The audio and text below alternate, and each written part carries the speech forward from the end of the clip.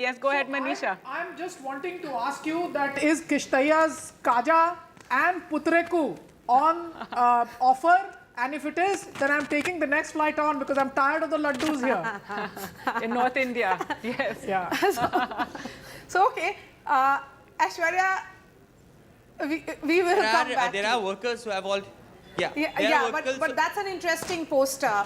Everybody was wondering what JanaSena is adding to this alliance. Yes. See, and you know, because it was seen that the Kapu voters have shifted clearly towards Jagan Reddy. Why will they move back?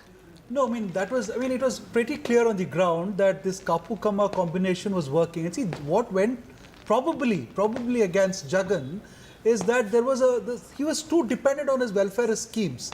And he created a kind of volunteer base which upset the traditional patronage system of politics in Andhra Pradesh. We are going So I think that was a problem. We have Pawan who's joining us joining live. Pawan Kheda, you have reasons to say I told you so, because Congress in particular seems to be doing very, very well.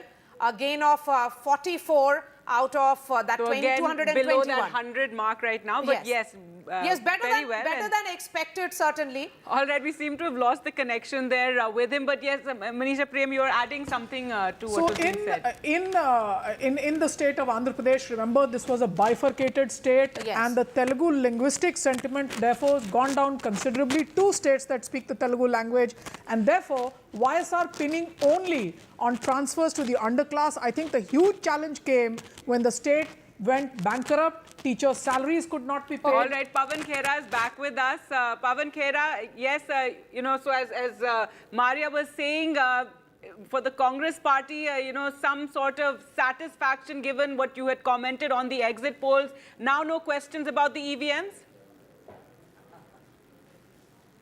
Why? I mean, it's my right to ask questions whenever I have a question in mind. Just as a reporter, you have a right to ask questions. And nobody, including the Prime Minister, should be a छुई मुई कि साहब मुझसे सवाल मत पूछिए. क्यों साहब? अगर EVM पे सवाल हैं तो पूछेंगे. जवाब देने का कर्तव्य इलेक्शन कमीशन का है. It is the duty of the election commission to satisfy every single voter who may have a doubt on the EVMs. So why should we not question anything? I don't understand. All right, And if we were to look at this number, you know, Pawan Kheda, the Congress is doing well. If these numbers hold, so are your alliance partners. So for all the exit pollsters which were suggesting that the Congress may improve its tally, but the overall India bloc members will be going down, that is not happening. And there are surprise gains coming in for you from Uttar Pradesh and also from Bihar, and also Gujarat, and also Rajasthan.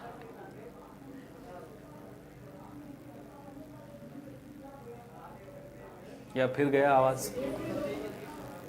Yes, if you heard. So, Pawan Kheda, if you heard me, the question was... Yes, I've heard your question. The gains that you are seeing pan-India. Yes, go ahead. Yeah, so I would still say that it's too premature for me to celebrate or for someone else to get depressed. Let's wait for a couple of hours. But yes, these trends are very encouraging.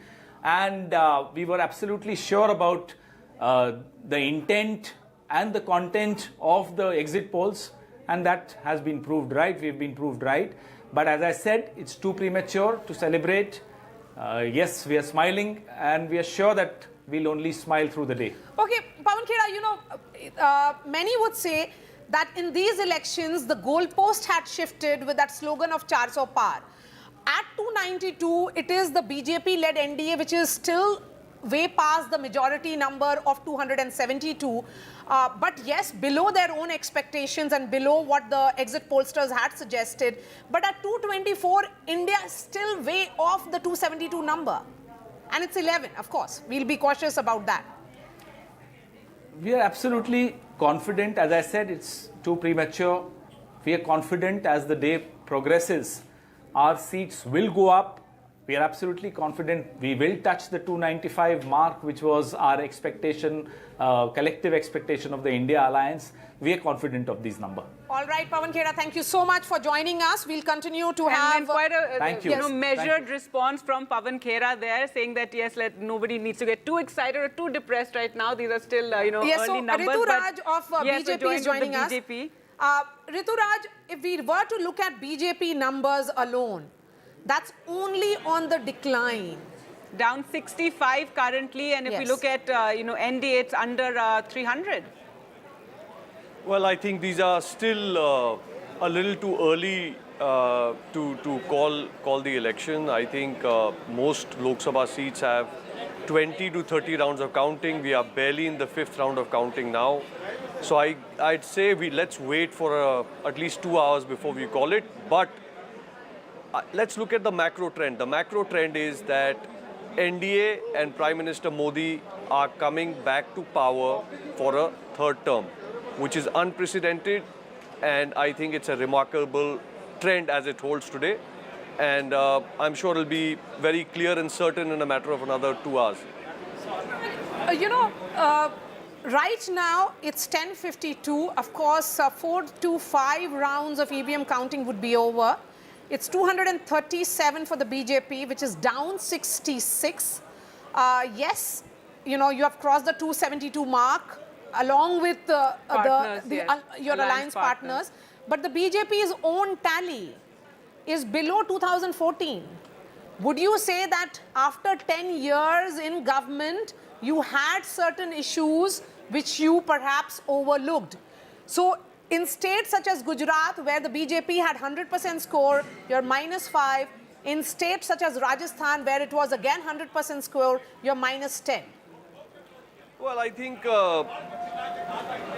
this election, the narrative has been about Modi ki guarantee and the trust of the people on Modi's guarantee. You will see clearly that as the results come out, a lot of these close seats will tend to favor for the NDA as we are getting ground reports. But I think it's too narrow a view to call, just take Gujarat or Rajasthan, for example. For that matter, if you look at Bengal, BJP is making gains. If you look at Odisha, BJP is making gains. You look at Andhra, you look at Telangana. There are several states, Northeast. Yes, so, then we will be actually making that assessment, Ritu Raj. And I will ask Amitabh to come in on this, that when the BJP started looking at catchment areas, it was not really holding on to states where they had maxed. So that's what will be the, assessment as of 10:53. Amitabh. Yeah, yes, clearly. I mean, if they were to cross the earlier tally of 303, the maintain part of the Ram trilogy was very important. Regain, attain, maintain. They have to maintain, but it seems that even in their strongholds of UP, as per early trends, they are trailing. So if they are trailing in UP, UP is critical to their 270-300 number, because in UP, 1/4 to 1/5 of the seats were won in 2014 and 19. And it also seems perhaps that in direct contest with BJP versus Congress, where they had a 90% strike rate in 2019, in states like Haryana, Rajasthan, Gujarat also, I think one seat is there, MP, Chhattisgarh, UP, Bihar, they are losing some of the seats. And that's why we see a loss of 65 that we seats. thought they would make in Bengal, etc. But or even in the south right now is still, waiting to see that. But let's go across to Gurpreet now, who joins us from Chandigarh. And Gurpreet, tell us about how it's looking in Punjab, with the Congress leading in 6 currently, and AAP is leading in 3 right now, while the BJP and if we talk about the Akali Dal, leading in 2.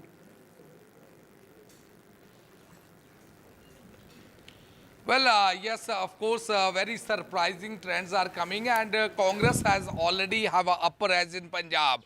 Even in Chandigarh, we have seen the continuously Congress is able to make a lead here. Manish Tiwari is able to make a lead here in Chandigarh. If we can talk about Punjab, we have seen in the most of the seated important seat, Jalandhar, Ludhiana, from where the BJP was trying to gain something from the urban voters. It seems that they are not able to leave any impact on the urban voters, whether they have a multiple issue to tell the people of Punjab also. At the same time, we have seen some impact from the farmer side has been seen on the ground, because Faridkot seat where the BJP has pitched Hans Raj Hans, he is not able to make any mark in these constituencies.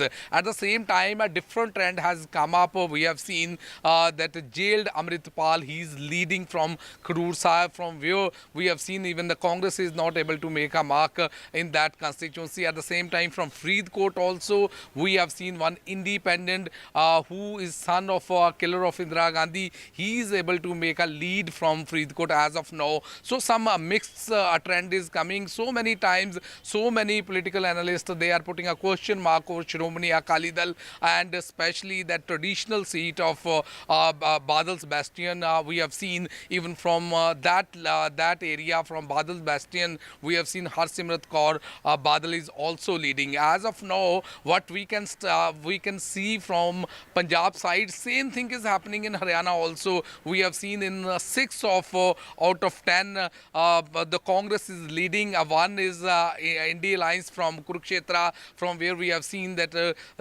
candidate is also leading from there, from 5 other constituencies. And specifically Dipinder Hooda, he has got a big margin, big lead at this point of time, more than 50,000 lead which has been achieved by Dipinder Hooda in BJP. So somewhere down the lane, it seems that despite having a ruling ruled in the state for more than 9.5 years, still they are not able to give that type of development model which they have been claiming that will be their strength. The same thing is happening with the Aam Aadmi Party in the state of Punjab, where they were selling that free electricity and other facilities which has been provided to people of Punjab. It seems that the people of Punjab, they are not impressed with the policies of the state government, and that could be possible reasons why they will not be able to touch the number which they were expecting. So let's see, once the result will be out, after that things will be more clear that which party is getting how many seats and how many leads they are getting and how many margin they are getting. But as of now, in Punjab and Haryana, if we can talk about in nutshell, Congress is leading from both the states. Back to studio. That was very important for the Congress party, for their numbers. Thanks so much, Gurpreet, for joining us with that, and Veer Raghav also joining me here in studio. And currently, as the numbers stand, 291 there for the NDA, and we were just talking about Punjab, Veer Raghav. So it was interesting with the BJP for the first time going it alone without the Akali Dal, and we thought they'd get 1 or 2 states, but of course we'll have to wait and see. So far, it doesn't seem likely as things stand right now, but currently waiting, for those numbers to firm up. I think as we wait for the numbers to firm up, the NDA numbers that is showing on your screens below, and then on above, that BJP number, that's very key to watch. the other Down number 66. that's extremely important. No, 237. Look, that's the other number that's extremely important. We'll have to wait for these to get firmed up. But we'll keep this conversation going, and we'll go across states by state, Gargi. Yes, we're going to take a look at all states, starting with UP. But first, let's take a look at the headlines at this hour, as it's now 11. Counting underway for the Lok Sabha polls. NDA and opposition above the 200 mark. NDA leads in, 291 seats currently, while the opposition maintaining that gap.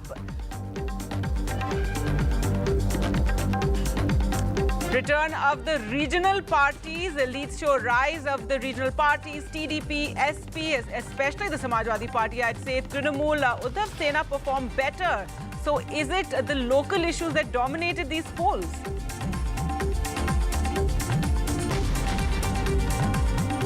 Okay, the Uttar Pradesh numbers, a big surprise there with a neck-and-neck fight, if we can say that. In UP, a resurgence of the Samajwadi Party, so that chemistry between the SP and Congress having worked in UP. Smriti is currently trailing. All eyes on Amethi.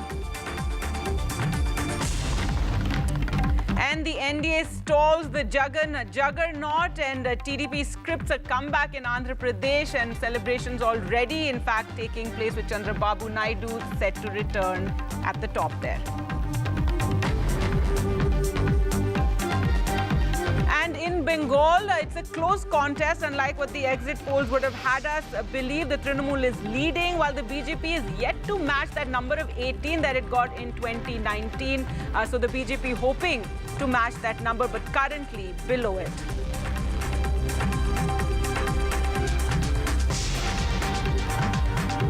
All right, so an exciting fight there, not as emphatic, Viraghav, as you know the exit polls would have had us believe. And as you can see there, the numbers currently 291 for the NDA, 230 for India, and as you were saying about the BJP, 236 is what they're at right now, down by 67.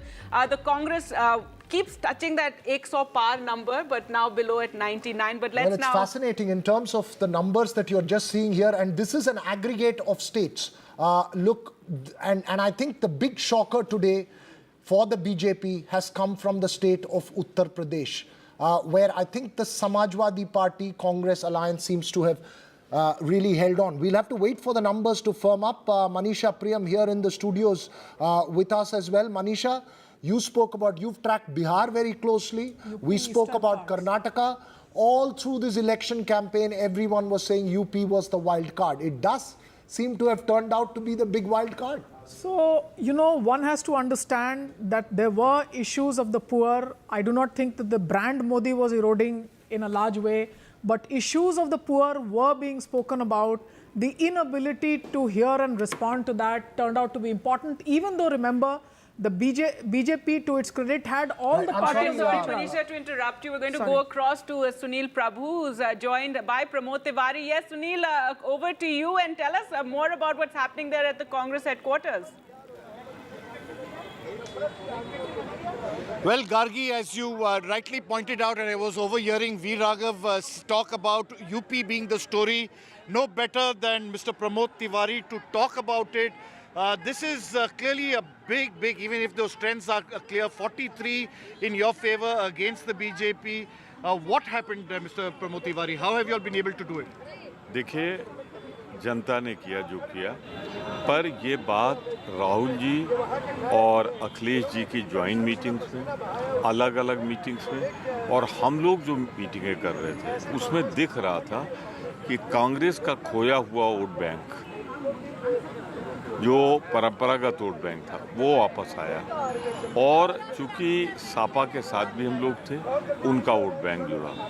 दोनों ने मिलकर जो धोखे और जिस तरीके से कदम कदम पे वायदा खिलाफी हो रही थी, भाजपा को सजा देने का मन सेकेंड राउंड के बाद बना लिया था। और ये बात मैंने यहाँ पे जब मैं आया लौट के मैंने फीडबैक दिया और 35+ सीट बताई, तो लोगों को यकीन नहीं हो रहा था। पर मैं फिर कह दूं आपसे, परंपरागत वोटर लौट आया है और उसी ने ये सब किया है। जिस मुद्दों पे भाजपा चल रही थी, वो मुद्दा अब आखिरी बार हो गया। इसके बाद अगर कोई चुनाव होगा तो भारतीय जनता पार्टी वहाँ बहुत पीछे रह जाएगी। But how did you see that you know the BJP, because all exit polls, all opinion polls, all indicators were showing that they were going to do very well. What went wrong for them? देखिए, मैं किसी exit poll के खिलाफ कुछ नहीं कहूँगा, पर इतना ज़रूर कहूँगा, इतने कम परसेंटेज पे वो लेते हैं। कब लेते हैं मुझे ये भी नहीं मालूम। ये कहानी जब चुनाव शुरू हुई उस समय हो सकता है ये एग्जिट पोल सही रहा हो, पर जैसे जैसे चुनाव बढ़ता गया, second round, third round, fourth और फोर्थ के बाद 5th, 6th, 7th ने पूरी कहानी लिख दी। आप जो सीटें आ रही हैं, आप इनका एक जायज़ा ले लें तो आपको लगेगा कि 5वें, 6ठे, 7वें राउंड में एक बड़ी कहानी लिख गई। Pramod Sahab, you know the big issue that everybody has is मुद्दा क्या था? आप लोग what worked? क्यों SP और क्योंकि in 2019 this didn't work. What happened this time around that has worked for the Congress and SP, even though you don't have the BSP this time? Rahul Akhilesh की जो गारंटी थी, ख़ास तौर से कांग्रेस ने जो 5 गारंटी 7 गारंटी दी, वो सीधे जनता के बीच में गई कि कांग्रेस ऐसी पार्टी है जिसने राज्यों में जो वादा किया था वहाँ पे पूरा किया है। तो अगर केंद्र में ये कह रहे हैं तो ज़रूर पूरा करेंगे। मैं फिर कह रहा हूँ, अगर 5 से 10 किलो का डिक्लेरेशन चुनाव के पहले हो गया होता तो ये सीटों का नंबर और बहुत पहले बढ़ गया था. I have my colleague Viraghav who wants a question. Yeah, go ahead, Viraghav. I'll ask Mr. Pramod Tiwari. Look, you know, giving you just the numbers, both in Amethi and Rai Bareli, Kishori Lal in Amethi and Rahul Gandhi in Rai Bareli leading now by a clear margin. Now, this is not just about numbers, Sunil. This is also a symbolic message down there. These were, you know, and I think that's the real import as far as UP is concerned. I mean, as somebody from the Congress, isn't that the real big story as far as for the Congress is concerned? Because the numbers are the SP's story, but Amethi, Rai Bareli seems to be the Congress's story today. That's right. That's a very important point. Amethi and Rai Bareli, sir, both KL Sharma as well as Rahul Gandhi leading, and it's a clear indicator, you know, that things worked this time round. What is your comments to that? How do you respond to the fact that Smriti Irani is trailing? Rae Bareli और राहुल गांधी या गांधी नेहरू परिवार का रिश्ता इतना गहरा है कि पिछली बार हम एक सीट जीते थे तो भी राय बरेली जीते थे. दूसरी बात, इस बार राहुल गांधी को ये नहीं देखना है कितने वोट से वो जीतेंगे या हारेंगे, उनको देखना है कितने लाख वोट से जीते. ये कंपटीशन था. राय बरेली मेरी कॉन्स्टिट्यूंसी जिससे मैं 9 बार 3 बार मेरी बेटी इलेक्ट हुई है. राय बरेली का बॉर्डर. अमेठी में शुरुआत के 1 या 2 दिन चुनाव प्रचार के तो थोड़ा बहुत लड़ी स्मृति की. फिर जब लोगों को लगा कि एक विकल्प आ गया, विकल्प की तलाश, तो राहुल गांधी की हार का बदला लोगों ने स्मृति ईरानी से लिया. राहुल गांधी को हरा के मैं कह सकता हूं कि अमेठी दुखी थी. उसने ये संदेश दिया कि हमसे गलती हुई थी पिछली बार, हमारा नाता बना रहना चाहिए. और जिस आदमी को खड़ा किया हम लोगों ने केएल शर्मा, वो नेहरू गांधी परिवार के बहुत निकटस्थ लोगों में है, तो लोगों ने स्वीकार कर लिया. आप यूपी का लीडर है, आपका क्या एडवाइस होगा अभी राहुल गांधी आप जब बोल रहा है कि he has done so well in, और ये 2 सीट जीत रहा है, एक है राय बरेली और एक है वायनाड, किसको रखना चाहिए, राय बरेली या वायनाड? ये छोड़ देना चाहिए राहुल जी पर, और राहुल जी सही मौके पर सही फैसला लेते हैं. लिया उन्होंने, जैसे उन्होंने राय बरेली.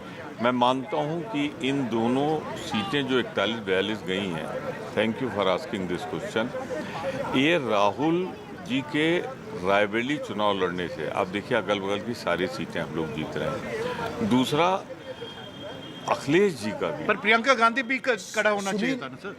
मैं फिर आपसे कह रहा हूँ, गांधी परिवार में कौन खड़ा होगा कौन नहीं खड़ा होगा ये फैसला उस पर छोड़ देना चाहिए. हम पार्टी के लोग तो चाहते थे, पर पार्टी नहीं, निर्णय. सुनील, किसी को प्रचार भी करना था. अब प्रियंका जी ने बहुत सोच समझ के निर्णय लिया. या go ahead. Sunil, just to give you the numbers, Yeah, Viraj. in Amethi, and since you're out on the field, you may not have these numbers. In Amethi, according to the Election Commission website, Kishori Lal leading by 24,512 votes. And in Rai Bareli, Rahul Gandhi leading by over 70,000 votes. So these are concrete sort of trends at the moment that we are seeing at the moment. It is fascinating at the end of the day, Sunil. These and the big, I think. Right. Thanks so much, Sunil, for I joining think the big us. question, of course, will be whether Rahul Gandhi will keep his Rai Bareli or. Yeah. Or what Yeah, we was have to being thank talked Mr. Pramod about is Tiwari. that he Many would, leave congratulations. the Rai Bareli seat and have his sister contest from there. But thanks so much, Sunil, for joining us with that. And, I think Amethi more than Rai Bareli is the big story. I mean, given Smriti Irani, who was this giant... Rai Bareli was always, Sonia Gandhi's. It was like a family Gargi, bastion. whole The fact that in 2019, Smriti Irani had, defeated Rahul Gandhi from Amethi, and then once again, she was looking for a big fight. She was looking for and hoping to again have a Gandhi. And then when they did not have a Gandhi, a Congress worker trumping a big leader like Smriti Irani for and the of course, BJP. Priyanka Gandhi stayed there. She stayed in Amethi and Rai Bareli, and she said the reason she was not this is a contesting. symbolic message, right? This is a symbolic message for all the... If this holds, yes. If this holds, it's quite symbolic. But I'm really interested to sort of see how the dynasty, anti-dynasty rhetoric that was being aired all through Parivarvad, and all that happens. I mean, what will happen to that if both Amethi and Rai Bareli sort of goes into the Congress kitty again? And I mean, I don't think that the Amethi candidate was a real worker. He was sponsored by the family. So it's still a family Well, seat. he was Right? somebody who was a party worker, very close to the family. He used to and- manage this constituency Absolutely for both them. Raebareli and So it was Amethi. known that it was known that he was a proxy of the family. So Of that's course, it's quite and a, Priyanka Gandhi More stayed important, there on the Sugata, ground. She more stayed on the important, ground. Sugata, is the fact that you have been speaking about dynasty all throughout. Yes. This is not just about, you know, when I say symbolic, it's not just about Rahul Gandhi and Priyanka Gandhi campaigning there. I'm saying that the strategy of UP was that this time we will genuinely have a cohesive alliance with the Samajwadi Correct. Party, where both parties back each other everywhere. No, else. Veera, And Congress if deferring they to win both the Samajwadi seats, Party more than... No, if they win both the seats, they have to credit Samajwadi Party for it, for the Yes. simple reason that all assembly segments, they don't have MLAs there. Absolutely. The men, machine, muzzle, No, the Samajwadi everything Party is... MLA, one has crossed over. Yeah. The other one voted against the... So the Samajwadi Party was left sans its own MLA. No, They but were it taken still over had by the workers. BJP. MLAs may have Still had shifted. people on the the men ground, and which the machinery was of Congress the does not SP. have. That's From the the question. north, from UP Gargi, let's just shift to the other important state in the south, which is also an Yes, of assembly course, election. Veera, yes. Andhra Pradesh. I have to bring my South Indian instincts out here. No, Andhra Just Pradesh we did shifting talk quick. about. Yeah, definitely, The let's Andhra go there. Pradesh as an assembly election that's down there. If we can pull those numbers of Andhra Pradesh, it's a clear romping win for the TDP-BJP-JSP alliance. It's a big hit for the YSRCP there. That's again seems to be firming up into a very, very clear result, right? Right, definitely. Supriya Srinath of the Congress joins us on the show. Supriya, which is the state that you are smiling the most about? My home state of Uttar Pradesh, and I will tell you why. Because all sorts of political experiments of hatred, of divisiveness, of distracting from the real issues was done both in UP and in Bihar. And at this point in time, when we're speaking at 11, 12 a.m., 20% votes counted. The NDA at 287, we are at 232. The vote share is 46% versus 41%. I think we're going to make the leads, but I am extremely excited and very, very happy about Uttar Pradesh because the state of Uttar Pradesh has sent a very, very strong message. The reality, and to me, the headline, the takeaway from this is that the BJP at about 236, 238 with a loss of 65 to 67 seats. This is a moral loss for the BJP. This is a moral loss for Mr. Modi. No amount of ring fencing can prove me otherwise today. All right, so that's, let's get a response from your former partyman now, BJP spokesperson Tom Vadakan there. Tom Vadakan, your response to where the numbers are right now, you know, what Supriya Srinath there said regarding the UP numbers and the moral victory. Well, we stand by what we said. We are based, our reports based on the Panna Pramukhs who have given us information on the kind of seats that we would win. And this is early time. These are all leads. Just wait, have a little patience, and you will see the turnaround. And when that you've seen something in Andhra happening. Now you'll just wait. It's all leads. When we come to the original results, you'll see the difference. This excitement, you know, aag laga denge, and that impulsive mood of the Congress, have patience. The Election Commission has spoken. Everything has been transparent. Till now, they were saying everything is, you know, all institutions have been overtaken. Now, what is it? When they have a certain lead, EVM is functional and what have you. Before that, if they trail, well, EVM is not good. I mean, the EVM should be removed. Election Commission should be, it's modified by Modi. These are things in democracy. You are a party that have ruled for 70 years. And if you do not play the right tune and you send out a message, elections are won and elections are lost. But at the same time, maintain certain decency in public domain. Your General Secretary comes and says, the Home Minister Just get a has response spoken. to that. Supriya Srinath, your response, and yes, a lot of Congress leaders did make many points. We're also joined by Salem Dharani Dharan. They're joining us from Chennai. But first, Supriya, your response to that. various one leaders should of the be at Congress least did raise gracious to points accept about that you have the been... EVMs and about the counting. I heard the question. Yes. I heard the question, I also heard the allegation.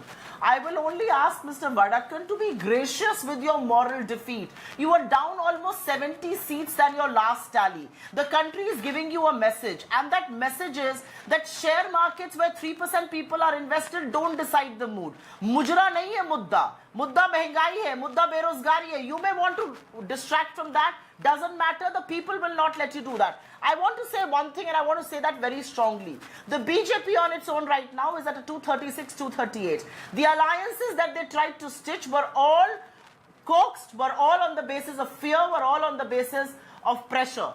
Most of these guys intimidated by agencies. You think a TDP, you think a JDU, you think a Rajbhar, you think a Nishad is going to stay with you. They're all going to desert you. The reality is that the BJP does not just staring at a moral loss, you're actually going to see your numbers dip very soon as well. I think ultimately, Supriya, we'll have to wait till, let's say, 2 or 3 o'clock for those numbers to firm up. We don't know how it's going to play.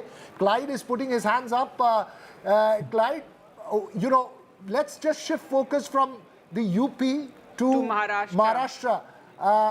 The split in parties, both Sena as well as NCP, the agrarian discontent, several different factors playing out.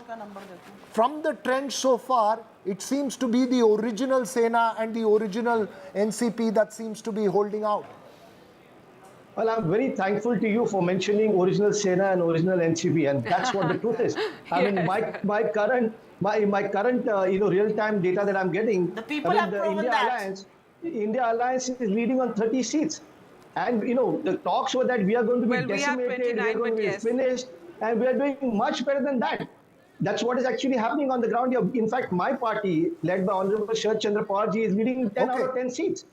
I just want to say one thing, and I agree with Mr. Tom Vadakkan, and agree in the sense we have to wait, we have to have patience. And why I agree with him?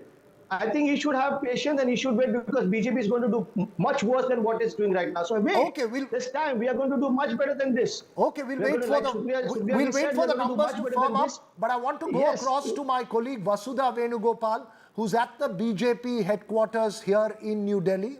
Vasudha, so far it seems to be a jolt from the blue. Absolutely, Veera, and that's exactly what the BJP headquarters is also reflecting. Let me tell you, in the morning when I came in, there were like hot puris and halwa being made, and there was a sense of euphoria, there was a sense of celebration, because exit poll numbers were what every spokesperson, every leader here was talking about. But now, let me assure you that those numbers are not being talked about anymore. But clearly, the BJP is also confident that it will reach the majority mark. There is a sense of caution, there is a sense of disappointment, obviously, because UP is showing numbers that seem very bizarre for the party, because when we had Ram Mandir representation, Ration, the BJP did think that everything was going in line with what it had thought. UP is the epicenter of Indian politics. Other than that, Maharashtra is also a place where the BJP made a lot of political realignment to suit its interest, and that is where the assembly elections are also going to be held. So if I can just ask my camera person to just show you the mood in the BJP office, the party is still confident. Yes, that was Mr. Khurana saying that it is still confident of the party is still confident of forming the government, but clearly there is a sense of disappointment, there's a sense of caution. Every person that I'm speaking with is saying that, wait for some more time, have some patience. We believe in Modi, we trust in Modi, so that Modi magic, that trust in Modi magic is something that people seem to be believing in, at least in the BJP headquarters, but quite despondent from what was expected from the BJP headquarters, at least yesterday, after the exit poll results came out. Right, well, not what the exit polls predicted, but yes, you have Modi coming back for a third term, the way the numbers hold right now, and that in itself is a historic development. It will be to have him come back for a third time, matching Jawaharlal Nehru. I just want to ask Vasudha, what's the buzz amongst the reporters there? Often reporters just tend to plan the rest of their day. Vasudha, what is the buzz amongst reporters there? All of you all talking about? It looks like it's going to be an extremely long day for all of us. Absolutely, it's an extremely long day for all of us, and reporters are only blaming pollsters because there is a contest in many states, but pollsters were in some ways undermining that. But remember, like Gargi also said, Mr. Modi is coming back to power again. That's a sense of confidence that a lot of people, at least in the BJP office, seem to reflect. No, absolutely, and Manisha Priyam here is also very quite satisfied with what she had predicted and the fact that the pollsters got it wrong, which is something she had also said. But we're also joined by Salem joining us. Salem Dharnitharan there joins us, but in the studios, Gargi, Pradeep Bhatti of the Samajwadi Party joins us. Sir, we are all blaming the pollsters. And sir, you should be looking a little more cheerful. Right? 295, even that seems to be not coming through. Their pollster, We are very close to that 295. I think once the counting will complete, we will be close to that. But the real surprise was Uttar Pradesh. PDA, the slogan which we have given, Honorable Akhilesh Yadav has given, has in majority voted for Samajwadi Party and Akhilesh Yadav ji. So BJP cannot fool all the people all the time. So what Uttar Pradesh people of Uttar Pradesh have shown the way to INDA and also to India. So that how we see, and once the entire counting will complete, there will be somewhere around 50 plus 60s. Sort of moral victory in a sense, given the kind of claims and allegations that were being made on the ground during rallies, talk of Pakistan's influence, talk of the various Muslim quota and a lot of Muslim bashing that took place. So in a sense, all that doesn't seem to have worked, and now some satisfaction there? I think the level of what kind of language has been used, people of Uttar Pradesh does not like these kind of words which Honorable Prime Minister has delivered or spoken in Uttar Pradesh. Uttar Pradesh is a people where people were expecting about kind of jobs. They were looking what kind of poll promises made in 2014 and 2019. None of those promises were fulfilled, and really kind of issues which we raised related to paper leaks and unemployment, related to farmers, related to all what we have seen, marginalized class has been going down in terms of their income. So these were the core issues, and we stick to those core issues. Our whole campaign was very positive. Honorable Akhilesh Yadav ji put it was an inclusive campaign. Everybody was involved in it. Every class was involved in it. And on the other side, BJP, it was totally negative campaign. And I was very surprised to see even Honorable Prime Minister was trailing in a couple of rounds. So well, that is an again surprise. On, but yes, Srinivas Raju, do you agree with that? Is that what worked, or this chemistry between Rahul Gandhi and Akhilesh Yadav, all the khatakhat promises that were being made? I mean, if you look at of course the Ram Temple, I mean, that didn't have the effect. Exactly. I mean, I just wanted to start with the Ram Temple thing. See, we all thought that there is a quiet indebtedness for the Ram Temple having been built, but I don't see that working in UP where the whole thing has happened. That's one. And I think the other thing is the real yogi factor, I mean, something that we are not sort of looking at very closely, because he was supposed to deliver. He was, and retrospectively, but on the ground, I think I want to many ask you this feel very quickly. When you satisfied make with that Yogi's point, what one Manisha heard. and Sugata, how much of it is also the internal divisions within the BJP? No, that's possible. That's no, and the Rajput factor, and the fact that there was talk that Yogi Adityanath would the fact that look at the fact on what happens on Braj Bhushan Charan Singh, an entire national government whose strongest credibility on the field is the Mahila vote, dithers on Braj Bhushan Charan Singh and finally stops on Karan Bhushan. But do you think that really had an impact? Allow me to, 1 second. Sure. The fact was that there was one Rajput favored by one group, another Rajput favored by another group. Uma Shankar Singh, the Rajput from the BSP, who helped deliver the state assembly election in favor of the BJP last time and helped the BSP votes get to the BJP. Down and out, not in the field. Raja Bhaiya says my workers are free. Therefore, the Rajputs, I believe, were Thanda in Purvanchal. That affects Bihar seats also. So I would say the Rajput factor is very important. But aside from that, I would say the backward votes that remain with the BJP very strongly still believe that the economic issues and hardships lead them to move And away. the Mayawati factor. The Mayawati factor, And the Mayawati and also factor I with think the- retrospectively the Prime Minister or the internal reports were suggesting that things are not going well. So there was an effort at, attempt to polarize by, speaking on Pakistan or, Mujra and stuff like that. That I think became very sharp because I think their internal reports were clearly suggesting something else. This is, of course, a retrospective comment. Pradeep, is this fact that, look, it's coalition, we were just discussing a short while ago, as far as numbers are concerned, it's Samajwadi Party which seems to have taken, done the heavy lifting. But, overall, is this a reflection of the cohesion at the grassroots between Rahul Gandhi and Akhilesh Yadav? And I'm not saying SP and Congress, I'm saying between two leaders at the top. I think before that, we are talking about women's in, we are talking about women, the maximum number of candidates which Samajwadi Party has filed is close to the women reservation bill. It was somewhere around 25-26%. Which is very interesting given that this is the party of Mulayam Singh Yadav, less than someone who 20. See, who those in the past are did bygones oppose. are bygones. Those let's discuss I these things. appreciate it. I'm just saying I appreciate yeah. this. So things, the only issue is that is this time on the grassroots level also people of this Uttar Pradesh and the country have decided to throw out this government. So all the issues which were real issues, BJP was not talking about all those real issues. They were all talking about here they are trying to divert the issues. So that diversion does not work this time. All the issues, core issues were there on the ground, and everybody, including the top leadership and the workers, were From your home state, in coordination. Let me take a little shift to my home state of Tamil Nadu, and I must tell you, it Salem with voted us. for one thing, Gargi. The ink on my fingers still on, and I voted in the first phase on the 19th of April. It's the power of the ink, and Salem Dharanidharan of the DMK joins us there from Tamil Nadu. Salem Dharanidharan, it's not 39-0 as the DMK expected. There seem to be some losses, but not too many, and the gains seem to be more towards the AIA-DMK. But when the vote share numbers come, is that what you will be keenly watching out for, how the game was played in Tamil Nadu?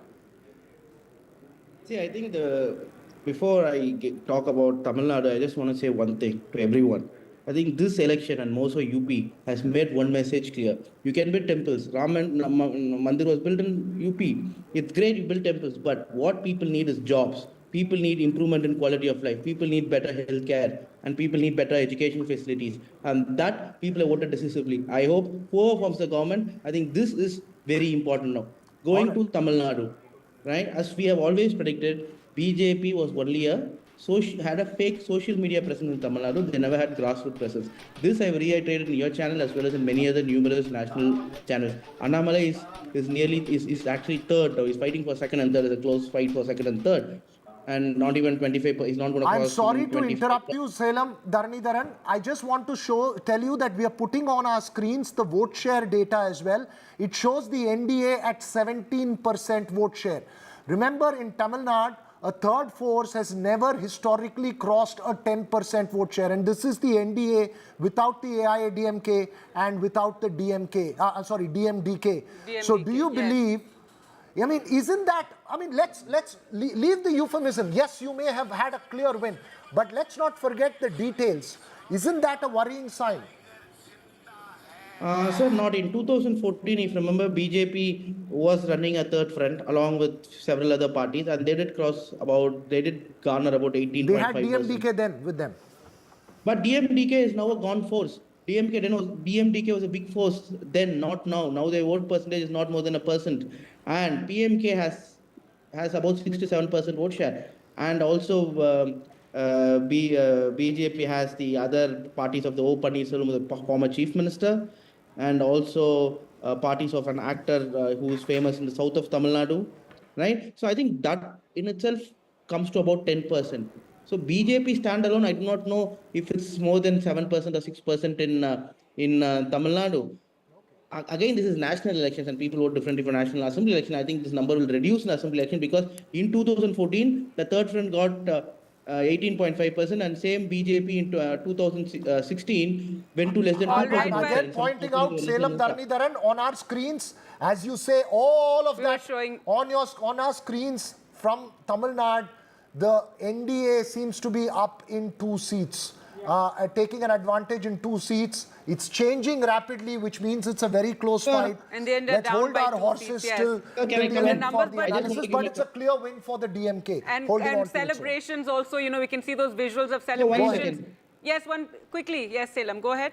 So, but again, one of the seats is Dharmapuri, right, where there PMK's is Anbumani Ramdas's wife is contesting. Right, but Ambumani's, when he was without an alliance, also won the seat in 2014 when AIDMK swept. So that can't be told as BJP's inroads into Tamil Nadu. That seat has primarily been a PMK seat, and even standing alone without any alliance, PMK has managed to win that seat once or twice. So that cannot be spoken about as success of BJP in Tamil Nadu. Success of BJP in Tamil Nadu, we'll see in 2026 if they can get more than double-digit vote share. Only then we can say that.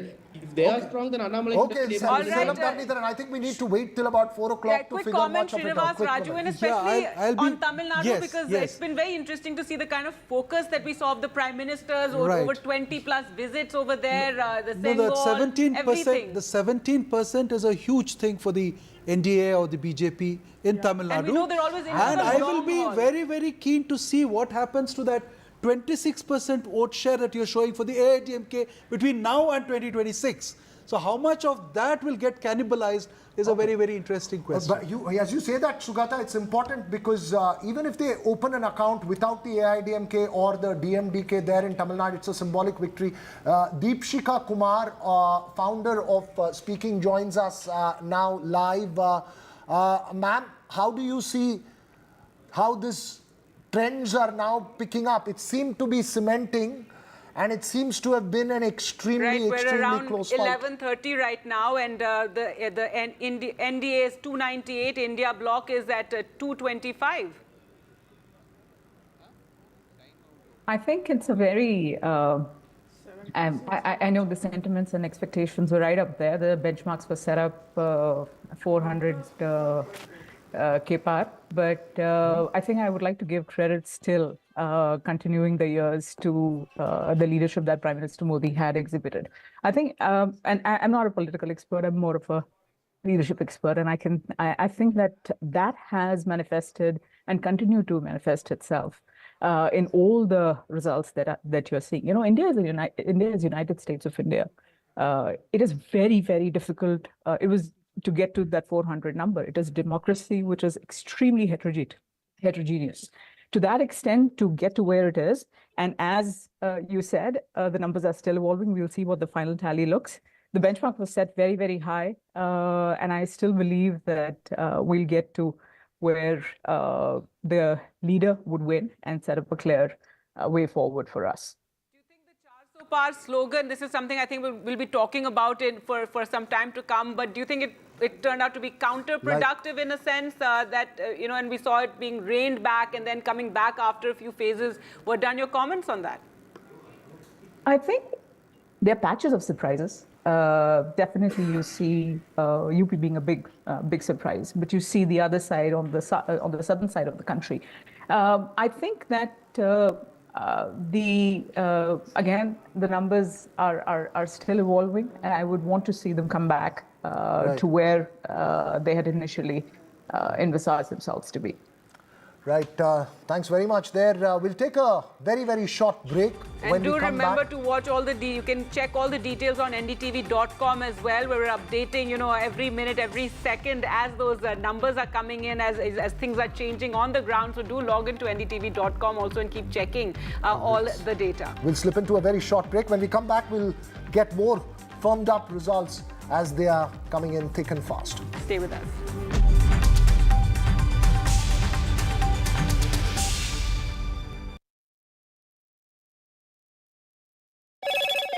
Hello, Moto. Motorola, India's best 5G smartphone brand.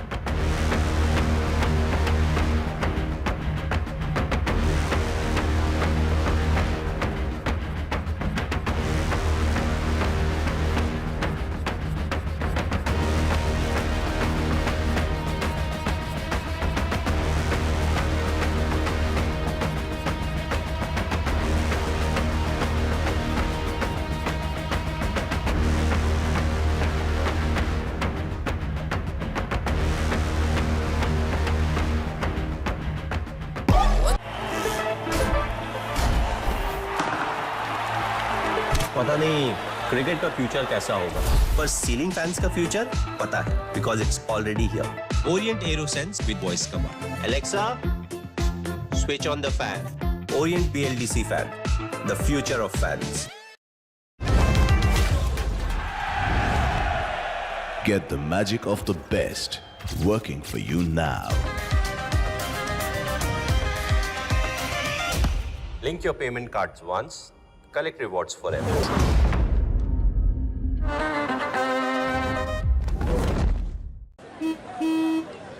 चल, हो जा शुरू। केसरिया से मन जोगी हुआ रे, दिल झूमे देखो, पतवारा हुआ रे, दिल झूमे देखो, पतवारा हुआ रे। हर पल मनाओ केसरी त्योहार। विमल, बोलो जुबान केसरी।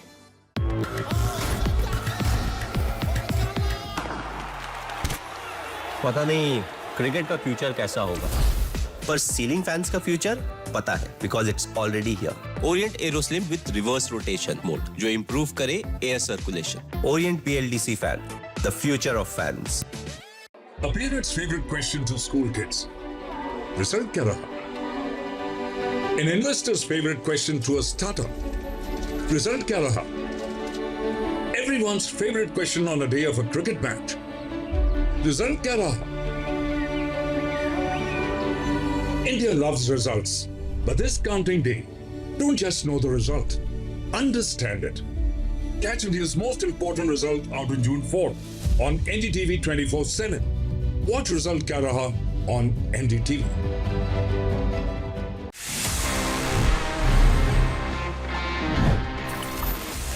तो फ्रेंड्स, अभी टाइम आ गया है for me to answer all the questions जो आपने पूछे थे in this segment which is ask TG, one of my personal favourites, because मजा आता है आपसे बात करने में, थोड़ा सा सवाल जवाब करने में। Let's see the questions we have for this week's episode.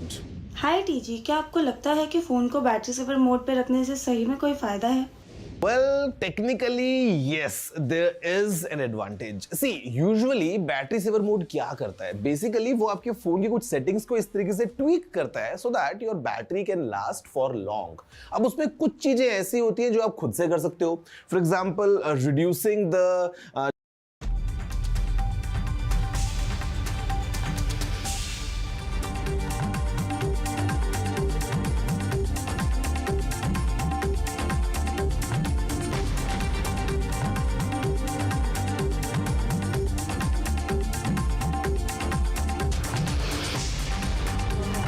Welcome back. Those numbers flashing on your screens there. NDA at 295 leads INDIA at 229. But the more important number is the one above that. BJP at 239 leads Congress at 96. Let's leave the Congress's number aside. That BJP at 239 is a number that everyone will be watching very, very closely. We have, of course, Amitabh Tiwari joining us here in the studios, and we also have Pawan Verma joining us online. Pawan, what's the sense you're making of the trend so far? It seems a fascinating contest, and it's something that's going to go down to the wire. Many thanks. In my view, let us reserve final judgment for a little, because when things go down to the wire, every last round matters. But having said that, I think some things are very clear. And I had written about it extensively and spoken about it earlier, that somewhere there is a basic gulf between the stock market and the people of India. And the BJP campaign was faltering on 3 or 4 or 5 very major issues, notwithstanding the personal popularity of Mr. Narendra. The first was that the Mandir issue had peaked a little. In fact, had peaked. Second was the constant Hindu-Muslim rhetoric was having diminishing returns.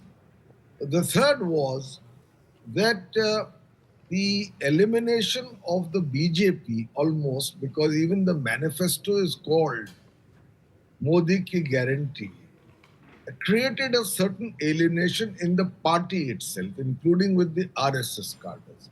The fourth was that in the BJP list, there are as many as 106 candidates who joined recently from other parties and were given tickets over and above workers of the BJP RSS who have been working for the party loyally for 30, 40 years. So it created resentment, even though some of them may win. The fifth was that perhaps the perception of targeted vendetta against leading politicians was being counterproductive for the BJP. There were loyalties related to regional leaders and others which were sort of annoyed with this kind of absence of level playing field. The last was, and this is important, the last was that there are very legitimate grievances on the ground, notwithstanding some of the achievements of the Modi government. I mean, unemployment, price rise, inequality, and rural distress. And I think the BJP did not quite address some of its achievements into the manner in which it should have. And the Prime Minister reduced himself to a polarization strategy. Right. Which left... Mr. Verma, I'd also like to get your comments on, Bihar. That's a state, you were active in earlier, and so far it seems the NDA is leading there with 32. But Uttar Pradesh is the other one that we've been talking about. That's been very interesting to see how Samajwadi Party and the Congress combined has worked on the ground and given it its neck and neck. And so your comments on that whole talk of double engine sarkar, not really working now. Amethi and Rai Bareli thing. Now, simply said, in Bihar, our survey showed that the BJP, even if it had not gone into an alliance with the JDU, was on its own getting between 30, 32 to 33 seats. Having given 16 seats to the JDU, there was an element of doubt whether the JDU would be able to win its 16 seats, but there was no doubt about the 17 seats that the BJP would win, which it will probably win all. Now, if the JDU riding on the coattails of the BJP gets about 9, 10 out of its, and then you have the other members of the alliance, including the Chirag Paswan, the number has come to roughly the same. So the BJP number has not gone down, but the NDA number has gone down by 6 or 7 because last time they got 39. As far as UP is concerned, the two real shockers in this election, if these trends hold, yes, those health are warnings, UP and West Bengal. Yes. In UP, nobody expected that while there could be some hemorrhaging of the BJP's number of seats, that it would go down so appreciably below 60. Since you mentioned that point, sir, the number on our screens showing BJP down to 240. If the UP numbers had held, it would have been 270. So I think at the end of the day, that number could have been the major difference between a 272 or not at the end of the day. We'll have to wait, of course, till the exit polls, till the final numbers come out. But let's go across to my colleague. Thank you so much, Pavan Verma, there for joining us. Uma Sudhir as well as Radhika Ramaswamy join us. But Uma, first to you, Andhra Pradesh and Telangana. Of course, Telangana, the BJP making gains, but Andhra Pradesh, the big story for the TDP. The big story from Andhra Pradesh, Veera, is really not to write off any politician.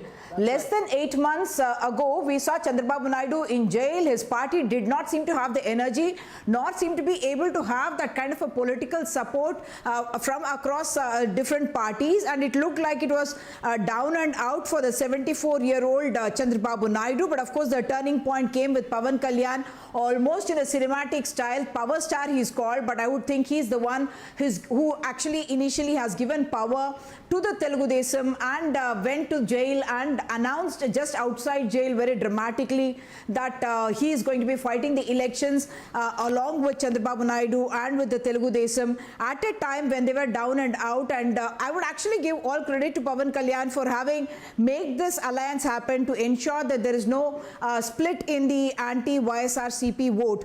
Two things that I must point out. One, that the alliance has worked very, very well between the TDP and the JanaSena, because of which now it appears like Chandra Babu Naidu will be able to form the government on his own in Andhra Pradesh. But much more importantly, given the figures of the BJP at the center, it appears that Chandra Babu Naidu could actually become a kingmaker this time round, and that's a role that Chandra Babu Naidu would love after quite a long time, in the wilderness, 5 years in the wilderness this time round, and 10 years between 24 and 2014.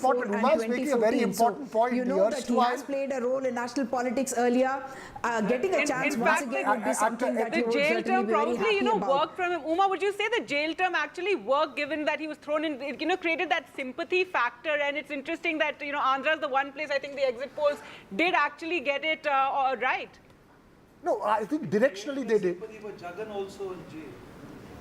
See, he was earlier in jail. It's not exactly the sympathy factor, because as soon as Chandra Babu Naidu got arrested, you could not see the sympathy factor playing out politically on the ground. It is a fact that Naidu has always had his admirers and supporters among the people of Andhra Pradesh, especially among the Kamma community, the youth, the people who looked upon him as, remember, he used to have the moniker of the CEO of Andhra Pradesh, someone who branded himself as the man of economic reform, someone who built Hyderabad, IT capital of the world, and that is what he had brought to Andhra Pradesh in 2014 when he promised people the same thing, that this is a state, bifurcated state with despondent people, and at that time Chandra Babu Naidu had seemed like the hope, but even there it was the wily politician at work, because he realized once again that by himself he may not be able to win the 2014 elections, and therefore he came together with the BJP at that time, got the support of Pawan Kalyan, who was not contesting, and managed to win the 2014 elections. Once again, 2019, very similar situation. It appeared like the Telugu Desam was on a weak wicket and YSRCP and Jagan Mohan Reddy were going strong. The Pawan Kalyan alliance really, and bringing in of the BJP through Pawan Kalyan, that has really helped and worked magic for Chandra Babu Naidu, who of course campaigned very, very hard, and has in many senses been able to turn the election around by promising Jagan's welfare and something more in terms of development and jobs. All the numbers are of parliamentary elections that's flashing on national TV, but the assembly numbers I will also put out.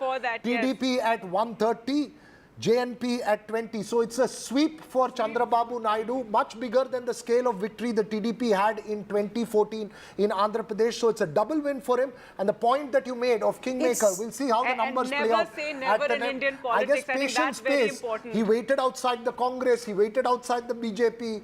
Patience pays ultimately in politics. So he's actually reversed the 2019 figures in that sense, where they got 151 and 23 was the figure in 2019, and now TDP plus has become 152 and more, and Jagan Mohan Reddy's YSRCP seems to be limited to a 23 or less. Yes, that's the picture there. In Telangana, however, it's according to what we would have thought, 8 plus 8, the Congress and the BJP almost doing equally well in a space where the BRS has largely been decimated, at least as far as parliament elections go. We have to cut across Uma to Prakash Javadekar. I'm sorry to interrupt you. Sometimes not again, because BJP. Thanks so much for joining us.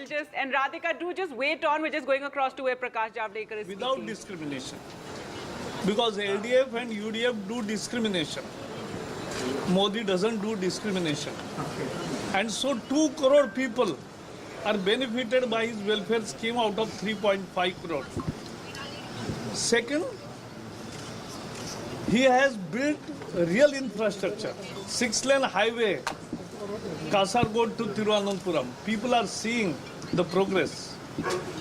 And Vande Bharat and many other developments.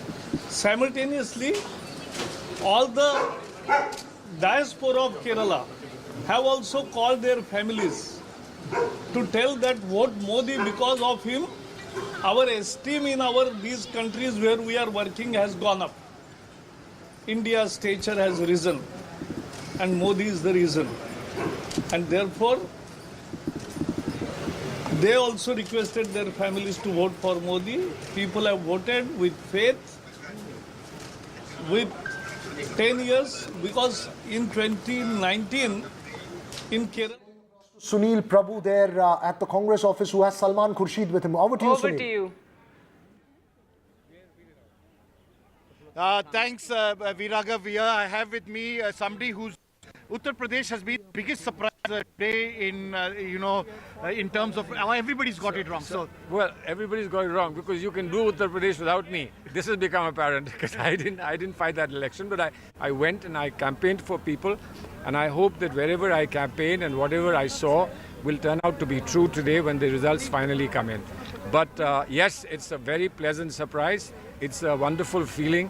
It's the beginning of an important chapter in the political life of Uttar Pradesh, and I hope that we can take it up forward. the big question, of course, is now, because you were, you along with the other committees in this terms of alliances, forging the India alliance, you all are still short. Are you ready to open up now to your old architect, Nitish Kumar, or for that matter, Chandra Babu Naidu? That wasn't my mandate. My mandate was to bring people into an alliance. And once we brought them into alliance and elections began, then our mandate expired. Now, trying to bring people back into the Congress fold or into the India fold will depend upon who has the mandate to go out and do it. For each such task, you need special expertise. And they may well be people who have the expertise to go out and reach out to people who are neither committed to the BJP in one way or the other, nor beholden to the BJP in any form.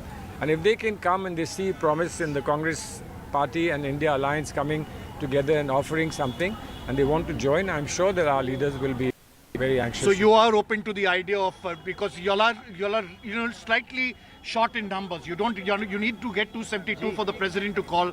Much depends on the president of India. The NDA alliance as a pre-poll alliance is anyway got the numbers, so they will be invited first. Well, yeah, the point of inviting is to come and prove that you have. But to say that you have may be the beginning, but to prove that you have is the real end and the real test. So let them see. If they get invited first and they are able to show something, then we will talk about this even when they fail to do so. Salman, there is one indicator, and that is, Uddhav Thackeray, Sharat Pawar in Maharashtra, that they could be poached by the NDA. Do you have those fears because you are part of that alliance? Do you feel that is a possibility? I don't know if NDA leaders are fond of poached eggs, but I hope not. I hope not. Let's make it a good, decent vegetarian diet as far as the politics of this time is concerned. Let's not go out and try something which is unbecoming for a serious political party at this particular time. When the elections have gone off so well, when everybody is happy with the results, etc., in one way or the other, let's see what is the natural thing for people to do. Let's not speculate, let's not push anyone, let's not provoke anyone. Let's see what happens. So just an update for you, the India Alliance will be meeting later this evening. Mr. Sharat Pawar is on his way from Mumbai to Delhi and will be arriving here in a short while from now. And really, you can see every effort is being made to cough up that numbers, come what may. These are initial trends, but nevertheless, a clear indicator that things haven't gone completely in favor of the BJP, and they will definitely need to have certain political parties if they have to get the numbers right. It's an important news update there, Sunil. We'll keep a close watch on that not just India that the Alliance India Alliance meeting. was going to be meeting later, but also the Gandhis are in a huddle right now. That news also flashing that Sonia Gandhi and Rahul Gandhi have gone to Priyanka Gandhi Vadra's residence and they're in a huddle. But let's talk about Maharashtra, and we still have Radhika waiting there very patiently. And Radhika, tell us, about the numbers so far, and again, not what the exit polls had predicted. And as far as the what Veera called the real Shiv Sena and the real NCP, original ones. But let's talk about Mumbai as well, Radhika. That's the place where the BJP changed 3 of its sitting candidates there. Certainly, as far as Mumbai is concerned, 6 constituencies, of course, and in 3 constituencies, it is Sena versus Sena. And when I just look at the numbers here, what I'm seeing is close contest as far as Mumbai South Central and Mumbai Northwest is concerned, where UBT Sena is leading. It was Shinde Sena that was leading, and it's just changing after every 10 minutes. So it is a close contest as far as Mumbai is concerned. Piyush Goyal is the only one who is reasonably sort of leading with higher margins. Otherwise, it had been, the names had been changing as far as the winning candidate and the losing candidate is concerned. We still cannot call out, as far as the winners are concerned in Maharashtra. It is very, very close. If we look at the entire state, we are looking at Mahayuti ahead in 22 seats, MV ahead in 24 seats, but this could change. This could be, at a later point, Mahayuti ahead in 25 seats and perhaps MV ahead in 23 seats. So close to 20-24 seats for both the, alliance partners. It was entirely different in 2019. In 2019, clean sweep, almost 41 by NDA of the 48 seats. Now we are looking at a situation where it's so hard to predict even at this point, all because of the change in political landscape, the splits in Sena, splits in the NCP, which means, what the Uddhav Sena had been talking about, what the MV had been talking about right, backstabbing, betrayal, all this had in fact played in the minds of the voters as well, which is why the result this time is, drastically different from what it was in 2019. So still unable to predict if it's going to be Mahayuti or MVA. All right, Radhika, thanks so much for joining us with that. And it's very interesting, Veera, obviously Maharashtra was one that nobody could call. Everybody was wondering whether the sympathy factor would work. All those who travelled in Maharashtra pointed to an agrarian distress and other things, but we'll get that question across to Amitabh Tiwari in a bit. Just take a very short break now. We'll be back shortly.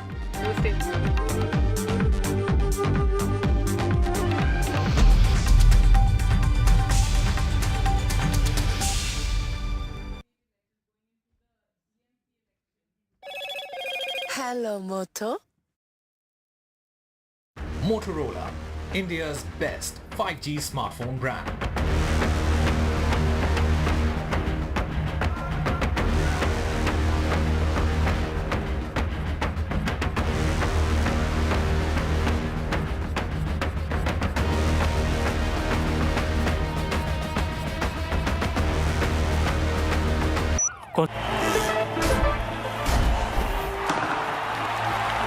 पता नहीं cricket का future कैसा होगा, पर ceiling fans का future पता है, because it's already here.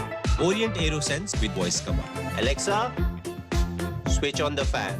Orient BLDC fan, the future of fans. Get the magic of the best working for you now. Link your payment cards once, collect rewards forever.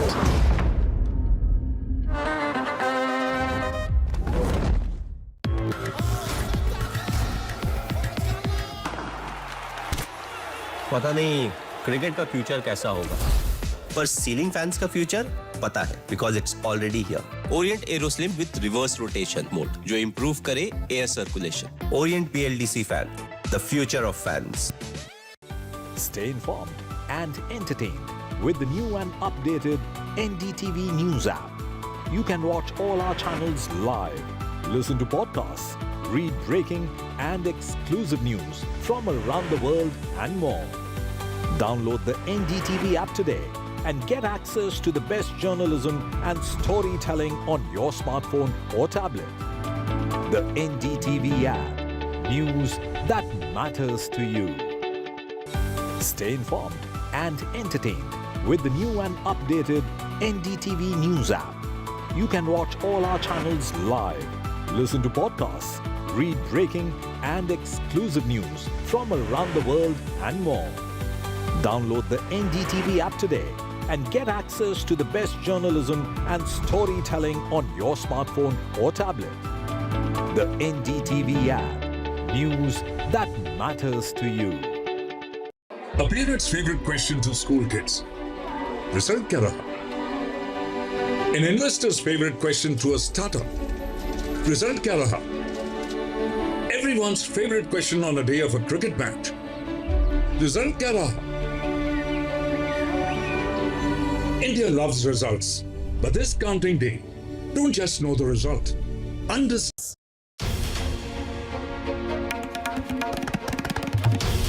This is NDTV, and you're watching NDTV 24/7.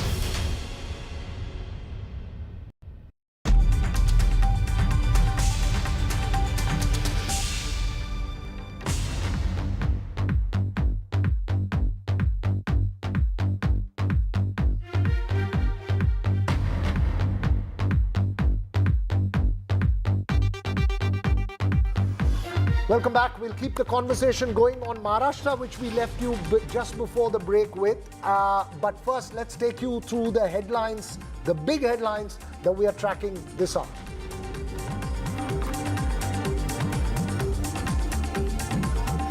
Well, the India bloc has defied the exit poll predictions. The NDA below the 300 mark. The India bloc, though, maintaining a steady gap.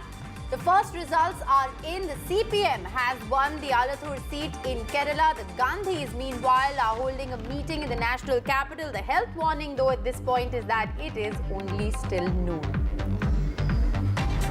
India bloc defies the poll predictions, as we just mentioned. The return of the regional parties lead show a rise for them. Especially in the state of Uttar Pradesh, where the Samajwadi Party seems to be taking the fight on to the BJP, the TMC holding its own, as well as the DMK.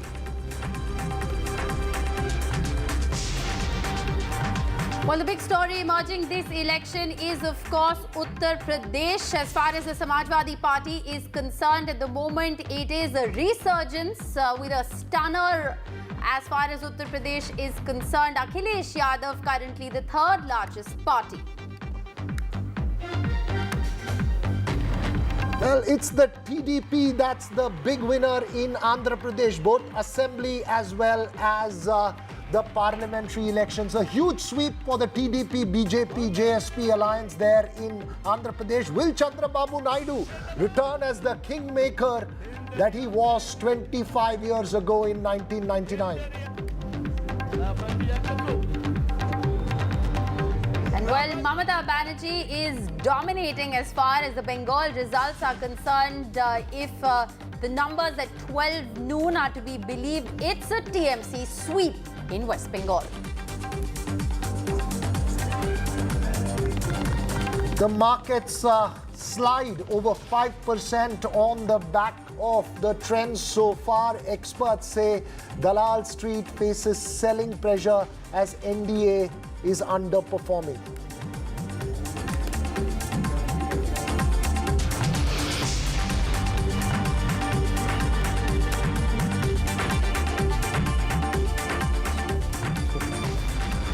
Well, we were talking about Maharashtra before we slipped into the break. We went across to our reporter Radhika there in Mumbai, who was saying that Piyush Goyal is the only one who seems to be having a lead there in Mumbai. The real story of Maharashtra and the numbers that are on your screen, the INC leading in about 11, the BJP leading only in about 11.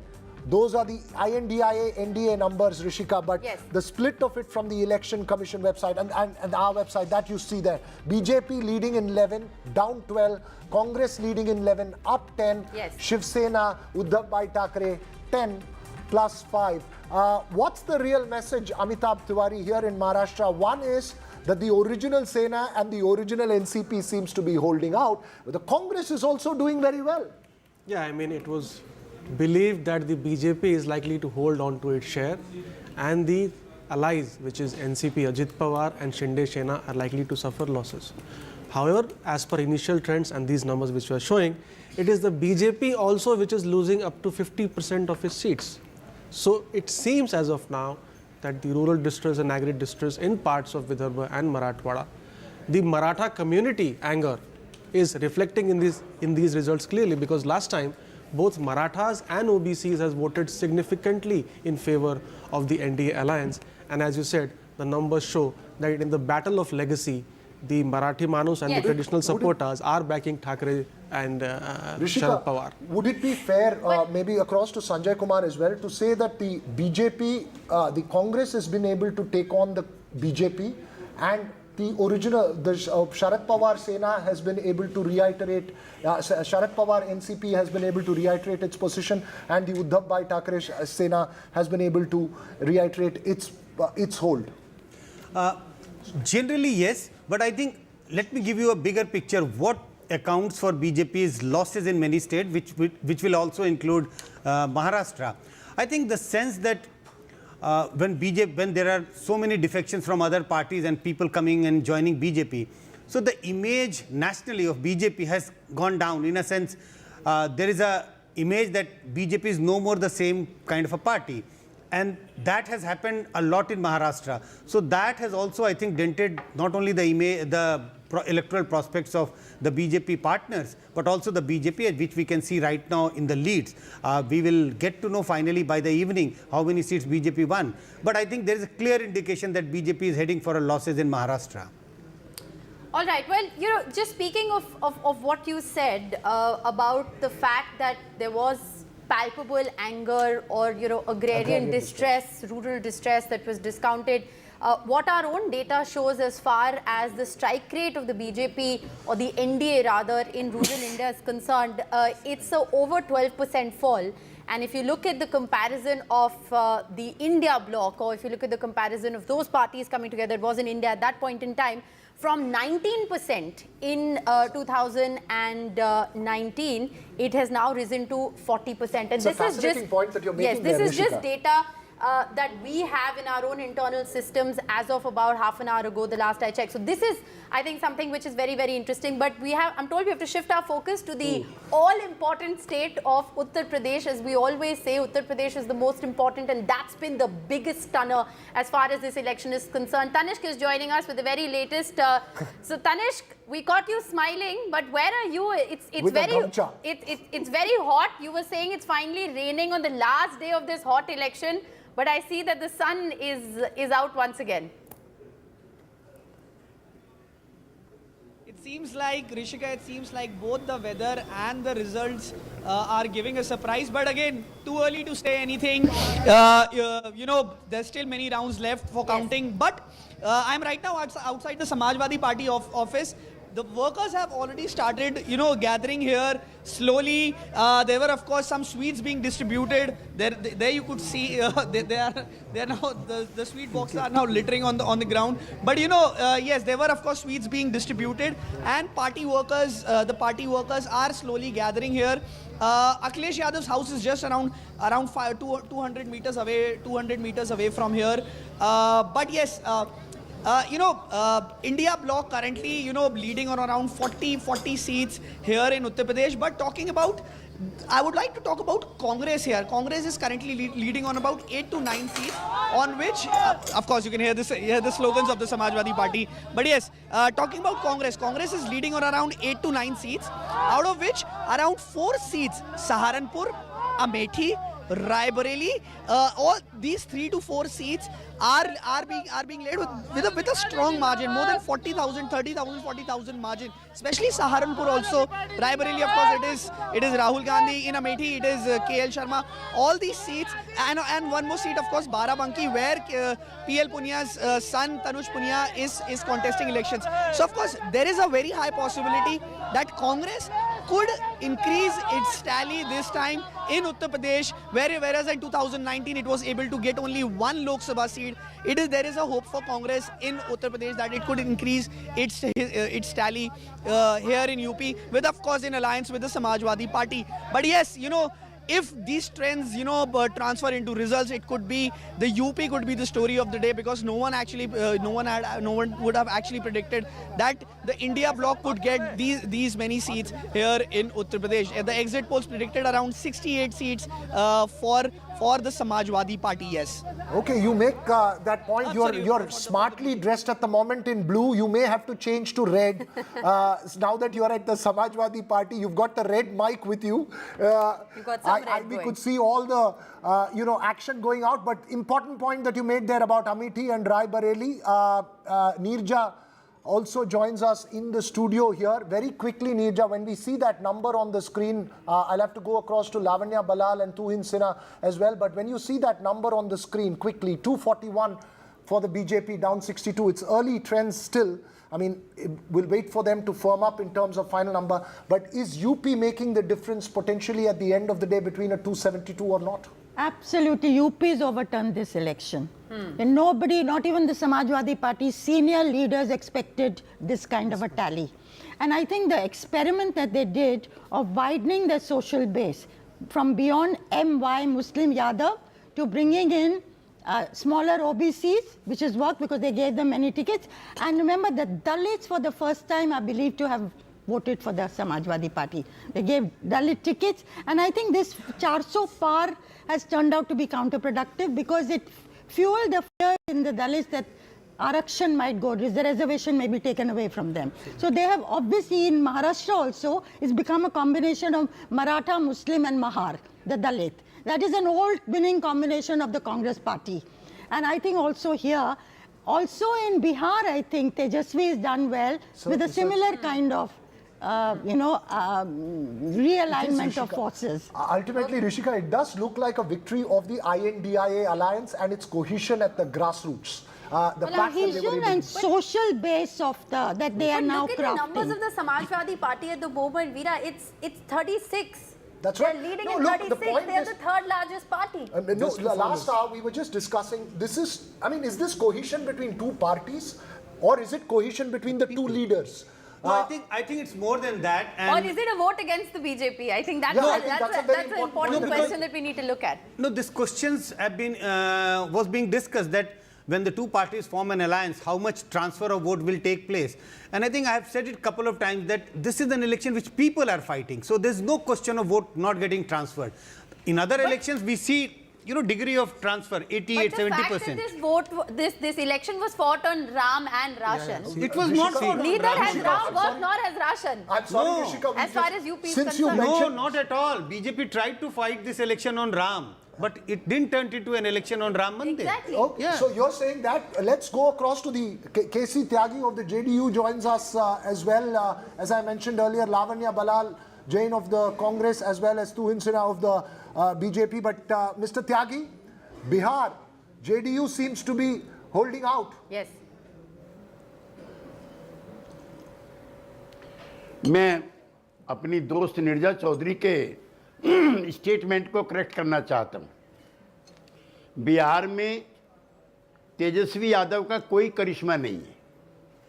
सिर्फ 5 सीटों पे अभी तक the moment we are talking to you उनकी lead है और 35 सीटों पर एनडीए गठबंधन लीड कर रहा है, जिसमें नीतीश कुमार जिसको आप रिजेक्ट कर चुके थे, जिसको आप आउट कर चुके थे, जिसको निर्जा जी भी कह चुकी थी रिटर्न ऑफ है, वो 16 में से 15 सीटों पर लीड कर रहे हैं।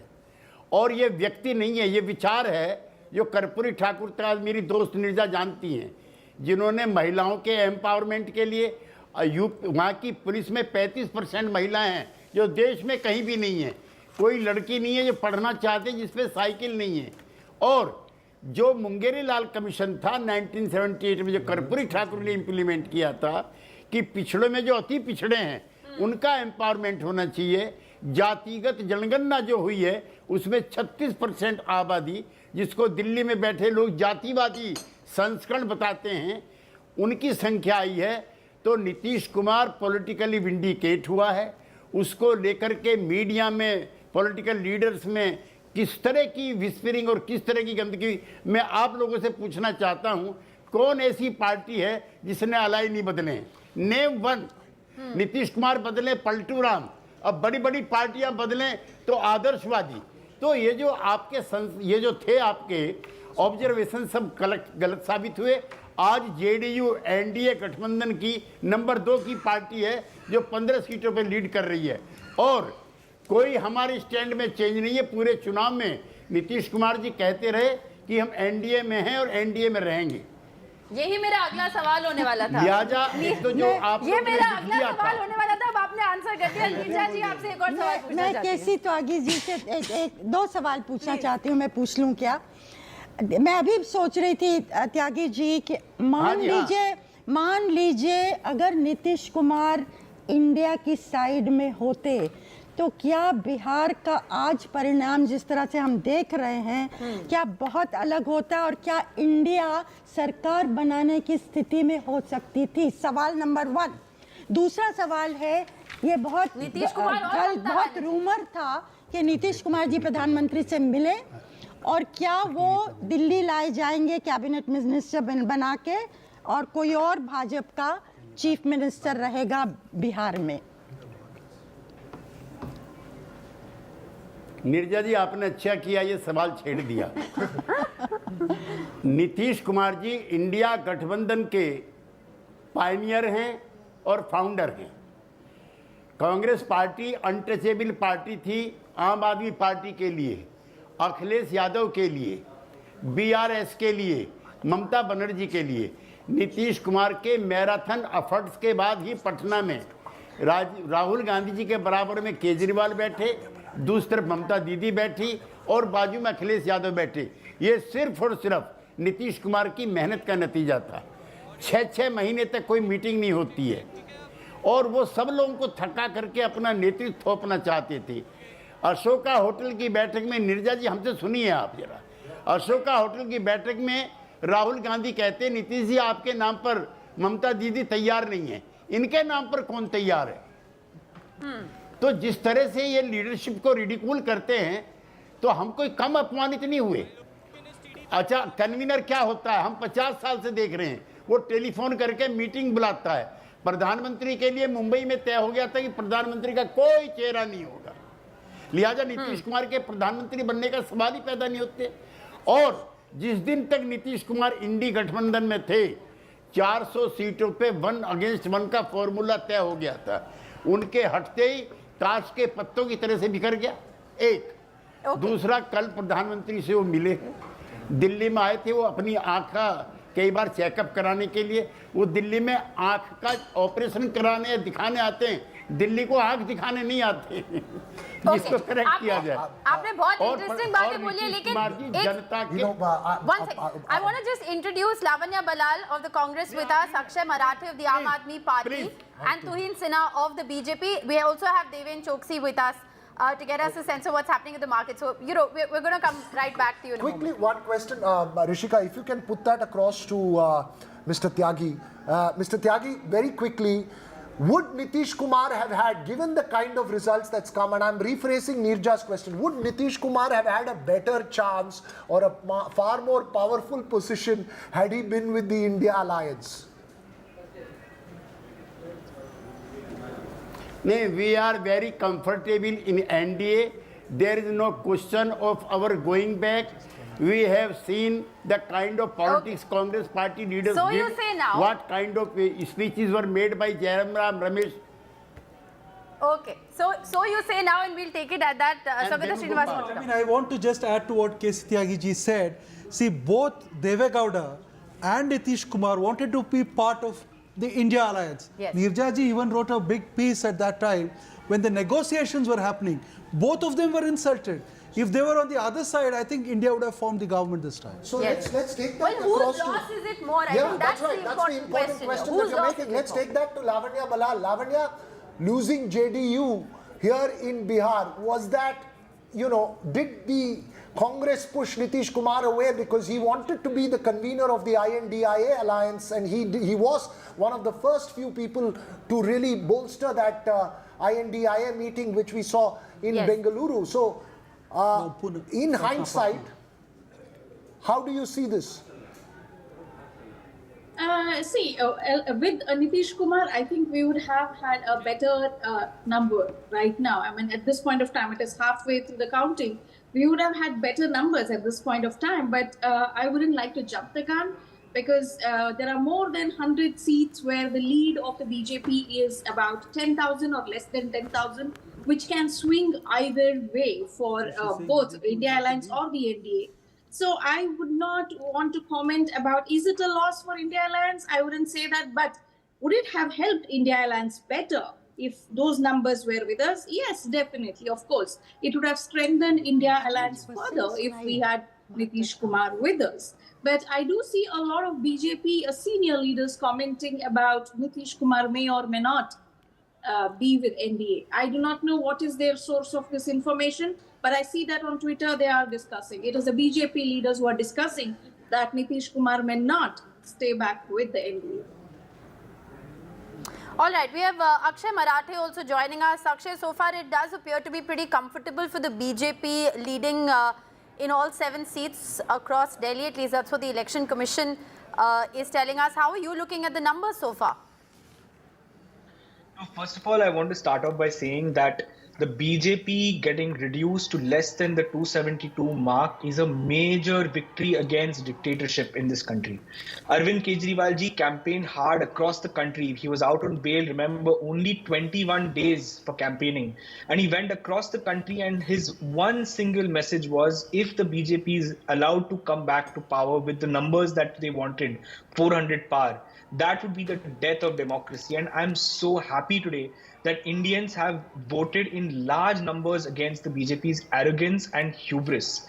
And this is not to suggest that India Alliance has won and we have crossed the 272 mark, but you remember the fact that the NDA allies also know that the BJP is very dangerous for them. If you look at the BJP's own track record when it comes to their relationship with allies, whether it's Akali Dal, whether it's Shiv Sena, NCP, there is a very good chance that now that the winds are blowing in the other direction, the allies will feel emboldened to actually switch sides and form an India Alliance government. And I think the movement in that direction might already be happening in the background. But let's wait and watch. I'm not trying to jump the gun. But you know, we are hopeful that the this alliance of convenience is also, you know, Veera, if you just look at the numbers in Punjab, the Congress leading in 7, Aam Aadmi Party in 3. There was no alliance between the two in Punjab, but there was an alliance in Haryana and in Delhi. So it's also played up in a convenient way. Nitish Kumar dropped, Mamata Banerjee didn't work out. Had the India alliance perhaps made a more concerted effort to keep its bloc together, this verdict would have been very different. No, but Mamata has held her own in West Bengal. Nitish has held his own. Yes, you're right. They had more allies. Their numbers could be more. But Tuhin, at the moment when you see these numbers, what's the big worry? Is it the NDA number at 293 or is it the BJP number at 238, down 65? What's the big worry for the BJP at the moment? Still about 2-3 hours to go before the final numbers emerge. Definitely these numbers are not in sync with what the exit polls had projected just 3 days ago. So I think, you know, the exit polls also probably got it wrong. It is not in sync with our Sankalp of 400 seats. But having said that, I don't see any problem in the BJP forming a very comfortable majority. In fact, by the time the counting is completed, BJP will be in the vicinity of 272 seats. So I don't think there is any issue at all. But yes, I mean, UP is a surprise. We continue to sweep Madhya Pradesh. We continue to sweep Gujarat. The results in Bihar seem to be phenomenal. In fact, we are breaking new geographical ground in Odisha, where we seem to be getting 17 seats. So I don't, I mean, in sports, there is a term called the law of averages. The law of averages sometimes catch up with you, but I don't see it having any impact on the future government, which will be a BJP government. The only state that seems to be bringing smiles for the BJP is Odisha. The rest of it seems to have been big trouble, whether it's Maharashtra or Uttar Pradesh, even Rajasthan, all seems to be big trouble for the BJP. Lavanya, in your own home state of Karnataka, the Congress seems to be holding up to what, 10, 11 seats at the moment? Yeah.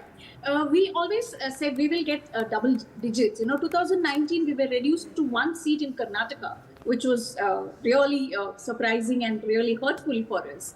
But this time we are reaching double digits, and that's what we were hoping for. We were looking around 14 seats was our expectation. So if we reach around 12 also, it's a great improvement for us. But at 20 would have been great. Of course, it is our desire to be at 20, but we are not reaching 20. I don't think so. But I would like to reiterate, India bloc still has a great chance because overall in more than 100 seats, the BJP is leading with less than 10,000 votes, and that can swing any way for India Alliance. So I would not want to jump the gun. I would still like to wait till Okay, about 4 or 5 p.m. in the evening. None of us before want to jump the gun. We will wait till the end because this seems to be an election that's going to go down the wire and we're going to be busy, Rishika, till late in the evening.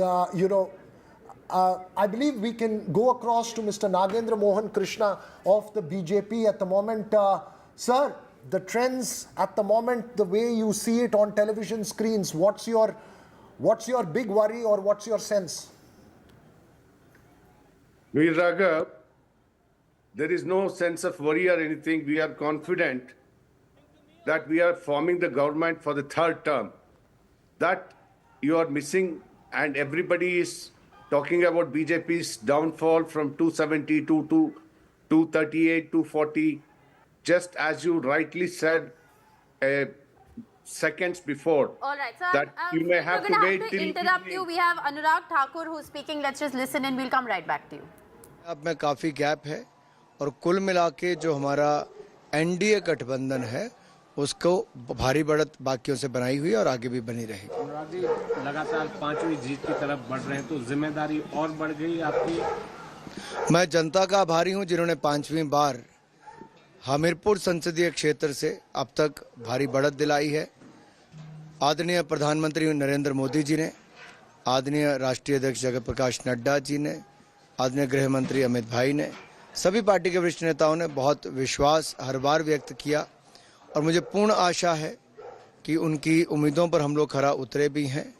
Result Himachal Pradesh का और हमीरपुर संसदीय क्षेत्र का Bharatiya Janata party के पक्ष में है और देश में भी भारतीय जनता पार्टी एनडीए की सरकार बनेगी। Sir, that was Anurag Tiwari there. Anurag Thakur there, sending out his message. Mr. Nagendra Mohan He's Krishna, leading from Hamirpur quite comfortably. But interesting, just sorry to interrupt you there, but Kangana is also leading from Mandi. She's been leading, I think, from the very beginning. Vikram Aditya of the Congress trailing, and Anand Sharma is also trailing. So I think it's advantage to the BJP as far as Haryana, as far as Himachal Pradesh is concerned. That's right. Important points that you're making there, Rishika. Mr. Krishna, I mean, going back to the question that I asked you, what's your bigger worry? The number of the BJP on the screen right now is 238. NDA is at 293, well past 272, but BJP at 238. Which is your bigger worry? Veer Raghav, I am smiling.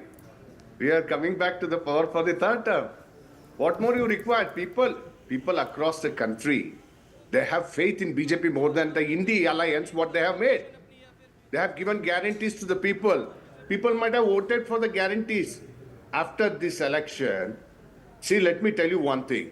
जब दीप बुझते हैं ना, उसका पहले बहुत ज्वाला आते हैं. ऐसे ही इंडी का ज्वाला आ रहा है, ये ज्वाला बुझ जाएगा. ये ज्वाला बुझ जाएगा. In Karnataka, we have showed it. They gave the guarantees. So they made all kind of, they utilized the machineries. He's making a very important point. Mr. Krishna, so the point you're making is something very important. You are saying at the end of the day, it will be an NDA government led by Prime Minister Modi. Absolutely. There is no doubt. People have voted for Mr. Modi and BJP. And as Nirja was saying, I oppose her statement very much. Dalits are with BJP. If you see Uttar Pradesh election results also, after 3:30, 4 o'clock, you will come to know exactly. We will be crossing the maximum numbers than the India alliance. I'm very confident. I've spoken to the people there also. And coming back to Maharashtra, yes, it was a new phenomena and still lot many rounds of counting has to take place in Maharashtra also. And we were talking about Bihar. See, across the country, and let me make a very simple and great point today. All the parties were talking. This is a North Indian party, and South India we have not dented. Today we are leading in Kerala, we are leading in Telangana, we are forming a government in, forming a government in Andhra Pradesh, and we are leading in Andhra Pradesh, in Karnataka, and Tamil Nadu also we are opening account. What more you require? What about West Bengal? The Prime Minister, in one of his last interviews to news agency ANI, said West Bengal is going to be the biggest success story of the BJP. There was a bitter war after the exit polls, with the TMC calling for poll strategists and pollsters to apologize, saying that it's wrong. But it does appear at this moment that it's a TMC sweep in West Bengal. Do you look at that as a setback? Look, in certain pockets, our leadership has got great confidence. You cannot deny the confidence, but still, we have fought. We have made the vacuum of the CPM, and BJP has come to the second place there. And we are confident there also. The kind of atrocities done by the TMC, people have realized today. They might have voted now, and they will realize tomorrow. And you can see BJP blooming in West Bengal also. Why you are not talking about Odisha then? Odisha, we are blooming very well in the East. We are blooming very well in East. Okay, Odisha is an important state. Odisha is important state, both assembly as well as parliament. It's an extremely important state, significant for absolutely. the BJP. Thanks very much, sir. We will perhaps connect with you again at 4 o'clock to find out what the final numbers, when the final numbers are, and how it plays out. I'll be very happy, Veer Raghav. And Uttar Pradesh, we are going to do well. Okay, and the Uttar final Pradesh, tally, it you seems can very see difficult now. That we will be crossing, and we will be smiling too well. All right. We'll see at 4 o'clock, sir. But for the moment, let's go across to a man who's already started smiling there, Rishika, in Andhra Pradesh, in Vijayawada. It's all yellow there. Telugu Desam Party, Chandra Babu Naidu has proven that patience pays. He waited, perseverance, and he seems to have swept that state. My colleague Aishwarya joins us from outside the TDP office in Vijayawada. What's the mood there?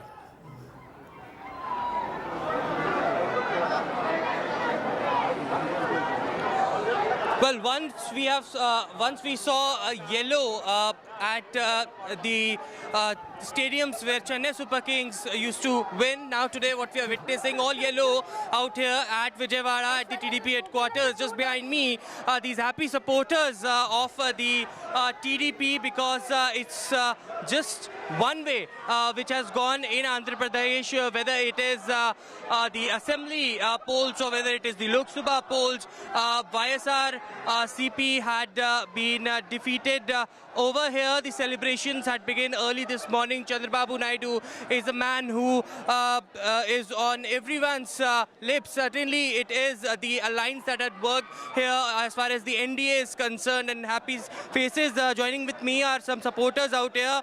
This is a landslide victory, and that's what you were expecting out here? We were looking at a great victory, that what the mandate has given from the AP people. We are very thankful to the AP people that who is going to support the senior most leader and who is going to the build of the AP capital, and who is going to build. It's not 175. It's 75 years old man who is going to build AP, reconstructing AP now, and he is going to direct the India. It is to be going to future of India. AP is going to future of India. So people victory. It's all people victory, and it's Chandra Babu Naidu victory. We want to say something. It was welfare versus the development story in Andhra Pradesh. There were several schemes that were projected by Mr. Reddy. That didn't, folded as far as the Andhra Pradesh. See, it's obvious. Always welfare schemes will not work right. There should be a certain level of development. If you see in the nation, we don't have any capital. But right now, I'm saying it very proud. Remember the name, Amaravati. It will be the great capital in India. It will be a very great capital in the world too. We will build it. We are software employees. We kept leave today to come to this office to celebrate our win. For the last 5 years, we are waiting very eagerly. See my eyes. We are not sleeping for many days for this victory, and we won today. We will make our AP very beautifully in the country and the world also. Very happy supporters out here at the TDP headquarters. This alliance also worked. The JanaSena, Bharatiya Janata Party, Pawan Kalyan and Chandra Babu Naidu made it for sure that this alliance should happen. Do you think that this alliance? Yes, sir. Especially we should thank Pawan Kalyan garu, honestly, because he is the one person who took initiative step for the alliance itself. Yes. And one thing, sir, Nara Chandrababu Naidu garu is going to be the CM of Andhra Pradesh. very happy supporters, and what we are getting to also know is that 9th of June is the date when Chandra Babu Naidu will be taking as an oath for the Chief Minister, and this will be the 4th time that he is going to be the Chief Minister of Andhra Pradesh. No, I was just going to tell you that Chandra Babu Naidu was a man who waited outside the Congress. He tried to make an alliance with the Congress and supported the Congress during the Telangana Assembly elections. He was made to wait outside the BJP. And after 25 years, as my friend Shugata Srinivasa Raju pointed out, is this going to be, what's the sense, Aishwarya, that you're picking up from the TDP leaders there? Are they preparing not just for a role in Andhra Pradesh, but one nationally as well?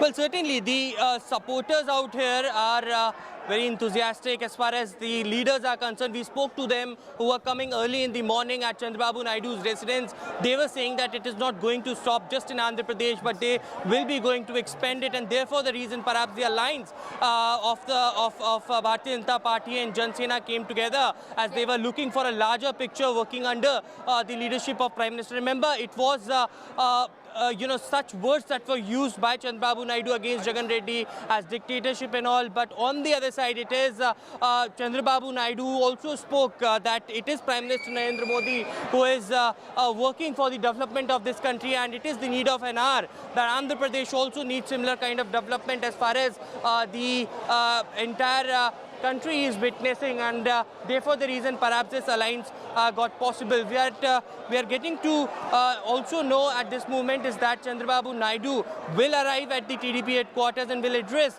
the Karyakartas. What's the plan from here on is something that Chandra Babu Naidu will reveal when he will be addressing the supporters and the workers there at the TDP office. Also, Pawan Kalyan and the Bharatiya Janata Party leaders will be meeting Chandra Babu Naidu this evening as well. All right, the TDP was reduced to 3 seats in the last election, just for context, and they are currently leading in over 16. Amitabh Tiwari, if I can come to you for just a moment, how do you look at Andhra Pradesh? It's absolutely fascinating. It's almost flipped. The vote share difference last time around between the TDP and the YSRCP was over 10%. See, Andhra is a swing state. If you see, if you just replace the 2024 number with 2019, it was exactly the same result in favor of the YSRCP. But as Veera was mentioning, you see, if you remove the 21 seats which the BJP or NDA is getting in Andhra, the number falls to below simple majority. So the alliance in Andhra Pradesh becomes the key, and now 2 leaders. Nitish Kumar was in India, hopped on to NDA, 14 seats. TDP knocked on the doors of Congress also for an alliance, 30 seats. 30 seats, if you flip, India becomes higher than NDA. I think these 2 kingmakers. Okay. I think Amitabh and Rishika, more than Andhra Pradesh, before we get to our... Amitabh is trying to give a hint. What could happen and what should happen. I think this is the story of the TDP, Aishwarya, is way beyond Andhra Pradesh. Yes.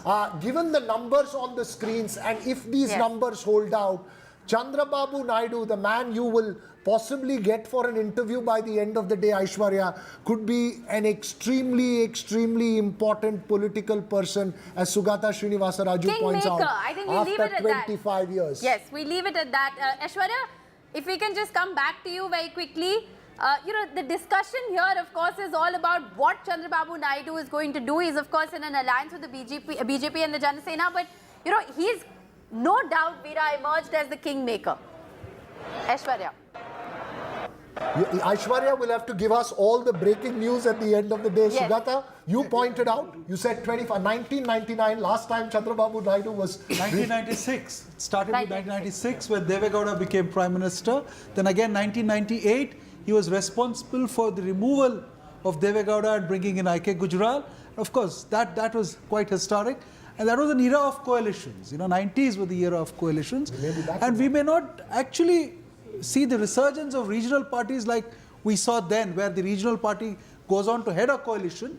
It will be a major party-led kind of a thing. And it was always, the regional parties were the ones which gave a tucker to either the Congress or the BJP.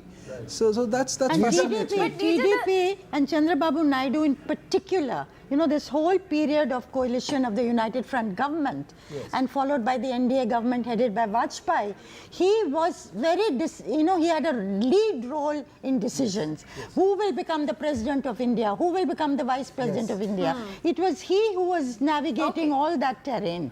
So he's back after a quarter of a century. It shows you can never write off any politician in India. Patience space. Okay, I'm told we've got that line back with Aishwarya. So, Aishwarya, we're coming right back to you because you are where all the action is. The TDP currently leading in 16, YSRCP reduced to just 4 and the BJP. I think, Rishika, the Andhra numbers don't matter from a national point of view. What's Chandra Babu Naidu telling you? When are you going to meet him, Where Aishwarya? is he right now and what's happening?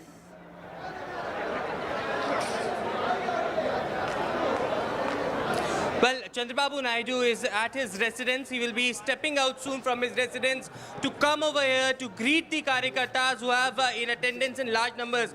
Let me show you these visuals of the TDP headquarters because the numbers speaks in itself. It is 16 for TDP, JanaSena at 2, Bharatiya Janata Party at 3 and YSRCP reduced to 4. That's the number that speaks in itself. But a huge it's a victory for the TDP. And remember those time where Chandrababu Naidu used to come to Delhi, sits at the Andhra Bhavan, protest there because that's the time when he quit the NDA, when he was demanding the special status for the state of Andhra Pradesh. But later again, this is an alliance that had made it possible as a landslide victory, something that we are witnessing in Andhra Pradesh as far as the NDA alliance. A huge number half already gone. The TDP as far as the assembly segment is concerned, Lok Sabha 6 in itself is a huge number in Andhra Pradesh. But there you can see outside the TDP headquarters and supporters, JanaSena already had okay. Aishwarya's line seems to be freezing up, but hopefully the line between Vijayawada and Delhi will not freeze up there, Rishika. I think that's an extremely important line in the coming 5 years. Well, we're joined by Anuradha Podwal. She's a singer and a Padma Shri awardee. She's joining us. Thank you very much for being with us. We also have RP Singh, spokesperson of the BJP, joining us. We're going to slip into a very short break at this moment and we'll come right back to you to get your sense of what you're looking at this moment.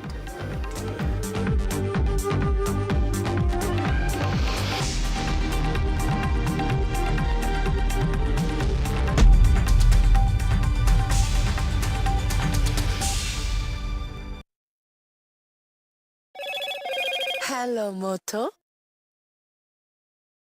Motorola, India's best 5G smartphone brand.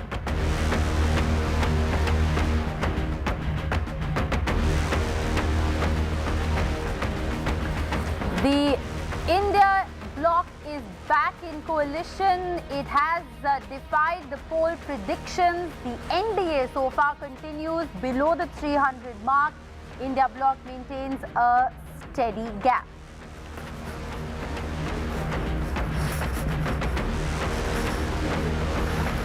All right, there is a huddle in the national capital, a crucial meeting that is taking place. And while, of course, we are still looking at leads, the first results are in. The CPM has won the Alathur seat in Kerala. It is the return of the regional parties. Leads show a rise of regional parties, whether it's the TDP, the SP, the TMC or the Uddhav Sena. They've all bettered their performance. Does it indicate that local issues have indeed dominated the election? It's a stunner of a result, or rather stunner of trends as far as Uttar Pradesh is concerned.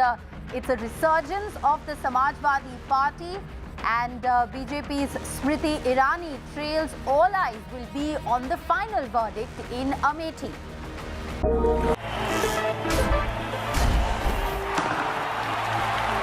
पता नहीं cricket का future कैसा होगा, पर ceiling fans का future पता है, because it's already here.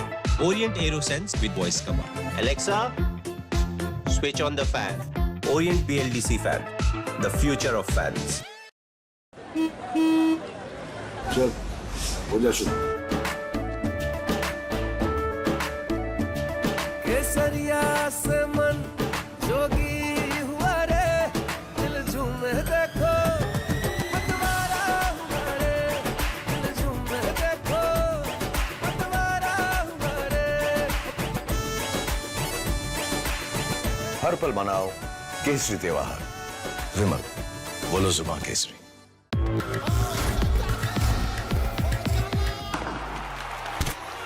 पता नहीं क्रिकेट का फ्यूचर कैसा होगा, पर सीलिंग फैंस का फ्यूचर पता है, because it's already here. Orient Aeroslim with reverse rotation mode जो इंप्रूव करे air circulation. Orient BLDC fan, the future of fans. A parent's favorite question to school kids. Result क्या रहा? An investor's favorite question to a startup. Result क्या रहा? Everyone's favorite question on a day of a cricket match. Result क्या रहा?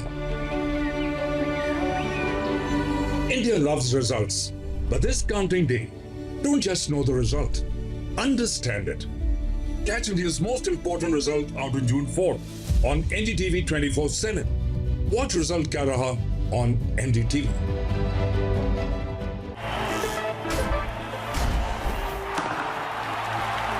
पता नहीं cricket का future कैसा होगा, पर सीलिंग फैंस का फ्यूचर पता है, because it's already here. Orient Aerosense with voice command. Alexa, switch on the fan. Orient BLDC fan, the future of fans. चल हो जा शुरू केसरिया से मन जोगी हुआ रे दिल झूमे देखो पतवारा हुआ रे दिल झूमे देखो पतवारा हुआ रे. हर पल मनाओ केसरी त्योहार विमल बोलो जुबान Kesari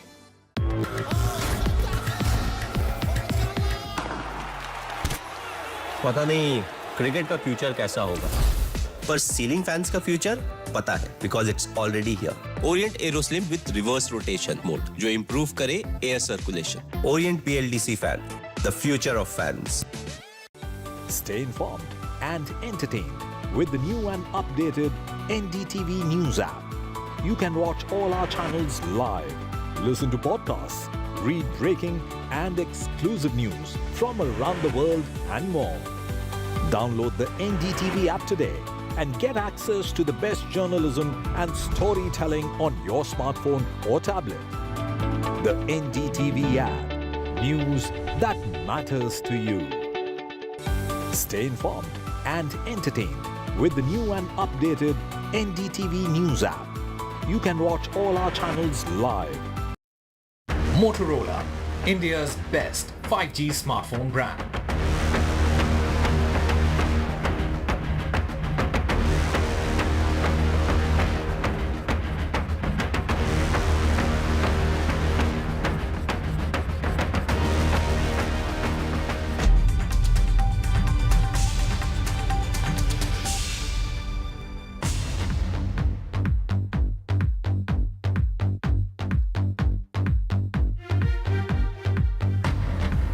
Welcome back. Let's go right across to Saurabh Gupta joining us live from outside Mamata Banerjee's residence. We also have Radhika Ramaswamy joining us from Mumbai. Saurabh, to you first. The TMC at the moment is leading in 31 seats, the BJP in 10 and the Congress in 1. Mamata Banerjee had said that she will ask pollsters to apologize if the exit polls are wrong. Is she going to make that happen? What are you picking up? What's happening outside her house? Well, the Trinamool is definitely in the mood to do so because, as you can see right now, celebrations have broken out. And this is, of course, what Mamata Banerjee is known for, the iconic Hawai Chappal, something that Trinamool workers always support with. So, celebrations outside. Now, if I can quickly go through 4 points that the Trinamool, of course, is, working on and why they see this as a victory. And those 4 points are very important. One, of course, is the Lokhir Bandar. Women voters always with Mamata Banerjee. Secondly, there is, of course, this issue of the fact that central funds were withheld, that's something that the Trinamool built into its election narrative. That seems to have worked, with the Trinamool having paid out some of those dues from state funds. Thirdly, there is also the other thing about there is the whole. There is also the other thing about. There is also this whole thing of Trinamool. So a lot of celebration here is of course. Jai Bangla. Hey. Okay. All right, we'll try and go back to Saurabh in a bit. Radhika Ramaswamy also joins us from Mumbai. The other big story, one is West Bengal. The other big story is largely Maharashtra and Mumbai specifically there, Radhika. Certainly, Mumbai specifically, 6 constituencies in Mumbai and very neck-to-neck fight as far as at least about 3 to 4 constituencies in Mumbai are concerned.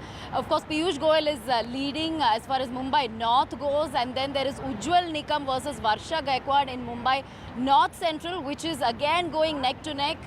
It was Varsha Gaikwad leading and now Ujjwal Nikam leading. And as far as certain Sena versus Sena seats in Mumbai are concerned, again, very, very tight contest between, Sena, Uddhav Sena as well as Shinde Sena, especially in Mumbai Northwest, Mumbai South Central as well, and in Mumbai Northeast, there's UBT Sena, Sanjay Dina Patil leading, but things are changing every 5 minutes. We're talking about close to 20-24 seats for each, for both MV as well as Mahayuti across Maharashtra.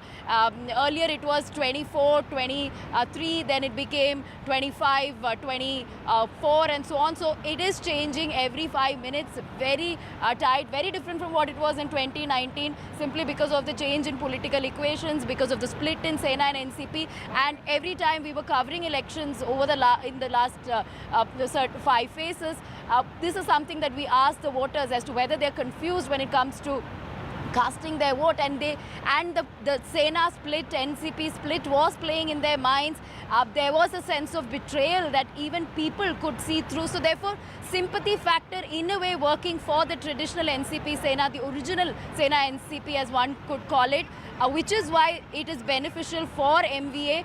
We know for a fact that in the last elections, in 2019, UPA did not win as many seats, which of course included just Congress, NCP. Now, of course, there are 6 parties that we are talking about.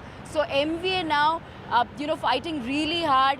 All the splits perhaps working in their favor. And as far as Mahayuti is concerned, it is the BJP that has taken up the chunk of the seats, and therefore they are in fact the big brother that is sort of keeping Mahayuti afloat, with at least about 16 seats having been won, or rather in 16 seats they are leading. BJP is leading in Maharashtra.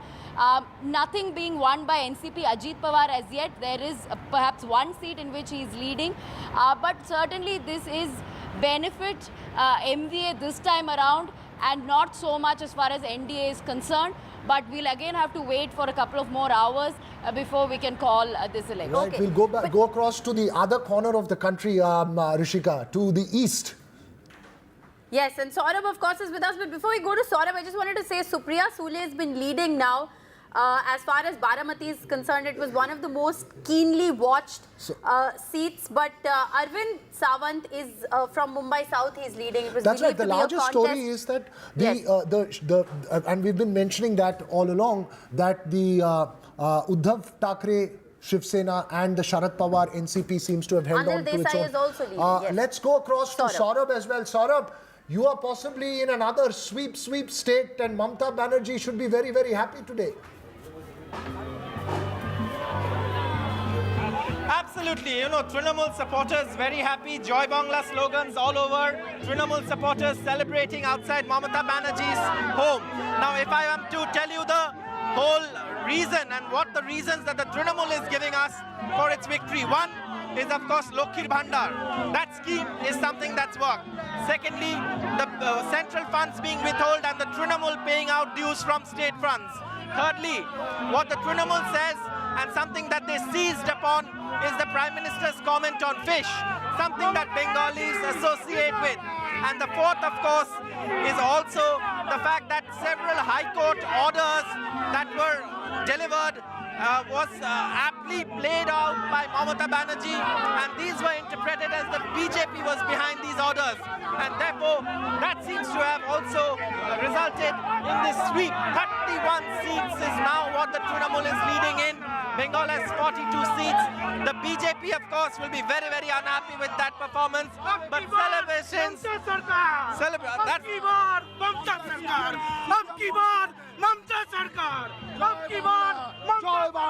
Well, Joy Bangla and Abki Bar Mamta Sarkar, to borrow from a BJP slogan. This is, of course, as well. You should have some green on your face as well, Saurabh, but I think you will have some green. I doubt Saurabh can hear us, Veera, given the kind of noise that there is there behind him. But thanks very much, Saurabh, for joining us with that update. All TMC bigwigs leading, Shaugata Roy leading, Mahua Moitra, Yusuf Pathan leading against Radhi Ranjan Chaudhary at the moment. That's interesting. Abhishek Banerjee is also leading, so very interesting. Yusuf Pathan is slogging the slogovers there. Kirti Azad is also leading, by the way. That's right. All cricketers doing very well in West Bengal. Let's go across to Anuradha Podwal. Ma'am, is there a song to define the moment that we are in? If you can give us one. You really think after listening to all this since morning, I would be inspired to sing a song? Please spare me today. No, but you should still try. Is there a song for this? Not really. Not really. Can't think of anything. Okay, but how are you looking at the numbers that you're seeing, ma'am? Well, I think the nation is taking an active interest more than all these past years. Everybody is wanting to play a part in the role of the elections. Right. All right. Well, democracy is thriving. I think that's all we can say It's a at fascinating the moment. contest. Yes. Yeah, so let's just, we're going to take a very short break right now, but the numbers there on your screen, NDA at 290, BJP at 236 in terms of leads. As these firm up, yes, it could tell also a fascinating crucially, story of BJP India. currently below 240, and that's been the number for a while as well. And the Congress had in fact crossed 100 Veera at one point, but now it'll be those two numbers that will be very important. Very important. We'll keep the conversation going here on NDTV, but for the moment we'll slip into a very short break.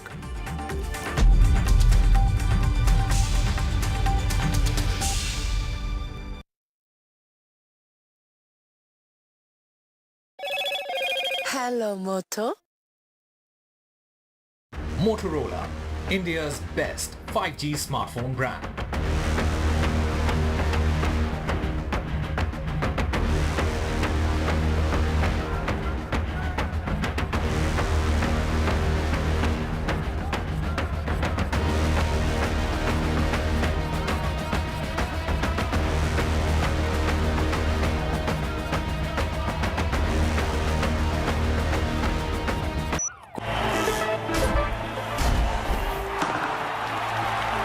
पता नहीं cricket का future कैसा होगा, पर ceiling fans का future पता है, because it's already here.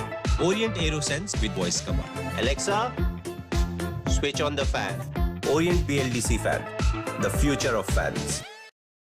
A parent's favorite question to school kids. Result क्या रहा? An investor's favorite question to a startup. Result क्या रहा? Everyone's favorite question on a day of a cricket match. Result क्या रहा? India loves results, but this counting day, don't just know the result, understand it.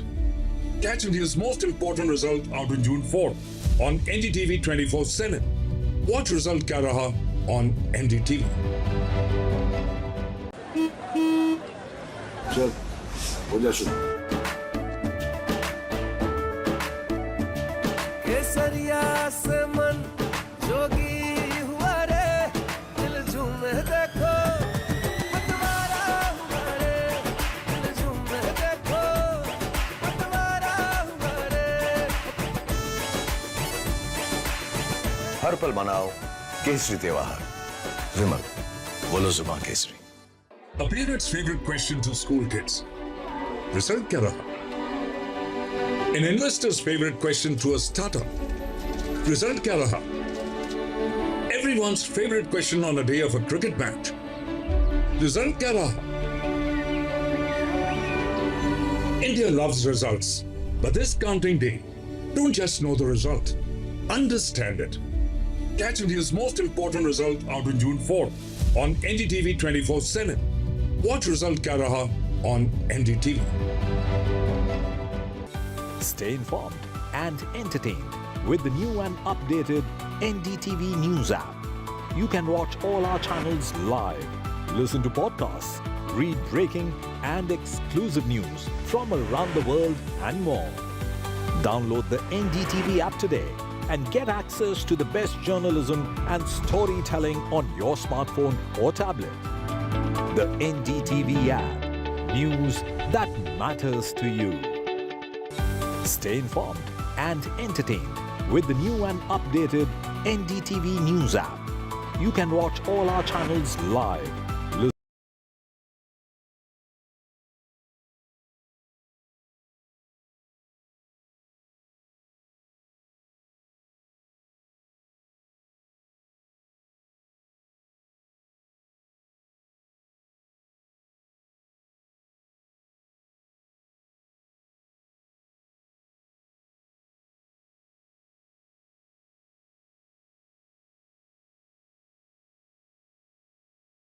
A parent's favorite question to school kids.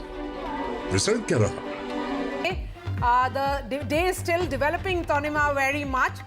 At present, as we look at 1 p.m., NDA stands at 290 with the BJP at 237. That's the number on your television screens. The Congress up 45, standing at 97. But Tanima, a good 125 seats have a margin of less than 10,000 votes. That's right. The counting is not over yet, of course, but clearly surprises in store, especially in certain battleground states, Maria, that we have seen when it comes to Uttar Pradesh or even West Bengal for that matter, clearly defying the predictions which have been made by the pollsters just a couple of days back. We'll get our ground reports also, of course, with our reporters spread out across the country. But first up, let's take a look at the headlines. NDA gets majority, BJP falls short. India bloc defies poll predictions. Samajwadi Party set for best ever performance. India bloc leading in Uttar Pradesh. The Trinamool Congress, the TDP, the Uddhav Sena have performed, including the Samajwadi Party, which means all the regional players have held on to the ground and have done better. In fact, the TMC is also maintaining a significant lead over the BJP in West Bengal.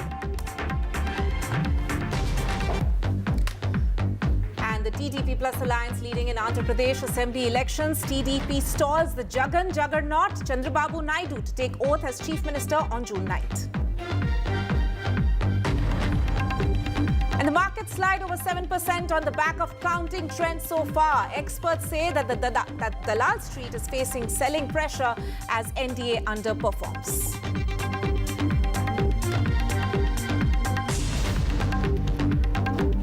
And we are going straight to Karnataka because overall, the BJP hasn't really done well in Karnataka. Is that a surprise? Because it was a battle of welfarism, Tanima, which played out clearly.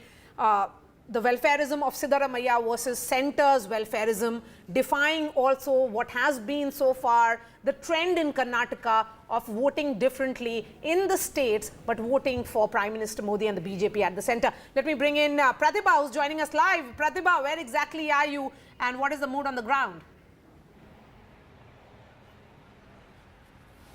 Well, I'm right outside Mr. Yediyurappa's residence. In fact, it was his son Vijendra who was spearheading the BJP campaign here in Karnataka. Remember, the BJP had won at least around 25 of the 28 seats in 2019, and it was a sort of a prestige battle for the BJP as far as this election was concerned.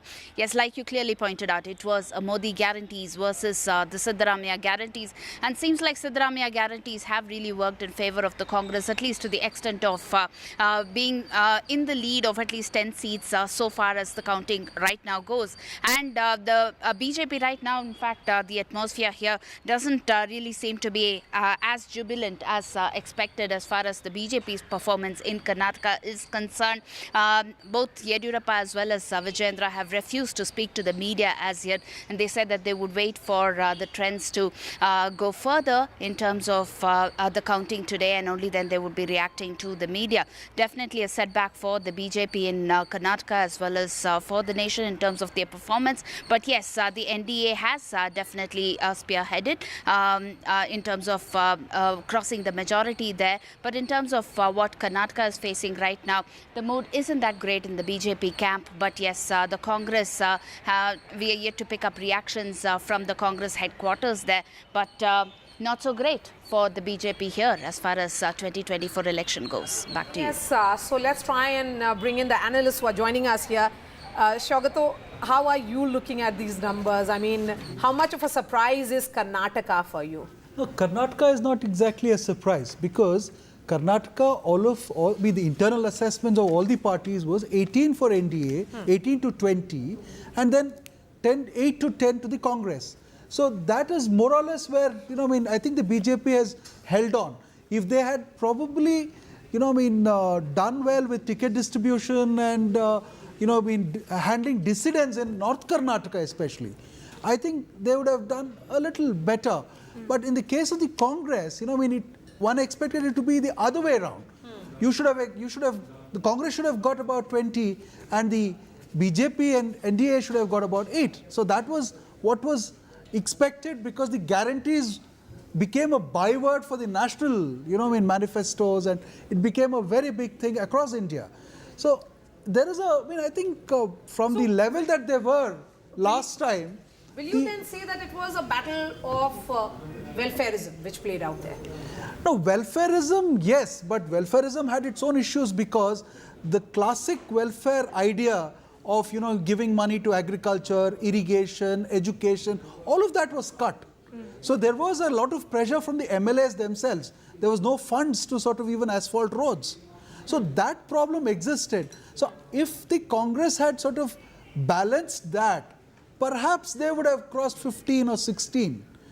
So traditionally the BJP has done well from about, say from 2008 on or 1999 on, their vote share has considerably improved there. But if the Congress had probably balanced that welfare idea and not created a welfare utopia, probably they would have done better. Right. We'll of course continue with the Karnataka, discussing further on the Karnataka fallout. But for the moment, I'm also joined by my colleague Vedant, who is joining us from the national capital. Vedant, you were reporting from the BJP office. Though BJP is doing definitely well in the national capital, but what's the mood like this afternoon? I mean, it was comparatively jubilant earlier in the day. What's it like now? You're absolutely right, Tanima. In fact, earlier in the day, we saw some dhols here as well, Karyakartas coming to the party headquarters. But the mood really not very upbeat right now. In fact, if I can ask my camera person to follow me, I'd also show you how, Karyakartas from across the country, in fact, have gathered here watching, the results play out very anxiously. This is the mood here inside the BJP headquarters, where Karyakartas, as I said, from different states have gathered watching, the results on the big screen. Some sort of anxiety still there, though of course there was some slogan hearing as well with Karyakartas sort of upbeat about the fact that at least the Prime Minister is poised to return to power and the NDA is set to form the government. But as we show you these visuals, let me also point out that when we spoke to Karyakartas here, particularly from the south, Maria and Tanima, there was certainly some sort of disillusionment with the central leadership. That's what we picked up from Karyakartas from the south. They said that feedback from the ground was not taken seriously, and that is perhaps one of the reasons why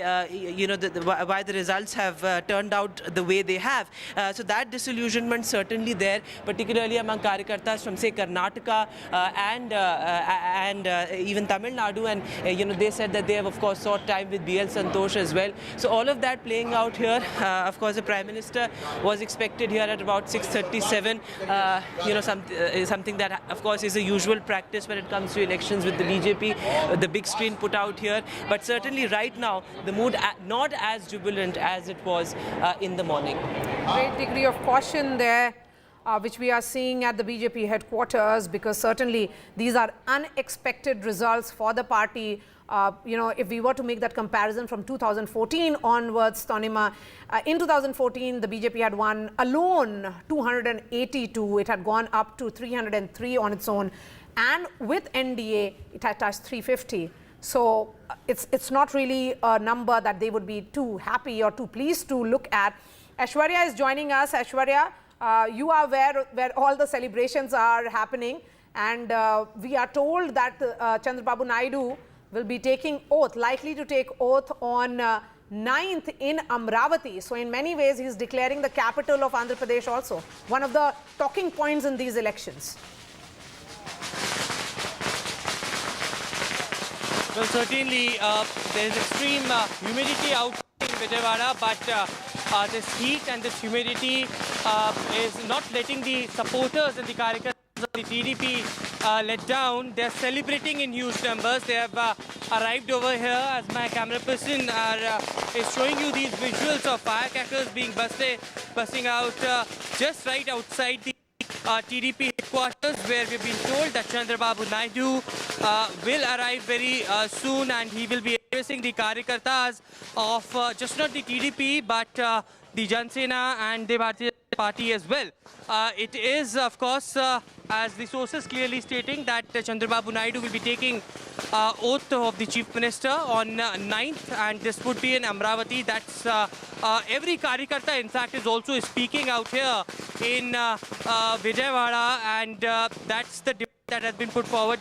They stated that YSR Jagan Reddy clearly not been speaking about it. The demand was about Amravati. The development was the major issue that the people of Andhra Pradesh was facing. It was member welfare versus development that the politics pan around in the entire elections when it came to the elections. But it is a complete sweep as far as the NDA alliance is concerned, be it the assembly polls or be it the Lok Sabha polls. Remember, 16 seats are currently where TDP is carrying lead. 3 seats to the Bharatiya Janata Party, 4 to the... But let me also introduce Ms. Dipshikha Kumar, founder of Speakin, who is joining us on the broadcast. Your first reactions actually on this result that we are seeing at the moment, ma'am. At the moment, of course, as we know that we've been reporting that NDA is inching closer to the 300 mark, but the opposition has maintained a very close, steady gap through the day so far. The counting is still underway, but what's your analysis at the moment, looking at the numbers as of now?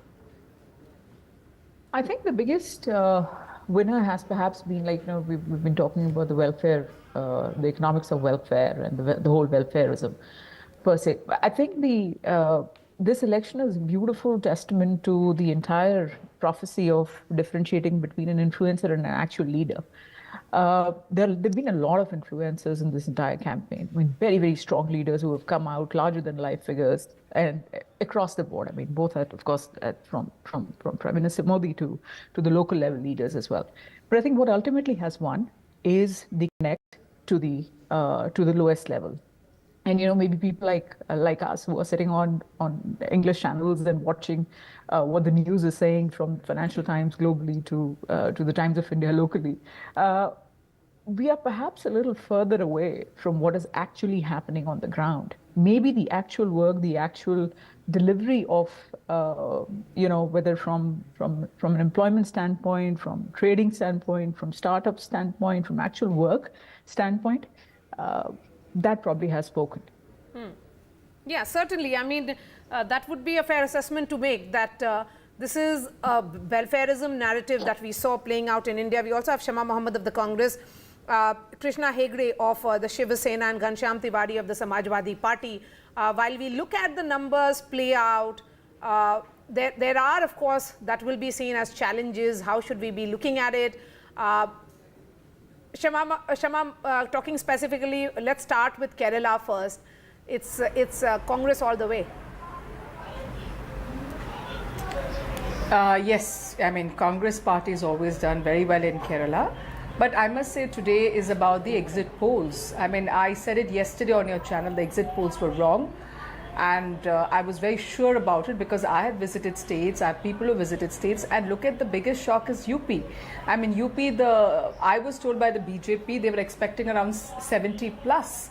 And they've got a slap on their face. Exit polls gave us nothing in Karnataka much, Telangana, we were not getting much. So the exit polls are really wrong, and whoever's done these exit polls, one has to catch hold of them because it was most of the exit polls. So I don't know how the exit polls can go this wrong. I told you 2004, and that's what has happened. Yes. Kerala, we are doing very well. I was just going through all the candidates. It's just one where we are trailing. That's about it. I mean, two seats basically. So yes, that is a bit unfortunate, but otherwise Kerala we are doing. And if you look at it there, the India Alliance way, Kerala we are doing well. Okay. Deepshika, coming back to you, because, you know, if we were to look at what is going to be the impact on markets, markets certainly not showing any signs of cheer. There is a lot of jitters which are visible. It's down 6%. What are the expectations of your institution? I think it's still wait and watch. I mean, today is going to be a lot of, like you said, jitters. It's going to be up and down and up and down. But overall reaction will definitely be much more somber. I think a big correction, which everybody was looking at, has perhaps come. We'll wait at what the final tally could look like. It looks like they'll comfortably make the government. So in that sense, it should stabilize over a period of time. But in the near term, you're looking at a lot of volatility. I won't be investing today. Right. Ma'am, one more question actually before we actually let you go. But, you know, women voters have been termed as one of the X factors to look out for in these elections. In the exit polls, if we saw, a lot of pollsters actually said that they are voting largely for the BJP. Have we read the women voters wrongly? What do you think in terms of the exit polls? I think exit polls, like Shoma was mentioning, has pretty much not going to be a point of conversation today. Everybody's got it wrong. Maybe there was a lot of confirmation bias going on.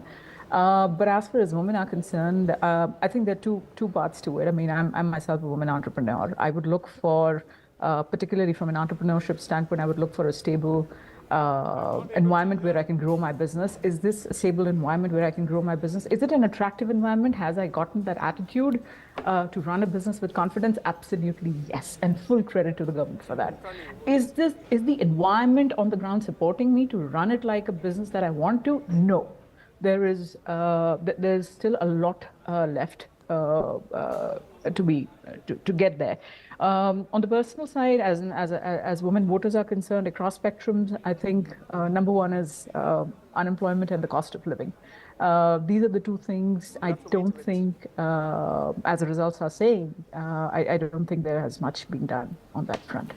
Okay, before I let you go, a quick word. Of course, you know, we had put the spotlight on the women voters. There has been a lot of focus also on the youth of the country. On ground, we did hear the chatter around absence of jobs. Is that something that is going to be the talking point going ahead? A lot more? It should be.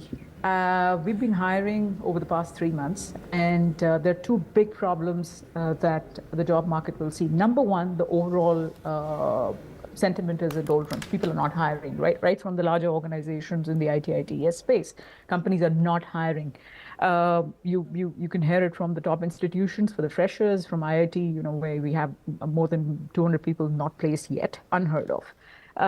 Second, in terms of people who are now looking to move further in their career, they've been really spoiled in the past few years by the whole startup culture. The salaries have gone through the roof. Now these people, because of lack of jobs, are coming back into the market and they've become virtually unemployable.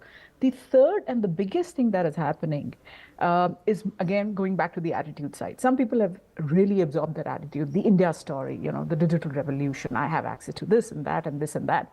The problem that is created is that there has been an absolute mismatch of aspirations versus available opportunities. That is creating so much dissatisfaction. The youth today thinks is blowing up the available opportunities and you know, maybe looking at it through a mirror glass. I think there's some rationalization needed there for the job market to get better. I don't see getting better in the next 6 to 9 months. So basically rationalization at all possible levels, one would say, including the markets. Deepshika, I appreciate your time. Thank you so much. Let me go back to Nalin Kohli and also bring in Shama Mohammed. There's some celebrations that are happening outside BJP President JP Nadda's home. Reasons to celebrate or lots to introspect? Nalin Kohli?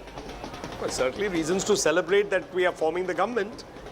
I mean, the NDA, which is a pre-poll alliance, and may I remind everyone that the former President K.R. Narayanan is the one who set the precedent that a pre-poll alliance will be invited to form the government. That is the norm. There is only one pre-poll alliance in the country, and that is the BJP NDA. They have crossed the majority mark, which is evident, 290. What the final figure is, we will know by 3-4 o'clock. Okay, so if that is not cause for celebration, what would be? Only twice in the history of India, have you had a government coming back to power 3 times, Pandit Jawaharlal Nehru and under Prime Minister Modi. No, but in so this we have to thank the voters for that. It's not, of course, I agree with you that this is, you know, Prime Minister Modi returning for the 3rd time, as you're saying. But if we look at these numbers, BJP at 237 actually means that the allies will have a greater say. So certainly we will be looking at why we have not been able to cross the 272 mark ourselves. But then the BJP has always analyzed every result in victory and defeat and come out stronger after that. So that's not a cause of concern. The fact is, has the BJP NDA crossed the halfway mark? Yes, they have. Have the people felt confident enough to give it a 3rd term? Yes, they have. And these numbers may moderately change a little bit in the next couple of hours because some seats are tightly contested. Like I was saying, Lahore Spiti, the Congress party has won by 1,700 votes. It is possible that the BJP may win a few seats with a lower margin, so we should hold our horses as to what the final figure is. But I have a question to ask of the Congress party. Will they apologize to the Election Commission and to the voters of India for raising unnecessary questions on the issue that democracy is in danger and the electronic voting machines are suspect? After all, it is under these electronic voting machines. The Congress party seems to be increasing its seats by almost about 30. So therefore, they owe an apology for raising this constant thing that democracy is in danger and then going globally and asking Kohli, what will Europe and America do about it. We'll give Shama Mohammed a chance to respond to that. Yes, Mr. Kohli, will give Shama Mohammed a chance to respond to that. But first, let's look at some live visuals coming in from both sides in the national capital. There's Congress also celebrating. These are the visuals on your screens there. On one side, you can see that the BJP is celebrating from their office in the national capital. The Congress also in celebratory mode in Delhi. So quite a story there in terms of the pictures if we look at it that way. But Shama Mohammed, would you like to respond to Nalin Kohli? No, before I come to that, I just want to say when I heard Nalin Kohli speak, there's only one pre-poll alliance. I get the feeling that he's very worried about his alliance partner, whether they would leave the NDA or not, is what I got the feeling when Nalin was speaking right now. It's incorrect. Number two, I've always said I have no the such people feeling. of this... So don't assess my feelings, Shama. Let's speak on the issue, my friend. I didn't. I know. That's what I'm saying. There are no feelings in my mind to that. I must clarify to the viewers. This is a rare sight when both of you are celebrating. Both the parties are celebrating. All smiles on both One the party faces. which is not forming the government, the other party which is forming the government, and still they are down. But obviously it is not as per their expectations. But Shama, you know, democracy, at least today, the opposition should say democracy is safe and it's up and kicking. We are robust. See, let me be very clear. The people went out and voted rightly. But the Election Commission at the end of the day did a lot to help the present government. And I'm not going to go back on that. Model Code of Conduct was violated numerous times by the Prime Minister of India and many other BJP leaders, but no action was taken. And I'll continue to say that. I never spoke about EVM machines, so I don't know who spoke about that according to Nalin, all the petitions were in court. But we have always had that. Let me finish. Nalin, let me finish. Nalin, you're not. Let me finish. Nalin, you're not letting me finish. Let me finish. this issue about EVMs is what we said is all the democracies in the world, including America, Britain and many European countries, nobody uses the EVM machines. So what we are saying is that like other democracies like in the world, let's go back to the ballot box. I even want to go back now to the ballot box. Will you also accept that there should not be any fear regarding the functioning of Indian democracy or its institutions? The Election Commission did a fair job. There is about the institutions. Let me finish, Maria. The institutions, for example, the exit polls. What was the exit polls? Who asked the exit pollsters to go with a certain thing? The present dispensation. They said we want it our way. They were pressurized to do whatever they had to do. Yes, but I remember once a biologist came out and gave us better figures. He had to delete. He had to delete his tweet. He has to delete his tweet to say that. So we know. Yeah, they're completely exaggerated. That's a fair assessment. Yes, Nalin, go ahead. I think it is unfair for Shama to say that, there was pressure on the media. Not one media channel has said so.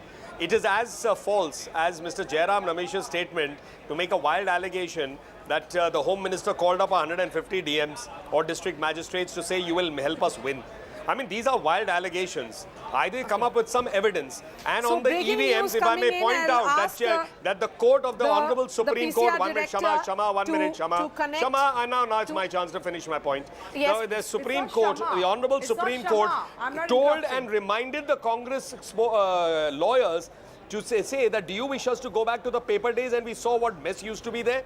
Today, when the EVMs are making all parties win whom the people want to elect, how can you say that democracy is in danger? Mr. Rahul Gandhi is saying that democracy is in danger, going and internationalizing it in Europe, in America.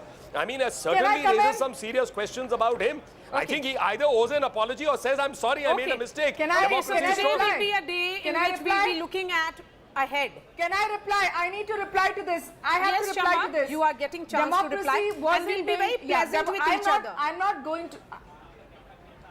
I'm just saying, I'm not going to go back. Democracy is in danger, was in danger under Mr. Modi, and there is no change about it. He tried all his ways, even how to select an election commission. A bill was gotten to change the way, remove the Chief Justice, put a cabinet minister. Okay, Shama, let's look at this 232 and numbers. In 2017, Nalin, let me finish. No, let Shama, me finish. we'll be looking at these numbers because please, we Maria. have experts in the studio and I'll bring in Mr. Shama. I want to finish my Let's point. move away from the politicians a bit Let now, me finish please. my point. Because there is a piece of breaking news that is coming in from Andhra Pradesh. Prime Minister Modi has spoken to Chandra Babu Naidu. Remember, reports are coming in and sources are indicating that Mr. Naidu is all set to take oath as the Chief Minister on 9th. In Amravati, Prime Minister Modi has spoken to the alliance partner in Chandra Babu Naidu just few minutes back, and that's what sources are telling us. We'll try and connect with Uma Sudhir. This is an important call that has been made, Shagata, and timely call. Yes, of course. With the numbers looking the way they are looking, I think Prime Minister Modi or the BJP does not want any ally to sort of look distracted, look the other way, and I think they're just trying to keep their flock together. So it's extremely important call that has been made. And another point that earlier, that it does not come out of the discussion earlier, is that would the numbers be better for the BJP had the RSS? There was this little chatter that was spread that the RSS has not really come out and worked. So now we'll have to see if that was really true. Okay. We have Uma Sudhir joining us on the phone line. Uma, so the oath-taking ceremony will be, I can see you. Uma, so the oath is likely to happen on 9th in Amravati, and now the Prime Minister making that call is what sources are indicating. Yes, indeed. Very, very critical and important developments that are happening in Andhra Pradesh, where, of course, it's been more than a tsunami that the NDA has managed, and the TDP more than able to form the government on its own. And yes, the vote-taking ceremony has been fixed for the 9th of June, and it will happen in Amravati, meaning to say that Amravati is going to be the capital of Andhra Pradesh. That's what Amit Shah as well as Chandra Babu Naidu have already declared. And yes, the second very important. Okay, we'll try and connect with Uma again. There seems to be some problem with that network. But Amitabh, looking at this number, it's a landslide for the TDP. The Jana Sena, surprisingly, has also done very well. See, Andhra always, we've seen swinging from one election to another. If you just replace the year and just replace YSRCP with TDP, you would have almost got the similar results in 2019.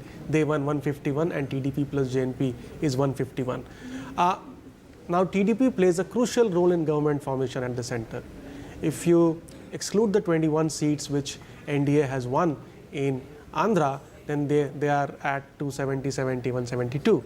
And TDP, for a long time, was actually knocking on the doors of BJP and Congress both.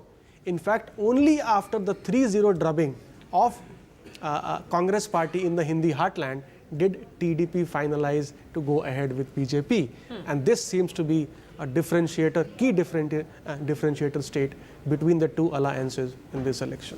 So YSRCP at 17, TDP plus, which is essentially JanaSena and the BJP, they have had a massive gain of 134. In fact, sources in TDP are telling us that Mr. Naidu has put his eyes firmly on the Lok Sabha numbers. That's of course the Vidhan Sabha numbers where the TDP has gained a good 108. The BJP has gained 7 seats. That is the number of seats that they contested on.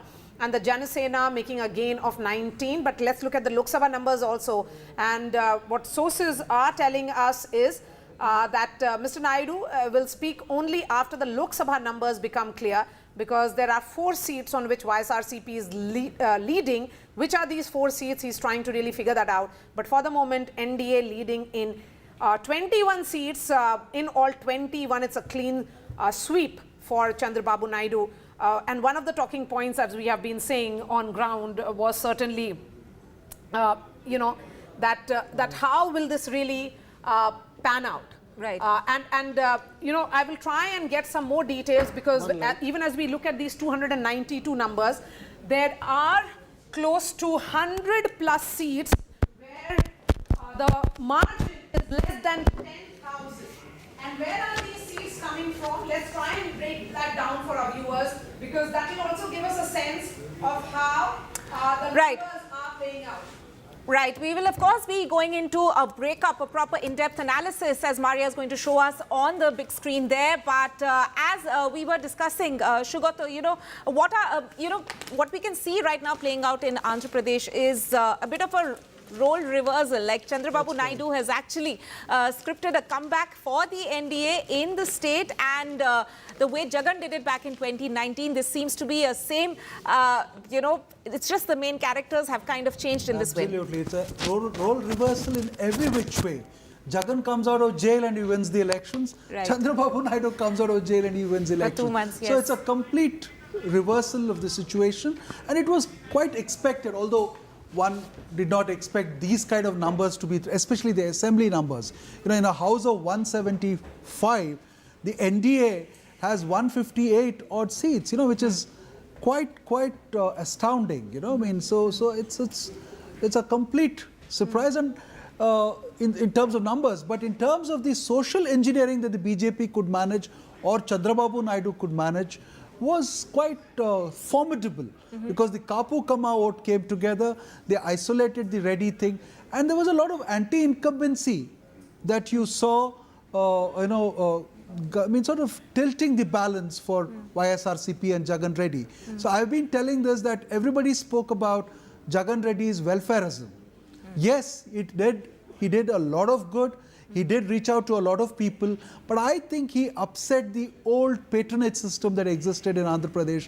See, politics is ultimately about that kind of patronage. So he brought in a new tier of volunteers who were actually ensuring the delivery of the welfare programs, which sort of subverted the existing structure, political structure. And if the existing political structure is upset, that means the MLAs are unhappy, the Gram Panchayat members are unhappy, the Taluk Panchayat members are unhappy. Right. So it's a kind of game which got upset and subverted. Right. Yeah. Mr. Tiwari, I wanted to also ask, do you think it's also a matter of strategic alliance that the TDP could actually stitch together? The TDP, JanaSena and the BJP actually managed in Andhra Pradesh? Or as Shugato was also saying, that Andhra probably has a bit of a, you know, whether swinging is the right term to use or not, but essentially the fact that 2019 people gave Jagan a chance, but He did not, in a way, he must have disappointed certain sections. But is it a strategic alliance which really worked out in the favor of TDP? Yes, because TDP under Chandra Babu Naidu has won the state only in alliance with BJP. No. So BJP is sort of a lucky charm for Naidu after he has taken over the party from NTR. That's number one. Number two is that it's a simultaneous election. Yeah. In simultaneous elections, I have been saying this clearly here, the party which wins the Vidhan Sabha elections will go on to win the maximum seats in Lok Sabha. Right. That's what's happening, and that is what is happening in Odisha. For BJP to gain this massively in Odisha, they have also won the Vidhan Sabha elections. Beyond a point, split voting in a simultaneous poll does not take place. It's a risk, it's a gamble being taken by the incumbent government probably. But for the moment, let's go across to Maria as she gives us more detailed analysis from the big screen. Yes. There. Because, you know, Tanima, it's 130 and let's try and put the spotlight on seats where the margin is less than 10,000. In fact, 127 seats which are spread across Bihar, Uttar Pradesh, Andhra Pradesh, Bengal, Maharashtra, Chhattisgarh and also Tamil Nadu have less than 10,000 margin. So let's try and look at Uttar Pradesh in particular, as we have been talking about surprise number gains, Amitabh, that's coming in from Uttar Pradesh. Just look at Amroha and Fatehpur Sikri. The margin between the BJP and the Congress is around 6,000 votes. Let's go further. Again, another seat, which is Allahabad. The margin between the BJP and the Congress is 5,389. Another seat, Mirzapur and Farrukhabad in Uttar Pradesh. The margin is less than 5,000 votes. And if we were to do more micro-analysis, West Bengal's Behrampur, important constituency there, the margin between the TMC and the Congress, the BJP is really not in the fray. It's party number perhaps 3, when there was perhaps that strategy of not going for alliance seemed to have worked in Bengal in particular, because if you look at the gap, it is the contest is happening between the TMC and the Congress on this seat of Behrampur.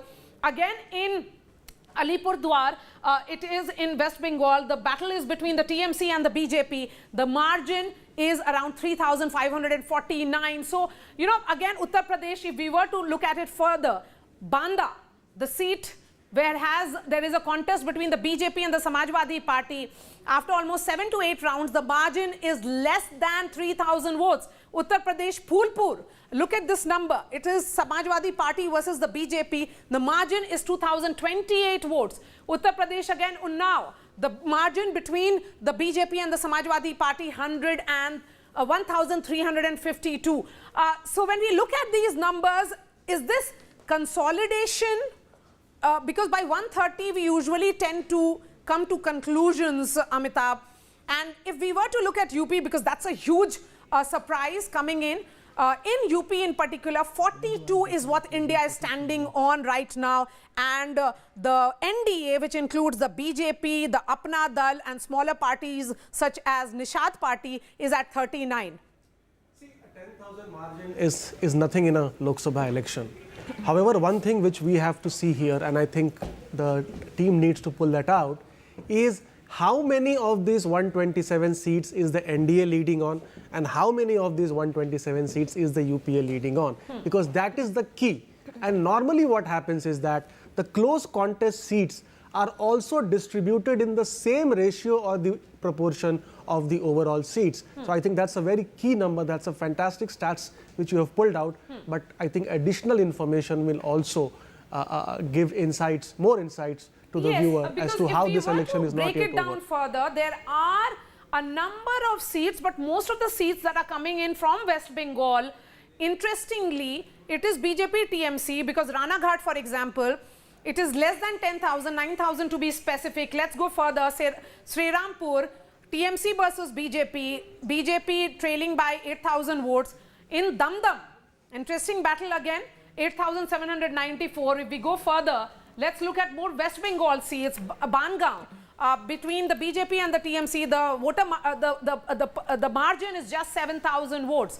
Maharashtra is again a state where the India bloc is seen to be making massive gains, be it in Bid or in Bandara Gondia. The margin is just around 7,000 votes. So, you know, while we look at it, it's becoming increasingly clear that these numbers are consolidating and NDA hovering somewhere around 290 and India around 233. Amitabh. Yeah, so we'll have to wait and see how these 127 seats, the trends and the results pan out. The margins are fairly close. It is still, I think, more than 10 to 12 rounds still left. These could be the deciders, but I think we will have to see how many of these is India leading in and how many NDA leading in, because that's a crucial number. I don't think it should be significantly in favor of anybody at this stage in these 127 close contests. And West Bengal, even in 2019, was a very close election. I mean, 22 seats were decided on a vote margin of less than 10%, and TMC and BJP both had won 11 seats each. So it's, I mean, if you give 5% to one party, they could end up winning most of those 20 seats, and that's what we are seeing in the results also. If you see, or the trends also, if you see, the TMC is gaining by 8 seats, and at the cost of BJP, which is trailing in 7. All right, Krishna Hegde of the Shiv Sena will be joining us shortly. On that note, Tanima and I are slipping into a short break. This remains our top focus here on NDTV.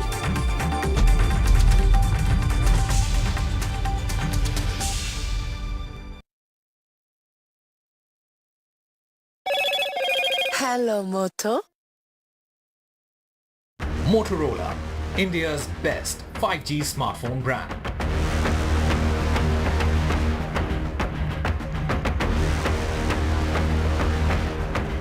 And the BJP falls short of a majority on its own. India bloc defies poll predictions. Samajwadi Party set for its best ever performance, leads in Uttar Pradesh, India bloc leading in the state. Return of the regional parties as Samajwadi Party, Trinamool Congress, TDP, Uddhav Sena perform. TMC dominates in West Bengal. TDP makes a comeback in Andhra Pradesh.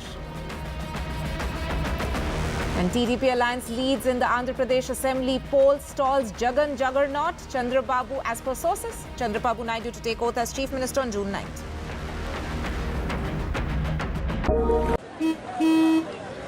चल, हो जा शुरू।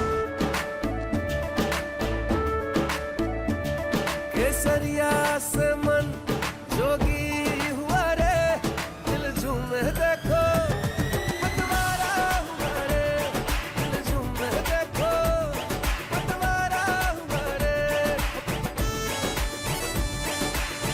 हर पल मनाओ केसरी त्योहार। विमल, बोलो जुबान Kesari.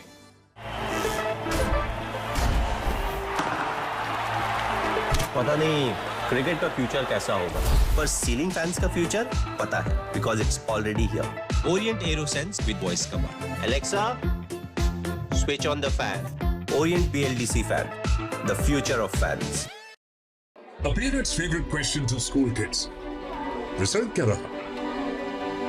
An investor's favorite question to a startup. Result क्या रहा? Everyone's favorite question on a day of a cricket match. Result क्या रहा? India loves results, but this counting day, don't just know the result, understand it. Catch India's most important result out on June 4th on NDTV 24/7. Watch Result Kya Raha on NDTV. Stay informed and entertained with the new and updated NDTV News app. You can watch all our channels live, listen to podcasts, read breaking and exclusive news from around the world and more. Download the NDTV app today and get access to the best journalism and storytelling on your smartphone or tablet. The NDTV app. News that matters to you. Stay informed and entertained with the new and updated NDTV News app. You can watch all our channels live, listen to podcasts, read breaking and exclusive news from around the world and more. Download the NDTV app today and get access to the best journalism and storytelling on your smartphone or tablet. The NDTV app. News that matters to you. A parent's favorite question to school kids. Result क्या रहा? An investor's favorite question to a startup. Result kya raha? Everyone's favorite question on a day of a cricket match. Result kya raha? India loves results, but this counting day, don't just know the result, understand it. Catch India's most important result out on June 4th on NDTV 24/7. Watch Result Kya Raha on NDTV. A parent's favorite question to school kids. Result Kya Raha? An investor's favorite question to a startup. Result Kya Raha? Everyone's favorite question on a day of a cricket match. Result Kya Raha? India loves results, but this counting day, don't just know the result, understand it. Catch India's most important result out on June 4th on NDTV 24/7. Watch Result Kya Raha on NDTV. Stay informed and entertained with the new and updated NDTV News app. You can watch all our channels live, listen to podcasts, read breaking and exclusive news from around the world and more. Download the NDTV app today and get access to the best journalism and storytelling on your smartphone or tablet.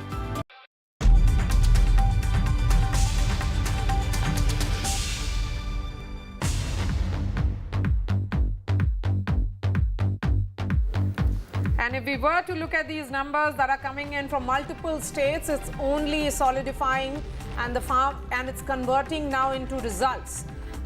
In fact, what we are being told is that a number of these candidates who have won have been given certificates by the Election Commission already. So which means that these numbers are going to be more or less around the same. Krishna Hegde, not much for you to celebrate. Did you get your reasoning and planning and realignment before the elections wrong? No, not exactly. See, firstly, I would like to congratulate the BJP and all of us at NDA because we are going to make the government for the third time under the leadership of Honorable Prime Minister Narendra Modi ji. And in the recent past, I don't think any Prime Minister has managed to win 3 times and become the Prime Minister. This sole credit goes to Narendra Modi ji for his achievements across the country and even outside the country where he's placed India. Will you accept that the people of Maharashtra, the Election Commission may have given you the symbol, but the people of Maharashtra have settled the debate about the real Shiv Sena. The real Shiv Sena, according to them, is Uddhav Thackeray with 11 and you are at 5. Yeah, according to the statistics I have got and the seats I have got, the Uddhav Thackeray's party is at 10 and we are at 7. They contested 21 seats and they have a winning strike rate of 50%. And we contested 15 seats and we also have a winning strike rate of 50%. So there is no way that if you are not able to negotiate with your senior partner in the BJP, then why should Uddhav Thackeray be blamed for that? No. That's your negotiating power or lack of it. We had 13 MPs when we joined with the BJP. We got 13 seats in the Lok Sabha. So there is no question of negotiation. It is we work together as partners. Our vote share has transferred to BJP and BJP candidates have also won. So we are a Hindu party, BJP is a Hindu party, we share the same ideology and therefore the vote transfer has been very easy between two of us. We have made some mistakes which we will introspect. One was that we have changed 5 of our sitting MP candidates and second thing, 4-5 of our candidates got the nomination on the last day and they did not have much time to prepare. Apart from that, we are solidly with the BJP and yes, we admit that the show should have been better than what is now there. But if you look at the strike rate, Uddhav Thackeray's party and our party, Shiv Sena, are both at 50-50%. So I don't think we have failed anywhere. All right, let's go straight to Tanish Punjabi, who's joining us from Lucknow, outside the Samajwadi Party office.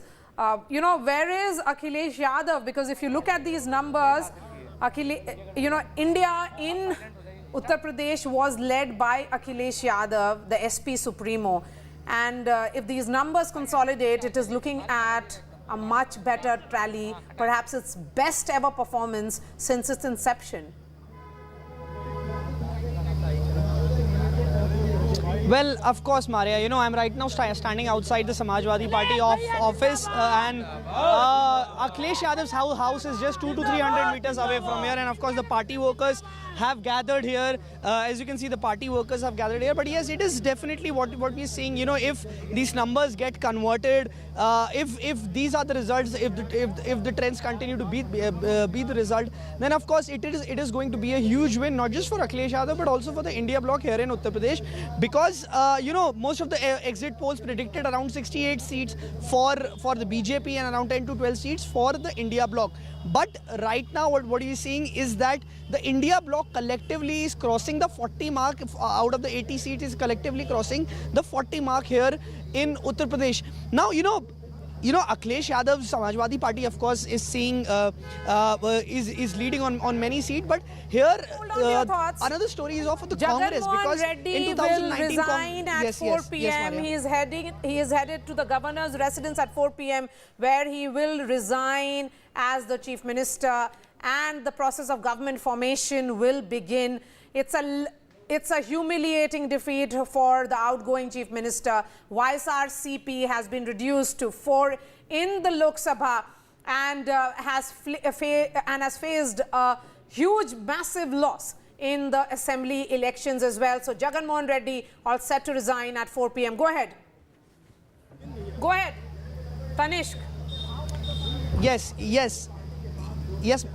Maria. I was saying, so, you know, if you look at the seats at which Congress is leading, out of the 7 seats, in around 3 to 4 seats like Barabanki, Amethi, Rai Bareli, Allahabad, Saharanpur, in all these seats, the Congress is leading with around 30 to 40,000 vote margin. So, of course, you know, it definitely seems that the Congress can revive itself in Uttar Pradesh, but along in the partnership with Samajwadi Party. But what we can see, but we are here with Samajwadi Party workers. We'll just like to, you know, speak with them. आपको क्या कहना है? अभी बहुत अच्छा प्रदर्शन चल रहा है, जिस हिसाब से लीड है सीटों पर. क्या कहना है आपको? जल्दी से 2 शब्द. देखिए, इंडिया गठबंधन जो है ज़्यादा मार्जिन वोटों से जीत पाएगा. सभी जगह का यही रुझान है, और अधिकतर हम जो है, हमारे नेता राष्ट्रीय अध्यक्ष श्री अखिलेश यादव जी का दावा था कि क्योटो 1 सीट ही जीतेंगे सिर्फ, बाकी 79 सीट हम जीतने जा रहे हैं. इंडिया गठबंधन, इंडिया एयरलाइन. दो यूपी के लड़कों की बात होती है, जिसमें अखिलेश भैया और राहुल भैया आप लोग कहते हैं, सब लोग है ना, तो उनको लेकर आपको क्या?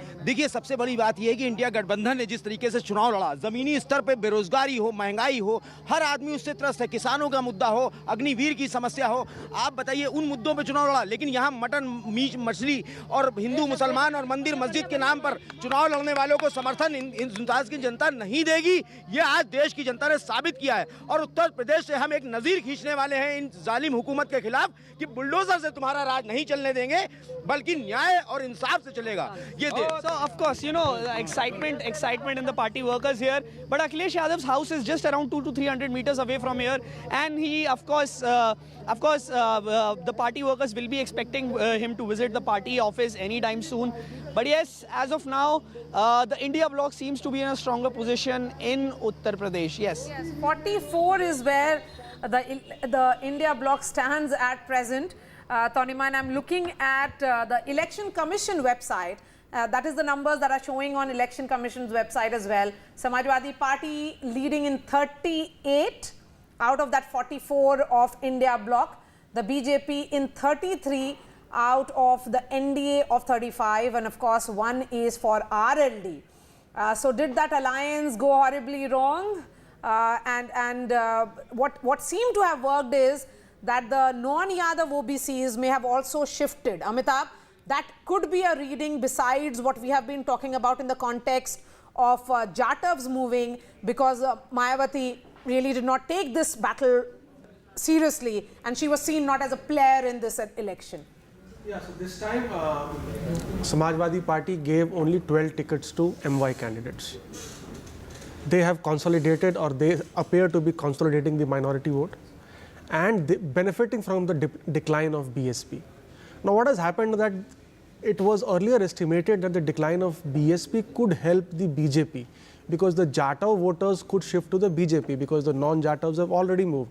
But here it seems that the way BJP weaned away the non-Yadav OBCs from Samajwadi Party because of animosity between Jatavs and non-Jatavs. Jatavs have moved towards the Samajwadi Party and not towards the BJP as was anticipated. And so the Jatavs have moved on the issue of change in constitution, the narrative that was built. Change in constitution, change in constitution, giving away of reservation. India bloc is leading in the SC reserved seats, if you see, and just marginally behind in the ST reserved seats. But the larger fact is that there is some level of animosity between those two communities, and they are not largely voting for the same party, and that is what has happened. Samajwadi Party has also given a high number of tickets to Kurmi Kushwaha candidates, again as you said, from the non-Yadav OBC community, and they seem to have made significant dents in the stronghold non-Yadav OBC vote of the BJP as well, as the numbers hold true.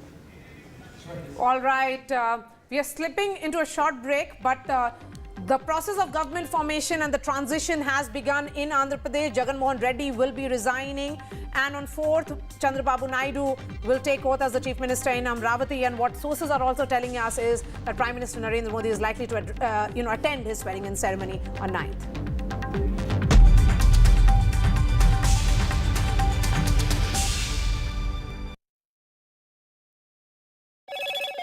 Hello, Moto. Motorola, India's best 5G smartphone brand.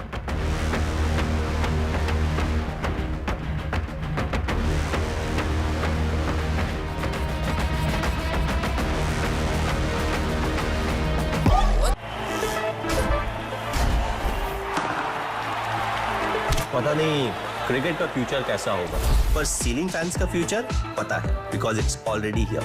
Orient AeroSense with voice command. Alexa, switch on the fan.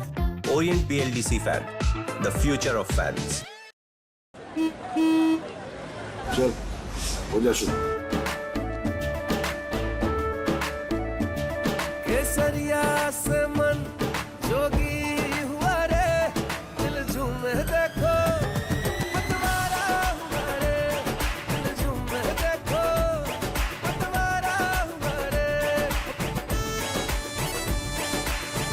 हर पल मनाओ केसरी त्योहार. विमल, बोलो जुबान Kesari. A parent's favorite question to school kids. Result क्या रहा? An investor's favorite question to a startup. Result क्या रहा? Everyone's favorite question on a day of a cricket match.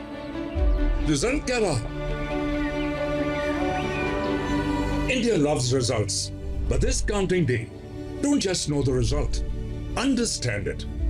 Catch India's most important result out on June 4th on NDTV 24/7. Watch Result Kya Raha on NDTV. Stay informed and entertained with the new and updated NDTV News app. You can watch all our channels live, listen to podcasts, read breaking and exclusive news from around the world and more. Download the NDTV app today and get access to the best journalism and storytelling on your smartphone or tablet. The NDTV app. News that matters to you. Election means NDTV. चुनाव मतलब NDTV. चुनाव वने Andre NDTV. निर्वाचन माने NDTV. ఎన్నికలు అంటే NDTV. Election हवेदी NDTV. निर्वाचन माने NDTV. निवडणूक म्हणजे NDTV. चुनाव सही मतलब NDTV. తీర్దల్ ఎన్రాల్ NDTV. ચૂંટણી એટલે NDTV.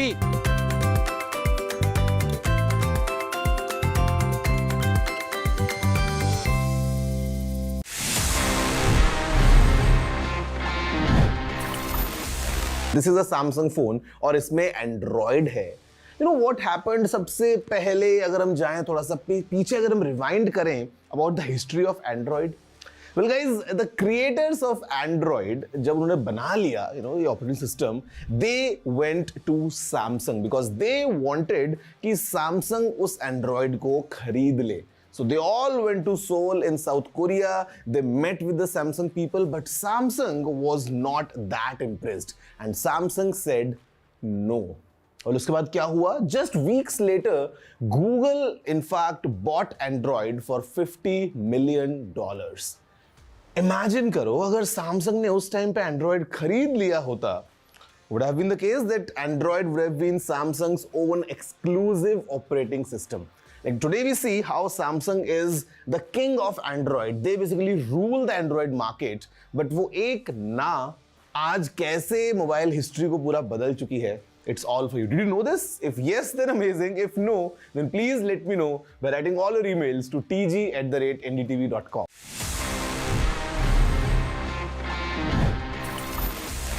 Election means NDTV. चुनाव मतलब NDTV. चुनाव मने आंध्रे NDTV. निर्वाचन माने NDTV. ఎన్నికలు అంటే NDTV. Election हॅव्हिटी NDTV. निर्वाचन माने NDTV. निवडणूक म्हणजे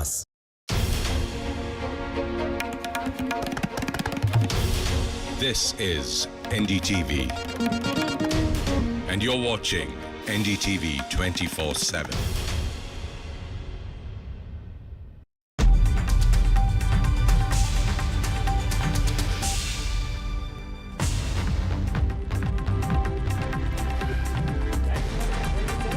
India bloc crosses 200 mark. NDA crosses simple majority. That is the big breaking coming in now, even as the numbers consolidate after the 7th round.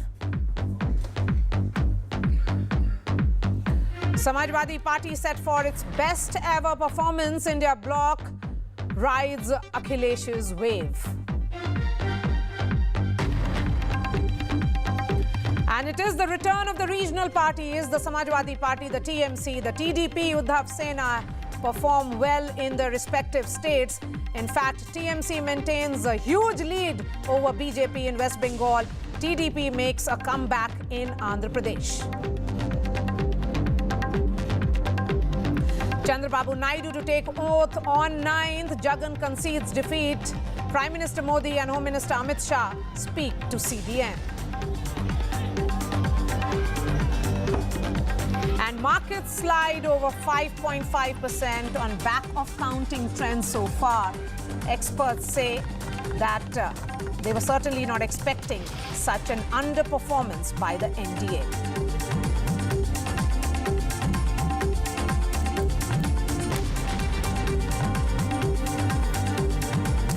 Welcome back. Ankit and I are back with this special broadcast, and of course focus will be on the numbers that you can see on your television screens. We will be joined by our managing editor and Kiran Rijiju, the first union minister to speak so far, shortly. But first up, Ankit, should we go straight to the BJP headquarters? Absolutely. But just before we do that, this is the first time since morning that the Bharatiya Janata Party and the NDA has crossed 300 mark.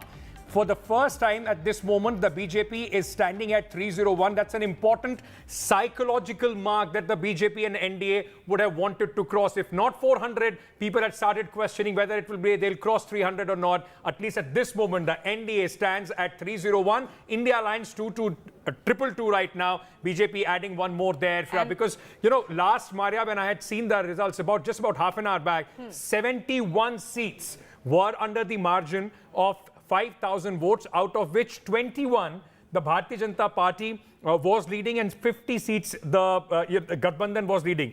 That means that the vulnerability of the Gathbandhan is more on those 50 seats for that result to be added. So at this moment at least, the BJP and the NDA moving past that 300 psychological mark at 301. Yes, let me go straight to Vedant, who's joining us live from the BJP headquarters at Deen Dayal Upadhyay Marg.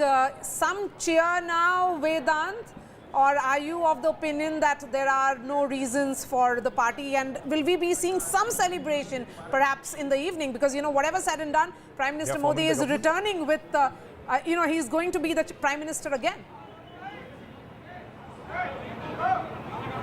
That's right, Maria. In fact, some celebrations now here with Karyakartas gathering.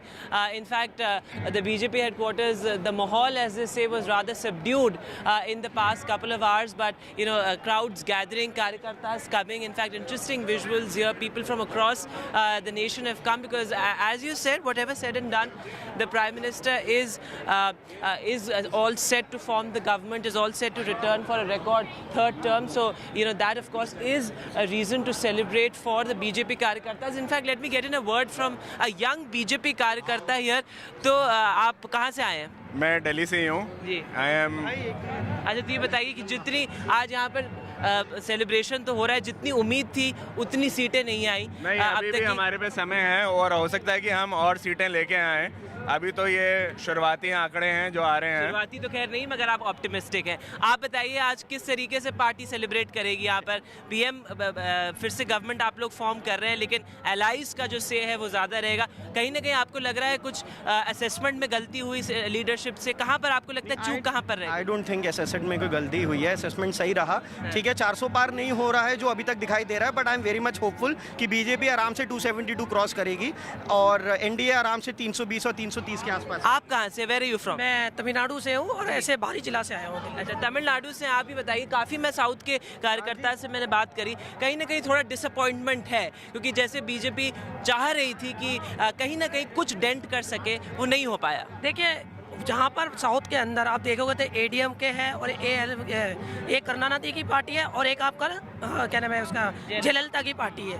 वहाँ पर उन दोनों का गढ़ होने के बाद ही BJP वहाँ पर अपना गढ़ बनाया और वहाँ पर गढ़ नहीं बना पाई ना। देखिए, जब भी एक सीट तो आपकी आ रही है, अभी तो एक सीट आ रही है। आप सोचिए, जहाँ पर पानी में एक भी मछली नहीं थी, वहाँ पर एक मछली अगर जिंदा हो रही है तो धीरे धीरे पार्टी जिंदा हो रही है। So Maria and Ankit, some sense of optimism here, and certainly, as I said, what seemed to be like a very dull and subdued sort of a BJP headquarters a few hours back, in fact a couple of hours back, now of course Karyakartas gathering and they're building up to the Prime Minister's victory speech in the evening. Maria. Yeah, a quick word, please go ahead. The thing is that, Vedant, the fact remains, of course, the target that was set, and that is why it seems that, the 298, 299, they are not as enthusiastic, but the fact remains that it is a third consecutive victory for the NDA and for Prime Minister Narendra Modi, a third return. So it's not a mean feat by any margin, but the fact remains at this moment that the kind of celebrations that the BJP Karyakarta and even the people are used to, maybe in that comparison, the BJP headquarters seems a little mellowed down this time. You're absolutely right, Ankit. In fact, I remember being at the BJP headquarters when the state assembly elections took place in Karnataka, and by this time it was, the celebrations were really sort of high voltage. There were dhols, laddus all the way. But that kind of celebration that we're used to, as you said, is perhaps not something that we're seeing this time around. Nevertheless, of course, the Safa Bandi is happening here. All of them wearing saffron pagdis. So that's interesting. Let me get in a word from the. आप लोग कहाँ से आए हैं? हम लोग दिल्ली से ही हैं, रोहिणी साइड से। दिल्ली में तो 7 सीटें लग रहा है बीजेपी जो है वो जीतेगी, पर यहाँ पर जो माहौल है, जो भाजपा के हेडक्वार्टर्स में हम ज़्यादातर देखते हैं, जो आपने उम्मीद करी थी, जो उम्मीद लेकर चले थे, उतना बीजेपी नहीं कर पाई, तो क्या कहीं ना कहीं लगता है कुछ चूक रह गई? देखिए, ये देश 140 करोड़ लोगों का देश है। एक कोने से लगे दूसरे कोने पे पता नहीं लगता कहाँ से कहाँ हिंदुस्तान शुरू होता है। ये जो गिनती चल रही है, पूरा बहुत बड़ा देश है, बहुत बड़ी कॉन्स्टिट्यूंसी होती है, कई राउंड की गिनती है। जैसे वेट एंड वॉच वाली स्थिति है, धीरे धीरे देखेंगे कमल खिल रहा है और सवेरा निकल रहा है। वेट एंड वॉच वाली स्थिति है, बहुत कंफर्टेबल मेजोरिटी है, अभी 300 के करीब चल रहा है। और एनडीए भारतीय जनता पार्टी जिसके नेतृत्व कर रहे हैं मोदी जी कर रहे हैं, मोदी जी के नेतृत्व में, अमित शाह जी के नेतृत्व में, जेपी नड्डा जी के नेतृत्व में हम बहुत कंफर्टेबल मेजोरिटी की तरफ जा रहे हैं। ये देश राम का है, ये देश कृष्ण का है। So thank you very much. So optimism here certainly, but some degree of caution as well, Ankit, because I saw all these BJP Karyakartas sort of huddling around, watching very cautiously the leads there. But you have the flags out and Karyakartas gathering, dhols out as well. In fact, that man holding the Prime Minister's sketch there as well. So interesting visuals that have started, that we are starting to witness here at the BJP headquarters. 272 is the majority mark. And the BJP and NDA is right now at 298. This is a government which is returning to power after 2 terms. Prime Minister Narendra Modi has created history. It's about the swearing in and the process of government formation, which is going to begin any moment now. Right. But there is a great degree of, I would say, silent optimism. Not too much of celebration, which is unlike the party, but because the party is used to massive landslide victories. How is the party reading this? Perhaps Kiran Rijiju, Union Minister, will be joining us shortly with Nikunj to give us more assessment on that. It's also very interesting. Like you've been saying that, of course, the third government, I mean, it's not easy. It's seldom happened after Prime Minister Nehru that, the successive government a third time has come back. The fact also remains that this is possibly the first time that we are seeing that both the alliances, the winning alliance and the losing alliance, Absolutely. their vote share is more than 40%. At this moment, it's BJP and the NDA is at 46%, if I'm not mistaken, and the India alliance is at 42%. And apart from that, it is what a usual Indian election has been. It is going back to the 1998 and post-election, other than the unusual elections that we have seen in 2014, one-sided 2019 kind of an election. Yes, Hilal, what does it speak, tell us about the Indian voter, their psyche? They're basically committed to the idea of democracy. So they are actually, two things are clear in this election. One, that this is not a wave election, this is highly localized, state-wise election. That's why Odisha and Andhra Pradesh are outliers. They come out with a very different sort of a verdict.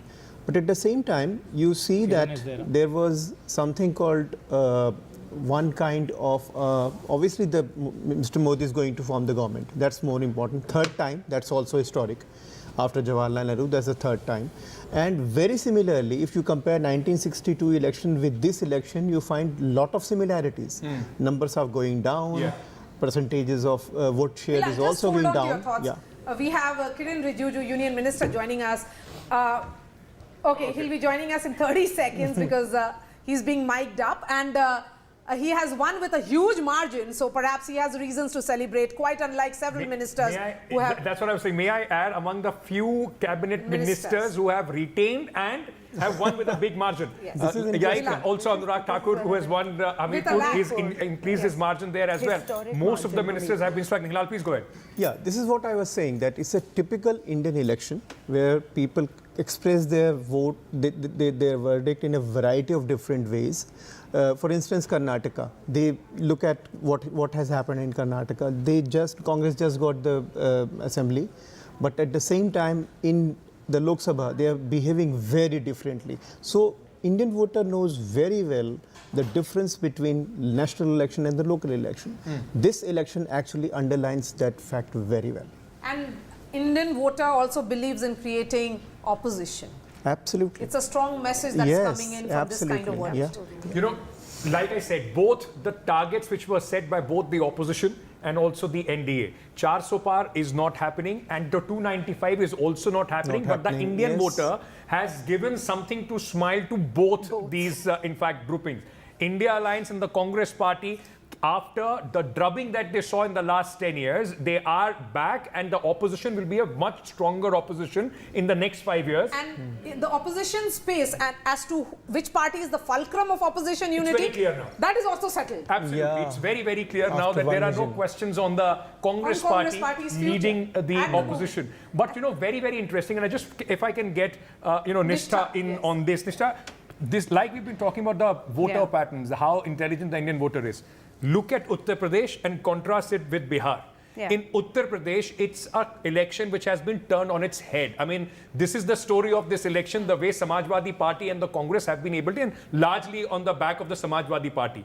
But you go to a neighboring state of Bihar, there have been gains, but not as significant gains. RJD and, led by Tejaswi Yadav, have been the kind of high decibel campaign that they have, high energy campaign, have not translated into the kind of success that Samajwadi Party has been able to translate in Uttar Pradesh. It is pure arithmetic at work in Bihar because of this tripod political situation there. So when two parties come together, it's very natural that the third party, which is also a very strong party, whichever that party is. So let's call them XYZ. So when X and Y get together, Z has to suffer. It is as clear as that.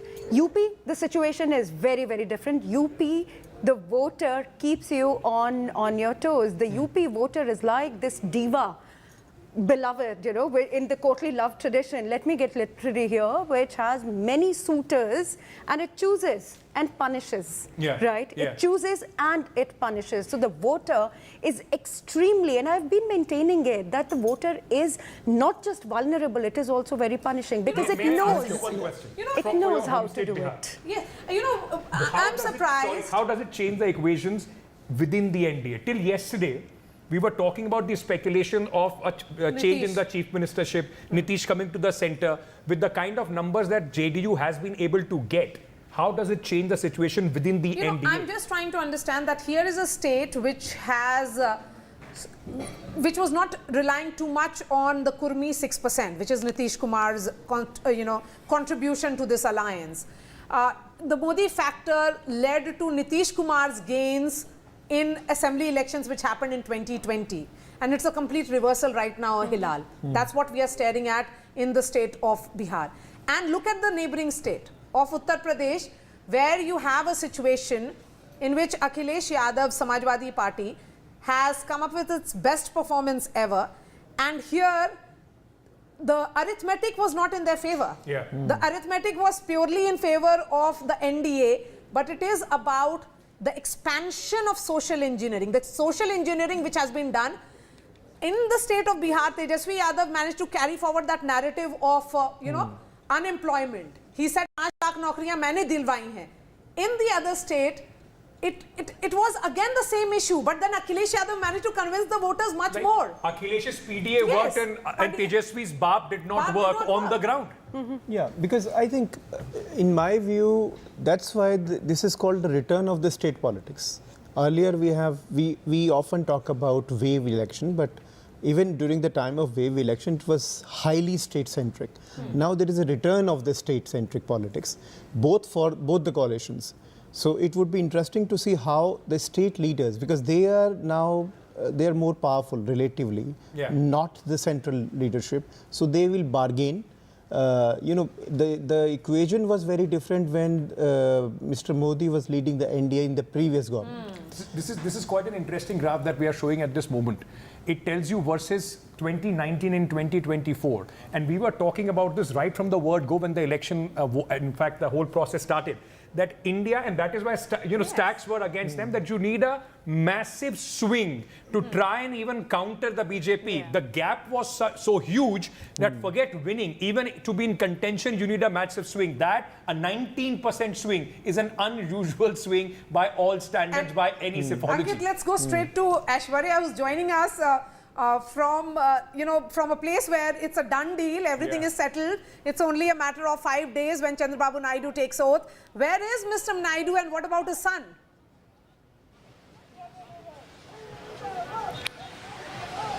Well, right there, just across this road is the residence of Chandra Babu Naidu. He is there at his residence meeting several of the leaders. There are multiple cars that are lined up to go inside Chandra Babu Naidu's residence to meet him, because he is the man who had one-sided swing the entire elections, whether it is the assembly polls or the Lok Sabha polls this time in Andhra Pradesh. One-sided victory for the NDA. And certainly over here, what we saw earlier is Pawan Kalyan's convoy. Also, Chandra Babu Naidu met him and congratulated him. What we know so far is that it would be 9th of June when Chandra Babu Naidu will be taking oath as the Chief Minister.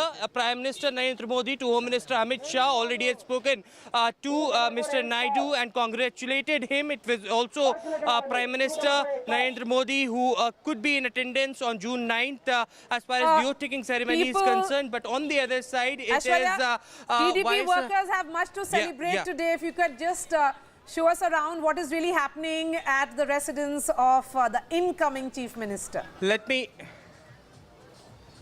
Well, let me show you these visuals around. As far as the workers are concerned, they are gathered outside Chandra Babu Naidu's residence, and there were firecrackers that were bursting all since morning. There you can see MLC's cars and MLA's cars also now coming out from Naidu's residence. It was Pawan Kalyan who met Mr. Chandra Babu Naidu a short while back and congratulated them on a victory. This is an NDA victory in the Assembly as well as the Lok Sabha polls. One-sided victory as we speak. Chandra Babu Naidu is expected to go to the party headquarters. There are a lot of supporters who are waiting to see him. As far as the leader is concerned, and it would be fourth time that he would be taking oath as the chief minister. There you can see also the supporters over here who had been waiting and been celebrating. If there are some supporters, I can go across. How do you see this victory? Super winnowing చాలా హ్యాపీగా feel అవుతున్నాను.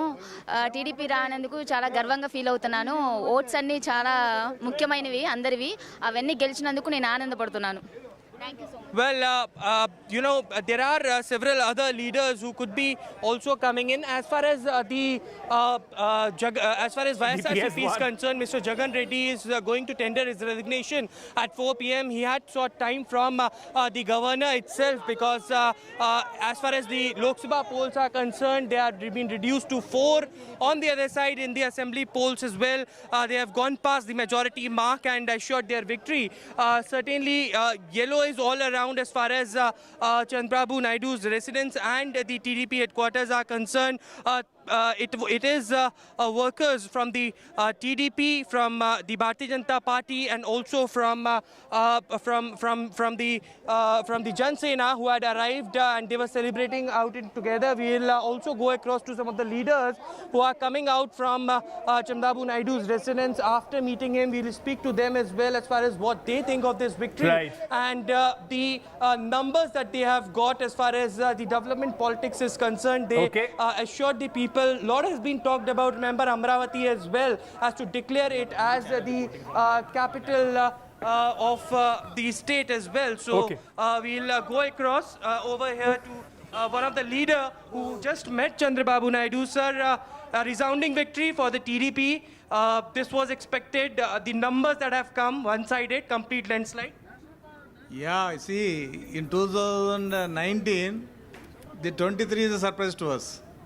Now the below 22 YCP is a surprise. The landslide victory, totally the credit goes to the public who has suffered a lot in the hands of the YCP, now taking a decision. Secondly, the combination with the JanaSena and BJP is a big hit in Andhra Pradesh. Sir, you just met Chandra Babu Naidu. What is his plans as far as he's coming to meet the workers at the party headquarters? What time it would be? And 9th of June is something what we are expecting him to take oath? Today, Chandra Babu Naidu's arrival to party is still undecided. Okay. Because he is talking with NDA, BJP leaders and other NDA leaders regarding future course of action. And he has got some political assignment here. Okay. So he is coming to party office today. Is remote chances are there. Even if he comes before 6 o'clock, he cannot come. Okay. And the 9th is the oath-taking ceremony day. That has been finalized. Prime Minister and Home Minister both have spoken to him as far as... Yes, the Prime Minister we don't know, but Amit Shah has spoken to him. The time is 11 o'clock 53 minutes. All right. So that was one of the MLC coming out from Chandra Babu Naidu's residence, spoke exclusively to us. He had confirmed to us that Home Minister Amit Shah had just spoken to Mr. Naidu. Prime Minister also spoken to him a short while back. And it would be 9th of June when Chandra Babu Naidu will be taking oath as the Chief Minister of Andhra Pradesh. One simple line about politics, Indian politics, never write anybody's obituary. 20 years from 2004 to 2024, what a comeback for Chandra Babu Naidu, not only in the state politics, but at the national level as well. My colleague Sam Daniel is also with us at this moment. Sam, Tamil Nadu was a keenly contested state. This is the state where the Bharatiya Janata Party was hoping to make inroads. If till yesterday you would have believed the exit poll, it seemed that there was a lot of cheer for the BJP. On the ground today, the situation seems to be different. AIDMK was completely written off. They are not the story to be written off with that ease. That's right. Many questioned the exit poll results that gave around 3 to 4 seats for the BJP, Ankit. But as we speak now, it looks like the ruling DMK in Tamil Nadu is all set to repeat its 2019 sweep. The DMK and its allies are leading at least in 38 of the 39 seats in Tamil Nadu. I come to you from the DMK headquarters, where an hour ago there were bursting of crackers out of celebration here, and Chief Minister M.K. Stalin could come here around 5 o'clock. And yes, in many of the constituencies, interestingly, the BJP comes number 2 as we speak now, contrary to expectations that the key fight is between the two Dravidian arch rivals. But while not a single leader from AIADMK or the BJP have won, at the moment, BJP ally NDA, PMK's Soumya Anbumani from Dharmaburi is leading. So if she manages to continue this trend, she may end up winning. In that case, the NDA may have 1 seat winning as things stand now, but that will again reflect, we should make it clear, there's no seat for BJP or for the other Dravidian arch rival here, the AIADMK. And all the big names, including Annamalai, the Tamil Nadu's BJP chief, the governor turned politician, Tamilisai Soundararajan, Union Minister Murugan, all of them are trailing. Some, of course, number 2. For instance, Tamilisai and Annamalai in Coimbatore have come number 2. Okay. And the larger picture, of course, is whether this is any cheer for the ruling DMK. Yes, for the second time they managed to retain the formidable alliance. But for 10 years already they've been without power at the center, and now it appears that they would have to wait for one more time. Let's speak to a party worker here. How do party workers feel about these numbers? We are so excited. We are so happy about it. First of all, I would like to express my sincere gratitude to our leader, my Talaivar M.K. Stalin, because this victory is completely the... But still, the Congress or India alliance is not forming the government. Is that a disappointment for you?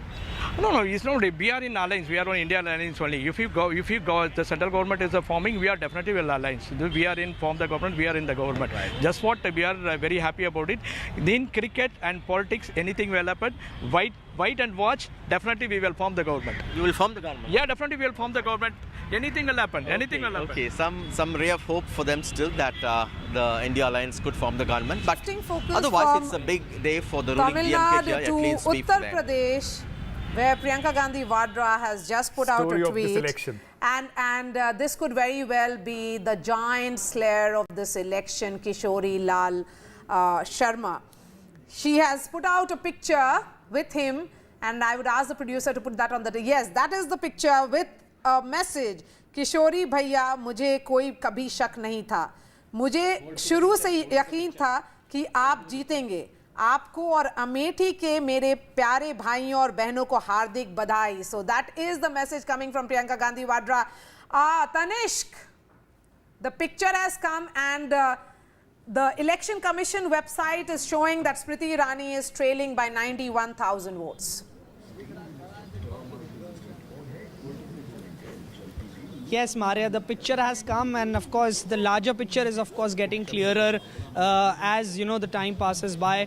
Of course, the biggest surprise here in Uttar Pradesh, where it was expected around 68, 69 seats, 67 seats by the BJP in many of the exit polls. It seems like the BJP is having a tough time crossing the halfway mark. But again, too soon to say anything, because on a lot of seats, the margin, there's a very close fight going on a lot of seats. So anything can happen. But yes, as you said, KL Sharma could be the giant slayer of this election. It was in 2019 when Smriti Irani defeated Rahul Gandhi from there, and then in 2024 Rahul Gandhi contesting from Rai Bareli, from where he is currently leading, and KL Sharma in his place. You know, if I talk about the campaign of KL Sharma, you know, there was of course a lot of confusion till the very last day of nomination that who will be fighting from Rai Bareli, and it was not until the morning of the last day of the morning of the last day of the nomination where KL Sharma's name came up that he will be contesting. After that, Priyanka Gandhi was campaigning very heavily in both Rai Bareli and Amethi. She first started, you know, at Fursadganj airport where the whole Gandhi family landed. Priyanka Gandhi left straight from Fursadganj airport. And the message that is there coming in from that picture, carefully chosen by Priyanka Gandhi Vadra, is that here is a humble party worker of the Congress party A similar who took tweet, on... remember the kind of conversation there was around when Tanish, I'm just coming to you. That, you know, Smriti Irani was also, BJP wanted Rahul Gandhi to fight from this, a rematch sort of a thing. And a lot of journalists also questioned the Congress party. Why did you not do that at that moment? The Congress said that this was a trap being laid by the BJP. We don't want both our star campaigners, Priyanka Gandhi and Rahul Gandhi, to be trapped in this local battle. And Hamara Karyakarta will take on the Smriti Irani. She's saying, Kishori Bhaiya, I had faith in you. He is the campaign manager. He was the campaign manager of Rahul Gandhi. And in fact, interestingly, Maria, I'll tell you, in 2019 election, when Rahul Gandhi lost the election last time in 2019, Smriti Irani was, of course, the giant slayer, defeated Rahul Gandhi.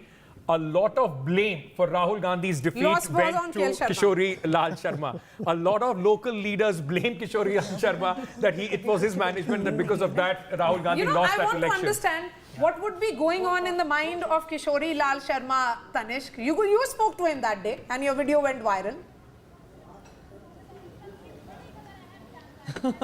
Yes, of course. You know, he seemed like a humble man, and of course, he did take pride that he has been connected to the party for a very long time, and he said he always said that he knows Amethi and Rai Bareli better than anybody else.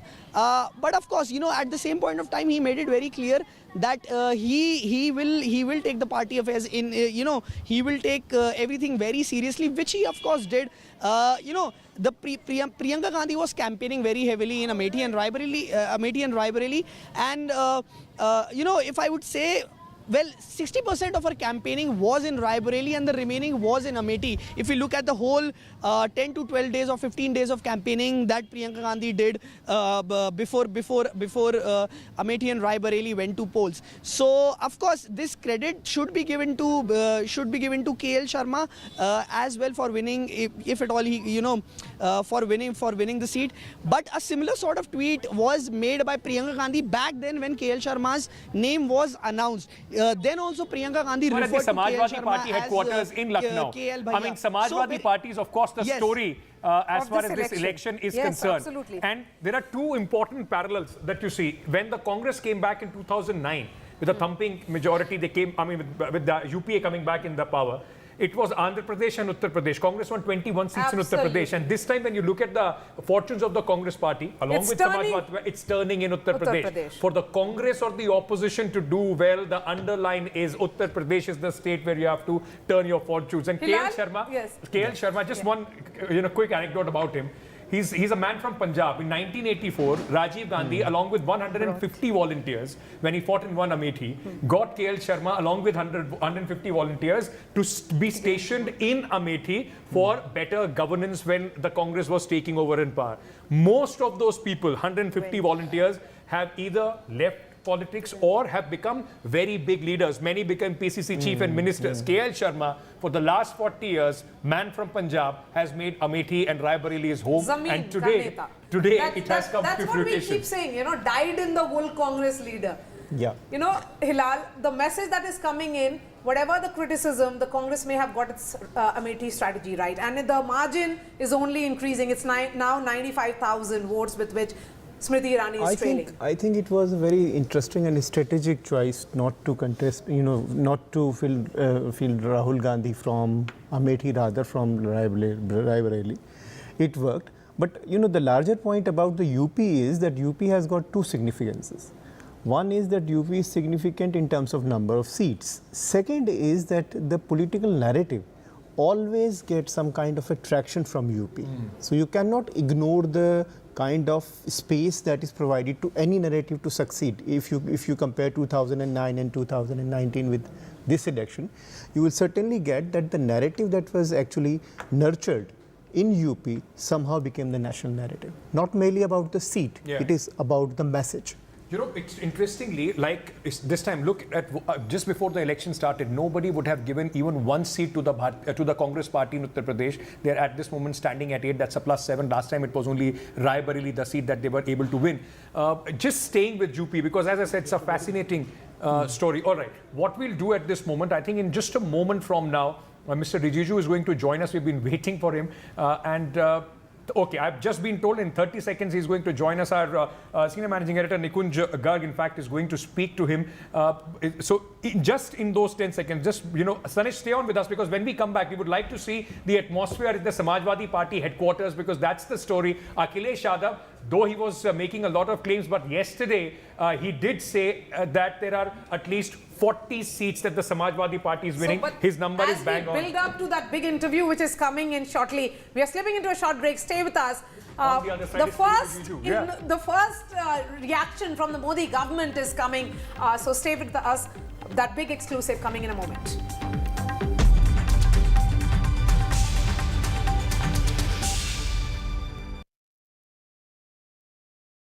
Co-present.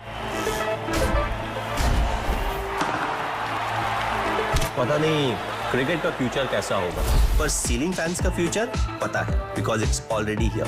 Orient Aerosense with voice command. Alexa, switch on the fan. Orient BLDC fan, the future of fans.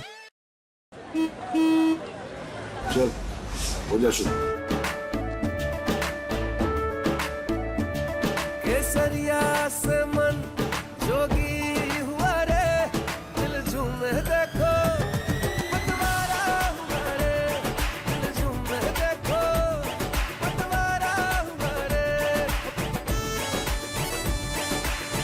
हर पल मनाओ केसरी त्योहार. विमल, बोलो जुबान Kesari. A parent's favorite question to school kids. Result क्या रहा? An investor's favorite question to a startup. Result क्या रहा? Everyone's favorite question on a day of a cricket match. Result क्या रहा? India loves results, but this counting day, don't just know the result, understand it. Catch India's most important result out on June 4th on NDTV 24/7. Watch Result Kya Raha on NDTV. Stay informed and entertained with the new and updated NDTV News app. You can watch all our channels live, listen to podcasts, read breaking and exclusive news from around the world and more. Download the NDTV app today and get access to the best journalism and storytelling on your smartphone or tablet. The NDTV app. News that matters to you. A parent's favorite question to school kids. Result kya raha? An investor's favorite question to a startup. Result kya raha? Everyone's favorite question on a day of a cricket match. Result kya raha?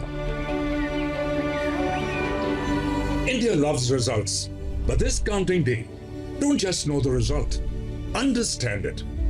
Catch India's most important result out on June 4th on NDTV 24/7. Watch Result Kya Raha on NDTV. Stay informed and entertained with the new and updated NDTV News app. You can watch all our channels live, listen to podcasts, read breaking and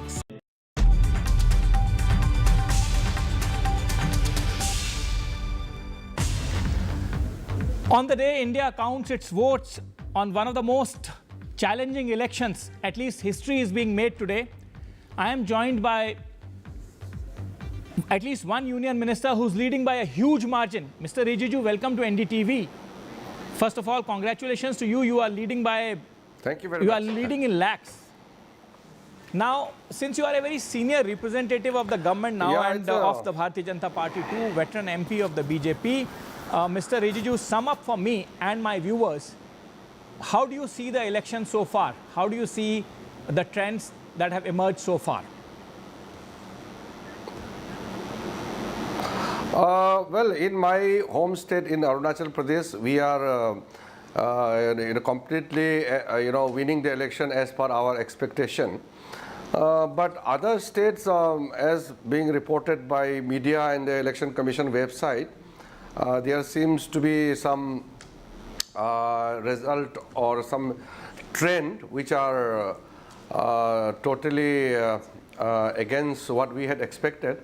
But overall, the mood and the support base, if you see the entire NDA, there is a very clear-cut case that Modi ji will become Prime Minister for the third time. And it is a historic moment despite so much of negative campaign by the opposition parties, trying to wipe up the sentiments of different kinds, playing all kind of negative politics. But still, Modi ji's leadership is being cemented, seemed to be, by the people of India. So it's a very clear-cut case that Modi ji will become the Prime Minister of India for the third consecutive time. So big headline there, Mr. Kiran Rijiju, you are giving us. You're the first Union Minister who has come out and openly said that Mr. Narendra Modi is becoming the Prime Minister of India for the third consecutive time again. As I said, history being made there. First time again after Pandit Jawaharlal Nehru's multiple terms. This would be the epoch-making elections. However, Mr. Rijiju, many neutral observers would say that this is at best, and I choose my words carefully here, at best, a mixed bag of a result for you, your party, as in not for you individually, you are scoring a thumping majority, but for your party and the NDA. Would you agree with that summation, Mr. Rijiju?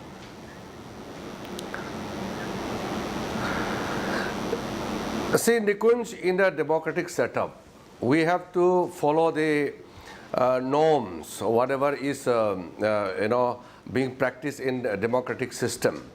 And in a democracy, the mandate of the people is the guiding principles for all of us to function. In democracy, it is said that voice of the God is same as voice of the people. So voice of the people means voice of the God. We are guided by the people's decision. So whatever result comes, we will humbly accept and then continue to serve the nation. And remember, Nikunj, we will never have a leader like Modi ji again. And from a precarious economic political condition in 2014, India has emerged as a very strong and stable nation. And today the whole global world look up to India for economic stability. And moreover, inside the country, Modi ji has ushered in an era of peace and prosperity for last 10 years. So the same trend will continue in the future. I am absolutely clear and confident that in Modi ji's third term, India will achieve many more milestones, because in the last 6 decades of Congress and their allies' rule in India, they reduced India to a poor nation. India's capacity and ability is much more than what the Congress party has reduced India into. So the third term will ensure that India's growth trajectory will get further momentum, and we are looking forward to serve the nation under the leadership of Modi ji. So let us be very clear that Modi ji will serve the nation again as the Prime Minister for the third time. Mr. Rijiju, it's interesting that you say that you will continue the reforms or the progressive policies of your government in the third term. However, this will now not be a BJP government. As it stands today, as it stands at this moment at least, you are falling well short of a majority. Now, in that case, Mr. Rijiju, NDA will form the government. There's no, I mean, many will say that it will still be a BJP NDA government. But do remember that coalition politics, which will be the NDA politics, will have its own compulsions. And you, Mr. Rijiju, have been a cabinet minister of some very senior portfolios, law minister, prior to that, junior minister in the Ministry of Home Affairs, the most sensitive ministry in the government. Then now you still hold 2 portfolios concurrently. You know the politics that goes inside a cabinet in running the government. How do you see those challenges coming to the fore and play, Mr. Rijiju? See, if you look at Modi ji's policy as well as his style of functioning, he believes in sabka saath, sabka vikas. It is only opposition parties who are trying to portray in a different manner. Modi ji always takes everybody along. It is Modi ji who said that it is not a battle for BJP alone, it is the NDA. So from the day one, of course, BJP had its own target, but the whole campaign is the NDA family.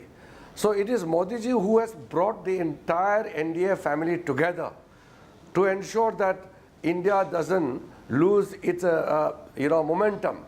The ability of Modi ji to take everybody along, not only political parties, Modi ji takes along everyone, even those who are not in the political system. They are also widely consulted and their confidence are taken into, and then they run the administration. So Modi ji's philosophy of taking along everybody with the spirit of sabka saath, sabka vikas is the mantra with which India is going forward. So let us not make any mistake by undermining anything out of this result.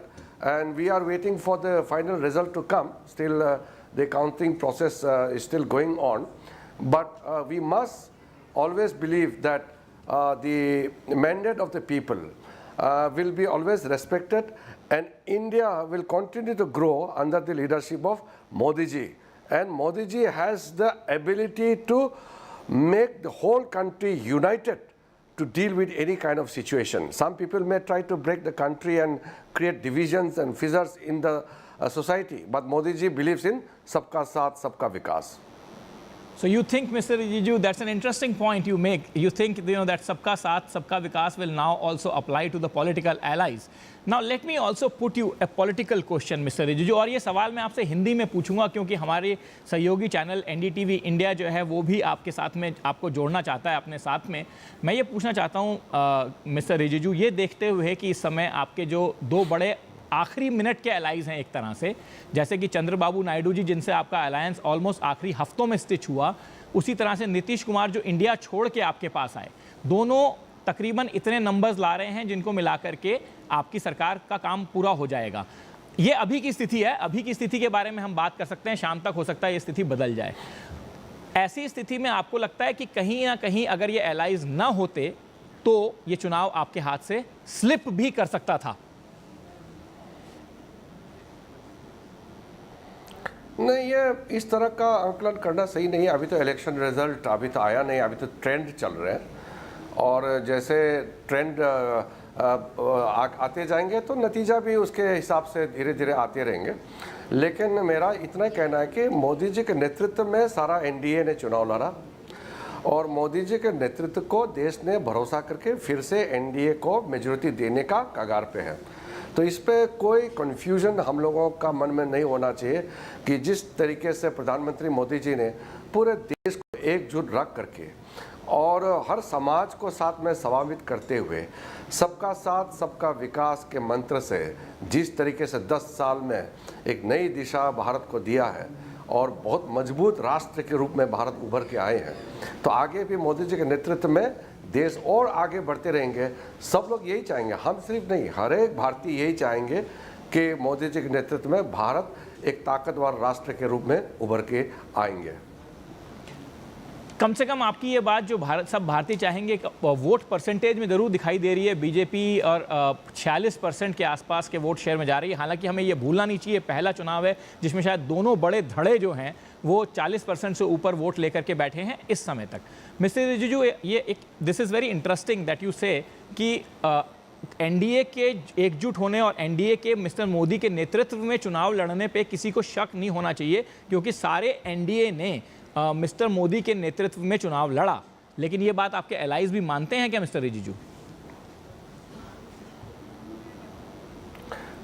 अरे सब इसमें मानने नहीं मानने का बात ही नहीं है ना. इसमें तो मोदी जी के नेतृत्व में ही हम चुनाव लड़े हैं और मोदी जी हर एक कॉन्स्टिट्यूंसी में जाते हैं तो तो वो सिर्फ वो बीजेपी कैंडिडेट के लिए नहीं, वो एनडीए कैंडिडेट्स के लिए भी उतना ही मोदी जी प्रचार किया है जिस तरह एक बीजेपी का कैंडिडेट के लिए किया है। इसलिए इसमें कोई कन्फ्यूजन नहीं होना चाहिए और इसमें कुछ लोग तरह तरह का बातें करने का कोशिश करेंगे, इसमें कोई दम नहीं है, क्योंकि एकजुट होकर के एनडीए ने मोदी जी के नेतृत्व में चुनाव लड़ा है। तो मोदी जी के नेतृत्व का तो कोई मुकाबला तो है नहीं देश में। जो आपका जो इंडी गठबंधन है वो तो अभी से लड़ने लग गया है। वो चुनाव में तो आप देखा है, कोई ना पश्चिम बंगाल में साथ है, ना पंजाब में साथ है, ना केरला में साथ है। उनका तो एक कॉन्ट्राडिक्टरी गठबंधन है। अब आप केरला में जाके देखिए, वो कांग्रेस और कम्युनिस्ट के बीच में कितना मारकाट है। अब बंगाल में जाइए, कांग्रेस और तृणमूल के बीच में क्या हालत है। पंजाब में जाके देखिए, आम आदमी और कांग्रेस के बीच में कितना गाला गाली चलते हैं। तो उसमें तो कोई अलायंस तो था नहीं, वो तो एक अपॉर्चुनिस्टिक अलायंस बनाया चुनाव के लिए, सिर्फ कुर्सी के लिए। लेकिन एनडीए तो कुर्सी के लिए नहीं, देश बनाने के लिए चुनाव लड़ा है। इसलिए एनडीए में तो आपने देखा नहीं होगा कहीं भी एनडीए के दलों के बीच में कोई कटास हो, कोई मिसअंडरस्टैंडिंग, कोई आपस में तालमेल का कोई कमी तो दिखाई नहीं दिया। लेकिन जो इंडिया गठबंधन जो आप लोग कहते हैं, उसमें तो पूरा विरोधाभास है। इसमें तो चुनाव लड़ने से पहले ही वो एक साथ नहीं थे और आगे तो टूट फूट होकर तो वो तो साथ में काम नहीं कर सकते। वो तो जो परिवारवाद को मानने वाले डायनेस्टिक पॉलिटिकल पार्टीज लोग मिलकर के मोदी जी को गिराने का जो कोशिश किया है, देश तो मानेगा नहीं ना। ऐसा परिस्थिति में देश और मजबूत से मोदी जी के साथ खड़ा होंगे। आप आगे देखते रहिए, मोदी जी किसी भी हालत से भारत का तीसरी बार प्रधानमंत्री बन के देश को बहुत आगे ले जाएंगे। और ये इंटरेस्टिंग है mister Rijiju that you bring me to this point of dynasties in Uttar Pradesh, in the state where it is said that decides the political future of India. Heir of Mr. Mulayam Singh and Samajwadi Party's young leader Akhilesh Yadav has certainly stunned BJP. And you have a state government there. BJP was banking on Ram Temple as well to put wind in its sails. What has gone wrong, Mr. Rijiju? Many people will say that, you know, the Uttar Pradesh results are completely diametrically opposite to what you people were expecting all along. No, it is difficult to analyze the result right now because it is only the election trend which are coming. Let the result come and party leadership will look into all the things, because election is not one time. Election is a continuous process. We have municipal election, panchayat elections, then Lok Sabha, Vidhan Sabha. So in India, we have a vibrant democracy which keeps on having different kind of elections, and it gives different result at different time. But what I'm saying is the fundamental point where NDA has gone to this election with a complete, understanding as a team, whereas the India Alliance, they just formed a group without any kind of understanding or any kind of similarities. They are opportunistic parties coming together for the sake of occupying the power. So there's a huge difference between NDA and the India Alliance. You can't compare. I won't even call India Alliance as a proper formal alliance, because they are fighting each other before election, now and the future also. They are fighting amongst each other, and NDA expanded at the last moment. We saw probably the largest number of parties joining NDA before the NDA finally took its latest shape. But Mr. Rijiju, an alliance will remain an alliance, and one will have to keep in mind that the alliances perform quite differently from what a single party or single party majority government performs. However, my question to you is slightly different. My question to you, Mr. Rijiju, is that many people, including the pollsters, had written off the regional parties. In the Northeast also, Sikkim saw the massive mandate for a regional party.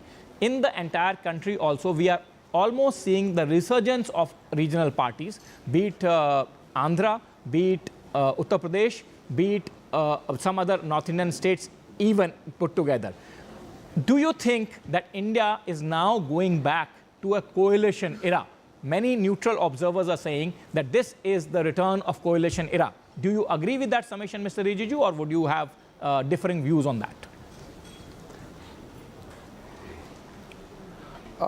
Nikunj, as I had said earlier, before the final result is out, it is difficult for me or for anybody to make a political analysis of the ongoing election result.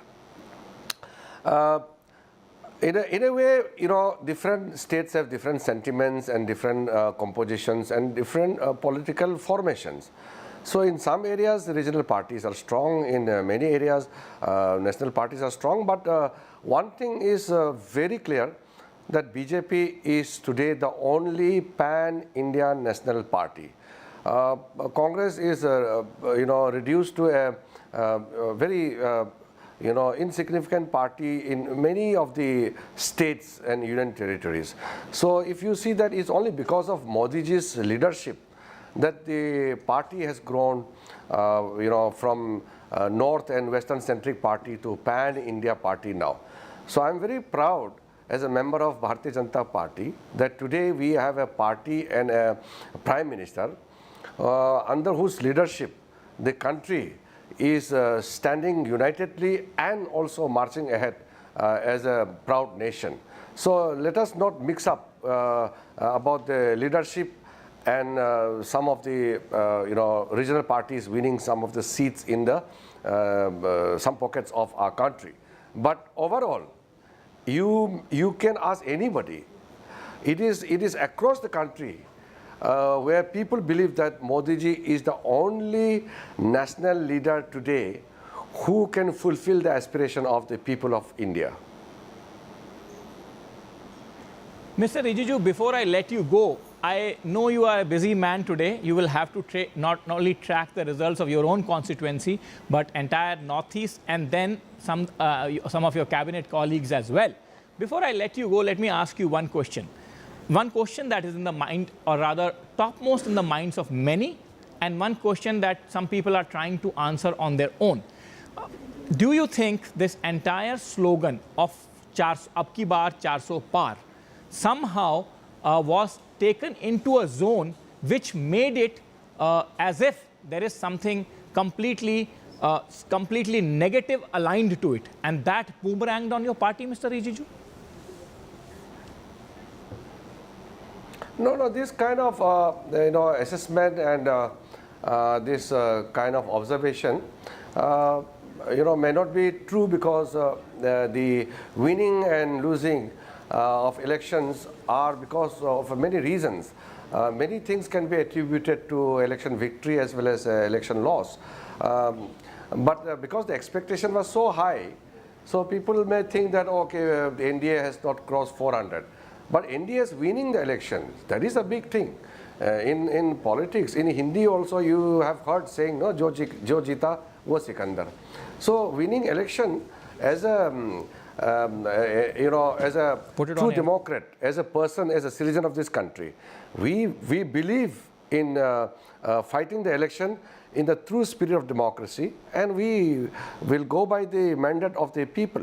So let us not go into deep analysis of the election right now, because most of the seats are still showing the trend. It's not the final result yet. So let us wait for some more time. Very much, Mr. Rijiju. Mr. Rijiju says, "Jo jeeta wahi Sikandar," and he says, "Let's wait for a final word on the elections, which will crystallize." Thank you very much, as always, Mr. Rijiju. Kind and nice of you to join NDTV. Thank you. Thank you.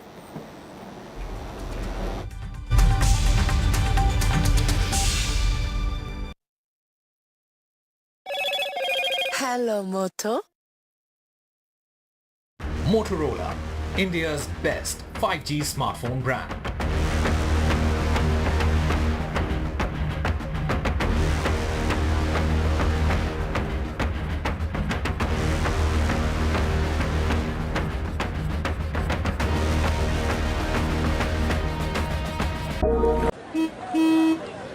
चल हो जा शुरू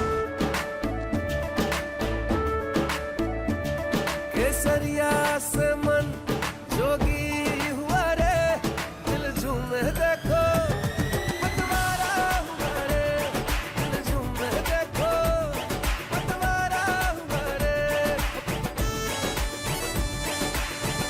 हर पल मनाओ केसरी त्योहार। विमल, बोलो जुबान Kesari.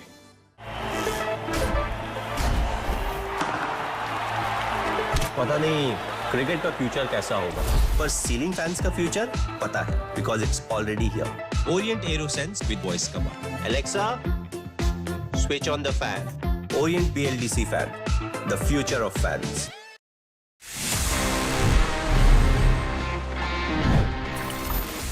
This is a Samsung phone और इसमें एंड्रॉयड है। यू नो व्हाट हैपेंड, सबसे पहले अगर हम जाएं थोड़ा सा पीछे, अगर हम रिवाइंड करें about the history of Android.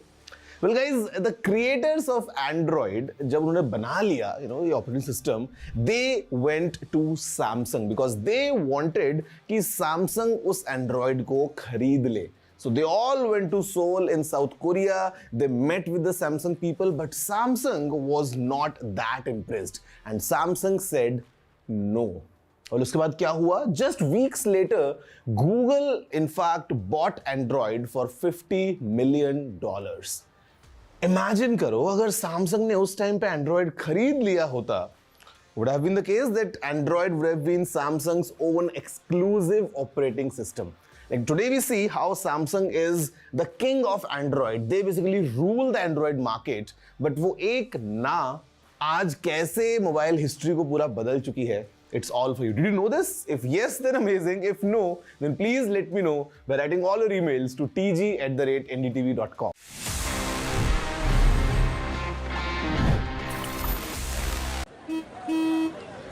चल, हो जा शुरू. केसरिया से मन जोगी हुआ रे, दिल झूमे देखो पतवारा हुआ रे, दिल झूमे देखो पतवारा हुआ रे. हर पल मनाओ केसरी त्योहार. विमल, बोलो जुबान केसरी. Election means NDTV. चुनाव मतलब NDTV. चुनाव वने आंध्रे NDTV. निर्वाचन माने NDTV. ఎన్నికలు అంటే NDTV. Election हवेदी NDTV. निर्वाचन माने NDTV. निवडणूक म्हणजे NDTV. चुनाव सही मतलब NDTV. तेरदल एनराल NDTV. ચૂંટણી એટલે NDTV.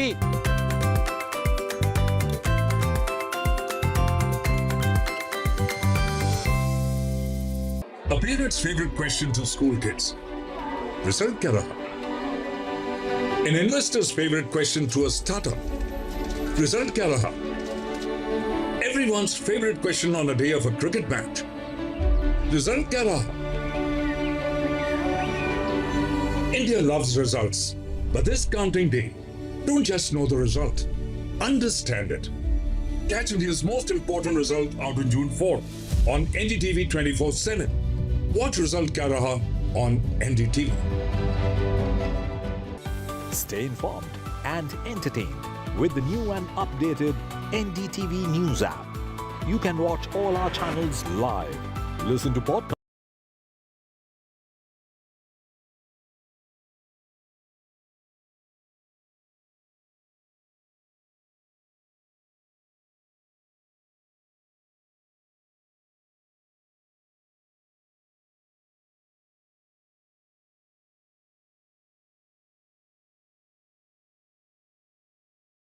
A parent's favorite question to school kids. Me and Veera here bringing you all the very latest as counting of votes is still taking place, but the numbers have been rather surprising, Veera, with we've been on this for a few hours now, but 239 is the BJP alone, 294 is the NDA. Well, it's fascinating. It's going to go down to the wire, but let's take us through the headlines first, Gargi, before we discuss the numbers. All right, let's take a look at the headlines. And the NDA scores a simple majority. We're a few hours into the counting, and that simple majority remains. The India bloc, though, crosses the 200 mark at 231.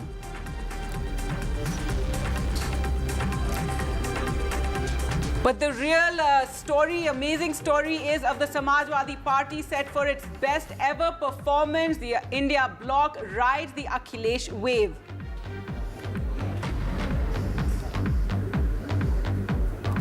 And this election has meant the return of the regional parties with the Samajwadi Party, the TMC, TDP, Uddhav Sena performing.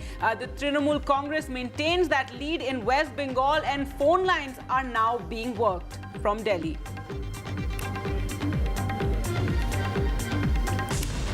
Jagan Reddy concedes defeat, will meet the governor, while Chandra Babu Naidu, what a comeback, he will be taking oath. A spectacular show for the TDP in the Andhra Assembly polls.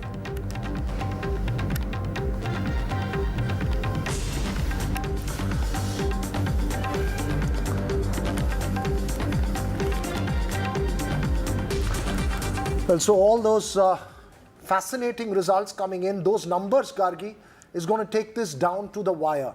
239 at the moment in terms of leads for the BJP, down 64, 99 for the Congress, up 47. Congress not able to get past the 100 mark. So I think the takeaway is that the BJP is still the single largest party by a mile, but well below 272. And the NDA, of course, numbers at 293. And we just had Kiran Rijiju speaking to us, you know, the first reaction from the Modi government on these results. And he did say, Jo jeeta wahi Sikandar. Though one also, you know, thinks of what Mamata Banerjee says when, you know, that slogan of theirs, Khela Hobe. And we're hearing of, you know, phone lines being worked from Delhi to the various regional parties, which have been the big story of this election as well. That's right. The regional parties, the big story. We have... we'll get our expert political guests in a bit to weigh in on the numbers. One of the numbers I'm looking at is fascinatingly of the Karnataka results, where again Congress's state president DK Shivkumar's brother DK Suresh, the only seat that the Congress won in 2019, lost the election there in Bengaluru rural. Prajwal Revanna has lost in Hassan.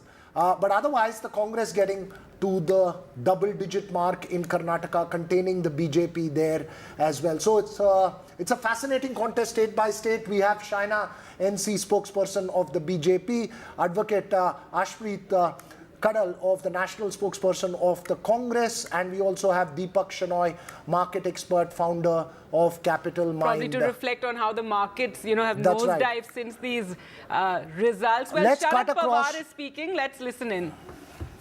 जागा मर्यादित ठरवल्या सगळ्या मिळून आम्ही 10 जागा मिळवल्या पण त्याच्यामध्ये असं दिसतंय की 7 जागेवर आणखी काही त्याचा पूर्ण काउंटिंग झालेलं नाही पण 7 जागेवर आज आम्ही तुझ्या आहोत किती 7 होते 7 जागेंच्यावर आज आम्ही तुझ्या आहोत याचा अर्थ 10 जागा निवडून 7 मध्ये विजय मिळण्याच्या संबंधीचं चित्र याचा अर्थ स्ट्रायकिंग रेट हा राष्ट्रवादी काँग्रेसचा या निवडणुकीमध्ये निश्चितपणाने झालेला आहे. हा जो काही यश मिळालं ते यश मिळालं ते एकट्या राष्ट्रवादी काँग्रेसचं यश आहे असं आम्ही मानत नाही. आम्ही ही जी महाराष्ट्र विकास आघाडी केली याचा उल्लेख माझ्या स्टेटमेंटमध्ये सविस्तर आहे. त्या आघाडीच्या वतीनं आणि विशेषतः काँग्रेस पक्ष आणि उद्धव ठाकरेंच्या नेतृत्वाखालची शिवसेना आणि आमचे सहकारी या सगळ्यांनी एकत्रित जीवाभावाच्या वतीनं काम करण्याची भूमिका घेतली आणि त्यामुळेच हे यश जसं आम्हाला मिळालं राष्ट्रवादीला तसं काँग्रेसला मिळालं आणि उद्धव ठाकरेंच्या नेतृत्वाखालच्या पक्षाला सुद्धा मिळालं. आणि या जे मी सुरुवातीला सांगितलं की परिवर्तनाचं वातावरण आहे आणि आम्ही तिघेही एकत्रित राहून उद्याच्या काळामध्ये आमची धोरणं ठरवू आणि महाराष्ट्राच्या जनतेची सेवा करायची खबरदारी घेऊ एवढंच या ठिकाणी मला सांगायचं आहे. उद्याची बैठक ही दिल्लीला आज संध्याकाळी करेल ठरेल आणि ती झाली तर त्या बैठकीला माझी उपस्थिती असेल. आज काही टेलिव्हिजनवर बातमी आहे किंवा मी चंद्रबाबूंशी बोललो आणखीन कुणाशी बोललो याच्यात काही तथ्य नाही. मी काही कुणाशी बोललेलं नाही. बोलणं माझं झालं असेल तर ते काँग्रेस अध्यक्ष आणि काँग्रेस नेतृत्व यांच्याशी झालं, बाकी कुणाच्या संबंधित नाही. या चर्चा करणं इतरांशी याबद्दलचं धोरण हे राष्ट्रीय पातळीवरचे आमचे सगळे सहकारी आहेत त्यांच्याशी विचारविनिमय करून केलं जाईल. सर सगळे म्हणतात की तुमचं वय झालं आहे, या ठिकाणी हे सिद्ध झालं आहे की टायगर बुडा हुआ तो क्या हुआ लेकिन जिंदा आहे. सर हिंदीमध्ये प्लीज ब्रीफ कराल सगळं तर. मराठी एकदम होते, मराठी झाल्यावर हिंदी घेऊ. मदत तुम्हाला पुढच्या कालावधीमध्ये मिळेल असं वाटतं का? नितीश कुमार यांची मदत तुम्हाला पुढे मिळेल असं वाटतं? माहिती नाही, माझं काही त्यांच्याशी बोलणं झालं नाही. एका राज्याचे ते प्रमुख आहेत आणि त्यामुळे त्याची माहिती असल्याशिवाय त्याच्यावर मी कमेंट करणं योग्य नाही. माझा त्यांचा सुसंवाद आत्ता झालेला संबंध आहेत पण आत्ता बोलणं झालेलं नाही. सर बारामतीची जी जागा होती त्यावर काटेकी टक्कर होईल असं म्हटलं जात होतं, मात्र निकाल तुमच्या बाजूने लागलेला आहे, त्याच्याबद्दल काय सांगाल? याचा उमेदवारापेक्षा तुम्ही अधिक सभा घेतलेल्या आहेत, तुम्ही फिरलेला आहात. लिहिणं काय असं की माझं स्वतःचं असेसमेंट त्या मतदारसंघाचं असेल की याच्यापेक्षा वेगळा निकाल लागेल असं मला कधी वाटलं नाही. आणि बारामती हा जो विधानसभेचा मतदारसंघ आहे त्याच्यात माझा स्वतःचा गेले 60 वर्षाचा असोसिएशन आहे. माझी सुरुवातच तिथनं झालेली होती आणि प्रचार करू न करू तिथला सामान्य माणूस जो आहे, नागरिक जो आहे, त्याची मानसिकता काय हे मला ठाऊक आहे. आम्ही जावं अथवा न जावं तो योग्य निर्णय घेतो आणि घेईल याची खात्री आम्हाला होते. आणि मला वाटतं आता किती टक्के 18वी राऊंड चालू आहे ना आता. 16वी राऊंड पब्लिश झाली. पब्लिश 16वी झाली, किती झालं? त्याच्या आधी बारामती विधानसभेत कसं मतदान झालं? 10व्या राऊंडला 22,000 होतं, आता 35,000च्या पुढे लीड असेल बारामती विधानसभा. एका विधानसभेमध्ये 35,000च्या पुढे आत्ता लीड असेल आणि बाकीच्या मतदारसंघाचं तुमच्याकडे सगळं असेल. हो म्हणजे बाकीमध्ये पण लीड आहे.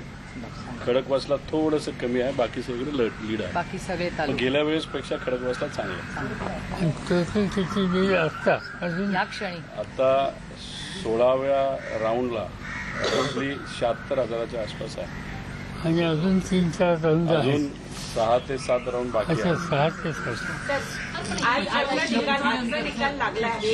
यानंतर विधानसभेपर्यंत महाविकास आघाडी अजून जास्त एक ताकदीनं पुढे येईल असं वाटतंय का? चर्चा अशा होत्या की हा लोकसभेचा निकाल महाविकास आघाडीला सुद्धा म्हणजे वेगवेगळं करतील, सगळे पक्ष वेगवेगळीकडे दिसतील. तुम्हाला काय वाटतं? पक्की झाली अजून? आमची साधारणतः जो विचारविनिमय होतोय आणि झाला आहे त्याच्यामध्ये महाराष्ट्र ही विकास आघाडी जी आहे त्या विकास आघाडीच्या वतीनं आम्ही सामूहिक कष्ट करू, प्रयत्न करू, लोकांच्यात जाऊ आणि उद्याचं महाराष्ट्राच्या विधानसभेचं चित्र बदलायला जे आमचे प्रयत्न चालूच आहेत त्याला हा निकाल आम्हाला अधिक प्रेरणा देणार आहे आणि म्हणून हे काम आम्ही चालू ठेवू.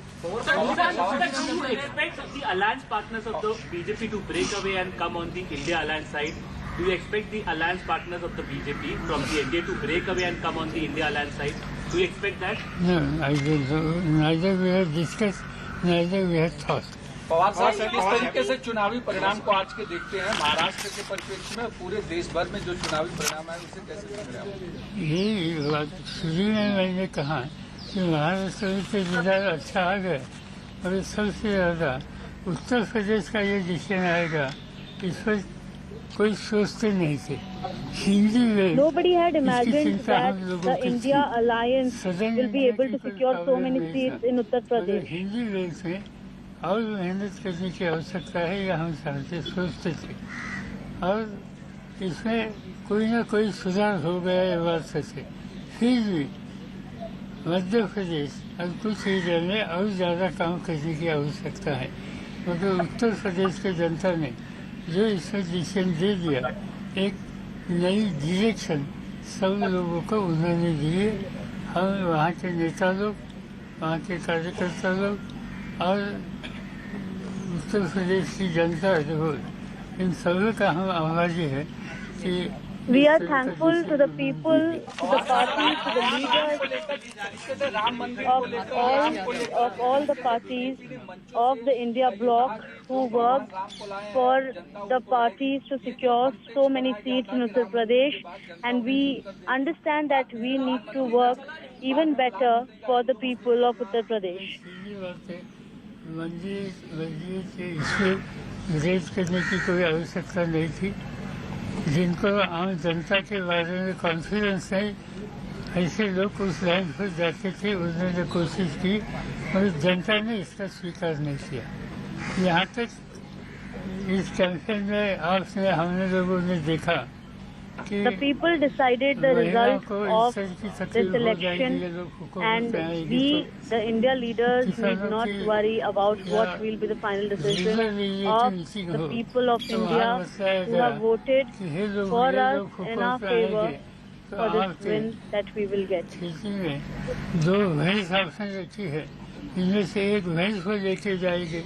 इस तरीके से या गलत चीज़ें हाईएस्ट पोजीशन देश के जिम्मेदारी करते हैं, इन लोगों ने की थी।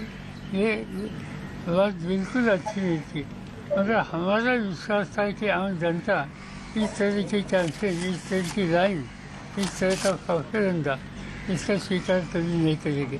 और इसका अच्छा जवाब उत्तर प्रदेश के मुख्यमंत्री हो अखिलेश जी या उनके बाकी साथी लोगों ने ठीक तरह से दिया। और जो कुछ The opposite alliance said that people were not confident in us, but it is the people who themselves answered, be it in our state or for Akhilesh ji and his Samajwadi Party in Uttar Pradesh. BJP has not crossed majority by their own. How you react to this, and particularly the fight of Baramati? We should know about overall your. It's so early. We have to wait for another day or two. Then correct picture will come. When we will sit in Delhi and discuss with our colleagues, then I will be able to tell what exactly is it. Well, our take on the BJP not securing the majority this time, solely for that, there will be a meeting that will be called of our party as well as the other sister parties, and we'll sit together and then decide upon the final figures that have come out. दो लोगों के साथ हो गई, खड़गे साहब and Sitaram Yechury, और वो अन्य साथियों के साथ बातचीत करेंगे और फिर हमें संदेशा देंगे कि दिल्ली में मिलना है या नहीं।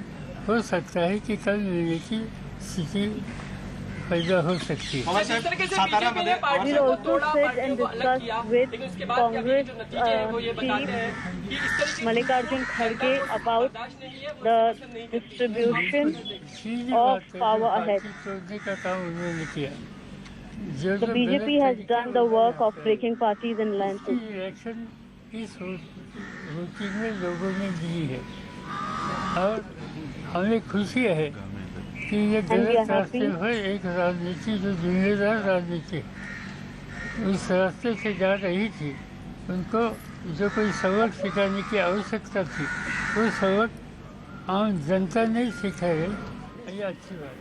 Well, that's Sharat Pawar there, Gargi, indicating more about the Maharashtra politics, saying the MVA will work for the people. This is a reiteration that that's the original NCP that he holds, and the original Shiv Sena is with Uddhav Thackeray. That's so I right, think that's and fascinating. talking about holding a meeting and exploring at the national level as well, saying that we'll be at the forefront in collective contribution through the MVA at the national level. So interesting there. It will be fascinating to see how this plays out. The India Alliance meeting will be as important as the NDA meeting. But joining me now and to talk more about this, Leher Singh Siroya, Rajya Sabha MP of the BJP. Mr. Leher Singh, the Congress seems to have held to 10 seats.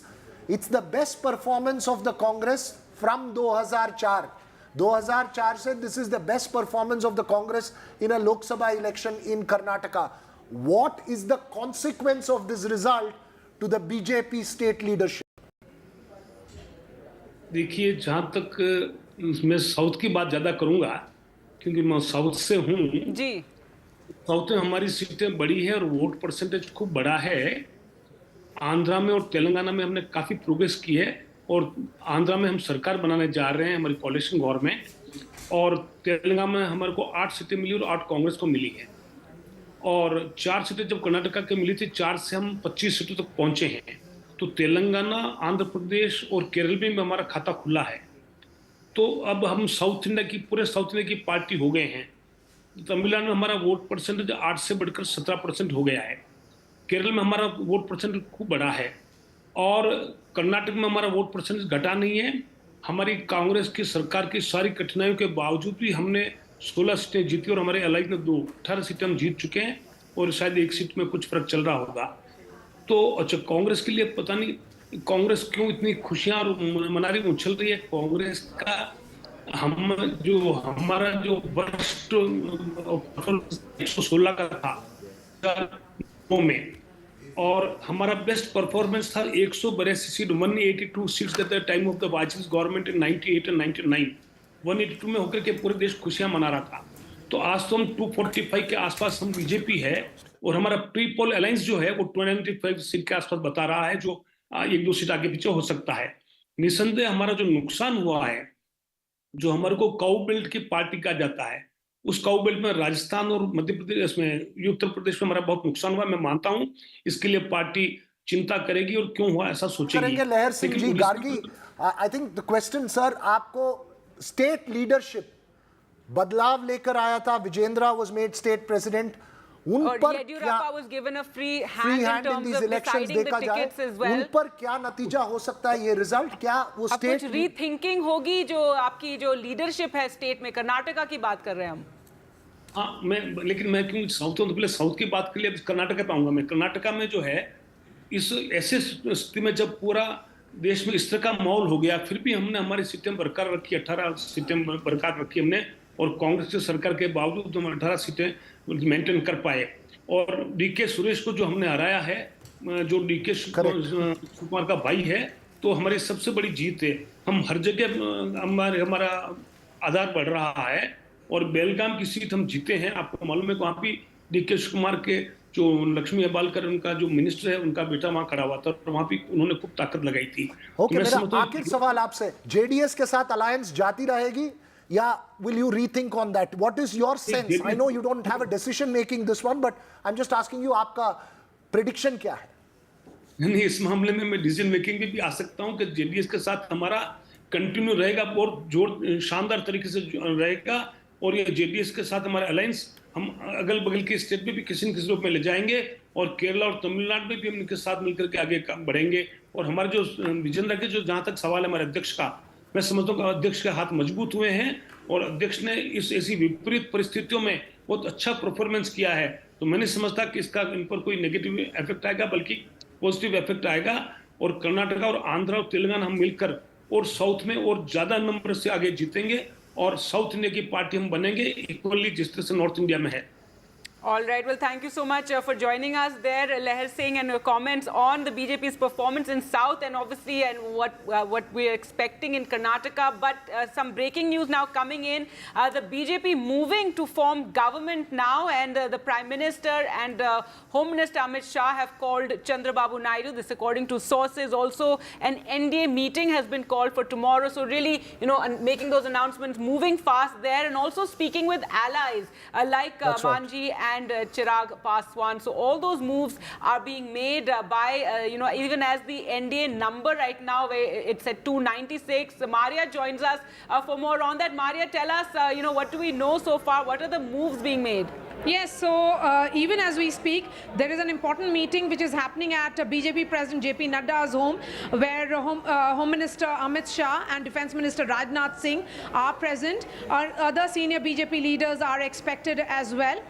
So look, the NDA is trying to send that message that NDA together has crossed the majority figure of 272, and at present they are standing at 296. Of course, this is far less than what they had expected and what the exit exit polls had suggested, but the process of government formation has begun. Prime Minister and also Mr. Shah have spoken to Chandra Babu Naidu. They would be participating also in his swearing-in ceremony, which will be taking place on 9th in Amravati. What we can also tell our viewers is Home Minister Amit Shah has spoken to other allies from Bihar, which includes Chirag Paswan and also Jitan Ram Manji. So that the calls which are important in nature, including the calls to Nitish Kumar and others, are being made by Amit Shah and also Mr. Nadda and Mr. Rajnath Singh. Even as we speak, that meeting has begun.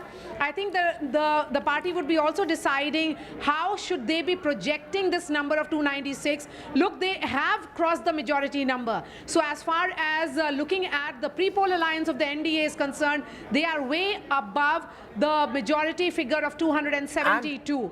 And may I add, Maria, that the BJP is the single largest party by a mile and a half. You see, the Congress is only at 99. So it will be, remember in 2004, the Congress was at 145 when it undid the Vajpayee government at that time. Does the Congress, will it work? We don't know. I think BJP really moving, really fast there. But and showing confidence, because you have to, given the That's numbers right. that they Let's are, put that question it's across to disappointing. Arshpreet as well from the Congress. Arshpreet, the BJP is still the single largest party by a mile and a half. While you've been possibly the India Alliance successful in bringing the numbers much below 272, it seems like the NDA still is poised to form a government. Well, see, I want to start by thanking Mr. Nitin Gadkari, by thanking Mr. Rajnath Singh, Mr. Shivraj Chauhan, Ms. Vasundhara Raje, Mr. Khattar, Mr. Yogi Adityanath especially, for all these leaders made it possible that the Bharatiya Janata Party's graph went so low.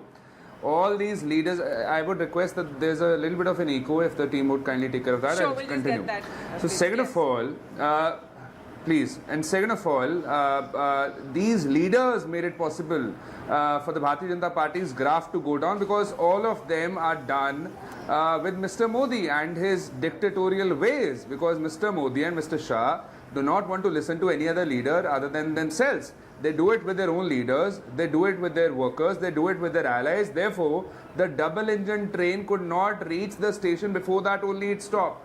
And the reason behind that is JJP left them one ally, AIADMK left them, Samta Party left them, SAD left them, SAD Suyuk left them, others left them, people that had been given tickets left them. The only reason was Mr. Modi, Mr. Shah and the dictatorial ways. And second of all, the exit polls. Let's just get one. Yeah, you say about allies who left them, would you have been better, much better in terms of numbers had you given convener post to Nitish Kumar for the India Alliance and got Chandra Babu Naidu on the Congress's side? See, as far as Mr. Nitish Kumar is concerned, I think it's good that he left the India Alliance and went to the NDA, because he was a liability anyway. If he can shift so much, if he can change his ideology overnight, and that too so often, it's even sooner than people change clothes. So he'll prove out to be a liability for the Bharatiya Janata Party. You'll see that very soon. And third, one thing is for clear, that exit polls cannot be trusted. All the exit polls have been proven out to be wrong. This happened in 2004 as well, when the exit polls, the opinion polls, the surveys suggested that the Congress party would be losing the election. We did win the election, we did form the government, and back then also we had lost Rajasthan, Chhattisgarh and MP. Despite that, within a few months we had made a comeback. Number three is that the people, when they went to vote this time, they had a couple of questions in their head for the Bharatiya Janata Party. Where is our 15 lakh? Where are the 2 crore jobs that you promised us? Where is the doubling of farmers' income?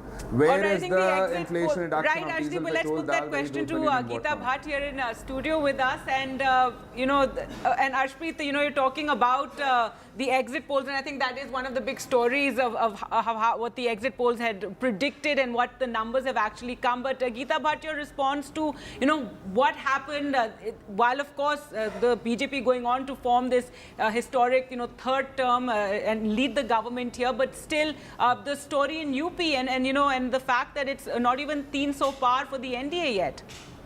Well, one thing is clear that even if you look at the north side of India, BJP in itself was already at its peak, you know, and in terms of the numbers.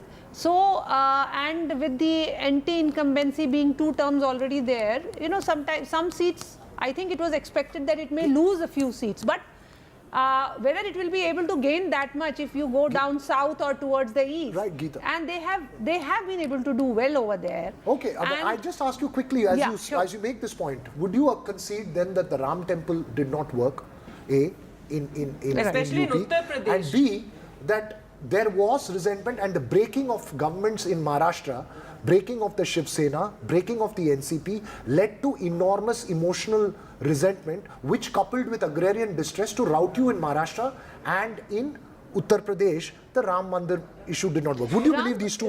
See, Ram Mandir issue, I think it was always meant to be a non-political issue. You know, it was the opposition which always tried to make it into a political issue. But it was talked about in rallies and spoken about as well. Definitely, it was something because it was an issue which was very close to the Bharatiya Janata Party as the only political party which actually stood and put it in manifesto, as an agenda.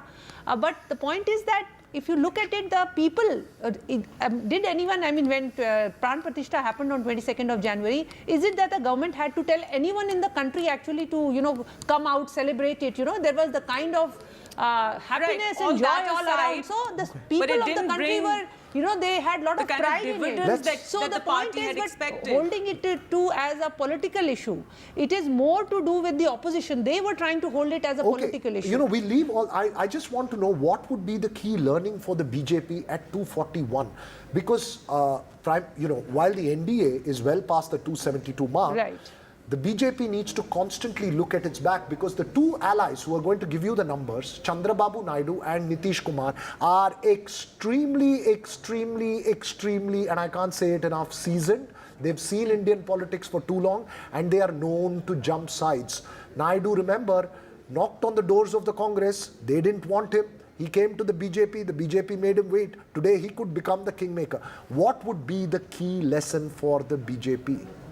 Well, I think for any political party, it is very important to introspect and to look into that, if they were wanting to win a much larger number, and they of course, they are the largest party, but still, the kind of number that was being projected at, it is important probably to look at the candidates who were chosen, whether they went wrong over there, because for any party, not only just for BJP, I think for any political party, it is actually to look into that the candidate. So the BJP did change many of its sitting candidates. Many did, even Samajwadi Party did. Samajwadi Party changed many times their candidates at many places. I'm saying at a level, and no, it was appreciated that you looked at it so granularly, that each seat was looked at so carefully, and Gargi, three things I think could have changed the numbers today. One is UP. If the BJP had held on to it, it would have been 270, 272, close to that. Sure. Yes. The second is India Alliance alienating both Nitish Kumar and Chandra Babu Naidu. Had they been on his side. But you have to, now this means the age of coalition governments, because now BJP is going to be in a coalition government in this third term with, you need the allies, and so, take everyone along. Appears, yes, and so the age of coalition governments back in the country. Well, it seems so, looking at it right now at these figures, that this is going to be a coalition figure, because even if it is, right now the figure is at 240 for BJP, it may increase by 10, let us say 15 numbers. Even here, it's a categorical BJP as a single largest party. If Absolutely. the India Alliance does a hodgepodge government, the BJP will be an extraordinarily strong opposition. But I think the BJP is in pole position to form its government as an NDA government, though. We'll take a very short break now, Gargi. And we'll be back with more. Do stay with us. We'll get you more comments. A short break for the moment.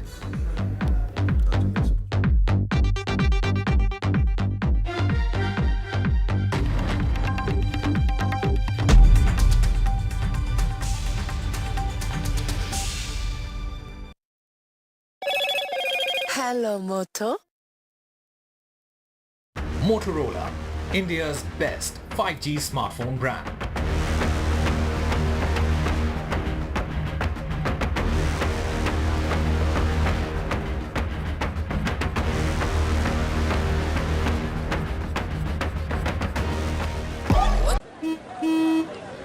चल, हो जा शुरू। केसरिया से मन जोगी हुआ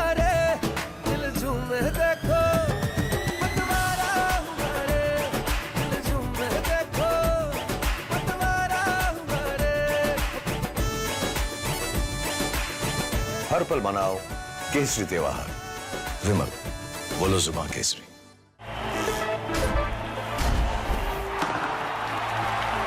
पता नहीं cricket का फ्यूचर कैसा होगा, पर सीलिंग फैंस का फ्यूचर पता है, because it's already here. Orient arrow sense with voice command. Alexa, switch on the fan. Orient BLDC fan, the future of fans. Election means NDTV। चुनाव मतलब NDTV। चुनाव वने आंध्रे NDTV। निर्वाचन माने NDTV। ఎన్నికలు అంటే NDTV। Election हावेदी NDTV। निर्वाचन माने NDTV। निवडणूक म्हणजे NDTV। चुनाव मतलब NDTV। तेरदल एनरोल NDTV। ચૂંટણી એટલે NDTV।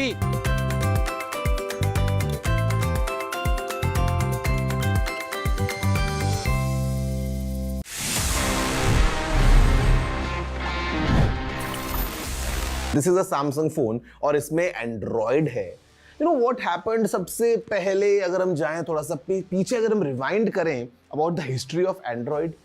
Well guys, the creators of Android जब उन्होंने बना लिया ये operating system, they went to Samsung because they wanted कि सैमसंग उस एंड्रॉयड को खरीद ले। So they all went to Seoul in South Korea. They met with the Samsung people, but Samsung was not that impressed, and Samsung said no.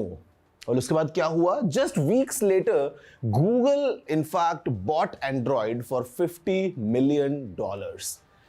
Imagine करो अगर Samsung ने उस time पे Android खरीद लिया होता, would have been the case that Android would have been Samsung's own exclusive operating system. Like today we see how Samsung is the king of Android. They basically rule the Android market. But वो एक ना आज कैसे mobile history को पूरा बदल चुकी है, it's all for you. Did you know this? If yes, then amazing. If no, then please let me know by writing all your emails to tg@ndtv.com.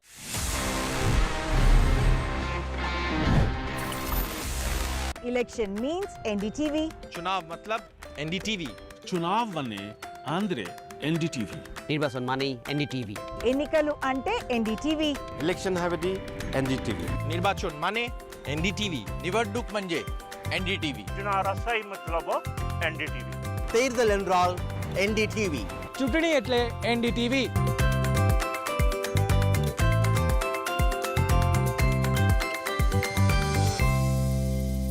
A parent's favorite question to school kids. Result क्या रहा? An investor's favorite question to a startup. Result क्या रहा?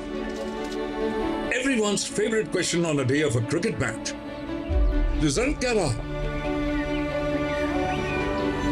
India loves results.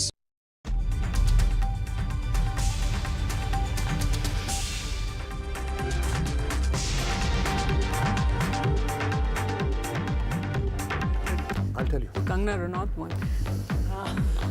Welcome back. Well, we're counting down and showing you the numbers there as the counting is taking place, and pretty much firmed up now, Veera, with the 296 for the NDA, 229 for India bloc, though it would see a little bit of change. Don't say it's firmed up ever until you get the final results. Yes, it's pretty much because firming up. Some of those numbers are very close, and yes, you're right, it would possibly be in this trend.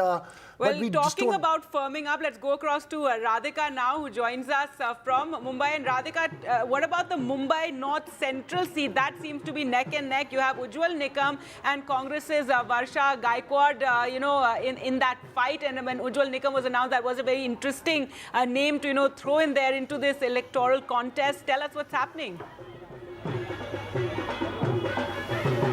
That's right, fascinating results as far as Maharashtra is concerned, still going neck to neck, but MDA has almost called this election because right now we are looking at 20 for MDA, 27 for MDA and 20 for Mahayuti. And this is obviously something that was predicted by Pollster simply because of the change in political landscape. I'm outside Sena Bhavan where there's, victory dance happening, celebrations happening.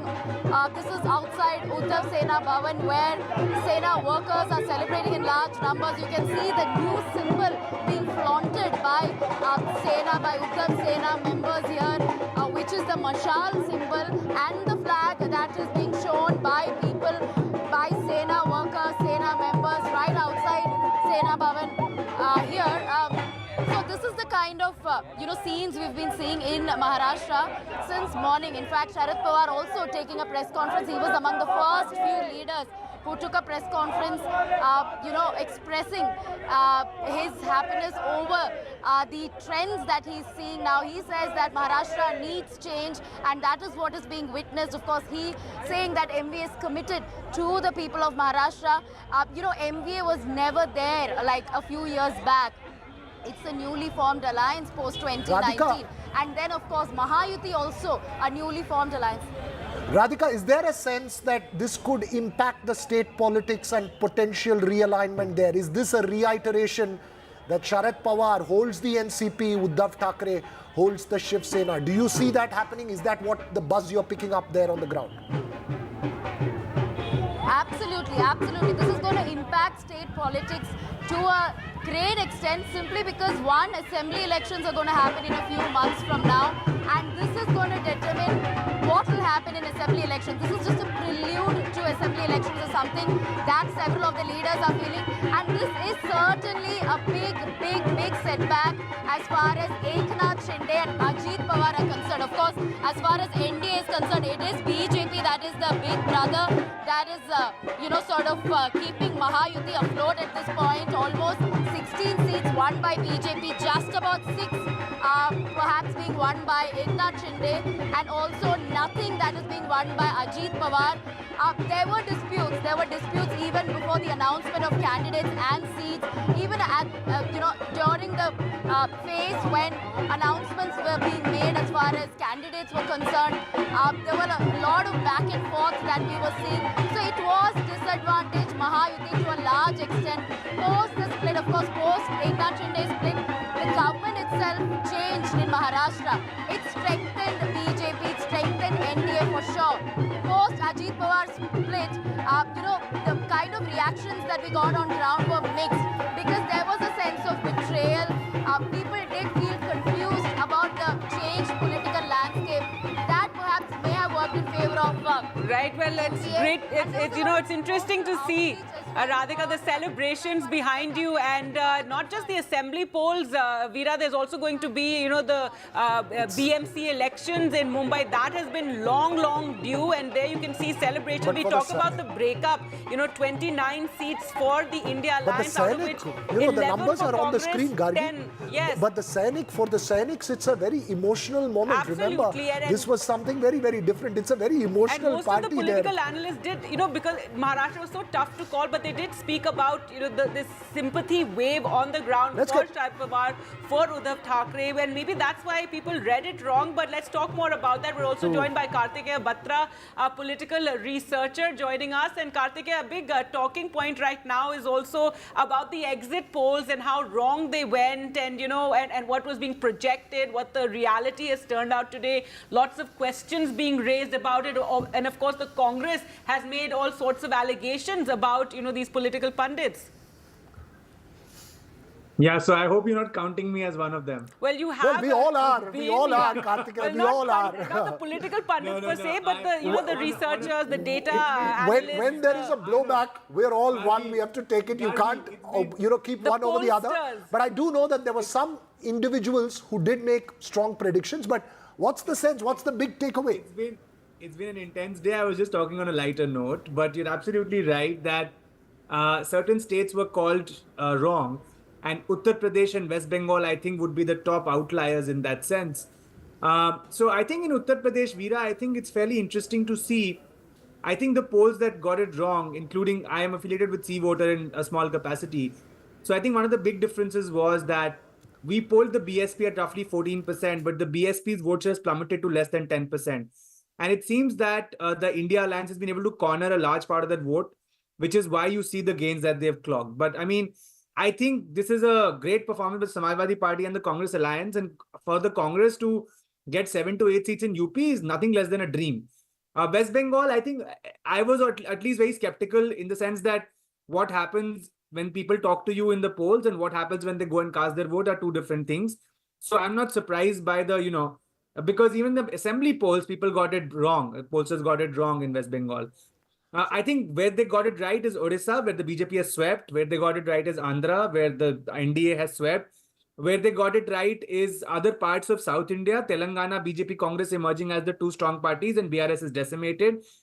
Rajasthan, Haryana. When you're giving me the national picture, at 241, the BJP mile and a half ahead of the Congress as the single largest party. The Congress under 100. In 2004, it was at 145 odd. So is it clear now that the Congress has to play the role of a strong opposition with those extra MPs, and the BJP will form the government as the NDA? Veera, for me, the battle was always about two numbers. Can the BJP cross 272 and will the Congress get 100 seats or not? So for me, two numbers were at test. 272 for the BJP and 100 or 90 for the Congress. It seems the Congress has crossed that. I don't think the India Alliance was fighting to... I didn't think even they thought they'd form the government. Right. I'm sure they were also fighting with the objective of denying the BJP a brute majority on their own, which they seem to have done. And now, yeah, Gargi, sorry. Yeah, no, I'm saying that end of the day, what we do want is a healthy democracy, and a strong, opposition is definitely a part of that. It's going to be interesting going forward, seeing a coalition government being run, centered around the BJP, Prime Minister Modi running a coalition government. And we don't know anything about it, Gargi, because neither in Gujarat nor in Delhi has either Mr. Modi or Mr. Amit Shah run a coalition government. These are uncharted territories. So I think we need to see what's going to happen. The other thing we need to understand is what's going to happen internally within the BJP, because not everybody was happy with the current dispensation.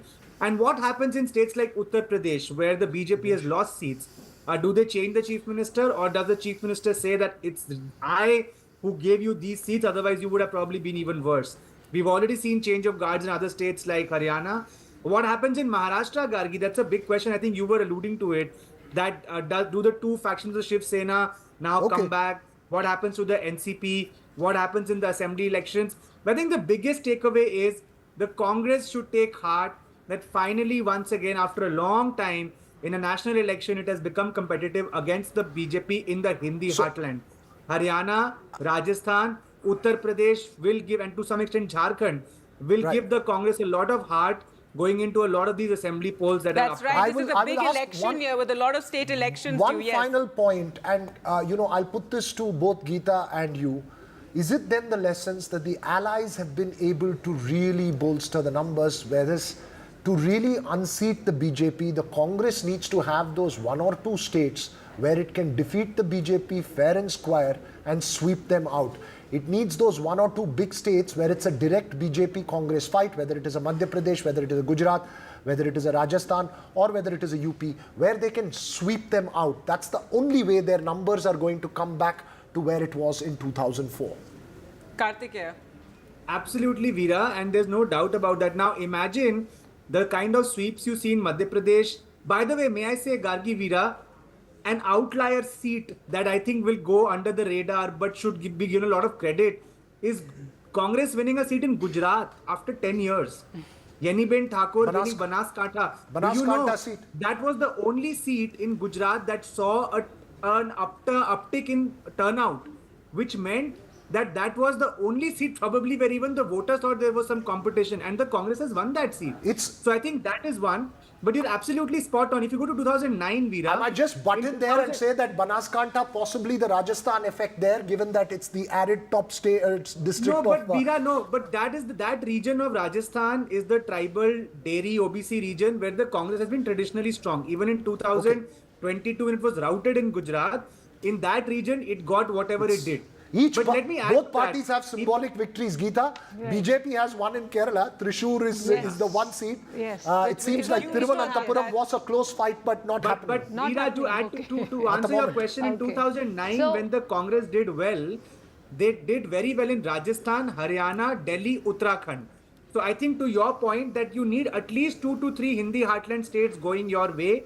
And if in this election, the Congress had picked up 5 odd seats each in Gujarat, Madhya Pradesh and Chhattisgarh, then probably the BJP would have come down even more. So yes, the resurrection of the Congress in the Hindi heartland states is a necessity for them. Madhya Pradesh lost that one to be able to form government. But yes, Uttar Pradesh Congress has done well, but even if you look at Uttarakhand, I think all 6 are going to BJP. right? Fine. Same The is hill with states, Madhya Pradesh. yeah, the Himalayan states. Yeah, are Himalayan more- state and even Madhya Pradesh. But Madhya let's Pradesh talk also. Kerala, you know, in that sense that one seat that the BJP has, Tamil Nadu doesn't seem to have worked out. Right. You know, but Kerala, that one seat, Suresh Gopi winning it. Remember, there was a Christian-Hindu consolidation there that the RSS was working on. Absolutely. It seems to have worked. It has, and so it has opened the doors for BJP. And so, you know, these are in the southern states also. Veera, if you look at the vote share, whether it is in Karnataka, even Karnataka also, although the number of seats are down, but vote share still for BJP is the largest. Look at that Kerala map, split between two sides of blue, North and South Kerala, with Central Kerala held by the BJP and the CP. If you understand Kerala, you know that and even if you look at Andhra Pradesh or Telangana, Andhra Pradesh also, they are in Tamil Nadu also, 17% vote share they have got. Right, so it is up quite a lot. You know, so 17%. Annamalai had said in the interview as well. 18% was a mark they looked at. The PMK has galvanized itself and built this up. You know, you needed a significant vote share, and remember that 17% that you're talking about is concentrated, so it might have an impact. I think in hindsight also, Geeta, is that this catchment area, I will alienate the AIADMK completely, doesn't work. Had there been a potential alliance with the AIADMK, I don't know how it would have played out. But you see, it takes time. If you look at, you know, in terms of Telangana also, you know, they have doubled their seats there. Yeah, that's true. Telangana was a state Odisha, nobody would have but that's because the BRS collapse comes to the Odisha has BJP. its own story. It's But always Karthikeya, at you're someone's talking cost. about the lessons for the Congress, and you know, hopefully that will be taken. But the BJP, one has to say, even if they, you know, don't get those votes, they still, the next day, you know, you'll see top leaders still going to those states, politicking or holding meetings, holding rallies, etc. They really give it all, and even in Tamil Nadu, I have to say it's for the long haul. You know, they're trying to build up that Look, support Gargi, there. ultimately for the long haul, you also need seats. They were hoping, well, yes, the NDA winning one seat in Dharmapuri, which is Soumya Ramdas, Anbumani Ramdas's wife, and the day after elections onwards, local analysts and everybody started predicting that this was the one seat. The other one that they were looking at was the Tirunelveli seat, where Nayanar Nagendran, an erstwhile AIDMK leader, was contesting. The DMK was supremely confident that it was going to hold out. They're a formidable alliance. It shows yes, the DMK. that when you build three fronts, like if you had a splintered opposition across India, the BJP benefits. That same way in Tamil Nadu, when you have a splintered opposition between the AIADMK and the NDA, it benefits the DMK to hold on to its, bastion there. It's Karthikeya. No, nothing to add. Veera is absolutely spot on. That I think the BJP's strategy, Veera and Gargi, over the years to reach into new states has usually been find an ally and make sure that you poach it, or in a way make sure that you appropriate it over time, which is something you will now see in Odisha. It is happening in Bihar. That's right. You will now see it in Odisha as well. And I won't be surprised over time in Punjab also they do something similar. Okay. So I think I want to ask one very quick question to Geeta. You know, in the 2014 election campaign, there was a very interesting analogy in Andhra Pradesh, which had just been, bifurcated. And they said Namo stands for Naidu and Modi.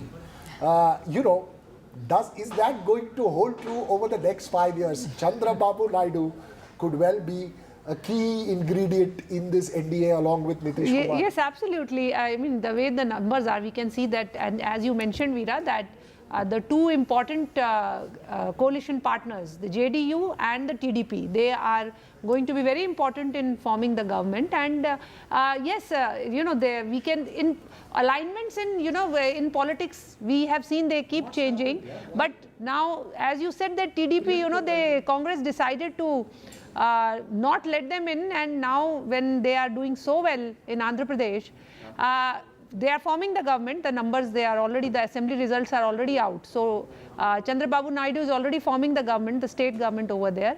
And here also, I'm sure I think they have already exchanged pleasantries, the Prime Minister and the...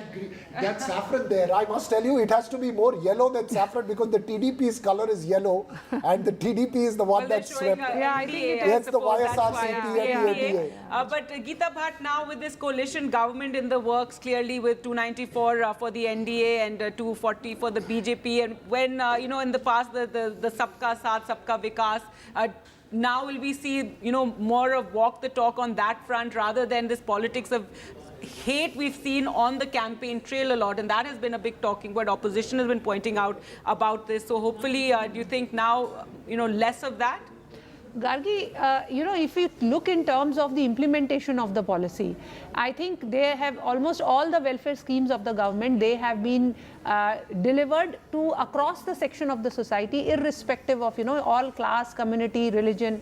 So there has been, this was, the agenda which was put forth during the political debate in the course of this election was because of the manifesto that had come up, it was with respect to that, the manifesto of Congress party.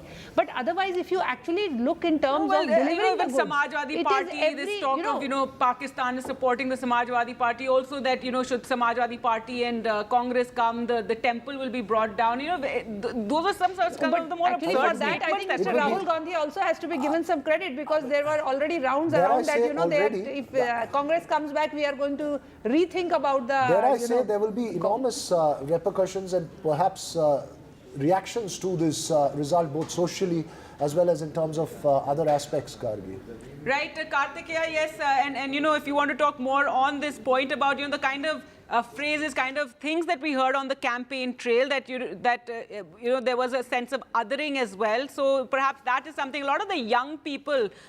Sorry, Kartikeya, we need to go across to LJP's Chirag Paswan, who's speaking live in Bihar. He could be another important leader. हम लोग जीते, प्रधानमंत्री जी का कुशल नेतृत्व, मेरे मुख्यमंत्री नीतीश कुमार जी का गठबंधन को मजबूती देना और हमारे तमाम घटक दल, आदरणीय जीतन राम मांझी जी, आदरणीय उपेंद्र कुशवाहा जी का जिस मजबूती के साथ गठबंधन ने एकजुटता के साथ प्रचार किया है, ये उसी का परिणाम है।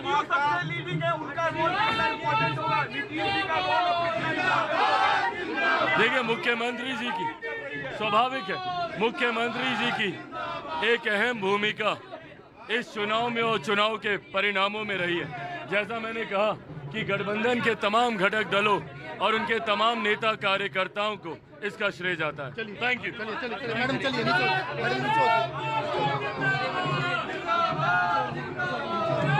Chirag Paswan there speaking. Well, yes, Kartikeya, one last. And saying that the Gadbandhan He's one from is strong. Hajipur, and he's saying that the Gadbandhan is strong. Of course, Nitish and Chirag. Well, let's cut across to the man of the moment in Andhra Pradesh. That's Chandra Babu Naidu with his grandson wearing yellow. That's fascinating. That's the color of the TDP. He was standing on the doors of the Congress. He supported the Congress tacitly in the Telangana Assembly election. The Congress didn't want him. It didn't work out to become part of the INDIA alliance. He went to the BJP. He went to jail. Waited patiently, Gargi. And finally, he has trumped. He is the man of the moment in Andhra Pradesh. And trumped by what? A mile. And it's not just. The smile is only half for Andhra Pradesh. The other half is after 25 years coming to a role of importance in the national capital. Remember 1996 and 1999, how Chandra Babu Naidu has aged now, how he's going to use this for Vijayawada will be fascinating. Cutting cakes.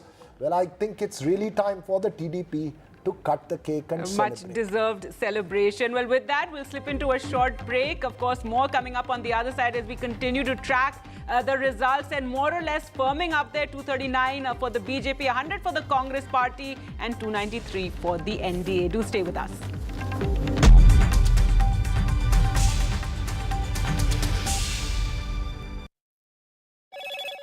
Hello, Moto. Motorola, India's best 5G smartphone brand.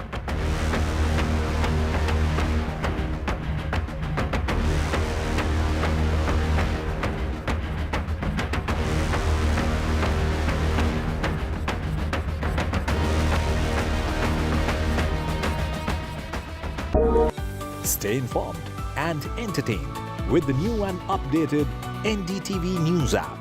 You can watch all our channels live, listen to podcasts, read breaking and exclusive news from around the world and more.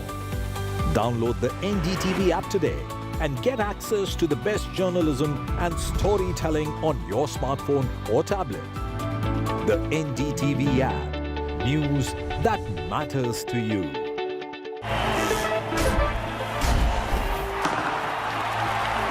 पता नहीं cricket का future कैसा होगा, पर ceiling fans का future पता है, because it's already here. Orient Aerosense with voice command. Alexa, switch on the fan. Orient BLDC fan, the future of fans. चल हो जा शुरू। केसरिया से मन जोगी हुआ रे, दिल झूमे देखो पतवारा हुआ रे, दिल झूमे देखो पतवारा हुआ रे। हर पल मनाओ केसरी त्योहार। विमल, बोलो जुबान Kesari. A parent's favorite question to school kids. Result kya raha? An investor's favorite question to a startup. Result kya raha? Everyone's favorite question on a day of a cricket match. Result kya raha? India loves results, but this counting day, don't just know the result, understand it. Catch India's most important result out on June 4th on NDTV 24/7. Watch Result Kya Raha on NDTV. Election means NDTV. चुनाव मतलब NDTV. चुनाव वने Andre NDTV. निर्वाचन माने NDTV. ఎన్నికలు అంటే NDTV. Election हावेदी NDTV. निर्वाचन माने NDTV. निवडणूक म्हणजे NDTV. चुनाव सही मतलब NDTV. તેરદલ એન્ડ્રોલ NDTV. ચૂંટણી એટલે NDTV.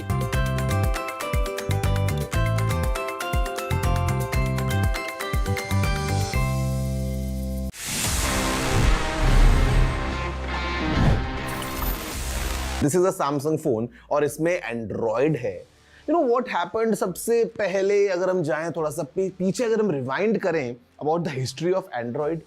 Well guys, the creators of Android जब उन्होंने बना लिया ये operating system, they went to Samsung because they wanted कि सैमसंग उस एंड्रॉयड को खरीद ले। So they all went to Seoul in South Korea. They met with the Samsung people, but Samsung was not that impressed. And Samsung said no. और उसके बाद क्या हुआ? Just weeks later, Google in fact bought Android for $50 million. Imagine करो अगर Samsung ने उस time पे Android खरीद लिया होता, would have been the case that Android would have been Samsung's own exclusive operating system. Like today we see how Samsung is the king of Android.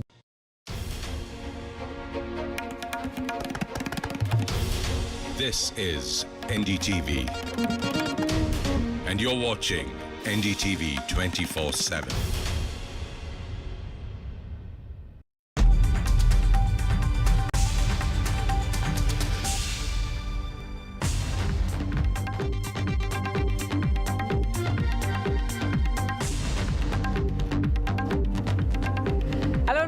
Watching NDTV, and we're bringing you the results which have more or less, I think, firmed up now, and it's not exactly what was expected, not what the exit polls had predicted, not that 400 par slogan either. It's not even 300 par yet, but 293, and what we can say is that Narendra Modi will be forming the next government, so that in itself is quite a record. Absolutely, it's a big election, and this election has, ladies and gentlemen, once again reaffirmed the power of the Indian voter.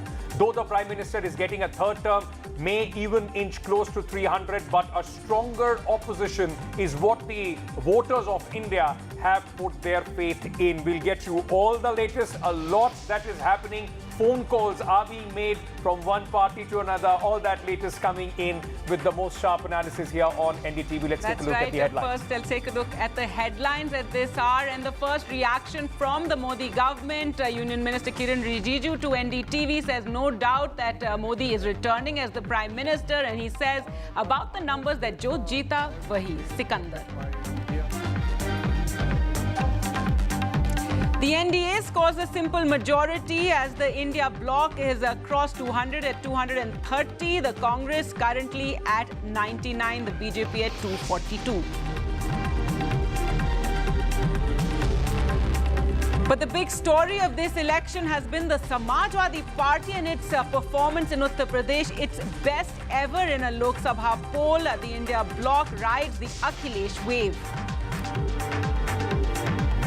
And And it's a return to coalition politics. It's a return of the regional parties with the Samajwadi Party, Trinamool, TDP, also the Sena performing, the Trinamool Congress maintaining its lead in West Bengal, and TDP makes a stunning comeback in Andhra Pradesh.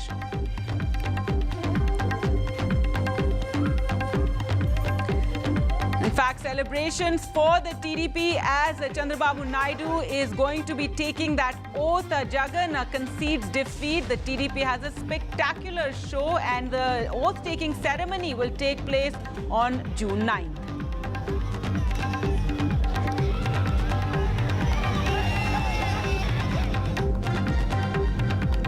All right, so those numbers coming in, 296 for the NDA. It's been quite a spectacular, showing by the India bloc, 229 and nothing, what the exit polls had predicted. I think that's also going to be a big talking point and something that's going to need its own analysis about the exit polls. And I think it was a different election that the exit polls, the trends that they have picked up, and a very different election that actually happened on the ground.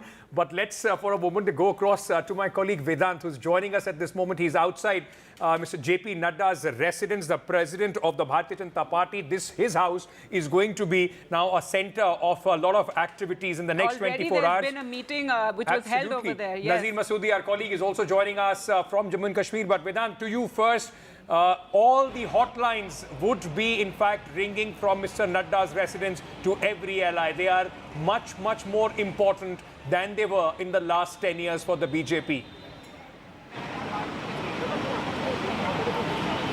Absolutely, Ankit. I come to from right outside JP Nadda's residence here in the national capital, where currently Rajnath Singh and Amit Shah are present. That key meeting is underway. What we're picking up from our sources, there are two aspects to this meeting. First, of course, calls being made to allies. As you rightly pointed out, Chandra Babu Naidu has been reached out to by the Prime Minister himself. In fact, allies in Bihar also have been reached out to, including Chirag Paswan and Jitan Ram Majhi, crucial allies of the BJP. So that, of course, happening. But the other important thing here, Ankit, what we're picking up from our sources is that the strategy meet is also to discuss a unified message that will be sent out. Because remember, nobody in the top leadership has so far responded or reacted to the results that have come in. And let me tell you something very interesting also, Ankit. It was on the exit polls day, in fact, that the BJP media cell had circulated a message amongst all beat reporters saying that the Prime Minister will be making his victory speech at 7 p.m. This message was circulated on the exit polls day itself. And what we're picking up from our sources is that the Prime Minister will continue with that plan. The Prime Minister is expected to be at the BJP headquarters at about 7 p.m. is what we are picking up. And that is when he will make that victory speech, quote-unquote victory speech, at the BJP headquarters. So that is going to be crucial as well. The focus right now is to sort of look at what message has to be sent out. Of course, two important parts of that messaging, as sources indicate. One is the focus on Andhra and Odisha. That is something that will be the key focus of, that could be the key focus of the messaging of the BJP's top leadership tonight, because those are among the BJP's catchment areas, certainly. And secondly, would be the Labharti model and how that has yielded and how that has paid dividends. That's what we're picking up from our sources. Remains to be seen what happens exactly, but these are the two key aspects of the meeting currently taking place here at Mr. Nadda's residence. It's been about Mr. Raj and Amit Shah arrived here. Reporting from outside JP Nadda's residence over there. But let's listen in to Rajiv Chandrasekhar, Union Minister, who, it seemed for a moment he was giving Shashi Tharoor quite that fight. But let's listen in. He has lost to Shashi Tharoor. Communities and certain narratives that were put out there by the parties that maybe we were not able to break through and we were not able to expose. Will you able to continue here in Trivandrum? No, my commitment to Tirunelveli is 100% total. It has nothing to do with me being a successful Lok Sabha MP or not. I have said when I came here on the 5th of March, it is my mission to transform Tirunelveli, and I stand by my mission. And all my colleagues in the BJP and my fellow Karyakartas stand by our mission to take Tirunelveli forward. BJP open an account in Kerala. We are very, very happy. We are very excited, and we think it marks a very, very important milestone in the growth and expansion of the BJP in Kerala and in the south of India. Suresh Gopi has worked very, very hard in the Trichur for the last 10 years. He has contested earlier. This is his third time at electoral politics, and to win by such a huge decisive margin and to put the Congress candidate into third place is certainly a very, very important signal and certainly an important encouragement for the BJP in particular in Trishur and in Kerala in general. Center BJP didn't cross 400 bar. No, obviously it is disappointing given the fact that the last 10 years our Prime Minister has worked very hard and transformed India significantly. The expectation was that the NDA would be 350 to 400 and we have come short as I see it on TV. We will see the results and we will see what the party and the leadership decides. Thank you. Thank you. Rajiv Chandrasekhar there after losing to Shashi Tharoor, who has won once again from Thiruvananthapuram, but the lotus has bloomed in Kerala, and you do have Suresh Gopi of the BJP who has won from Thrissur. So that in itself is fairly remarkable. Remember how the left, in fact, mocked this idea that the BJP could even win any seat. But yes, one seat. So Ankit, that is something quite significant in this particular election. Symbolically, that the BJP has managed to win that one seat. That's right. And in fact, there is a story as far as the union ministers are also concerned, though couple of ministers like Mr. Rijiju, who spoke to us a little while back, and also Anurag Thakur, they have been able to win with a big margin, but as many as 11 ministers from the Prime Minister Narendra Modi's government at this moment are either trailing or have lost this election, including Smriti Irani from Amethi. She was the giant killer. That is the big story. She was the giant killer in 2019, defeating Rahul Gandhi. This time, tables have completely turned, and she's trailing by over 1 lakh votes as we speak at this moment. But for the moment, let's just shift our focus to Jammu and Kashmir. Nazir Masoodi, our colleague, joining us from there. Important, Nazir, as we've been discussing, Jammu and Kashmir results would be seen with the prism of what is coming up as far as the state is concerned. The former chief ministers of the state, Omar Abdullah and Mehbooba Mufti, both losing. Well, both the regional parties have lost their faith in this election. Mehbooba Mufti and Umar Abdullah have lost this election. And when we talk about, political parties making calls to the leaders and the new MPs, will there be any call to Engineer Rashid, who is in Tihar jail for last 5 years, facing terror funding charges, be it BJP or the Congress, for his support? So he has won. He's a giant killer. He has defeated Umar Abdullah with a record margin. Already, when the counting is going on, he was leading by more than 2 lakh votes. And Sajjad Lone, who had backing of all the parties and accused of being Team B of BJP, has come number 3. Mehbooba Mufti has also been defeated by National Conference leader Mia Altaf in Anantnag constituency. In a sense, if we see, this is a vote for the people who are seen on the right side of the political sentiment.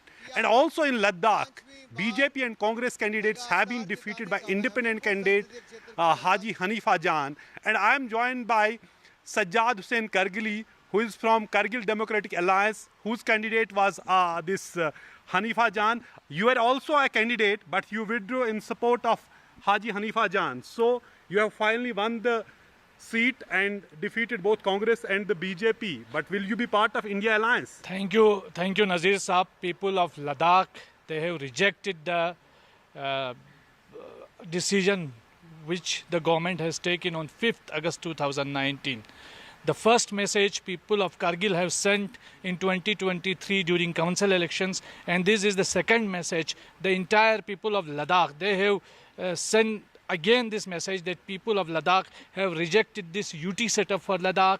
Also, they extended their support with this referendum, which we call the referendum. Today's result resembles a referendum for Ladakhi people, that we are in support of the 4-point agenda which is taken forward by both KDA and Apex body. So I congratulate people of Ladakh, and also especially Haji Hanifa Jan. Our unity has won. We, the people of Ladakh, today we can articulate resoundingly. But you this election campaign was riding on the protests and the agitation for the statehood and the special status under the 6th schedule, which you have lost under 370. But you have been also now talking about reunion with the Jammu and Kashmir.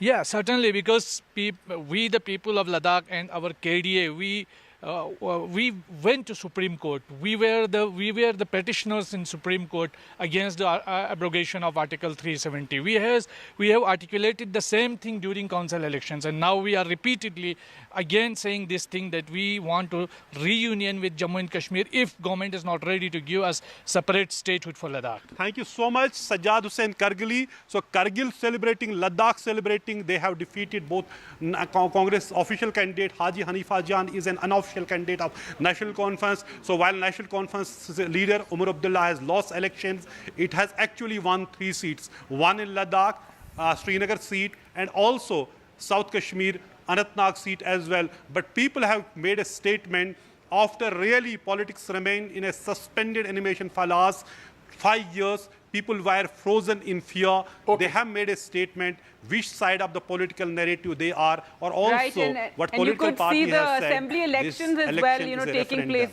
taking place soon, given the Election Commission was so happy with the kind of voter turnout. But let's listen into what Union Minister Anurag Thakur had to say. लगातार जिताने का मैं हमीरपुर संसदीय क्षेत्र की जनता का आभार प्रकट करता हूं, भारतीय जनता पार्टी के कार्यकर्ताओं का जिन्होंने दिन रात एक करके मेहनत की, और माननीय प्रधानमंत्री नरेंद्र मोदी जी जिनके नेतृत्व में हमने 10 साल इस देश को आगे बढ़ाया है, और देश ने एक बार फिर मन बनाया है, फिर एक बार मोदी सरकार बनाने।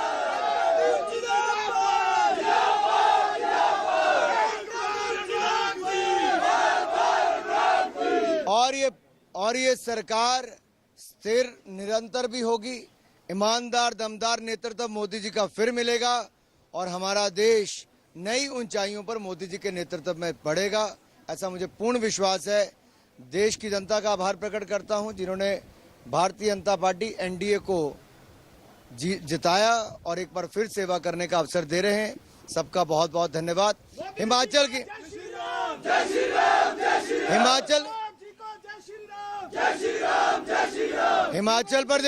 हिमाचल प्रदेश की चारों लोकसभा सीटें एक बार फिर भारतीय जनता पार्टी ने जीती है।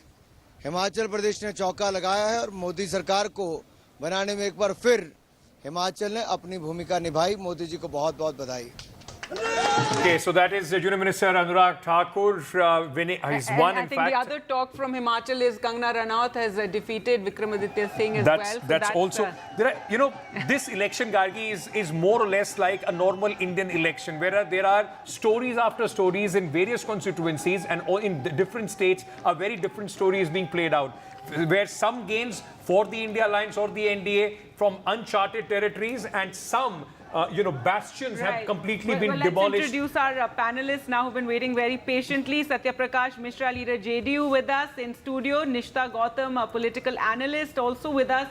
We're also joined by Sumitra Goenka, political analyst, and Meeta Chakrabarti, a spokesperson of the Congress party. They're joining us. And Meeta Chakrabarti, first to you, a much better showing than what was expected, what the exit polls had also predicted for the Congress party, and now with 99 hovering near that 100 mark, it keeps going to 100 and then coming down. What are your first reactions to the numbers right now? Okay, first of all, we are still hopeful that the actual numbers and the actual tally will be more than what is being shown and what is being predicted now. I know that there are constituencies where the margin or where the difference is very, very tight. It's going to be a very tight contest in those constituencies, and we are hoping that our final numbers will be better than what is being shown right now. That's exactly what the BJP spokesperson had also said just a short while ago. But yes, go ahead. So yes, I do agree with that part of the BJP spokesperson's statement that it's a close contest and it can go either ways, right? So I think both of us are effectively saying the same thing.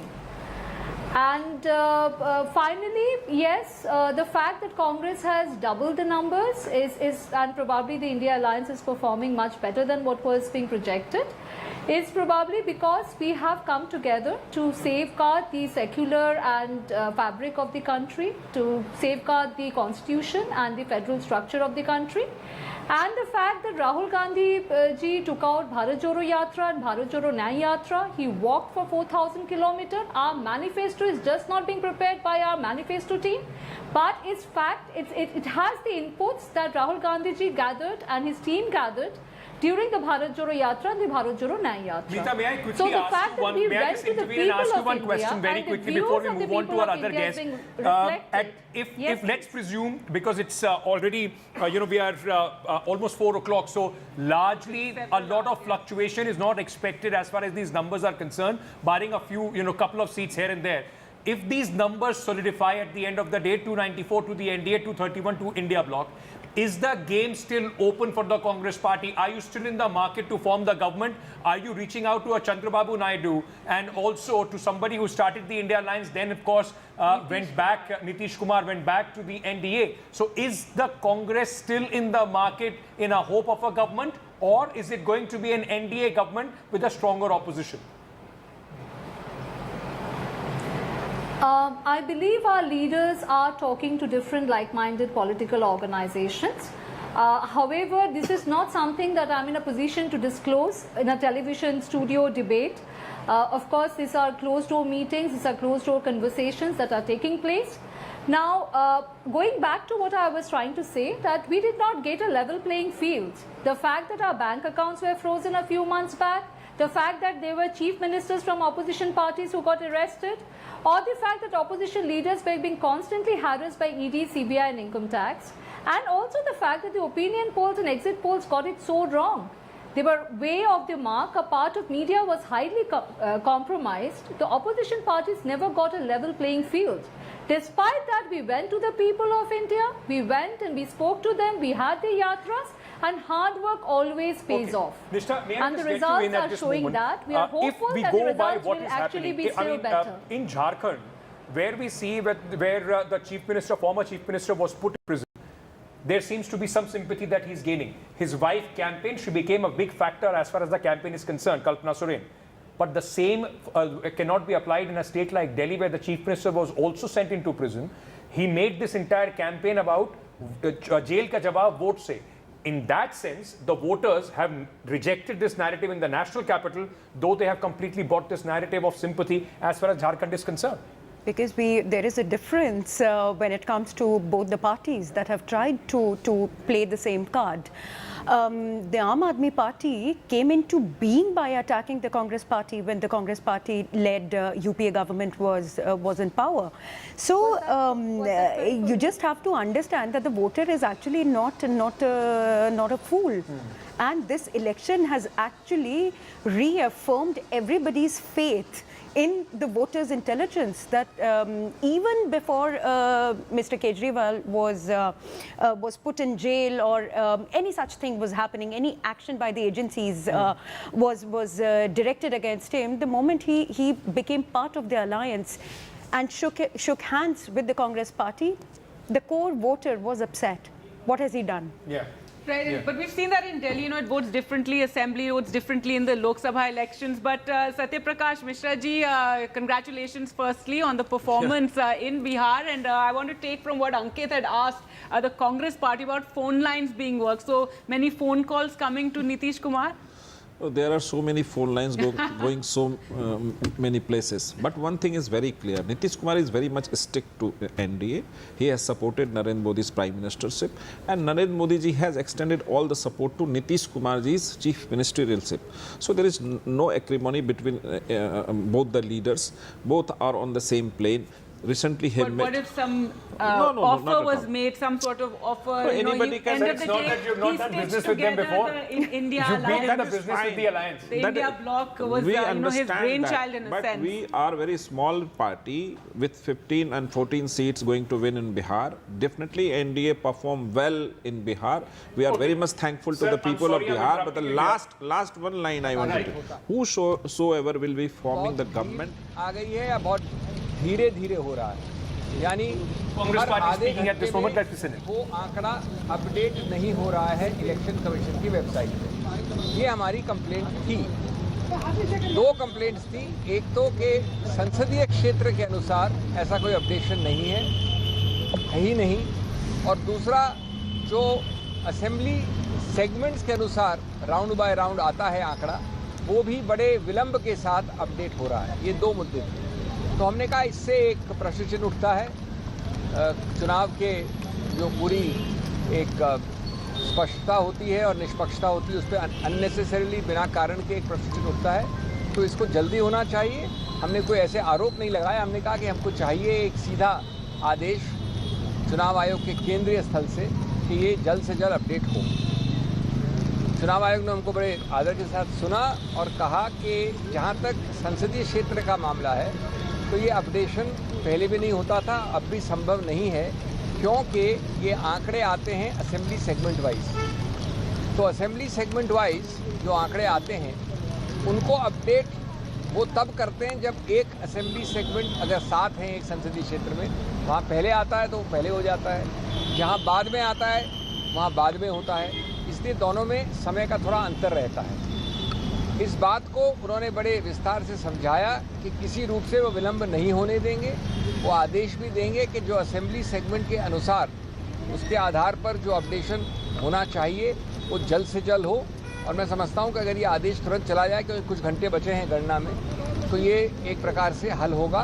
बड़े एक सौहार्द के साथ ये बातचीत हुई और हमने उनको धन्यवाद किया हमको जल्द से जल्द अपॉइंटमेंट देने के लिए। एक और मुद्दा है जिसके बारे में मेरे दोस्त बोलेंगे, मैं अंग्रेजी में संक्षेप में बोल दूँ।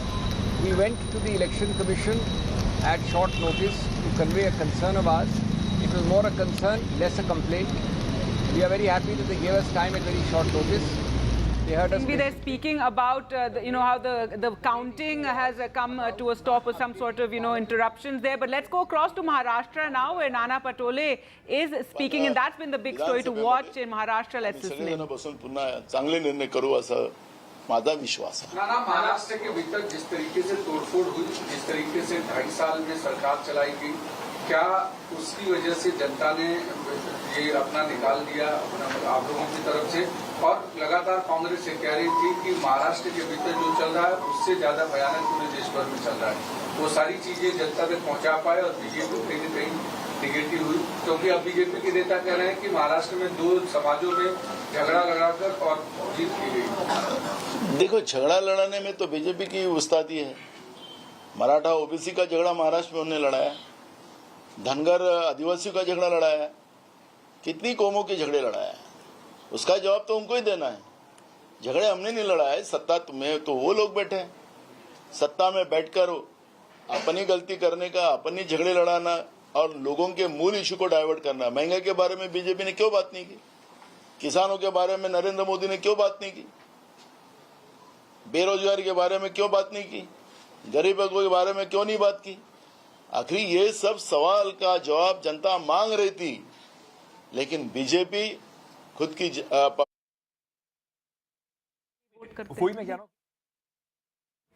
All right, Nana Patole there speaking, saying no one is greater than the public. I think that has been the story, democracy, the voter, the silent voter. Gargi, this is a very interesting graph that we are showing at this moment. It's a very, very interesting data. Look at the swing, because before this election, the only talk was that the difference between the BJP and the opposition, or the NDA and the opposition, is mammoth difference with the kind of vote share that they had last time. Now, there has been a 17% swing in Maharashtra. 17% swing is a wave swing. I mean, it's not a usual swing that you will see in a usual election. So what this has done is largely, at least when you were in the ground and people were traveling in Maharashtra, this was a result possibly that the breaking up of 2 regional parties, 2 regional satraps, that did not go down well as far as the voters are concerned, and that is the punishment that they have. Reporters and analysts who had actually, been on the ground spoke of this sympathy wave on the ground. But let's go across now. Omar Abdullah is speaking. He has lost. He conceded a short while ago. मुकाबला मुश्किल होगा. शुरू में अल्लाह ताला को वो मंजूर नहीं था वो सिख के लोगों ने जो फैसला सुनाया है वो हमारे सिर आंखों पे मैं जानता था कि ये मुकाबला मुश्किल और जिस तरह का सेंटिमेंट बना जिस तरह नौजवानों ने हमारी माओं ने बहनों ने इंजीनियर रशीद की रिहाई के लिए वोट डाले नतीजा अब आपके सामने है लेकिन चलिए कभी कभार इलेक्शन में जो है हार जीत होती है ये पहली मर्तबा मैं पार्लियामेंट का इलेक्शन हारा हूँ अब आगे देखते हैं क्या होता है सॉरी मुझे ये भी क्योंकि मैं जम्मू कश्मीर में ही फंस गया जहाँ तक मुल्क भर के नतीजों की अगर हम बात करें तो दिल खुश हुआ हम शायद इससे ज्यादा उम्मीद कर रहे थे लेकिन एग्जिट पोल्स गलत साबित हुए वो जम्मू कश्मीर के बारे में भी गलत साबित हुए और बाकी मुल्क के बारे में गलत साबित हुए जिस तरह अखिलेश ने यूपी में किया ममता दीदी ने वेस्ट बंगाल में स्टालिन साहब ने तमिलनाडु में शरद पवार साहब और उद्धव ठाकरे ने महाराष्ट्र में और जिस तरह कांग्रेस ने राहुल गांधी और खड़गे साहब और प्रियंका जी ने जिस तरह कांग्रेस की टैली जो है लगभग अब 100 पे वो टच कर रहे हैं एग्जैक्ट फिगर्स मेरे पास अभी है नहीं कोई भी एग्जिट पोल के बाद ये सोच भी नहीं सकता था कि इतनी अच्छी परफॉर्मेंस ऑपोजिशन की रहेगी बीजेपी जो 370 की बात कर रहे थे जो 400 पार की बात कर रहे थे अब उनको कोलिशन गवर्नमेंट चलानी होगी अब इस वजीर आजम के लिए जिन्होंने अपने हुकूमत को एक डिक्टेटरशिप के तौर And senior BJP leader Prakash Javadekar is joining us live. Mr. Javadekar, I appreciate your time. Certainly a huge shocker coming for your party from the state from where you come, that is Maharashtra. Yeah, but I have two things. I am in charge of Kerala. So Kerala is giving us good news. And one seat we have already won. And two seats very close. So that is one, and that is first time after 75 years, the bipolar politics had changed. And now BJP has arrived in a real manner. This is because of Modi ji's vision, efforts, focus, and all Karyakartas working together. All this has happened. But as far as Maharashtra is concerned, let us understand what happened. In 2019, Shiv Sena fought along with BJP as a united front, as a UT, and we won 160 seats. This was a clear mandate given by voters to BJP Shiv Sena alliance to rule. In that, BJP was 105 and 5 additional members supporting us, plus Shiv Sena was 50. But they wanted chief ministership. So how it will be possible? But Mr. Javadekar, for all that has gone in the past, what this mandate, would you agree, suggests that it is the people of Maharashtra who have today settled that debate of which is the real Shiv Sena and which is the real NCP? No, that is not the debate I am talking about. I am talking about one Shiv Sena which was with BJP and we won the mandate. They betrayed the public mandate in 19, and because they wanted to chief ministership, they aligned with the opposition parties, that is NCP and Congress. So that is the real history. From there on, Maharashtra's politics was always in problem. Now what happened? They could not keep their folk together. 40 MLAs from their parties, if they are dissatisfied and they don't want to be in that party, they joined us. And let me tell you, this is a very temporary thing what has happened. Now there will be assembly elections and you will see. People also realize that this is what they have done. First betrayal from Shiv Sena. That is the reason. Okay. You're calling this betrayal from the Shiv Sena, But would you agree, and I'll repeat my question, that given the kind of mandate which has come for Uddhav Thackeray's Shiv Sena and also for NCP of Sharat Pawar, it is the people of Maharashtra who have settled that debate of the legality of these parties? I think that you will have to ask the Shiv Sena and NCP MLAs. We are one, and we take everybody along. But that doesn't mean we are not settling the dispute among them. We don't know, and we're not interested also. Okay, will you accept that overall, it's your allies who have pulled you down in Maharashtra? Your numbers went down because of Ajit Pawar and Eknath Shinde. Today, I am not talking about Maharashtra. I am talking about Kerala. I'm in Kerala. Okay. And Kerala, we have registered a massive, now at 6 p.m., we will have a gathering, all the three candidates. You know, Attingal and this Trivandrum, so near, so close. So first time BJP has arrived on scene. It's a huge development in the South India. And therefore, that is important. As far as Maharashtra is concerned, or all India level is concerned, ours is a thinking party. It takes time. But we don't discuss what has happened and what is not happened, what could have been done, what should not have been done. That everything we discuss, but that we discuss in party meetings, not on TV screens. All right, Mr. Javadekar, really appreciate your time. So certainly you have one reason to celebrate as the party in charge of Kerala, but being someone who belongs to the state of Maharashtra, there is a lot of introspection that the BJP certainly has to do. There's a lot of visuals that were coming in of Supriya Sule, who has won from Baramati, Ankit, an important constituency there. Maria, what Mr. Javadekar did today, it tells you the story of the day.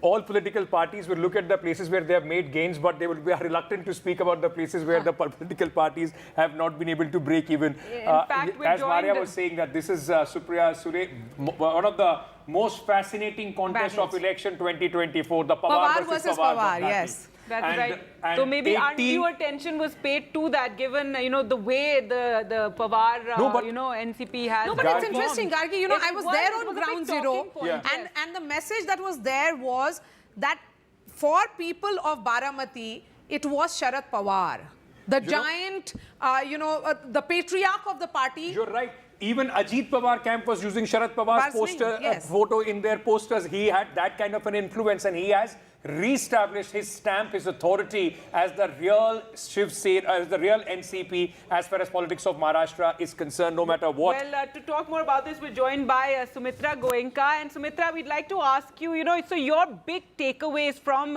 these election results so far. Maharashtra has been a big talking point. The BJP winning that one, prestige seat in Kerala has been a big talking point. And then the Samajwadi Party and its performance in Uttar Pradesh. First of all, a big lesson is that the exit polls got it all wrong.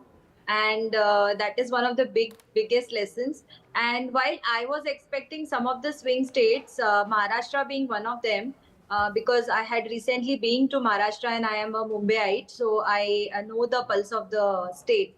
So I was expecting some jitters there, but this is more than what I was expecting. Secondly, Uttar Pradesh has really turned out to be a game changer here. And I was really not expecting this kind of result in UP. I think these two states are one of the biggest numbers. Okay, ma'am, what we'll do, we'll slip into a short break. But as you were saying, the biggest lesson is to take the exit poll with caution. If any neta who had brought in laddus because they thought that they are winning, today is possibly not the day and I'm that sure you could have. Many of those pollsters must be crying right now. But let's slip into a short break and we'll return with more.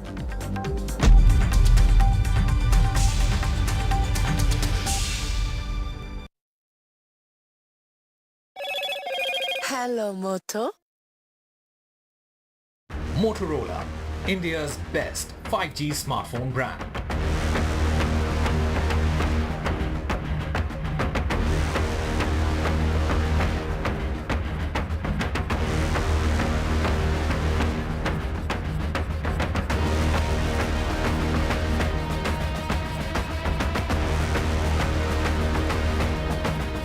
Co-present. चल हो जा शुरू। केसरिया से मन जोगी हुआ रे, दिल झूमे देखो पतवारा हुआ रे, दिल झूमे देखो पतवारा हुआ रे। हर पल मनाओ केसरी त्योहार। विमल, बोलो जुबान Kesari.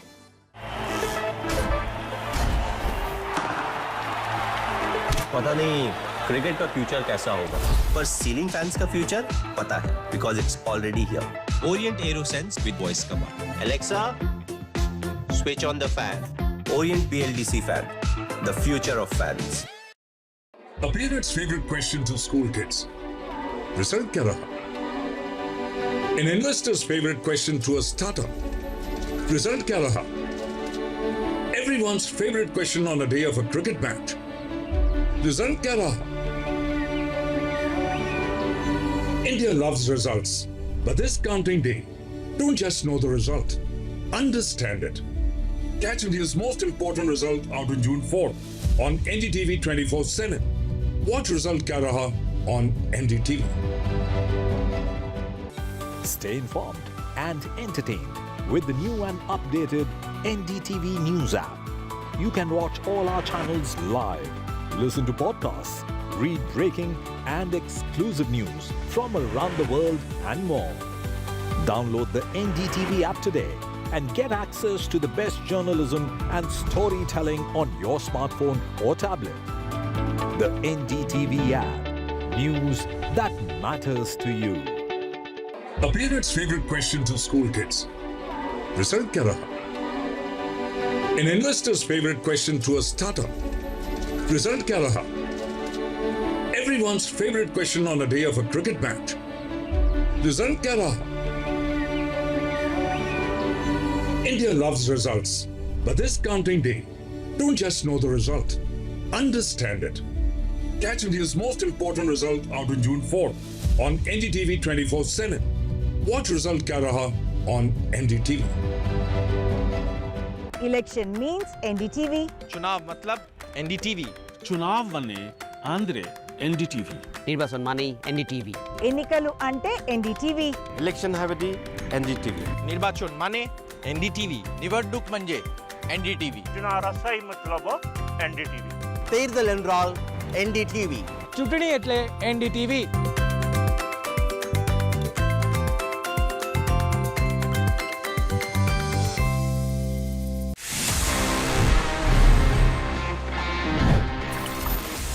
This is a Samsung phone और इसमें एंड्रॉयड है। यू नो व्हाट हैपेंड, सबसे पहले अगर हम जाएं थोड़ा सा पीछे, अगर हम रिवाइंड करें about the history of Android.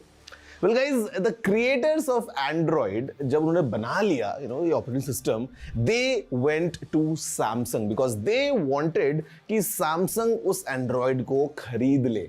So they all went to Seoul in South Korea. They met with the Samsung people, but Samsung was not that impressed. And Samsung said no.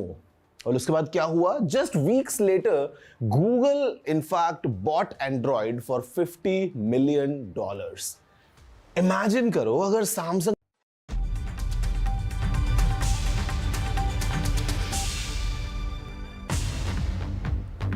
Welcome back. You're watching NDTV and we're bringing you the election results, which are more or less firmed up now. In fact, we can go across to our reporters and, That's where the action is. Absolutely. Right now, the action is on the field. Our colleagues are joining us.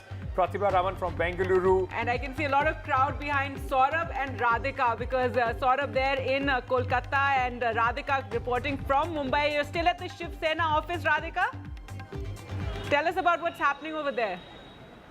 That's right. I'm still at Shiv Sena Bhavan and celebrations are still going on here. In fact, there were a lot of crackers that were burst just about a few minutes back, and as you can see, they were throwing colors at each other as well. So a lot of Sena workers gathered here, and of course, they've called victory. This is obviously a big day for Uddhav Sena.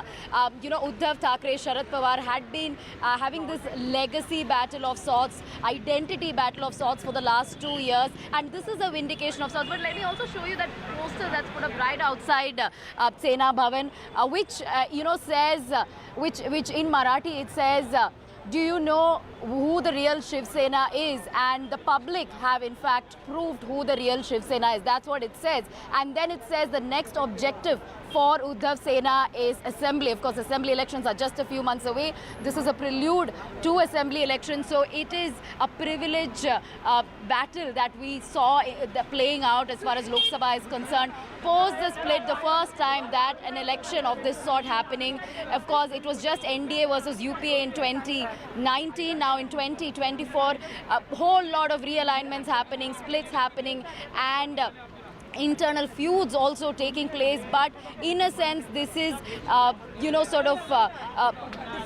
for Sena, for Uddhav Sena and for Sharat Pawar, this is vindication for sure, because they've been calling themselves the original Sena and original NCP. They lost the symbol, they lost the name, but they still put up a big fight in Maharashtra, which is what is being felt and seen on ground. Almost about 27 seats going to them, 27 seats as on now being won by MVA and about 20 being won by Mahayuti. So this is certainly something that Eknath Shinde will have to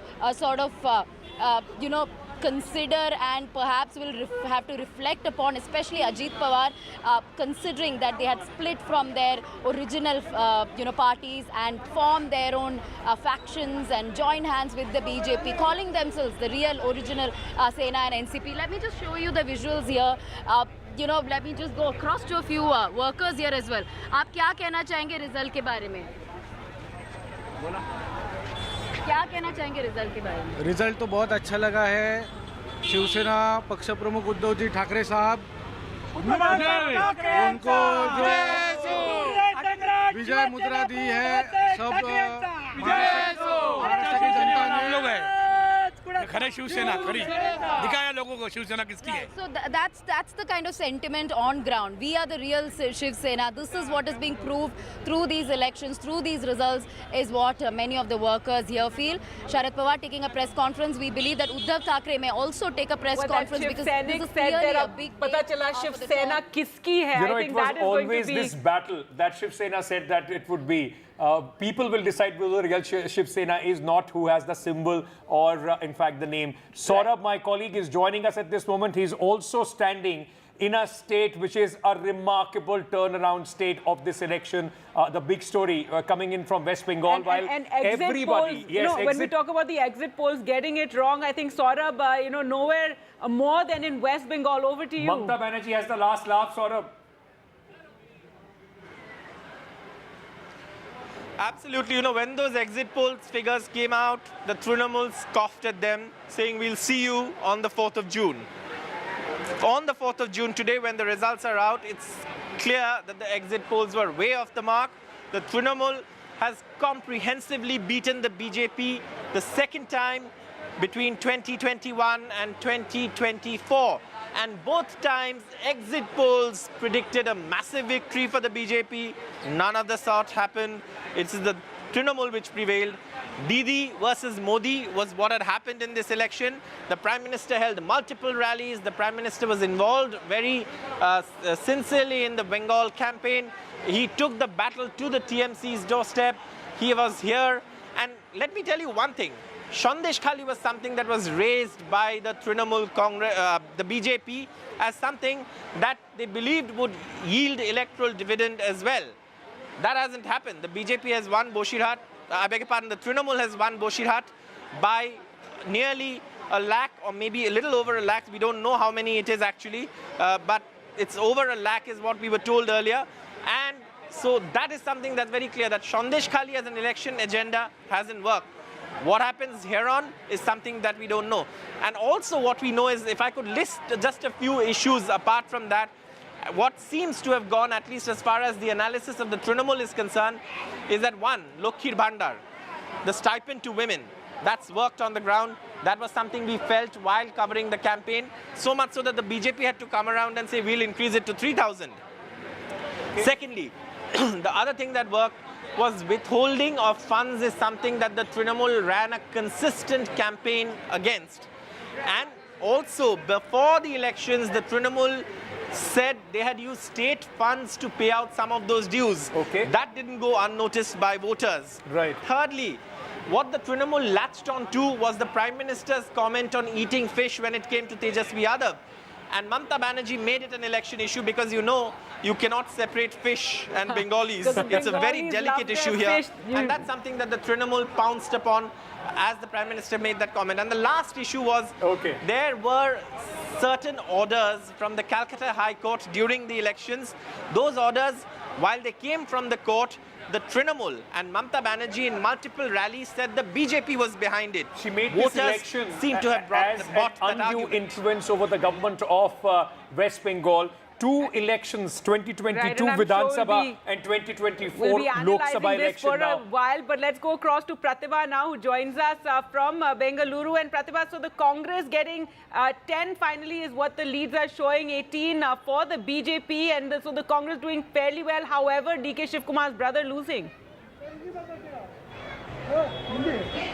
In fact, not as jubilant as expected. I'm coming to you live from the BJP headquarters here, and as you can see, a couple of the followers here, not as per numbers. आप थोड़ा disappointed हैं?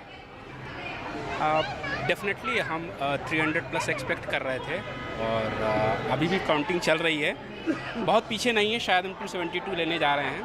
और मोदी जी के कार्य में निश्चित रूप से विकास कार्य काफ़ी हमने किया यहाँ पर, हमारी एक्सपेक्टेशन काफ़ी अच्छी थी और मुझे लगता है कि जनता ने हमारा साथ दिया और शायद कहीं ना कहीं कुछ हमारी एक्सपेक्टेशन से शायद हम पीछे रह गए हैं। कर्नाटका के परफॉर्मेंस के बारे में आपकी राय क्या है? कर्नाटका में हमने अच्छा परफॉर्मेंस किया, यहाँ के स्टेट के जो स्टेट प्रेसिडेंट और यहाँ के स्टेट नेतृत्व ने बहुत ही अच्छा प्रदर्शन किया, लोगों से हमारा एक अच्छा कनेक्ट था और कर्नाटका में मोदी जी से लोगों का एक अच्छा कनेक्ट है और जिसका बिल्कुल लाभ मिला है। Well, if you look at 2019 numbers, yes, the BJP had succeeded in gaining at least around 25 of the 28 seats. It has definitely come down to 18 with the Congress bagging 10 of those seats like you mentioned here. So that has definitely not gone down well with the BJP supporters as well as what you see in the BJP camp. There were several of the dancers who were ready to dance, but then all of them now just seated on the stairs of the BJP headquarters here. But then will this really affect the state leadership here? I did speak with the leader of opposition from Karnataka, Mr. R. Ashok. Please do watch that. We have with us Karnataka's leader of opposition, Mr. R. Ashok. So thank you so much for joining us. So the numbers not as per expectations in the BJP camp? Yeah, naturally we expected our aim is we will cross the 400. But for the encouragement of party workers, we given a slogan of 400. But actually we thought we will cross 350. But now we are not reaching 350 also, more than 50 seats minus now. So the result is not happy, but better. We will form the government. That is the good thing. Number two agendas. One, Narendra Modi will become the Prime Minister. That is one agenda. Second agenda is we will cross the 400. But 400 is not possible now. But another one agenda will pass now. All right. So interesting, in fact, results there in Karnataka as well. Let me go across now and take you to Punjab and Haryana, where my colleague Gurpreet China is joining us. Very, very interesting results, Gurpreet. First of all, talking about Punjab, the Aam Aadmi Party not making the kind of inroads or the victory that they would have hoped for being in the government, while the Congress is sort of making a comeback. And interesting is what is happening in Khadur Sahib as well. Well, yes, of course, somewhere down the lane, it seems Aam Aadmi Party development model has not been accepted by the people of Punjab, and specifically free electricity and other facilities which have been given by Aam Aadmi Party. And so many times we have seen they have been boasting that they had provided a lot of things to the people of Punjab, and this development agenda will definitely work for this Lok Sabha elections. Now, if we can see the political calculation at this point of time, we have seen Aam Aadmi Party hasn't crossed lost more than 3 seats. At the same time, we have seen Shromani Akali Dal has got 1 seat from Bathinda and 2 independents, specifically from Kursa. We have seen jailed Amritpal. He is able to make a mark in this election. At the same time, in Faridkot, an independent candidate, he is able to win from there. Neither the Aam Aadmi Party nor the BJP nor the Akali Dal, they were able to even win that's Faridkot seat.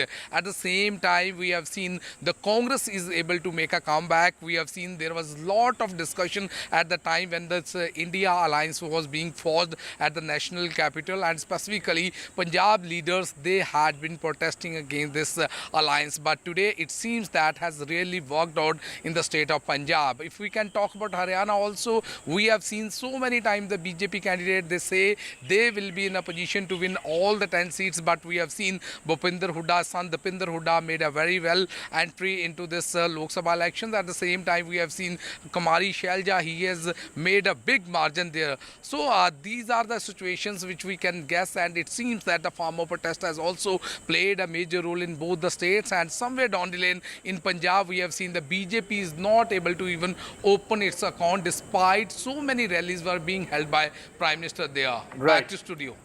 Right. Well, let's now. Thanks so much, Gurpreet, for joining us. With a roundup of Punjab and Haryana, and Amritpal Singh winning is quite significant, but is interesting rather. Let's go across to Vasudha now, who joins us from the BJP headquarters. And Vasudha, first tell us what's happening around you, and what is the strategy now, given that the numbers haven't been quite what the BJP expected.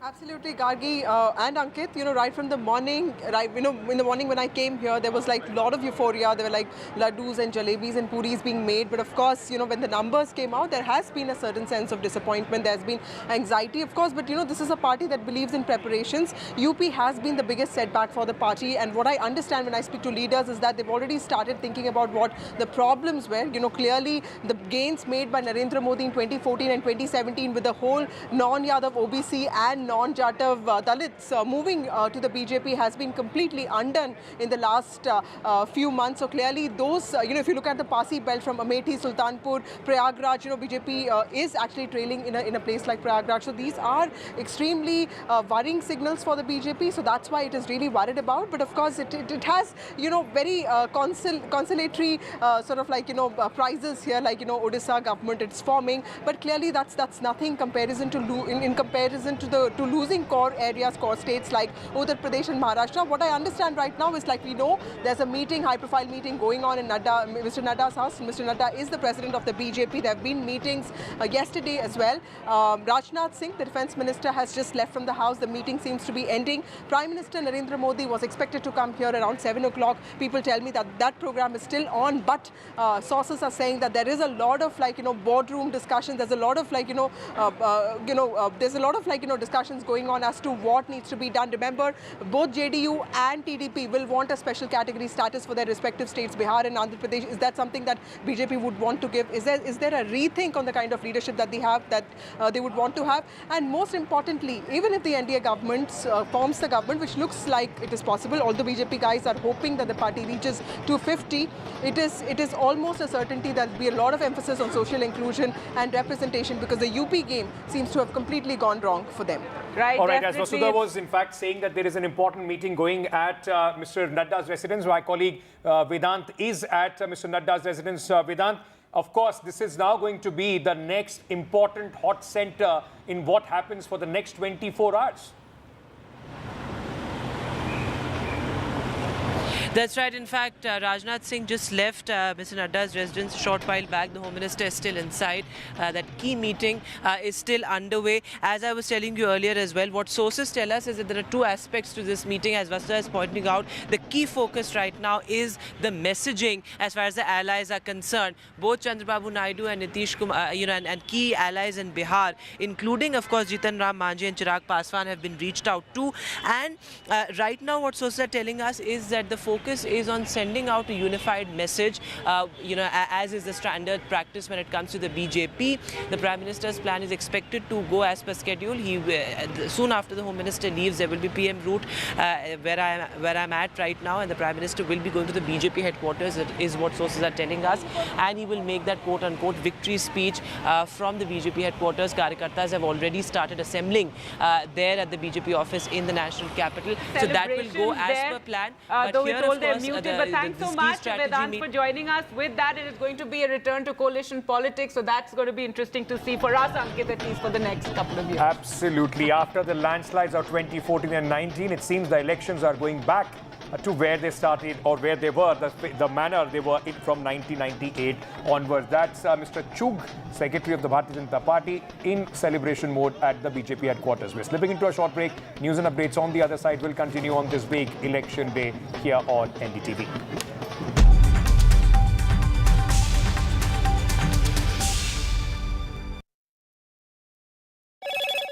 Hello, Moto.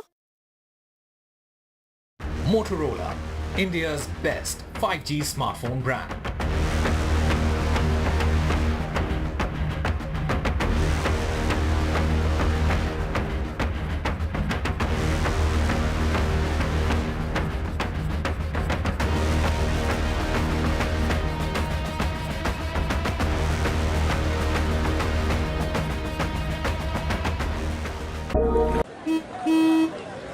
चल हो जा शुरू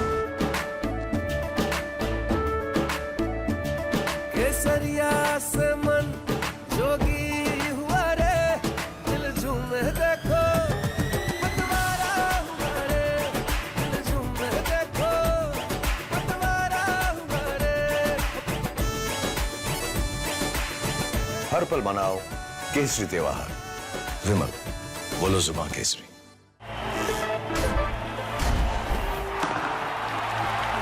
पता नहीं cricket का future कैसा होगा, पर सीलिंग फैंस का फ्यूचर पता है, because it's already here. Orient Aerosense with voice command. Alexa, switch on the fan.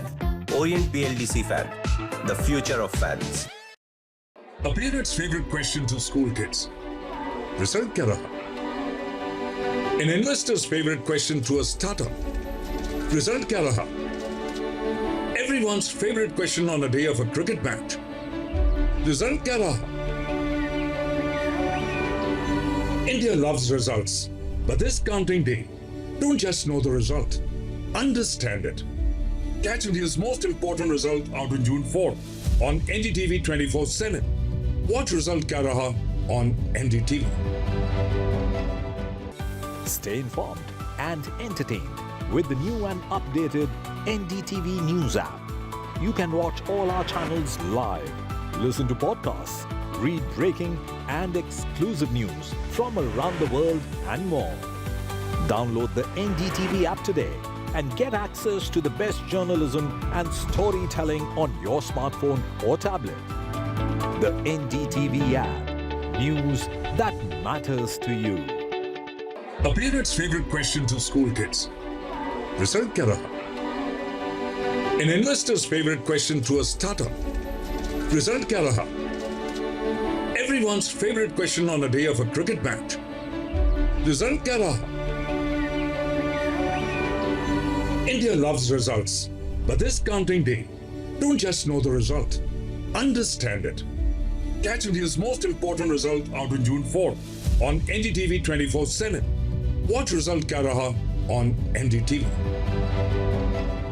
Election means NDTV. चुनाव मतलब NDTV. चुनाव वने आंध्रे NDTV. निर्वाचन माने NDTV. ఎన్నికలు అంటే NDTV. Election हावेदी NDTV. निर्वाचन माने NDTV. निवडणूक म्हणजे NDTV. चुनाव सही मतलब NDTV. తీర్దల్ ఎన్రాల్ NDTV. ચૂંટણી એટલે NDTV.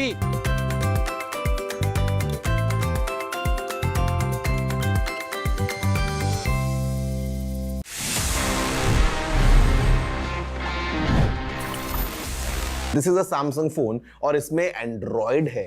You know what happened सबसे पहले अगर हम जाएं थोड़ा सा पीछे अगर हम रिवाइंड करें about the history of Android.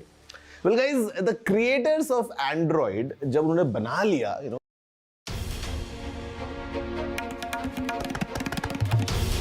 This is NDTV. And you're watching NDTV 24/7.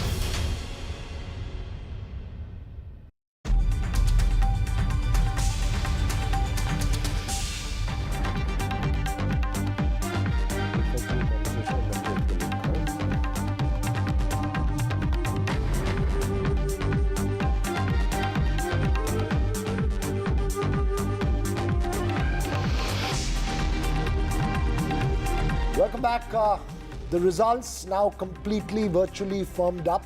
BJP at 241 and the Congress touching the century mark. Seems to be stable but still oscillating a little bit here and there. Of course, the NDA at 296. We believe all preparations are on at the BJP headquarters for Prime Minister Modi to come there in the evening, Rishika. Well, 7 p.m. is when the Prime Minister will in fact be reaching the BJP headquarters. Meanwhile, Veera, we're also expecting a Congress press conference. Mallikarjun Kharge, Rahul Gandhi likely to address a joint press conference, and that's supposed to happen in about half an hour from now at 5:30. So, a lot of hectic And as you mentioned a bit ago, there has been very, very conciliatory messages going to Chandra Babu Naidu and Nitish Kumar from the Congress as well. Jairam Ramesh has tweeted saying if India is in power. Lots of phone calls, some being made public, and I'm sure enough and more not being made public as well. The ones that are being made public, of course, is a strong message being sent out right there. We'll get you the top gainers, top losers. There are some big headlines that are coming out of this very fascinating election. But first up, the headlines. The NDA has survived. The opposition has, well, revived. The NDA gets a majority. The BJP falls short of the halfway mark by a mile. India bloc puts up an impressive show. The Congress is crossing, or rather touching, 100. Well, this election has shown the return of the regional parties. The Samajwadi Party has emerged as the third largest party. The TMC practically sweeping in West Bengal. The TDP emerging as kingmaker, and Uddhav Sena showing who is the real Sena. Modi cabinet minister speaks to NDTV. Kiran Rijiju says no doubt that the Prime Minister is returning as the PM says Jo Jeeta Wahi Sikandar. In politics, in Hindi also you have heard saying, no, Jo Jeeta wo Sikandar. The TDP wins big in Andhra Pradesh. TDP spectacular show in the polls. Chandra Babu Naidu will take oath as the Chief Minister on the 9th of June.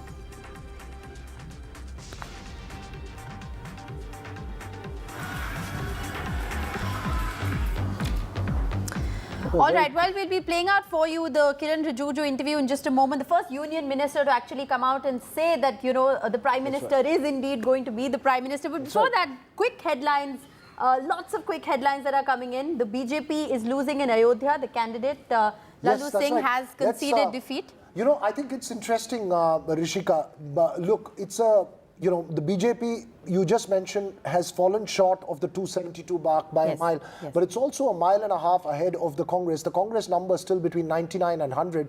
Remember in 2004, they were at 145 to really form any kind of cohesive, you know, coalition government. So BJP seems to be in pole position, but we will wait and see how the negotiations will play out, which is something we haven't seen over the last decade. The big upset has been Uttar Pradesh as far as the Saffron party is concerned. So Faizabad there is somewhere where the candidate has now conceded defeat. We know Smriti Irani is lost from Amethi. That's been a win for the Rai Bareli is a big win for the Congress, and a big upset in the Purvanchal region, which many had thought would be the case. The exit poll numbers clearly didn't pick that up. So Uttar Pradesh is going to be a state that's literally going to be decoded region by region because it has thrown up quite the upset as far as the Saffron party is concerned. In terms of numbers, the Samajwadi Party may have been the one that's taken the heavy lifting, but I think it's a huge symbolic win for the Congress to take Amethi and Rai Bareli at the same time. Well, like I said, the first union minister speaking with NDTV today has posed faith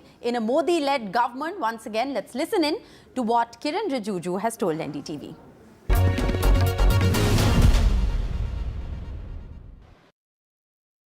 Mr. Rijiju, sum up for me and my viewers, how do you see the election so far? How do you see the trends that have emerged so far? Well, in my home state in Arunachal Pradesh, we are completely winning the election as per our expectation.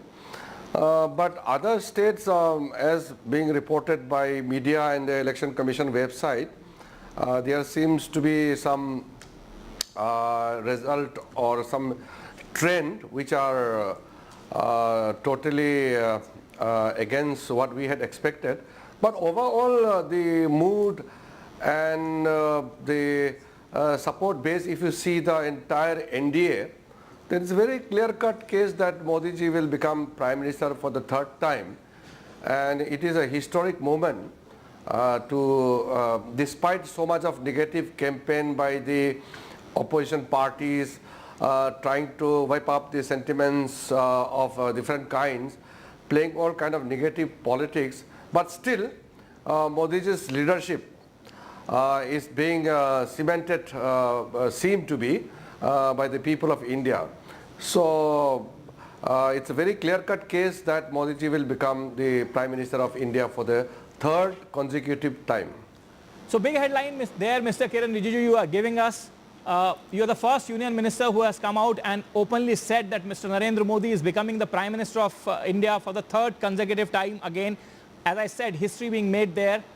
First time, again, after Pandit Jawaharlal Nehru's multiple terms, this would be the epoch-making elections. However, Mr. Rijiju, many neutral observers would say that this is at best, and I choose my words carefully here, at best, a mixed bag of a result for you, your party, as in not for you individually, you are scoring a thumping majority, but for your party and the NDA. Would you agree with that summation, Mr. Rijiju?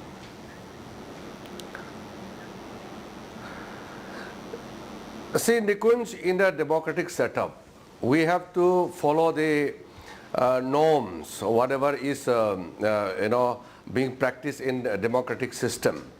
And in a democracy, the mandate of the people is the guiding principles for all of us to function.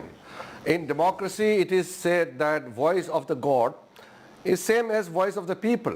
So voice of the people means voice of the God. We are guided by the people's decision.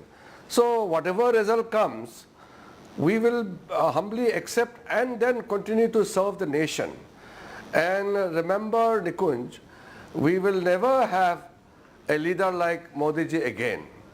And from a precarious economic political condition in 2014, India has emerged as a very strong and stable nation. And today the whole global world look up to India for economic stability. And moreover, inside the country, Modi ji has ushered in an era of peace and prosperity for last 10 years. So the same trend will continue in the future. I am absolutely clear and confident that in Modi ji's third term, India will achieve many more milestones, because in the last 6 decades of Congress and their allies rule in India, they reduced India to a poor nation.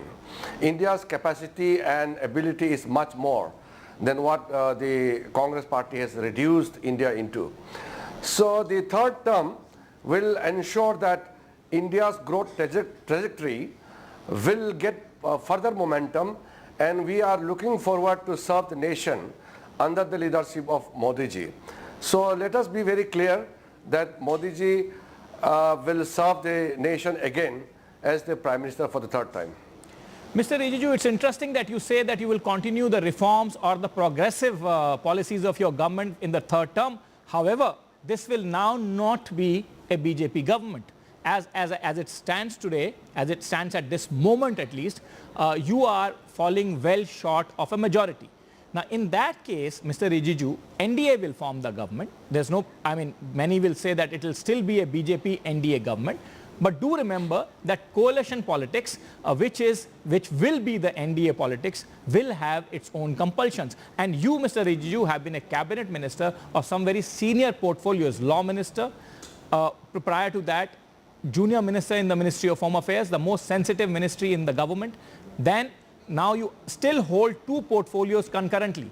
You know the politics that goes inside a cabinet in running the government. How do you see those challenges coming to the fore and play, Mr. Rijiju? See, if you look at Modi ji's policy as well as his style of functioning, he believes in sabka saath, sabka vikas. It is only opposition parties who are trying to portray in a different manner. Modi ji always takes everybody along. It is Modi ji who said that it is not the battle for BJP alone, it is the NDA. So from the day one, of course, BJP had its own target, but the whole campaign is the NDA family. So it is Modi ji who has brought the entire NDA family together to ensure that India doesn't lose its momentum. The ability of Modi ji to take everybody along, not only political parties. Modi ji takes along everyone, even those who are not in the political system. They are also widely consulted and their confidence are taken into, and then they run the administration. So Modi ji's philosophy of taking along everybody with the spirit of Sabka Saath, Sabka Vikas is the mantra with which India is going forward. So let us not make any mistake by undermining anything out of this result. And we are waiting for the final result to come. Still the counting process is still going on. But we must always believe that the mandate of the people will be always respected, and India will continue to grow under the leadership of Modi ji. And Modi ji has the ability to make the whole country united to deal with any kind of situation. Some people may try to break the country and create divisions and fissures in the society, but Modi ji believes in Sabka Saath, Sabka Vikas. So you think, Mr. Rijiju, that's an interesting point you make. You think that Sabka Saath, Sabka Vikas will now also apply to the political allies. Now let me also put you a political question, Mr. Rijiju. और ये सवाल मैं आपसे हिंदी में पूछूंगा क्योंकि हमारे सहयोगी चैनल NDTV इंडिया जो है वो भी आपके साथ में आपको जोड़ना चाहता है अपने साथ में. मैं ये पूछना चाहता हूँ मिस्टर रिजिजू, ये देखते हुए कि इस समय आपके जो दो बड़े आखिरी मिनट के अलाइज हैं एक तरह से, जैसे कि चंद्र बाबू नायडू जी जिनसे आपका अलायंस ऑलमोस्ट आखिरी हफ्तों में स्टिच हुआ, उसी तरह से नीतीश कुमार जो इंडिया छोड़ के आपके पास आए, दोनों तकरीबन इतने नंबर्स ला रहे हैं जिनको मिलाकर के आपकी सरकार का काम पूरा हो जाएगा. ये अभी की स्थिति है, अभी की स्थिति के बारे में हम बात कर सकते हैं, शाम तक हो सकता है ये स्थिति बदल जाए. ऐसी स्थिति में आपको लगता है कि कहीं ना कहीं अगर ये एलाइज ना होते तो ये चुनाव आपके हाथ से स्लिप भी कर सकता था? नहीं, ये इस तरह का आंकलन करना सही नहीं है. अभी तो इलेक्शन रिजल्ट अभी तो आया नहीं, अभी तो ट्रेंड चल रहे हैं और जैसे ट्रेंड आते जाएंगे तो नतीजा भी उसके हिसाब से धीरे धीरे आते रहेंगे. लेकिन मेरा इतना कहना है कि मोदी जी के नेतृत्व में सारा एनडीए ने चुनाव लड़ा और मोदी जी के नेतृत्व को देश ने भरोसा करके फिर से एनडीए को मेजॉरिटी देने का कगार पे है. तो इस पे कोई कन्फ्यूजन हम लोगों का मन में नहीं होना चाहिए कि जिस तरीके से प्रधानमंत्री मोदी जी ने पूरे देश को एकजुट रख करके और हर समाज को साथ में समावित करते हुए सबका साथ सबका विकास के मंत्र से जिस तरीके से 10 साल में एक नई दिशा भारत को दिया है और बहुत मजबूत राष्ट्र के रूप में भारत उभर के आए हैं, तो आगे भी मोदी जी के नेतृत्व में देश और आगे बढ़ते रहेंगे.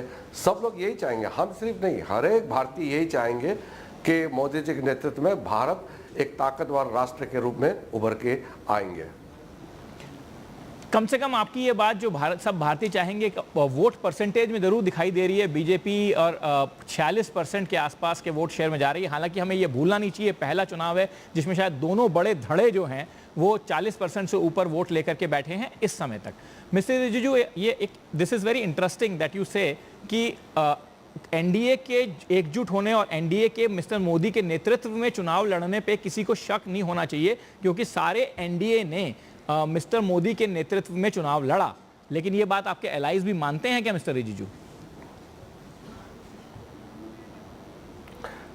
अरे सब इसमें मानने नहीं मानने का बात ही नहीं है ना. इसमें तो मोदी जी के नेतृत्व में ही हम चुनाव लड़े हैं और मोदी जी हर एक कॉन्स्टिट्यूंसी में जाते हैं तो वो सिर्फ वो बीजेपी कैंडिडेट के लिए नहीं, वो एनडीए कैंडिडेट्स के लिए भी उतना ही मोदी जी प्रचार किया है जितना एक बीजेपी का कैंडिडेट के लिए किया है।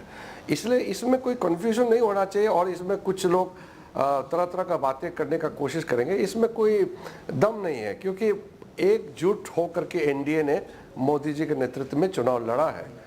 तो मोदी जी के नेतृत्व का तो कोई मुकाबला तो है नहीं देश में। जो आपका जो इंडी गठबंधन है वो तो अभी से लड़ने लग गया है। वो चुनाव में तो आप देखा है, कोई ना पश्चिम बंगाल में साथ है, ना पंजाब में साथ है, ना केरला में साथ है। उनका तो एक कॉन्ट्राडिक्टरी गठबंधन है। अब आप केरला में जाके देखिए, वो कांग्रेस और कम्युनिस्ट के बीच में कितना मारकाट है। अब बंगाल में जाइए, कांग्रेस और तृणमूल के बीच में क्या हालत है। पंजाब में जाके देखिए, आम आदमी और कांग्रेस के बीच में कितना गाला गाली चलते हैं। तो उसमें तो कोई अलायंस तो था नहीं, वो तो एक अपॉर्चुनिस्टिक अलायंस बनाया चुनाव के लिए, सिर्फ कुर्सी के लिए। लेकिन एनडीए तो कुर्सी के लिए नहीं, देश बनाने के लिए चुनाव लड़ा है। इसलिए एनडीए में तो आपने देखा नहीं होगा कहीं भी एनडीए के दलों के बीच में कोई कटास हो, कोई मिसअंडरस्टैंडिंग, कोई आपस में तालमेल का कोई कमी तो दिखाई नहीं दिया। लेकिन जो इंडिया गठबंधन जो आप लोग कहते हैं, उसमें तो पूरा विरोधाभास है।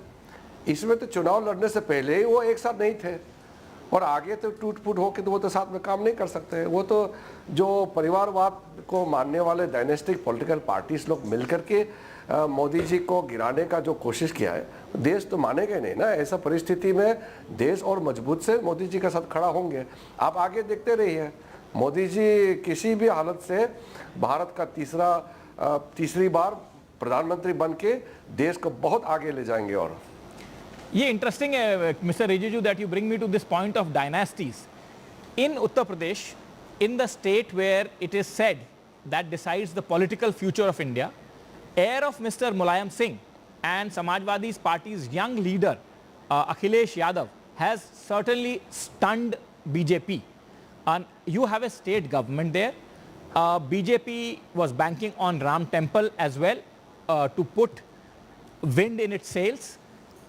What has gone wrong, Mr. Rijiju? Many people will say that, you know, the Uttar Pradesh results are completely diametrically opposite to what you people were expecting all along. No, it is difficult to analyze the result right now because it is only the election trend which are coming. Let the result come and party leadership will look into all the things, because election is not one time. Election is a continuous process. We have municipal election, panchayat elections, then Lok Sabha, Vidhan Sabha. So in India, we have a vibrant democracy which keeps on having different kind of elections, and it gives different result at different time. But what I'm saying is the fundamental point where NDA has gone to this election with a complete understanding as a team, whereas the India Alliance, they just formed a group without any kind of understanding or any kind of similarities. They are opportunistic parties coming together for the sake of occupying the power. So there's a huge difference between NDA and the India Alliance. You can't compare. I won't even call India Alliance as a proper formal alliance, because they are fighting each other before election, now and the future also. They are fighting amongst each other, and NDA expanded at the last moment. We saw probably the largest number of parties joining NDA before the NDA finally took its latest shape. But Mr. Rijiju, an alliance will remain an alliance, and one will have to keep in mind that the alliances perform quite differently from what a single party or single party majority government performs. However, my question to you is slightly different. My question to you, Mr. Rijiju, is that many people, including the pollsters, had written off the regional parties. In the northeast also, Sikkim saw the massive mandate for a regional party. In the entire country also, we are almost seeing the resurgence of regional parties, be it Andhra, be it Uttar Pradesh, be it some other North Indian states even put together. Do you think that India is now going back to a coalition era? Many neutral observers are saying that this is the return of coalition era. Do you agree with that summation, Mr. Rijiju, or would you have differing views on that? Nikunj, as I had said earlier, before the final result is out, it is difficult for me or for anybody to make a political analysis of the ongoing election result. In a way, you know, different states have different sentiments and different compositions and different political formations. So in some areas, regional parties are strong. In many areas, national parties are strong. But one thing is very clear, that BJP is today the only pan-India national party. Congress is, reduced to a very, insignificant party in many of the states and union territories. So if you see that it's only because of Modi ji's leadership that the party has grown, from north and western centric party to pan-India party now. So I'm very proud as a member of Bharatiya Janata Party that today we have a party and a prime minister under whose leadership the country is standing unitedly and also marching ahead as a proud nation. So let us not mix up about the leadership and some of the regional parties winning some of the seats in the some pockets of our country. But overall, you can ask anybody. It is across the country where people believe that Modi ji is the only national leader today who can fulfill the aspiration of the people of India. Mr. Rijiju, before I let you go, I know you are a busy man today. You will have to not only track the results of your own constituency, but entire Northeast and then some of your cabinet colleagues as well. Before I let you go, let me ask you one question. One question that is in the mind, or rather topmost in the minds of many, and one question that some people are trying to answer on their own. Do you think this entire slogan of Ab ki baar 400 par somehow was taken into a zone which made it as if there is something completely negative aligned to it, and that boomeranged on your party, Mr. Rijiju? No, this kind of assessment and this kind of observation may not be true, because the winning and losing of elections are because of many reasons. Many things can be attributed to election victory as well as election loss. But because the expectation was so high, so people may think that, okay, the NDA has not crossed 400. But NDA is winning the election. That is a big thing. In politics, in Hindi also you have heard saying, no, jo jita wo Sikandar. So winning election as a as a true Democrat, as a person, as a citizen of this country, we believe in fighting the election in the true spirit of democracy, and we will go by the mandate of the people. So let us not go into deep analysis of the election right now, because most of the seats are still showing the trend. It's not the final result yet. So let us wait for some more time. Very much, Mr. Rijiju. Mr. Rijiju says, Jo jeeta wahi Sikandar, and he says, let's wait for a final word on the elections, which will crystallize. Thank you very much, as always, Mr. Rijiju. Kind and nice of you to join NDTV. Thank you. Right. We also have Congress Minister in Karnataka, Dinesh Gundu Rao. Rishika, there are two Gandhinagars. One which is Amit Shah's Gandhinagar, the other which is Dinesh Gundu Rao's Gandhinagar Assembly constituency in Bengaluru Central. Not while the Congress has done possibly its best performance since 2004 in Karnataka, Dinesh, not the numbers that you all expected at the end of the day, and the big disappointment is Bengaluru Rural losing. Yeah, of course, we were obviously looking for a slightly bigger number, somewhere in the range of 12 to 15 was what we had realistically thought that we would be able to do.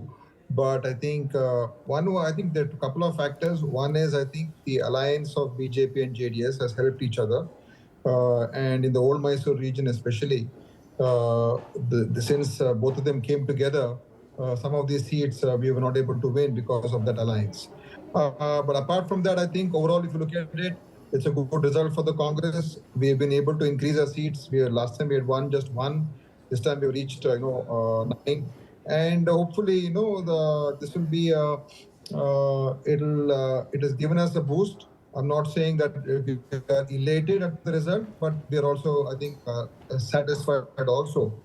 Overall, I think this has been an election which has been a hard, it's a hard battle. We fought it hard, and we were up against all odds. You know how for the last 10 years the central government has been functioning, and how we had to turn off. We've been said that it's over. This election is done and dusted. But I think the people of India have given a strong message. They have rejected the authoritarian regime of the Prime Minister Modi, and I think this augurs well for India's democracy, and democracy is going to thrive and survive. I think that's a good thing. I just want to ask you a quick follow-up question. The numbers as they stand right now, the NDA is falling short of the 300 mark. This is, of course, with health warnings that it's 530. We're waiting for the final election commission numbers. But it is the alliances that is really holding the BJP to that number where it's reaching 300.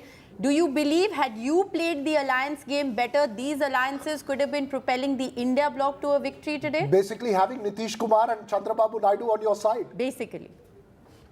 No, I'm saying what happened with Bihar is a very complicated situation.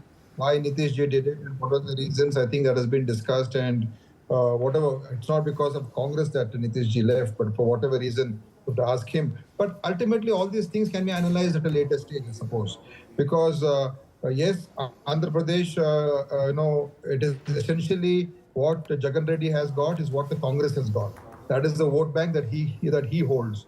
I think in a way this is good for the Congress in Andhra Pradesh because it opens up Andhra Pradesh for us now, and that vote bank which was captured by Jagan, I think Congress can rework itself now in regaining that vote bank, and I think a good result for Chandra Babu Naidu ji. I mean, he's been facing the onslaught of the authoritarianism of Jagan Reddy also in Andhra Pradesh, and people have rejected Jagan Reddy there. So all these things can be discussed, I think, later. But overall, yes, we were expecting more seats in Bihar. We were expecting maybe a few more seats in Madhya Pradesh.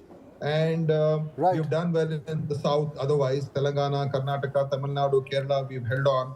So I think Congress, what was once ruled out, we are back in the fray. We are touching triple figures, and Rahul Ji's victory in Uttar Pradesh, and I think this has got.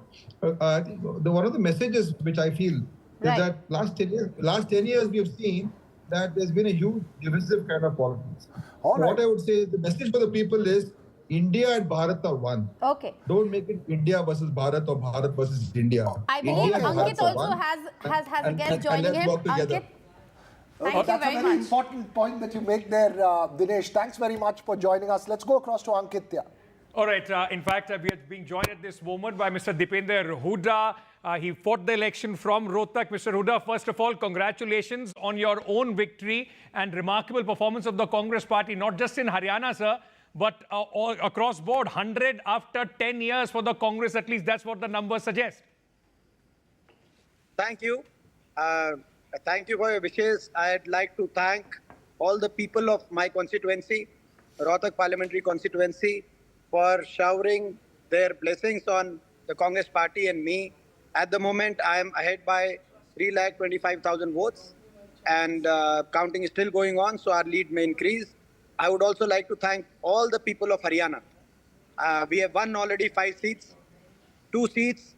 Counting is going on. BJP is ahead, but we are still hoping that something may happen there at the last leg of counting. And BJP has won 3 seats. That's the situation in Haryana at the moment. So we are ahead in vote share in Haryana. We are leading on more assembly seats. Out of 90 assembly seats of Haryana, we are leading in 52 seats. We have led in 52 seats. So that just shows you what will happen in the assembly election 2-3 months down the line. Absolutely. And I'm also thankful to all the people of India for showing faith in the Congress party. Let me ask you. Yeah. Let me very quickly ask you just one question about Haryana, then about the Hindi heartland, where it's been a remarkable story as far as this election is concerned. For Haryana, like you said, these are indication as far as the Vidhan Sabha election is supposed to come. It's in just 3 months from now. But for the Lok Sabha election, what are the issues that you think have clicked with the people? It was a prestige battle for you as well. You lost the last election. This was a comeback of sorts for you and for your party as well. Absolutely. Like I said, I'm thankful to the people of my constituency. Last time, I had secured 48% votes and I lost the election by 7,000, which was the highest vote share that any opposition party candidate could secure in North India. But still, I lost the election. It was a very narrow election result. So this time, I think, the kind of margin with which people have elected me, I think I'm so thankful that I don't have words. I will always stand with my people till my last breath. I can say that. See, in Haryana, the implication is very simple. Last time, Congress's vote share was 28% in the Lok Sabha. But still, we gave a very close fight in the Vidhan Sabha, which were held 6 months later. We led only in 11 assembly segments out of 90. But still, we managed 31 seats and BJP could only manage 41 seats. This time, our vote share has jumped from 28% to 45%. And we are leading in 52 assembly segments. Already, the Saini government has lost strength in Vidhan Sabha. 3 MLAs during the course of Lok Sabha elections, they withdrew their support from the Saini government and had given their support, letter of support to Shri Bhupender Singh Hooda ji. So, and the Congress party. Okay. So you can, so Haryana, this government has already lost confidence in Vidhan Sabha, and today they have also lost confidence of the people, where more people have voted for the Congress party. The whole Jat versus non-Jat politics that we had seen, or at least the narrative that was built. Do you think now this result, at least, and going forward in the assembly election, that puts a stop to this kind of a politics? Are you getting support from all sections of the society, not from a particular section that the BJP usually charges the Congress with? People have voted out the politics of BJP, politics of divide and rule. BJP has sought to divide people based on religion, caste, language. People have in Haryana decisively voted against that politics. I myself have 9 assembly segments. Each assembly segment has different caste composition, and I'm leading from all 9. So I think the people have decided that enough is enough as far as this divide and rule cannot go on forever.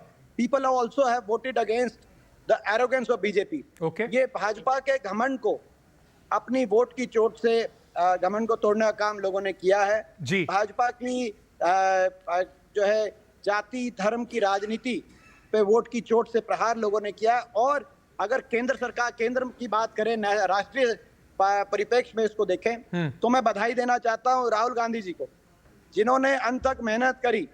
जबकि राहुल गांधी जी हमेशा, मैं आपकी व्यक्तिगत बात नहीं करूंगा, लेकिन ये जो आज मीडिया है, जो कहीं ना कहीं भाजपा से प्रभावित होने का जिस पे आरोप लगता रहता है, उस भाजपा से प्रभावित मीडिया के निशाने पे रहे। लेकिन उन्होंने दिन रात मेहनत करी, देश के एक छोर से दूसरे छोर तक वो पहुंचे, और 5 साल उन्होंने न्याय की लड़ाई लड़ी। तो आज मैं समझता हूं कि राहुल जी को और कांग्रेस के नेतृत्व को बहुत-बहुत मैं बधाई भी देना चाहता हूं। Like you're talking about the national big picture, before I let you go, the remarkable turnaround, at least for the Congress party and the opposition, has been the Hindi heartland states. If you talk about Uttar Pradesh, Haryana has also contributed to that. Though the BJP seems to be coming back with the NDA in part, are you seeing a certainty as far as the BJP is concerned with coming back to the power, or is the Congress still open to business? Is the Congress trying to form the government with these numbers as well? See, it's a moral defeat for the BJP. आज BJP की नैतिक हार हो चुकी है, और मैं समझता हूं कि राजनीति तो परिस्थितियों का ही खेल है। तो क्या होगा भविष्य के गर्भ में है, ये सारे जो प्रश्न आप पूछ रहे हैं। लेकिन आज कांग्रेस की जीत हुई। और मुझे इस बात की खुशी है कि हिंदी पूरे हार्टलैंड में सबसे अगर अच्छा प्रदर्शन रहा है तो वो हरियाणा का और उत्तर प्रदेश का प्रदर्शन रहा है। हिंदी पूरे हार्टलैंड में भाजपा से मैं समझता हूँ दोनों प्रदेशों में भाजपा से ऊपर आए हैं हम लोग, तो ये बहुत ही शुभ संकेत है भविष्य के लिए।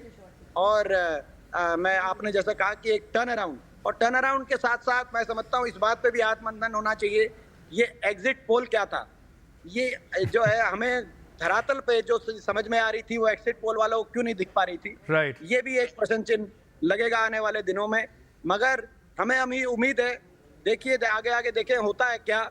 ये नैतिक हार भाजपा की हो चुकी है। और अब संख्या का जो है राजनीतिक परिस्थितियों का खेल है, और अब संख्या बल के आधार पर आगे बढ़ेगी चर्चा।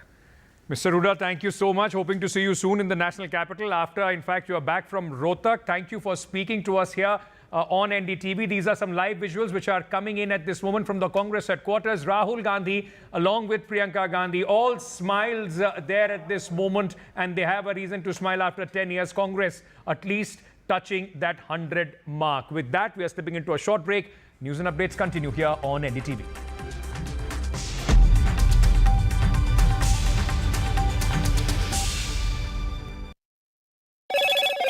Hello, Moto. Motorola, India's best 5G smartphone brand.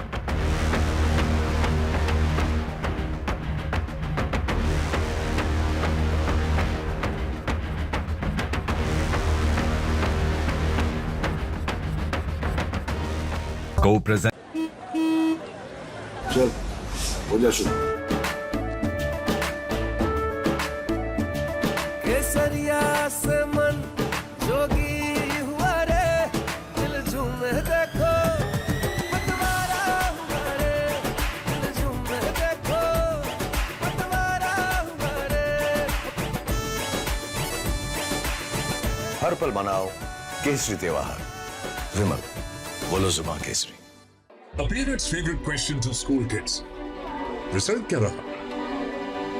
An investor's favorite question to a startup. Result क्या रहा? Everyone's favorite question on a day of a cricket match. Result क्या रहा? India loves results, but this counting day, don't just know the result. Understand it. Catch India's most important result out on June 4th on NDTV 24/7. Watch Result Kya Raha on NDTV. Stay informed and entertained with the new and updated NDTV News app. You can watch all our channels live, listen to podcasts, read breaking and exclusive news from around the world and more. Download the NDTV app today and get access to the best journalism and storytelling on your smartphone or tablet. The NDTV app. News that matters to you. A parent's favorite question to school kids. Result क्या रहा? An investor's favorite question to a startup. Result क्या रहा? Everyone's favorite question on a day of a cricket match. Result क्या रहा? India loves results, but this counting day, don't just know the result. Understand it. Catch India's most important result out on June 4th on NDTV 24/7. Watch Result Kya Raha on NDTV. Election means NDTV. चुनाव मतलब NDTV. चुनाव वने Andre NDTV. निर्वाचन माने NDTV. ఎన్నికలు అంటే NDTV. Election हावेदी NDTV. निर्वाचन माने NDTV. निवडणूक म्हणजे NDTV. रसाई मतलब NDTV. तीर्दल enrol NDTV. ચૂંટણી એટલે NDTV.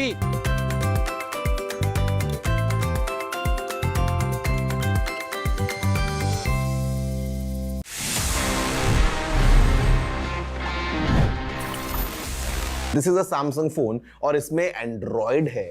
You know what happened, सबसे पहले अगर हम जाएं थोड़ा सा पीछे, अगर हम रिवाइंड करें about the history of Android. Well guys, the creators of Android जब उन्होंने बना लिया ये operating system, they went to Samsung because they wanted कि सैमसंग उस एंड्रॉयड को खरीद ले। So they all went to Seoul in South Korea. They met with the Samsung people, but Samsung was not that impressed. And Samsung said no. और उसके बाद क्या हुआ? Just weeks later, Google in fact bought Android for $50 million. Imagine करो अगर Samsung ने उस time पे Android खरीद लिया होता, would have been the case that Android would have been Samsung's own exclusive operating system. Like today we see how Samsung is the king of Android. They basically rule the Android market. But वो एक ना आज कैसे mobile history को पूरा बदल चुकी है. It's all for you. Did you know this? If yes, then amazing. If no, then please let me know by writing all your emails to tg@ndtv.com.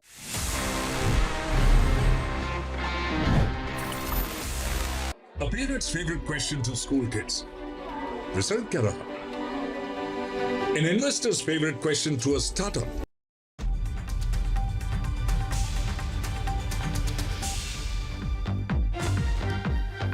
All right, welcome back. In a short while from now, the Congress party is going to be addressing a press conference, Veera, at the Congress headquarters in the national capital. We just had those visuals of Rahul Gandhi and Priyanka Gandhi, all smiles, marching into the Congress headquarters. So remains to be seen what they're going to say. But we have Manisha Priyam with us in the studios and RP Singh, spokesperson of the BJP, joining us as well. You know, Manisha, and Mr. RP Singh, I think at the end of the day, the number that you're looking at is that 238 of the BJP that's flashing on the screen, and the Congress at 100 right now, and the NDA is at 290. Isn't this, you know, are these the numbers? Which is the more important number for you? The NDA number now or the BJP's number now? I think he's lining himself up right now. Manisha, as you see that number on the screen, 238 and 290, 238 for the BJP, 290, and Congress getting a symbolic touch at 100, but it's dropping to 99 once in a while. I think now for the Congress, that symbolic 100 will mean just so much. You know, they are right there at the doorsteps of 100. They haven't seen double digits in such a long time, over a decade now. This will be very important for them. But for the Congress, a reassurance that Rahul Gandhi's strategy of being on the streets, raising the issues of people, no matter what, and building what has been called the narrative, that's really paid off. And I believe very much that they've been able to bring in the issues of Samvidhan, Kisan and Naujawan to the center stage of the Hindi heartland politics that had till now been only analyzed within restricted frames of Mandal and Kamandal. So political discussion has moved ahead. These numbers mean so much for India's poor, those of them who are demographically concentrated in the large Hindi heartland states. Right. It's an important point that you make there. Speaking of Hindi heartland states, RP Singh, spokesperson of the BJP, is also with us. RP Singh, a quick reaction from you as far as Uttar Pradesh is concerned. I think that's the big upset for the BJP. You have some pretty big losses there, including Faizabad, where your candidate has actually conceded defeat. That's where that's the constituency of Ayodhya. Smriti Irani has lost from Amethi. How are you looking at Uttar Pradesh particularly? Is it a big disappointment for you? Well, we'll analyze it. Results are just come in. Within the next few days, we'll analyze and see what is the real reason. Yes, results are upsetting, but you see it other way around. I mean, see our results in Odisha, see our results in Andhra Pradesh. We have made a strong inroad in Andhra Pradesh. We are going to be part of the government there. We are forming the government in Odisha. So there are negatives and there are positives both in this election. We were known as the party of North. Today we are party of North, East, South, West, all part of the country put together. And we have won a seat in Kerala also. So yes, there are negatives. Yes, Uttar Pradesh has upset us, but there are positives also. Rabu has brought us good luck, beta. All right. Well, it's very interesting what you're saying in terms of your successes in the South versus your introspection in the Hindi heartland. So over to Maria now. She has a guest with her. Senior Congress leader from the state of Uttar Pradesh is joining us live. Salman Khurshid, really appreciate your time. You have reasons to celebrate today, Mr. Khurshid. Certainly, the biggest cheer and the biggest numbers for your party and the India bloc is coming from your state of Uttar Pradesh. Well, certainly, I know, but celebration is a very difficult word. After the experience that we've had for 10 years, to get a sense of respite, get a sense of relief is how I would describe it. Not really a celebration, but of course in the common parlance, we often talk about celebration when we achieve something that hasn't been coming for a long time. So celebration to that extent, yes, but for me, it's more a sense of relief. Sense of relief, yes. And if we were to look at these numbers, the Congress right now is standing at 100, which means that it's a surprise number. None of the pollsters gave you this number. Would you say that, you know, whatever said and done, it's the opposition that is led by the BJP which is forming the government? But still, you have done a much better performance than many gave you a chance of. Well, thank you, but I would say that that's a sense of relief as well. Again, that somebody thought that we should be written off completely. We were quite certain that we were going to do much better than what was being described as the outcome of the exit polls. We were on the ground. We had traveled. We had talked to people. And we certainly felt that the situation was much better for us. Of course, there was a little bit of doubt because, you know, we'd been battered so much for the last 10 years that there was a doubt. Is there really possibility that something like this will happen? We often thought about it. But there was determination and there was an enormous amount of enthusiasm that was an outcome of what Mr. Rahul Gandhi's campaign had done, how his yatras had worked for us and how it had injected a new sort of spirit amongst ordinary people. So all said and done, I think we've got a great deal of what we deserved, and it also brings a mighty challenge on how do we take this forward, because we did very well in 2009 and we lost the initiative in those 5 years.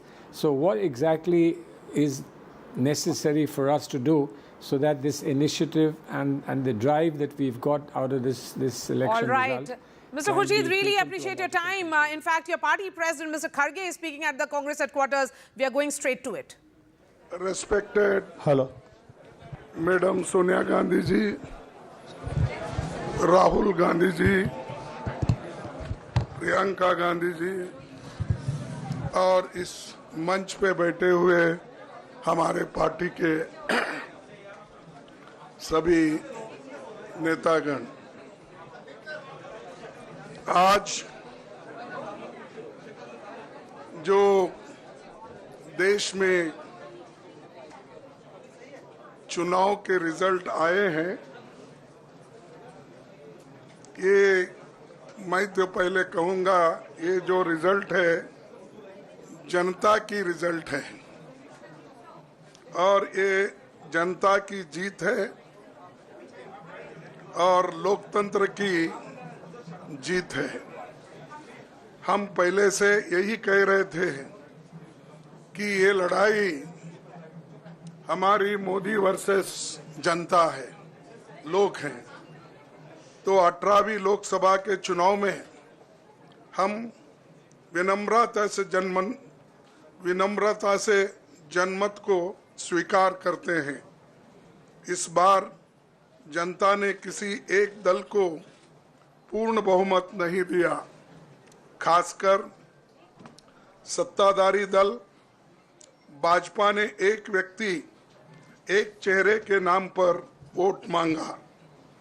अब ये स्पष्ट हो गया है कि ये mandate Modi ji के खिलाफ गया है। ये उनकी राजनीतिक और नैतिक हार है। जो व्यक्ति बार बार अपने नाम से ही हर जगह वोट मांगते थे, उनकी ये बहुत बड़ी हार है और नैतिक दृष्टि से ये तो उनको बहुत बड़ा नुकसान हुआ है। आप जानते हैं कि कांग्रेस पार्टी और हमारे इंडिया गठबंधन से बहुत प्रतिकूल माहौल में चुनाव लड़ा। सरकारी मशीनरी ने कदम कदम पर अवरोध डाला, बैंक खाते सीज करने से लेकर तमाम नेताओं के खिलाफ अभियान चलाया।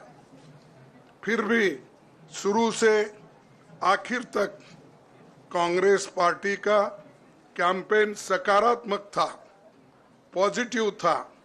हमने महंगाई, बेरोजगारी, किसानों और मजदूरों की बदहाली और संविधान संस्थाओं का दुरुपयोग जैसे विषयों को केंद्रीय मुद्दा बनाकर हम जनता के सामने गए थे। इन मुद्दों पर बड़ी संख्या में लोग हमसे जुड़े, हमारा समर्थन किया।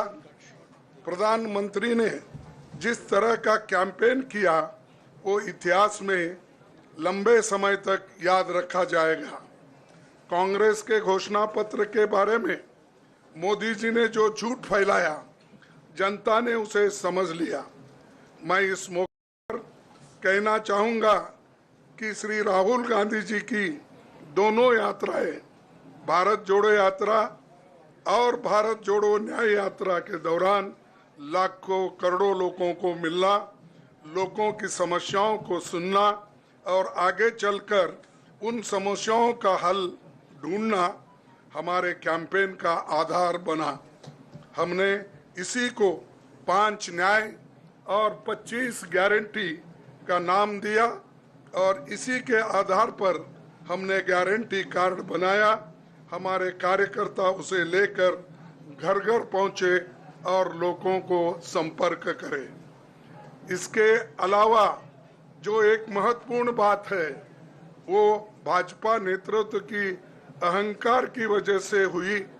उन्होंने धीरे धीरे सारे संवैधानिक संस्थाओं के ऊपर गैर कानूनी तरीके से कब्जा करने की कोशिश की।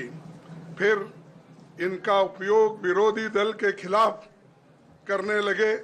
जो दब गया उसे दबा के अपने तरफ लिया, जो नहीं दबे उसकी पार्टी को तोड़ दिया, नहीं तो फिर जेल में डाल दिया। लोगों को ये विश्वास हो गया था कि मोदी जी को एक मौका और मिला तो अगला हमला संविधान पर सीधा होगा और लोकतंत्र पर होगा। इसीलिए लोगों को इसके प्रमाण नए संसद सत्र के साथ ही दिखेंगे। खुशी इस बात की है कि भाजपा इस षड्यंत्र में अब सफल नहीं हो पाएगी। मैं इस अवसर पर सीपीपी चेयरपर्सन श्रीमती सोनिया गांधी जी, हमारे लोकप्रिय नेता राहुल गांधी जी, प्रियंका गांधी जी का विशेष मैं धन्यवाद करना चाहता हूं। और इन्होंने दिन रात बराबरी से पूरे देश में कैंपेन किया और हमें एक मजबूत स्थिति में पहुंचाने के लिए भारी मदद इन्होंने की। और मैं ये कहूँगा कि इनके वजह से हमको बहुत बड़ा प्रोत्साहन देश में मिला और आज ये स्थिति जो बनी है उनके वजह से बनी। और हमारे करोड़ों कार्यकर्ता जो है देश में, उन्होंने भी हमारा साथ दिया। इसीलिए मैं बहुत बहुत उनको धन्यवाद देता हूं। आखिर मैं इंडिया गठबंधन के अपने सभी साथियों और शुभचिंतकों का धन्यवाद करता हूं। सभी एक साथ मिलकर एक स्वर में रहे, सभी ने मिलकर प्रचार किया और एक दूसरे की मदद की। हमारे हजारों लाखों कार्यकर्ताओं ने अच्छे तालमेल के साथ काम किया। आप सभी का धन्यवाद। अभी हमारी लड़ाई अंजाम तक नहीं पहुंची है। हम सबको आने वाले दिनों में इसी तरह लोगों के अधिकारों के लिए, संविधान की रक्षा के लिए, लोकतंत्र के बचाव के लिए, देश की तरक्की के लिए, सीमाओं पर सुरक्षा के लिए लड़ते रहना चाहेंगे। हमें सुनिश्चित करना होगा कि संसद सुचारू रूप से चले, विपक्ष के मुद्दों को प्राथमिकता मिले, संसद में उन पर बहस हो। आने वाले दिन महत्वपूर्ण होंगे। हम आपसे बात करेंगे जब कभी भी मौका मिले। आप सभी को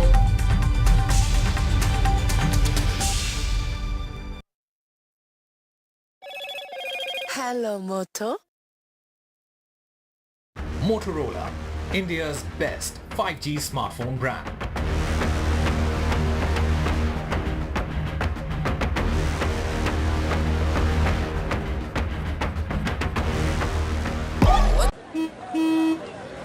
चल हो जा शुरू। केसरिया से मन जोगी हुआ रे, दिल झूमे देखो पतवारा हुआ रे, दिल झूमे देखो पतवारा हुआ रे। हर पल मनाओ केसरी त्योहार। विमल, बोलो जुबान Kesari. A parent's favorite question to school kids. Result kya raha? An investor's favorite question to a startup. Result kya raha? Everyone's favorite question on a day of a cricket match. Result kya raha? India loves results, but this counting day, don't just know the result, understand it. Catch India's most important result out on June 4th on NDTV 24/7. Watch Result Kya Raha on NDTV. Election means NDTV. चुनाव मतलब NDTV. चुनाव वने Andre NDTV. निर्वाचन माने NDTV. ఎన్నికలు అంటే NDTV. Election हवेदी NDTV. निर्वाचन माने NDTV. निवडणूक म्हणजे NDTV. चुनाव सही मतलब NDTV. तेरदल एनरोल NDTV. और आपके इमोशंस कहां थे हमें मालूम है। लड़ाई संविधान को बचाने की थी, कॉन्स्टिट्यूशन को बचाने की थी। और मैं आपको सच बताऊं तो मेरे माइंड में था पहले से, जब इन्होंने हमारा बैंक अकाउंट कैंसिल किया, जब चीफ मिनिस्टर्स को जेल में डाला, पार्टियां तोड़ी, मेरे माइंड में था कि हिंदुस्तान की जनता अपने संविधान के लिए एक साथ खड़ी होकर लड़ जाएगी। और यह सच साबित हुआ। मुझ में भरोसा था और मैं हिंदुस्तान की जनता से, इंडिया गठबंधन के पार्टनर्स से, कांग्रेस पार्टी के हमारे सब नेताओं और बब्बर शेर कार्यकर्ताओं से दिल से धन्यवाद करना चाहता हूं। आपने संविधान को बचाने का पहला और सबसे बड़ा कदम ले लिया है। कांग्रेस पार्टी ने इस चुनाव में, कांग्रेस पार्टी के सब नेताओं ने 2-3 चीजें की। सबसे पहले हमने इंडिया गठबंधन के पार्टनर्स की रिस्पेक्ट की, उनकी जो विशेष थी उनको हमने साथ लिया। और आपने देखा होगा कि जहां भी गठबंधन लड़ा, हम एक होकर लड़े। दूसरी बात, कांग्रेस पार्टी ने क्लैरिटी से हिंदुस्तान को एक नया विजन दे दिया है। Pro poor vision, pro production vision Hindustan को इंडिया गठबंधन ने साफ दे दिया है। यह जो हमारा परफॉर्मेंस हुआ है, इंडिया गठबंधन का परफॉर्मेंस हुआ है, इसके पीछे कॉन्स्टिट्यूशन, जो रिजर्वेशन पर बीजेपी ने आक्रमण किया, गरीबी, अदानी जी के आपने स्टॉक्स तो देखे होंगे, देखे हैं वो स्टॉक्स उनके, तो बड़ी इंटरेस्टिंग बात है। जनता अदानी जी को मोदी जी से डायरेक्टली कोरिलेट कर रही है।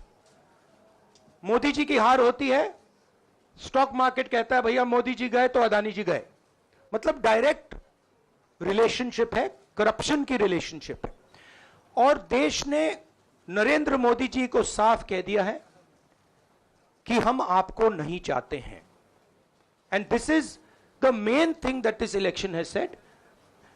The country has unanimously and clearly stated, we do not want Mr. Narendra Modi and Mr. Amit Shah to be involved in the running of this country.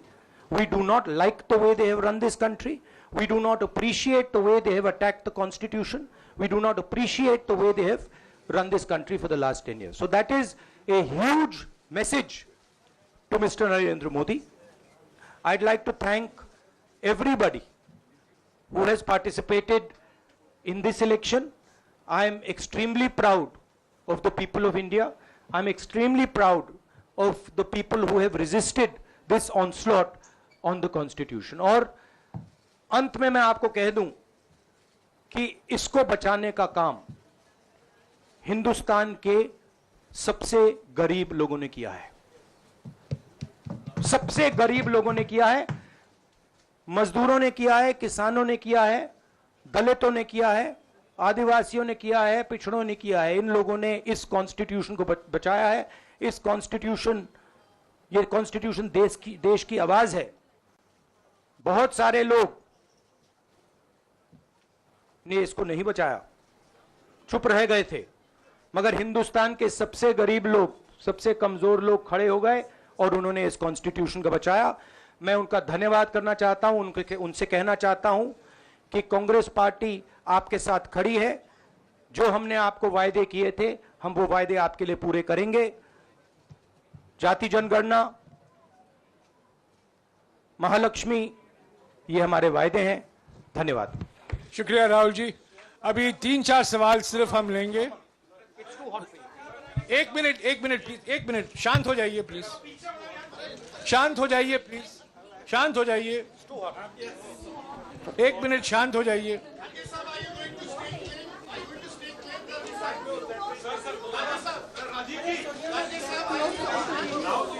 एक मिनट शांत हो जाइए.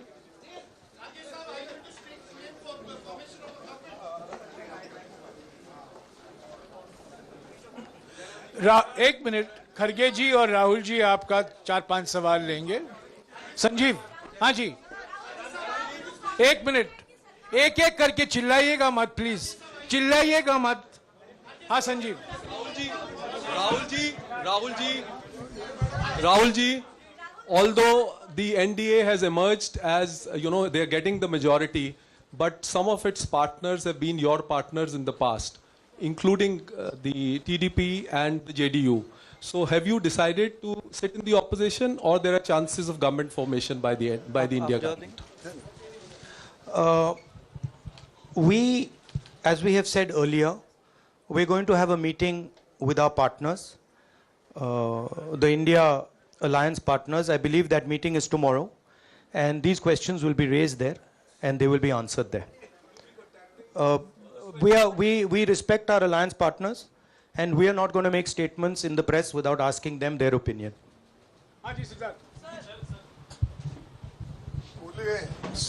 सर, आप ये कह रहे हैं कि ये हिंदुस्तान के गरीब की जीत है, संविधान बचाने की जीत है. तो अगर आप लोग विपक्ष में बैठते हैं और सरकार बनाने की पहल नहीं करते हैं, क्योंकि नंबर एनडीए और इंडिया अलायंस में कुछ ज़्यादा नहीं है, और अगर पहल नहीं करते हैं तो कैसे उनको आप जो है आगे उनका हक दिलाने के लिए आगे आ पाएंगे? वही सवाल आप मतलब दूसरे तरीके से पूछ रहे हो. कल डिसाइड होगा. इंडिया गठबंधन की मीटिंग है. कल हमारा अलायंस डिसाइड करेगा. बड़ी फाइन लाइन है, तो जो इंडिया गठबंधन डिसाइड करेगा उस पे हम एक्शन लेंगे.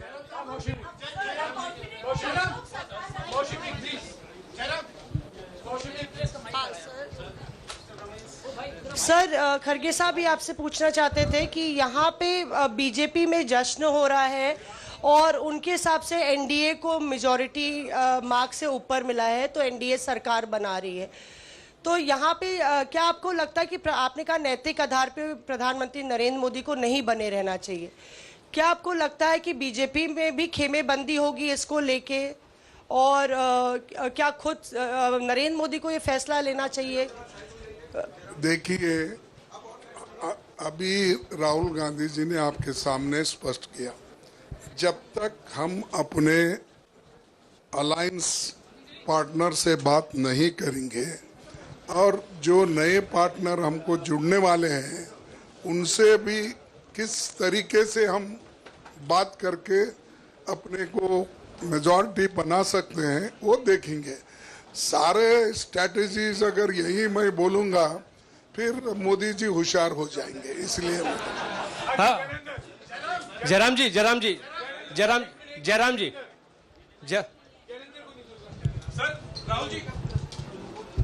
राहुल जी, खरगे साहब ने कहा कि हम जनादेश को स्वीकार करते हैं। जनादेश इंडिया गठबंधन के लिए क्या है? विपक्ष में बैठने के लिए या सरकार बनाने की कोशिश करने के लिए? और आप दोनों सीटों से जीते हैं, बधाई। आप कौन सी सीट रखने वाले हैं? नहीं, सब दोनों सीटों से जीता हूं और रायबरेली और वायनाड के जो वोटर्स हैं उनका दिल से धन्यवाद करना चाहता हूं। अब डिसाइड करना है कौन सी सीट पे मैं रहूंगा। थोड़ा पूछूंगा और फिर डिसाइड करूंगा। दोनों सीटों में तो नहीं रह सकता हूं, बट अभी डिसाइड नहीं किया है।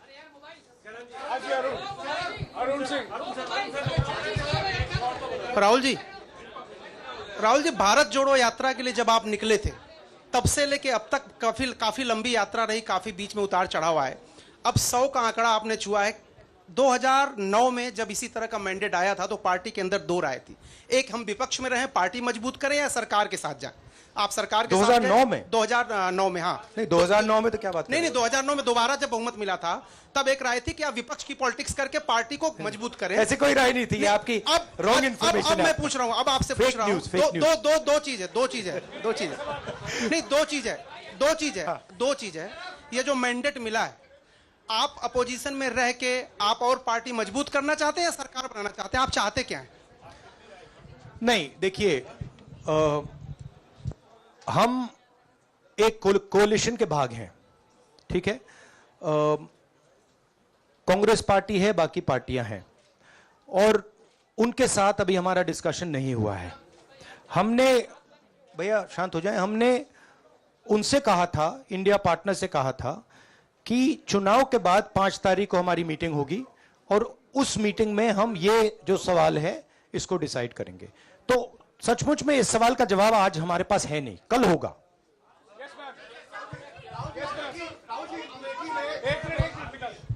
राहुल जी, अमेठी में आपके लिए कहा गया कि राहुल गांधी ने अपने पीए को चुनाव लड़ा दिया, अब उन्हीं किशोरीलाल शर्मा नहीं, देखिए, ये बीजेपी ने कहा था। नहीं, देखिए, बीजेपी लोगों को रिस्पेक्ट नहीं करती है और आज उन्हीं किशोरीलाल ने हरा दिया, तमीज से बात नहीं करती है।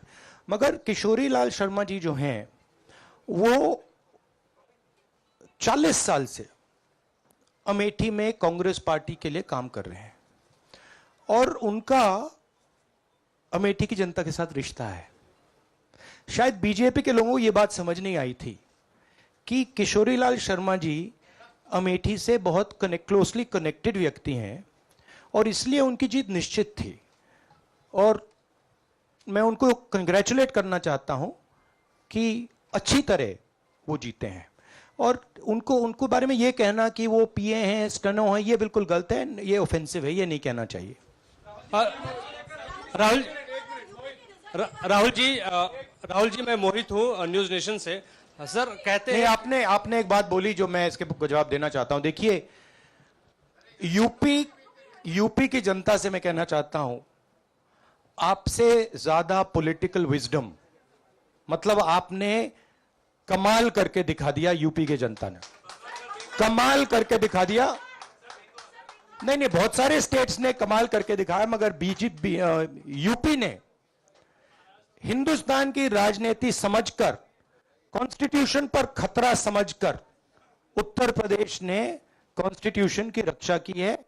और मैं सब स्टेट्स का धन्यवाद करना चाहता हूं, मगर उत्तर प्रदेश को मैं स्पेशल कहना चाहता हूं। आपने कांग्रेस पार्टी का, इंडिया गठबंधन का समर्थन किया, बहुत बहुत धन्यवाद। राहुल जी, आखिरी सवाल, और इसमें यूपी में एक और बात मैं बोल देता हूं, एक और बात यूपी के बारे में बोल देता हूं। इसमें मेरी बहन प्रियंका गांधी का भी काम है, जो यहाँ पीछे छुपी हुई है। राहुल जी शुक्रिया साथियों, शुक्रिया, हो गया।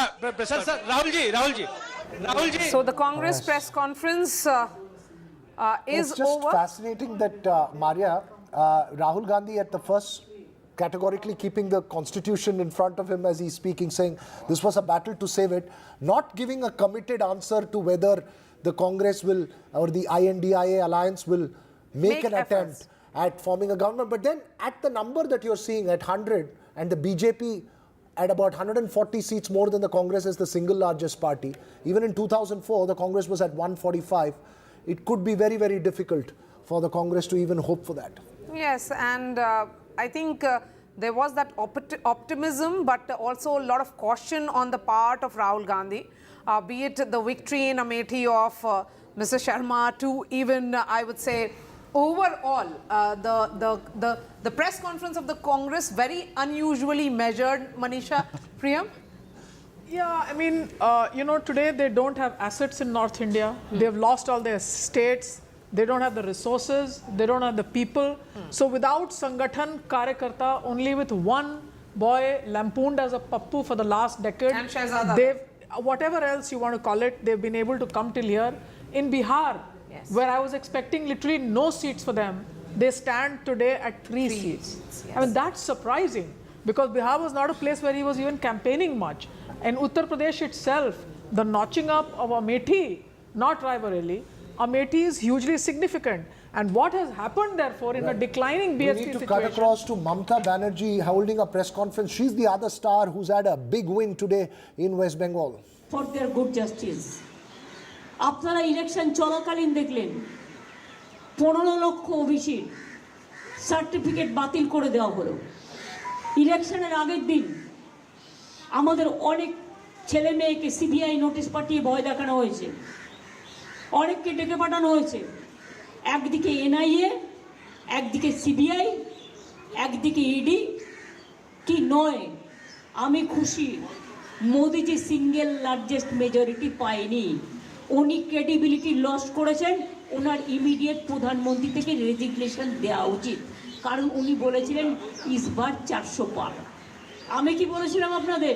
Prime Minister Modi has said that he promised that they'll get 400 plus seats in these elections.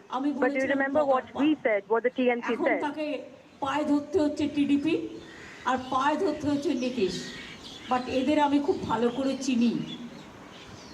I know them very well. ইন্ডিয়াটাকে ভাঙতে পারবে না, বরঞ্চ যারা ওদের সাথে গেছে ওদের অত্যাচার কতটা চলবে আমি জানি না। 2/3 মেজরিটি নেই, ইচ্ছা মতো আইন পাস আর পার্লামেন্টে হবে না, ইচ্ছা মতো অ্যাট্রসিটিস হবে না। They'll not be able to do as they will in the parliament anymore because they do not have the absolute majority that the BJP was hoping for. Akhilesh আমাকে এখনো বলেছে, Akhilesh had told me, ওরা certificate দিচ্ছে না, জেতার পরেও election commission চেষ্টা করছে যাতে বিজেপিকে আলো যোগী কিছু সিটে বাড়ানো যায়। এটা তাদের কাছে Akhilesh Yadav had said that the BJP will not be winning a majority and that would mean that they will not be able to do as they please anymore. দুই হচ্ছে, আমি মনে করি যে আজকে জুডিশিয়ারি তার স্বাধীনতা ফিরে পাক, I want that the judiciary gets its freedom back. Media তার স্বাধীনতার মতো কাজ করুন। I hope that the media gets its freedom back too. चाहती हूँ, मैं अखिलेश को कंग्रेचुलेट किया है, बहुत बढ़िया किया है। आने वाला चुनाव में वही अखिलेश यूपी में जीतेगा। बिहार में जो रिजल्ट दिखाया है अभी तक वो सच नहीं है। तेजस्वी यादव का साथ मेरे को बात हुआ, उन्होंने कहा दीदी अभी बहुत बाकी है काउंटिंग, ये झूठा बोलता है। আমি উদ্ধব ঠাকরেকেও কংগ্রাচুলেট করেছি, শারদ যাদবকেও করেছি, অরবিন্দের স্ত্রীকেও করেছি, আমি কল্পনাকেও করেছি, হেমন্ত সোরেনের স্ত্রীকে। আমি এরকম যতটা পেরেছি, শারদ পাওয়ারকেও করেছি, যতটা পেরেছি যাদের ফোনে পেয়েছি ধরতে। এমনকি রাহুলকেও আমি কংগ্রেস মেসেজ পাঠিয়েছি যদিও maybe they were busy for election, কিন্তু এখনো পর্যন্ত ওরা কারোর সাথে আমাদের কন্ট্যাক্ট করেনি, না করলেও আমাদের কোনো যায় আসে না। আপনাদের নিশ্চয়ই মনে আছে, আপনারা অনেক সময় আমাকে আন্ডার এস্টিমেট করেন। আমি কি বলেছিলাম, তোমাদের 2টো সিট দিচ্ছি, তোমাদের একটাও এমএলএ নেই, 2টো সিটেই জিতে যাবে। আর আমি বলেছিলাম তোমরা ইন্ডিয়ার সাথে অ্যাডজাস্টটা করো সবার সাথে, তাহলে তুমি 100 সিট পাবে। আমার কথাটা মিলেছে কি মেলেনি? এই মিলা কি নেই মিলা? किसका गेन हुआ है? देश का गेन हुआ है। हम तो कहा था देश रहने दो, मोदी को जाने दो। बिजनेसमैन के ऊपर इतना टॉर्चर। कल आपने देखा है शेयर मार्केट में क्या हुआ, कौन किया है? बीजेपी किया है। रुपया किसका है? बीजेपी का, जान पहचान का आदमी का है। हम शेयर बाजार नहीं समझते हो कि हम एक कॉमन फैमिली से है, ये मेरे को जानकारी में नहीं है।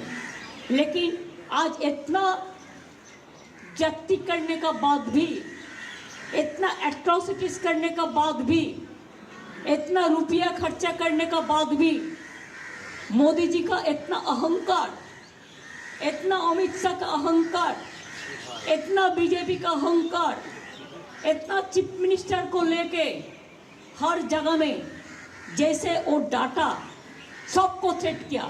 हमारा स्टेट में ऑल लीडर को थ्रेट किया फोन में, हमारा स्टेट में हर काउंसिलर को थ्रेट किया, हमारा स्टेट में हर एमएलए को थ्रेट किया।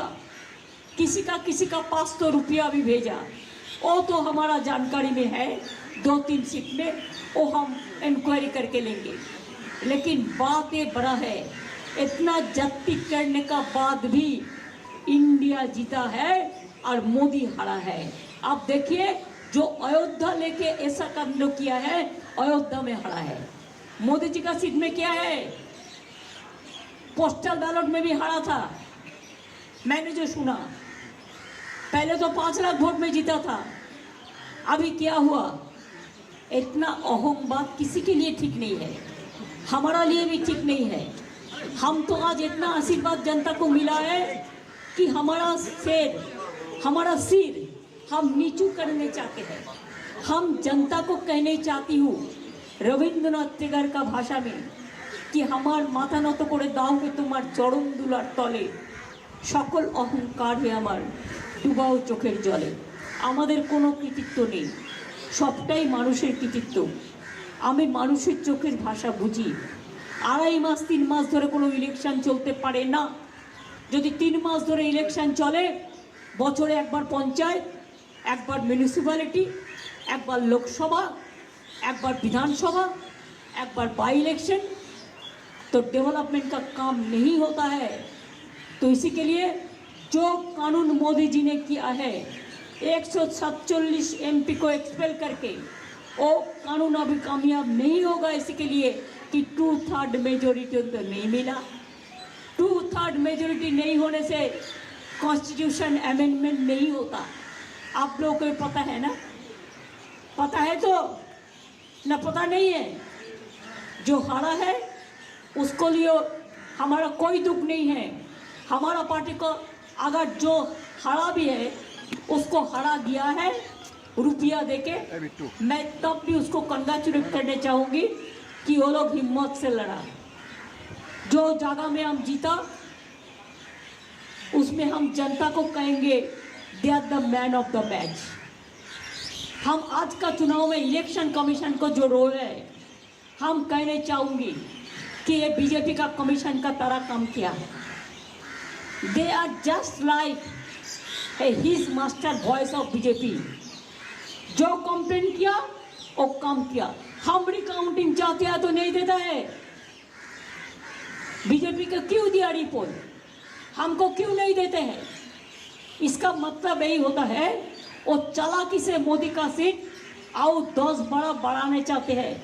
लेकिन प्लीज याद रखिए, Mamata Banerjee as fiery as ever, but let's go across from that winner to the big loser perhaps in South India today, Maria, Jagan Mohan Reddy and the YSRCP. This is what he said a short while ago. పోరాటాలు చేయడం అంతకన్నా కొత్త కాదు. నా రాజకీయ జీవితం అంతా కూడా ప్రతిపక్షంలోనే గడిపా. ఈ 5 సంవత్సరాలు తప్ప పోరాటాలే చేశా. రాజకీయ జీవితంలో ఎవడు చూడని కష్టాలు కూడా అనుభవించా.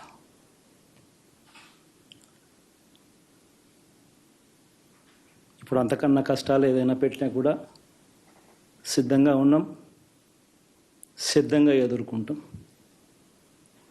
ఆల్ ది వెరీ బెస్ట్ గవర్నమెంట్లోకి వచ్చిన వాళ్ళకు. Thank you. A brief press conference there by the outgoing Chief Minister, who has actually tendered his resignation just short while back. He has resigned already. Yes, Mamta, and he was somebody who, you know, he fixed his date of swearing in and everything else before the results came. They were extremely confident, the YSRCP. Perhaps misplaced confidence, Jagata, will you say that? Yeah, I mean, misplaced, yes, and also, you know, I mean, it was quite brewing. You know, I mean, this is something that Andhra was a very clear case, which nobody sort of had any doubt about in the last couple of months. But nobody thought it would get Roger like this. He never thought that he was going to get swept out like this in terms of it. Manu Sundaram also joins us of the DMK there, Maria, from Chennai. Look, Manu, while it seems to be good in Tamil Nadu, the NDA still has won 1 seat. Overall, the national picture, the DMK was one party which was actually hoping that they would have a shot at power in Delhi again after 10 years. Is that door closed with the numbers that you see on the screen? Well, unless Veeraraghav, you or somebody in the BJP who are not at all connected to you has letters of support from Mr. Nitish Kumar and Mr. Chandra Babu Naidu, I think all doors and windows are still open very much. Today, we are still yet very far from final results. We will know probably in another couple of hours, maybe even longer, depending on how close this election goes. But it clearly is a rejection of a single party majority. I think that not even the BJP can deny at the moment. This is a rejection of 2019's mandate. It is, a repudiation of the 2019 mandate. If anything, NDA trends as of now point towards an NDA majority. And I say that with great care and caution because NDA at the moment includes Mr. Nitish Kumar and Mr. Chandra Babu Naidu. But Manu, sorry to interrupt you, butting in. I know the point you're making, but I'm asking you this. Look, the Congress is at 99, the BJP is at 240. In 2004, when you got together, the Congress was at 145. Look, you know, with such a huge margin for the BJP as the single largest party, the best that the INDIA alliance could do is to build itself as a robust opposition. I think it's a bit premature to decide who's going to be in opposition. Like I said, unless letters of support have been given to the President of India, and that is what the Constitution and Representation of People Act 1951 require, and that is what the Supreme Court under SR Bommai versus Union 1994 also says. Manu, do you have a single do you have a party with absolute for the moves majority? and counter moves of various political parties?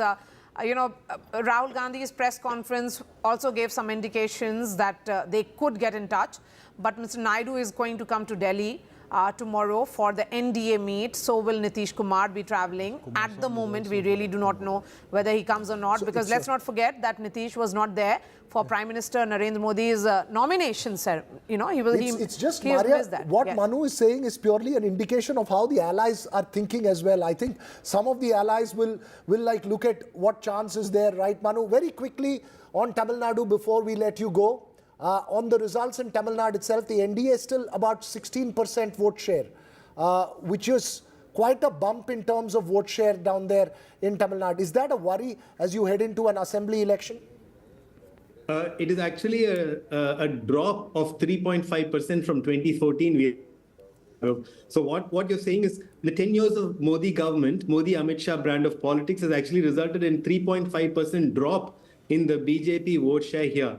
The actual BJP alone vote share is about 10.7%. Congress is 10.8%, DMK 26%, and ADMK 21%. By and large, Tamil Nadu is still about the Dravidian parties. By and large, Tamil Nadu is still a place where BJP will never get a toehold. And this has been the story in 2014, 19 and 2024. So after 15 years, essentially, after we complete another 5 years, I don't really see any great change in the BJP's fortunes. And I think the people who projected themselves as BJP's stalwarts and Chanakyas here in Tamil Nadu themselves have tasted defeat today. And I see all of this must be seen in the context of how opposition parties have fought this election with one, if not both hands tied to the back. Yes. The Enforcement Directorate, the While Income we look Tax at these Department, the numbers, Election I want Commission, the to media. understand the big picture, the all India picture. And Sandeep Shastri, even as we wait for the first response from the party which has won, which is the single largest party, and the coalition which has actually crossed the majority mark, we have heard from the opposition sides. We have heard particularly from Rahul Gandhi, who has said that he'll wait for his alliance partners to really come up with whether they would be actually making attempt at government formation. But I think would you say that that's a call that should be taken or not taken? A robust opposition. Maria, we have had power is always snatched. We have had several governments formed which are alliance governments. Yes. But remember, it's only 1999 and maybe 2009 when you had a pre-election coalition actually forming the government, and this is only the third time it is happening. That if it happens, it's the third time that a pre-election coalition has got a majority. In all the other occasions, the coalition was formed after the results were announced. After the results were announced. So there is a little more stability in a pre-election coalition, because there will have to be a lot of answers to be given if certain key players within the NDA decide to move out of it into another alliance immediately after the results are announced. So in that sense, being a pre-election coalition, there is a little more stability in terms of numbers. And also the single largest party at 240. 80% of the seats. By a mile and a half. Sanjay Pugalia also joins us, Editor-in-Chief. Sanjay, those numbers on your screen, we had the DMK reacting, you heard the Congress speaking out, we haven't still heard from the BJP. How do you see those numbers on the screen? If we keep our opinion aside and look at very neat, clean, cold fact, then it is a historic win of the incumbent. With simple majority, NDA will be back in power. This is a hat-trick by a Prime Minister Modi-led government. And that is the biggest important message of this mandate, that Indian democracy is thriving and vibrant and robust, where you are seeing such a mandate, such a great election. I actually, rather than speaking more, I have come and joined this panel when I saw these three wise people here, which is Sugata, Sandeep and Manisha. I thought I should come and get some insights from them. And I want to ask Sugata, how does he sees this mandate? Is it not a historic mandate? If it is, how? It is a historic mandate. Nobody can dispute the fact that it is a third term. It's, he has already been in power for 10 years. There should have been much more anti-incumbency, should have been routed out, swept out of the power. But that has not happened. If you still look at the numbers that are trickling in, BJP is the single biggest bloc at 240. And Congress is 140 seats behind. So in that sense, and with, as Shastriji just mentioned, in terms of a coalition, it is a pre-poll coalition. So you made seat arrangements. You fought without putting up your candidates. So there is also a kind of obligation on the part of the coalition partner to remain faithful to the original alliance. Otherwise, it will start creating problems. Say, for instance, even a very small party like JDS in Karnataka, if it's tomorrow starts switching back into the Congress fold, I think there'll be a backlash there. They'll be completely gone. Their 13-14% that remains will also be wiped out. So similarly, I think Nitish did a somersault quite recently. I mean, even if Nitish wants to go back, will Lalan Singh want to go back? Now, that's the kind of question that props up inside a political party like the JDU. So another theory that is doing round, what if Mr. X or Y switch sides? Do you think it is possible, Sandeep ji? Because my understanding is NDA, BJP is much more pragmatic and accommodative in managing coalition partners. History tells you that. And see the flexibility and the sharpness of the current BJP leadership.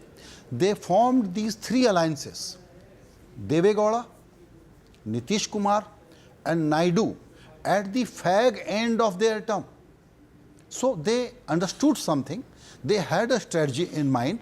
What if things go wrong? What is my plan B? And these three new alliances has helped BJP where BJP is today. Sandeep ji. Yep. And as you say, of the three alliances, two of the alliances you are the senior partner and one you are the junior partner. And the aim of all the three alliances was to challenge the opponent who had the potential of doing better in the Lok Sabha election when it was to be held, and they succeeded in that particular mission in all the three cases. Now, given the fact that as of now, the BJP accounts for 80% of the NDA, the number of seats it has accounts for 80% of the NDA, this would be an alliance which is very different from previous alliances. We have had previous coalition governments where the largest party or the party from which the Prime Minister came was like a first among equals among all the parties. Now this coalition, when it is formed in terms of if it were to come to power, would be a coalition with a dominant partner and other junior partners as part of the coalition. Now, it will depend on the political dexterity of the leadership as to how they assuage the sentiments which there will be of the junior partners, maybe a Bihar package, maybe a special benefit to Andhra where they are being, government is being formed. So all that would be part of that negotiation that goes on. One more question before Veera and Maria starts having some more conversation on the same topic is this to Manisha ji. What is the message from greatest Indian democracy today? Under a Modi-led government, this election happened and adversaries were talking about Loktantra ko khatra hai and Samvidhan ko khatra hai. Should we not acknowledge the fact that a Modi-led India has delivered such a pure mandate, such a pure election? So thanks very much, Sanjay ji. And also I've been traditionally asked the woman question for asking me a politics question and a democracy question. My firm answer is that from this election, the first thanks goes out to the Honorable Supreme Court of India, but even more to the Election Commission that has held the faith and trust. Yes. People of this country repose their faith in the Election Commission of India and want to deeply thank the Election Commission for having held our faith and trust even in troubled moments. That's very clear. Now let me also make a few political comments, and which is that undoubtedly the BJP's comeback as the largest party and numbers, and I did over the last 15 days or so hear some political consultants or the others say things like brand Modi has gone down, etc. My fieldwork in the poorest areas of Bihar have told me, and these are even in seats where the BJP is not winning, poor women have responded by saying that they have benefited from Jan Dhan, from Ujjwala. So today the victors and the near victors, all of them may hear that the India's poorest electorate and the women on the margins are not rejecting leaders that they trust has delivered to them. Even Nitish Kumar, for example, much maligned for his political moves. They were all contingent and strategic moves. Now he's trusted by the women of India and he's proved and performed and proven that the hypothesis about him that the JDU will not deliver is absolutely wrong. All the cadaver netas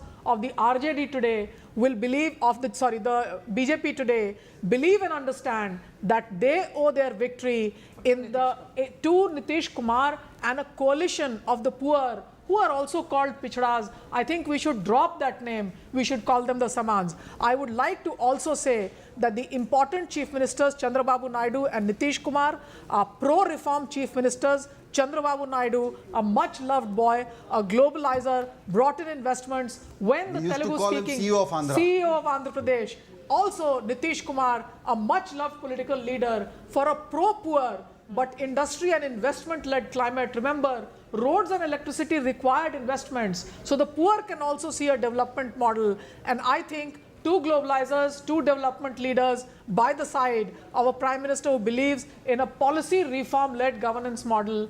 It may be very different. They would and appear to be a more stable natural innings. ally. Yeah. Sanjay ji, another point is that I think it will be good and gracious on the part of the Congress to now at least finally clarify that Indian democracy is well and working and not manipulated and the EVMs are rigged. You know, until yesterday they were saying all that. Yes. Let's be gracious on their part to openly say and send out a message to the world that we are up and alive and kicking. Let's take that across to Saifuddin Soz. Well, Saifuddin Soz isn't here. This is Salman Soz. Your guest coordinator should know. Saifuddin Soz's father, no? Salman, go ahead.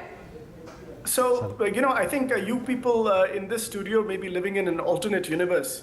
As far as we are concerned, this election has a resounding message, which is basically a rejection of Brand Modi. If you cannot see it, I cannot blame you. But from where we sit, this is an election that before this election, nobody in your studio or nobody in the country gave the opposition any chance.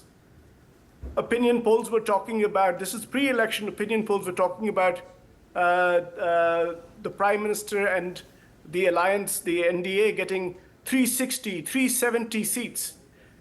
And as the first phase came along, things shifted, things changed, because the reality, the ground reality was totally different. This whole narrative that the Prime Minister is all-conquering and invincible, Brand Modi is incredible, global leadership, etc., it basically met resistance by the people who said, we will not let you talk about 400 par. Okay. The people who said that नहीं, you लेकिन come to us. I have a point, sir. Salman bhai. Sanjay bhai, let me finish. You Salman spoke bhai. for all this time. I've been very patient. I waited for 30 minutes. Yeah, Salman bhai, one sec. Just one simple question. I am a great admirer of your oratorial skills and your wisdom. Simple question is, these are not the reference point of discussion that who projected what, who predicted what. Simple question is, you haven't got the mandate. The mandate is of continuity for NDA. Do you admit that? Absolutely not. This is not. This, in fact, this is a significant defeat for the BJP. This is more significant than 2004. Let me explain to you why. Prime Minister Atal Bihari Vajpayee did not exercise the kind of scorched earth politics that Prime Minister Modi and Home Minister Amit Shah, routinely engaged in. For God's sake, they arrested 2 sitting chief ministers. The kind of control of media, the kind of money Salman, that this party has, I more think money than probably today the is a Elections day. are over. Elections are over. Today is a day. No, the opposition, particularly the Congress, over. which is sitting at 99, has reasons to celebrate the institutions of India, the Election Commission of India, to talk about how robust is our democracy. Democracy is not in khatra. संविधान खतरे में नहीं है. So आज आपको बोलना चाहिए कि democracy safe है. I'm sorry, you have to let me speak. Yes. Because I waited for all you people. You spoke, let me speak. Because there are 5-6 of you, let me speak.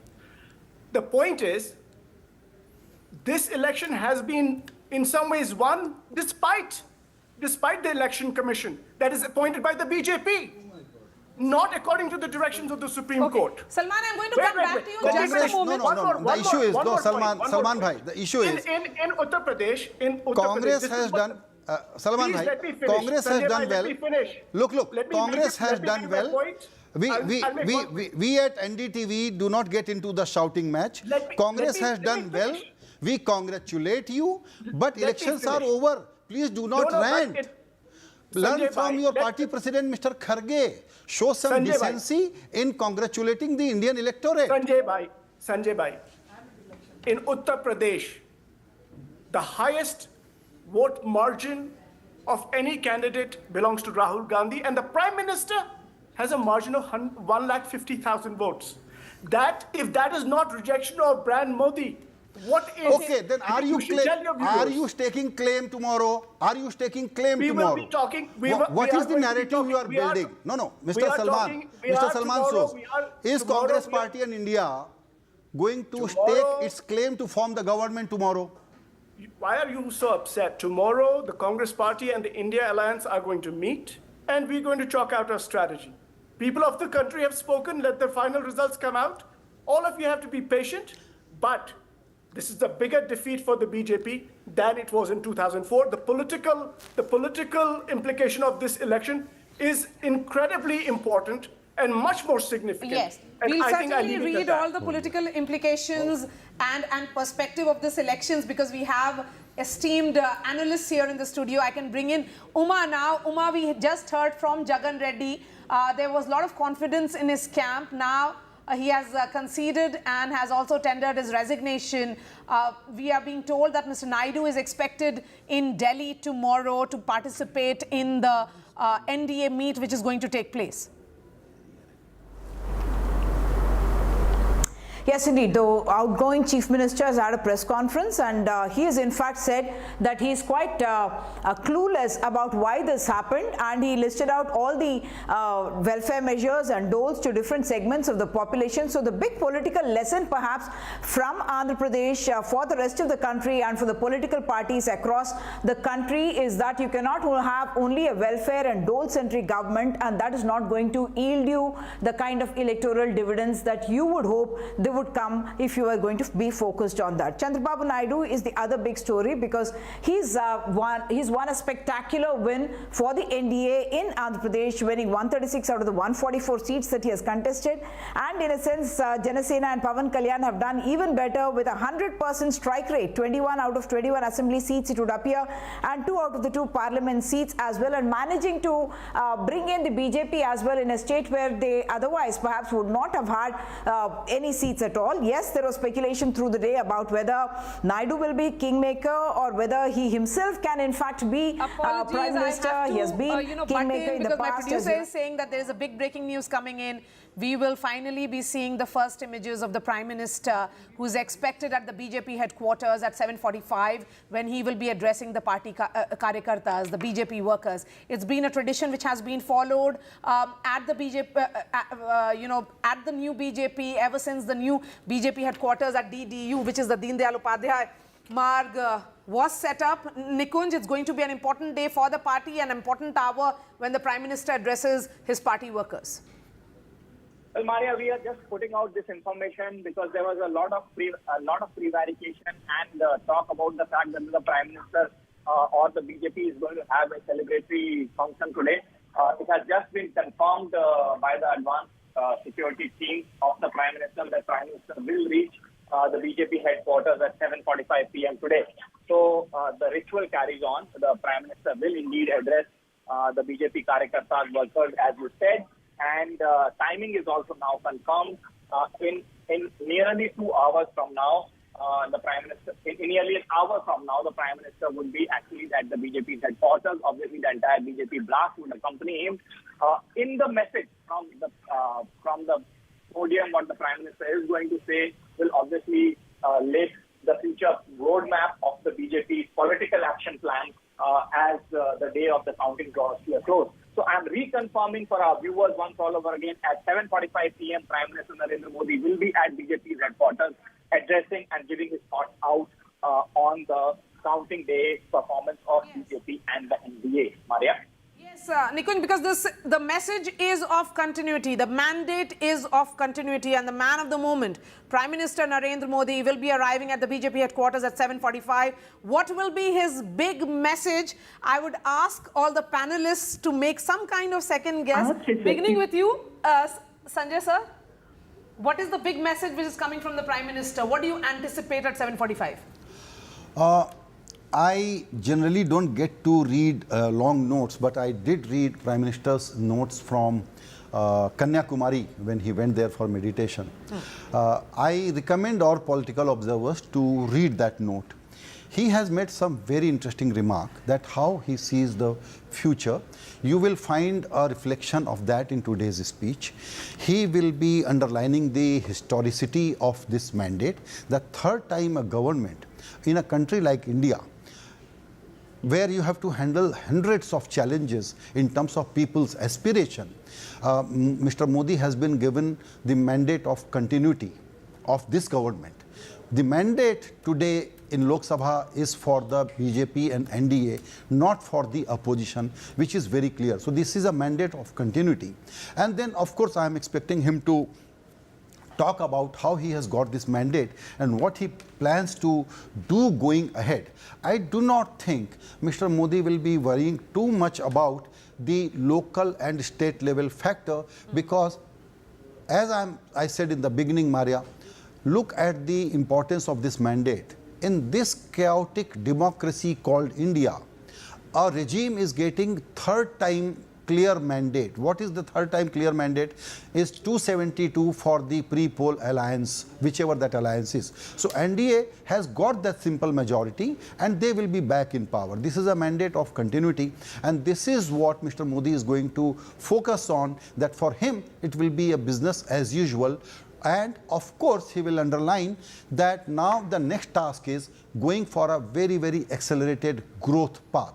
And that is what I am expecting him to say. Okay, before I let you go, a quick word also, because you interviewed the Prime Minister. In that interview, he talked about almost, gave the entire governance roadmap of Modi 3.0. You have a fair idea of how the things will take shape in the next few weeks and months.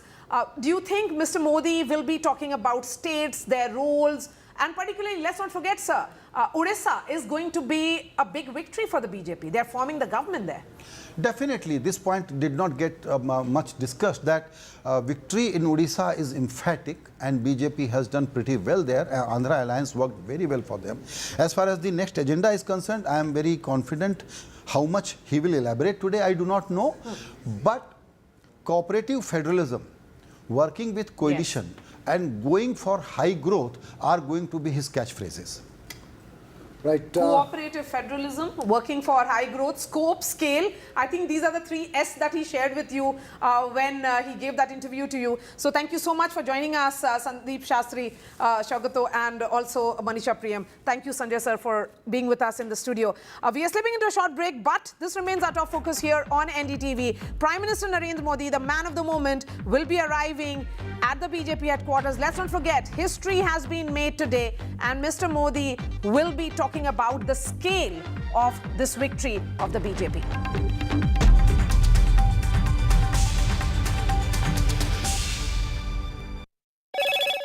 Hello, Moto. Motorola, India's best 5G smartphone brand.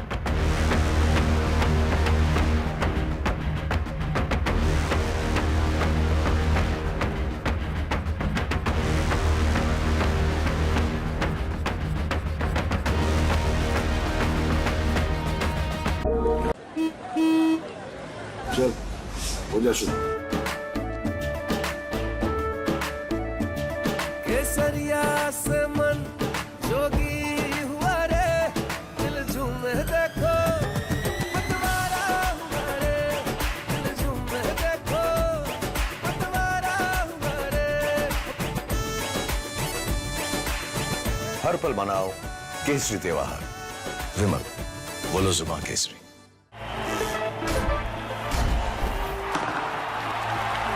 पता नहीं cricket का future कैसा होगा पर ceiling fans का future पता है because it's already here Orient Aerosense with voice command Alexa switch on the fan Orient BLDC fan the future of fans election means NDTV चुनाव मतलब NDTV चुनाव वने आंध्रे NDTV निर्वाचन माने NDTV ఎన్నికలు అంటే NDTV इलेक्शन हावेदी NDTV निर्वाचन माने NDTV निवडणूक म्हणजे NDTV चुनाव मतलब NDTV तीर्दल एनरोल NDTV चुटणी એટલે NDTV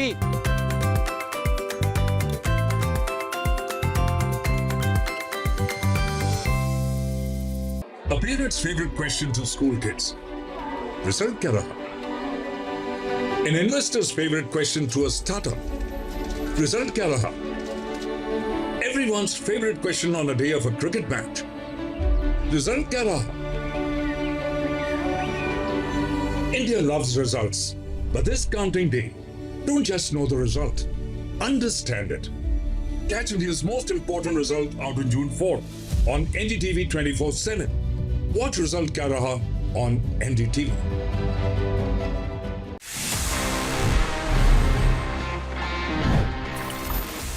तो फ्रेंड्स अभी टाइम आ गया है for me to answer all the questions जो आपने पूछे थे in this segment which is ask TG, one of my personal favourites because मजा आता है आपसे बात करने में, थोड़ा सा सवाल जवाब करने में. Let's see the questions we have for this week's episode.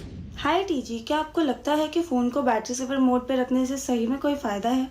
Well, technically, yes, there is an advantage. See, usually battery saver mode क्या करता है? Basically, वो आपके फोन की कुछ सेटिंग्स को इस तरीके से ट्वीक करता है so that your battery can last for long.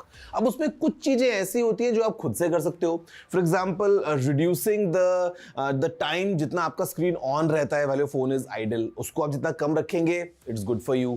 आप जो है वो अपने नेटवर्क्स को बंद कर सकते हैं. You can turn off the background app activities जो बैटरी सेवर मोड में खो जाता है. But there is one more thing काफी फोन्स में जो होता है जहां पे it also limits the maximum brightness जो आप एडजस्ट कर सकते हैं for your display and also it limits your CPU's maximum clock speed. तो ये जो दो चीजें हैं थोड़ी सी ग्रैन्युलर हो जाती है और इनफैक्ट अगर हम कंपेयर करते हैं तो yes you definitely get some extra battery while you are using these battery saver modes और low power modes. I want to install an antivirus software in my MacBook. Please suggest. Okay, I would suggest please don't do it. See, I have been using all these MacBooks for almost, I don't know, like how many years. In fact, जो Windows laptop भी होते हैं उसमें भी आपको inbuilt एक defender का option मिलता है. And even for Macs, as long as you know what you're doing, आपको किसी एंटीवायरस की जरूरत नहीं है. That's my honest recommendation. So please don't worry about your system. Just use it. No need to install any antivirus. Honest answer for you. TZ, I feel that regularly updating my phone makes it slower. So I have switched off the automatic update. Will it be a problem? See, it depends. Okay, if your phone is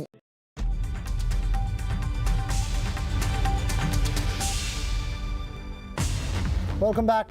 Those numbers flashing on your screen, firming up. We expect Prime Minister Modi to reach the BJP office soon, but we'll also play that picture from Uttar Pradesh. The Samajwadi Party, really perhaps one of the big winners today in UP. Dimple Yadav there, holding her victory certificate. That's another fascinating story within story of this Indian election. Uttar Pradesh and the reversals for the BJP there. Then you have Congress, you have Rahul Gandhi, Priyanka, Mallikarjun Kharge and Sonia Gandhi showing the victory sign there. Rahul Gandhi, of course, had a press conference a short while ago saying they'll meet the India allies tomorrow to decide future course of action. But for the moment, let's go across to my colleague Vasudha Venugopal, who is there at the BJP headquarters. Vasudha, take us through what's happening there.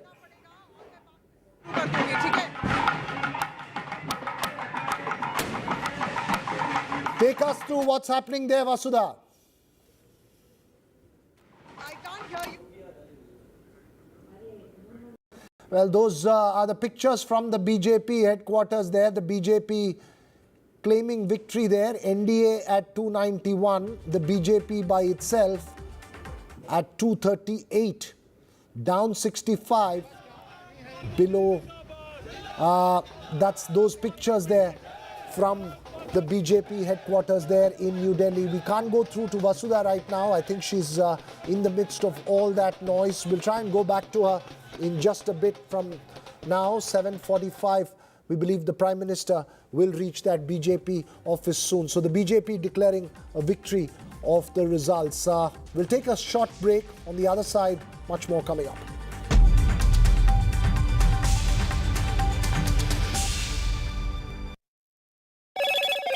Hello, Moto. Motorola, India's best 5G smartphone brand.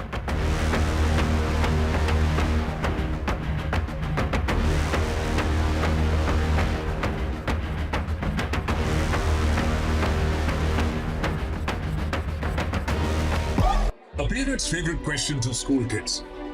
Result क्या रहा? An investor's favorite question to a startup. Result क्या रहा? Everyone's favorite question on a day of a cricket match. Result क्या रहा? India loves results, but this counting day, don't just know the result, understand it. Catch India's most important result out on June 4th on NDTV 24/7. Watch result क्या रहा on NDTV. चल हो जा शुरू केसरिया से मन जोगी हुआ रे दिल झूमे देखो पतवारा हुआ रे दिल झूमे देखो पतवारा हुआ रे हर पल मनाओ केसरी त्योहार विमल बोलो जुबान Kesari Stay informed and entertained with the new and updated NDTV News app. You can watch all our channels live, listen to podcasts, read breaking and exclusive news from around the world and more. Download the NDTV app today and get access to the best journalism and storytelling on your smartphone or tablet. The NDTV app. News that matters to you. A parent's favorite question to school kids. Result क्या रहा? An investor's favorite question to a startup. Result क्या रहा? Everyone's favorite question on a day of a cricket match. Result क्या रहा? India loves results, but this counting day, don't just know the result, understand it. Catch India's most important result out on June 4th on NDTV 24/7. Watch result क्या रहा on NDTV. Election means NDTV. चुनाव मतलब NDTV. चुनाव वने Andre NDTV. निर्वाचन माने NDTV. ఎన్నికలు అంటే NDTV. Election हावेदी NDTV. निर्वाचन माने NDTV. निवडणूक म्हणजे NDTV. चुनाराचा मतलब NDTV. तीर्दल एनराल NDTV. चूंटणी એટલે NDTV.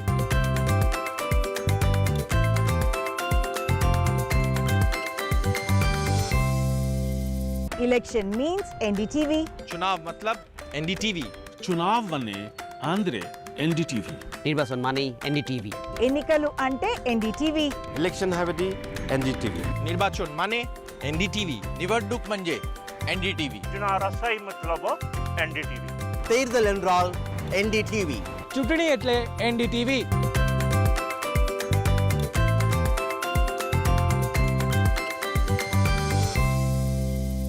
A parent's favorite question to school kids. Result क्या रहा? An investor's favorite question to a startup. Result क्या रहा? Everyone's favorite question on a day of a cricket match. Result क्या रहा? India loves results, but this counting day, don't just know the result, understand it. Catch India's most important result out on June 4th on NDTV 24/7. Watch result क्या रहा on NDTV.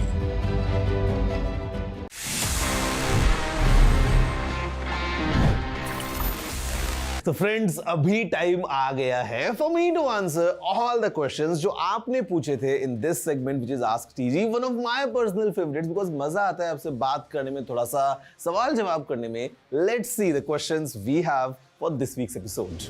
Hi TG, क्या आपको लगता है कि phone को battery saver mode पे रखने से सही में कोई फायदा है? Well, technically, yes, there is an advantage. See, usually battery saver mode क्या करता है? Basically, वो आपके फोन के कुछ सेटिंग्स को इस तरीके से ट्वीक करता है so that your battery can last for long.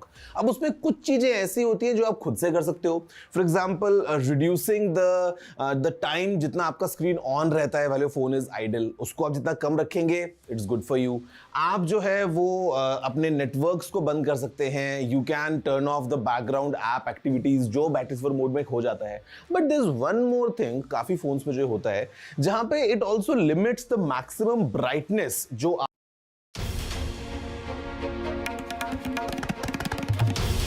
This is NDTV, and you're watching NDTV 24/7.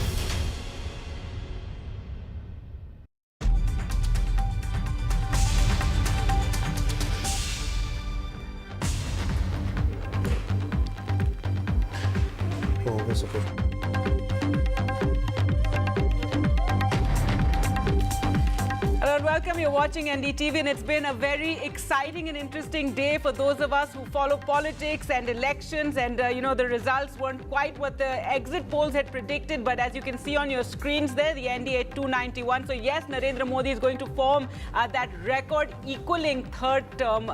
He's going to have that third consecutive term.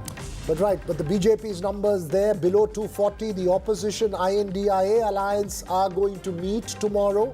Nitish Kumar, Chandra Babu Naidu will be key newsmakers as well. The Prime Minister expected, as Gargi mentioned, at the BJP headquarters in a bit from now.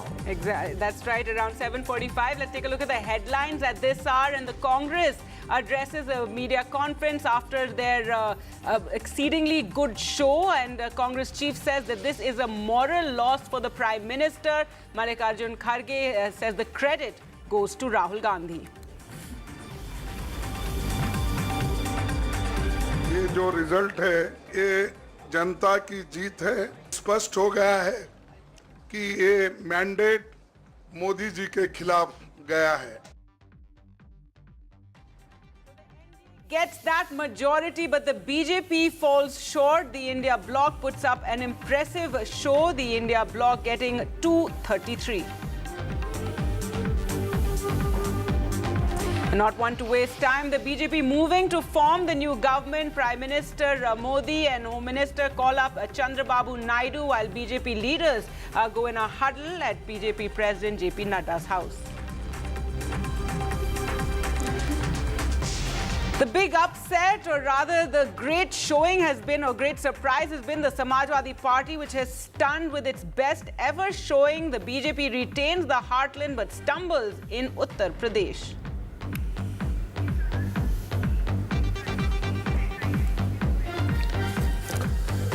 And Amethi also the big talking point, with the Congress worker Kishori Lal there beating Union Minister Smriti Irani, who had the title of Giant Slayer. So now Kishori Lal, the Giant Slayer, Smriti Irani concedes defeat. जो चुनाव जीते उन्हें मेरी ओर से बधाई. मैं आशा करती हूं कि हमने जितनी निष्ठा के साथ गांव-गांव जाकर जनता की सेवा की, उसी प्रकार से अमेठी की सेवा होती रहेगी. And in Maharashtra, new allies drag the BJP down. The Mahavikas Aghadi steals the march, and Pawar Senior trashes any rumors of talks with Naidu and Nitish. That buzz had already begun.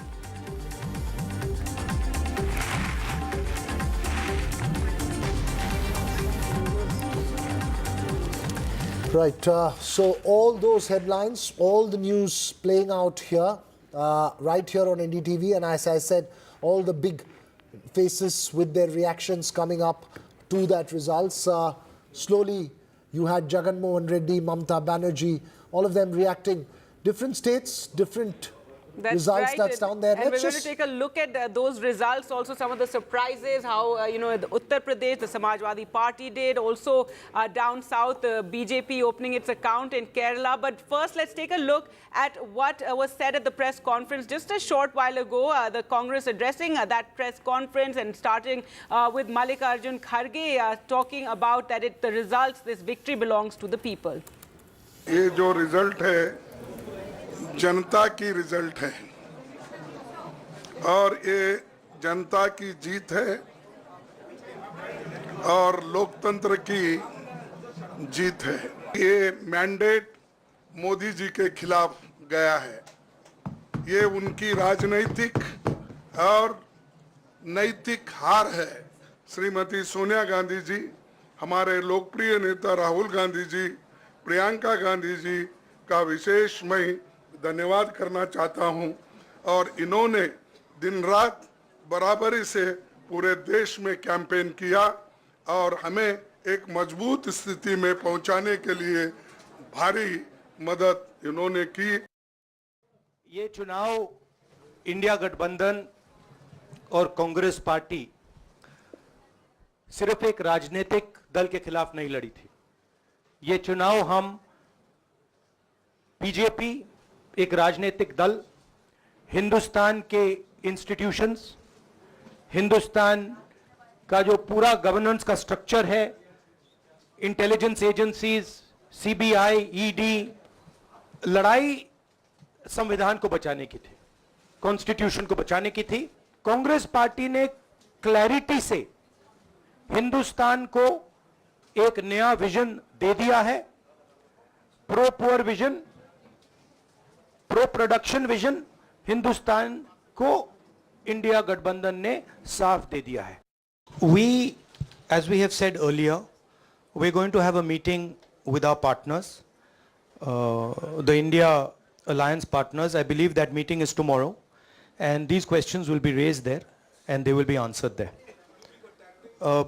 We respect our alliance partners and we are not going to make statements in the press without asking them their opinion. कल decide होगा, India गठबंधन की meeting है, कल हमारा alliance decide करेगा, बड़ी fine line है, तो जो इंडिया गठबंधन डिसाइड करेगा उस पे हम एक्शन लेंगे.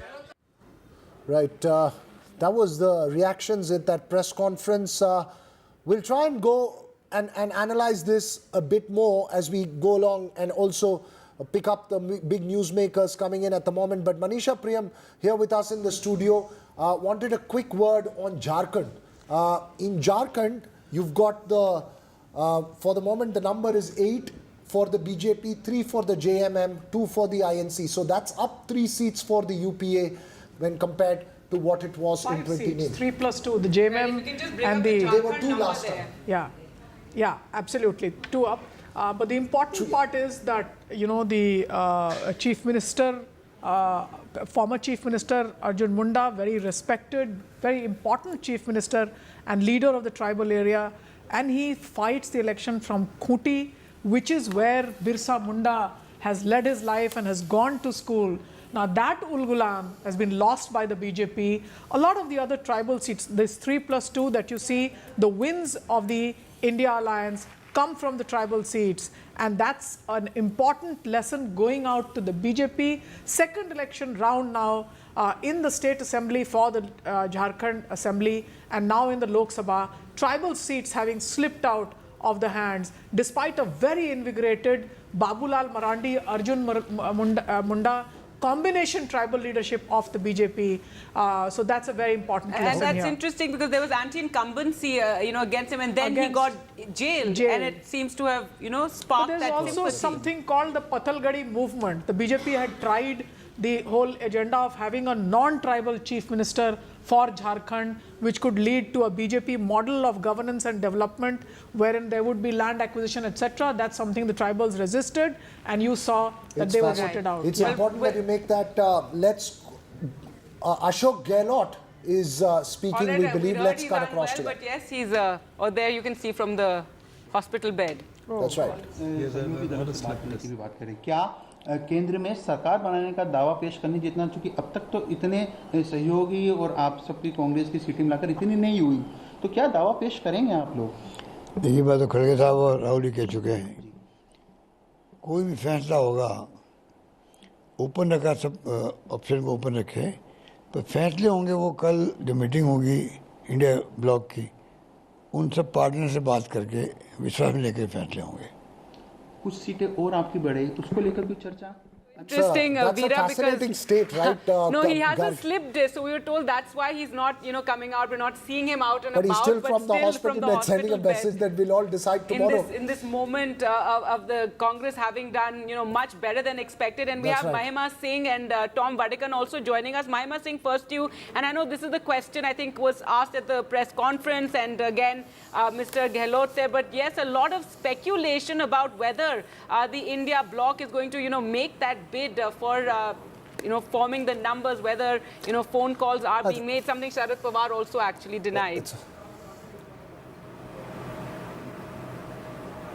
Jai Hind.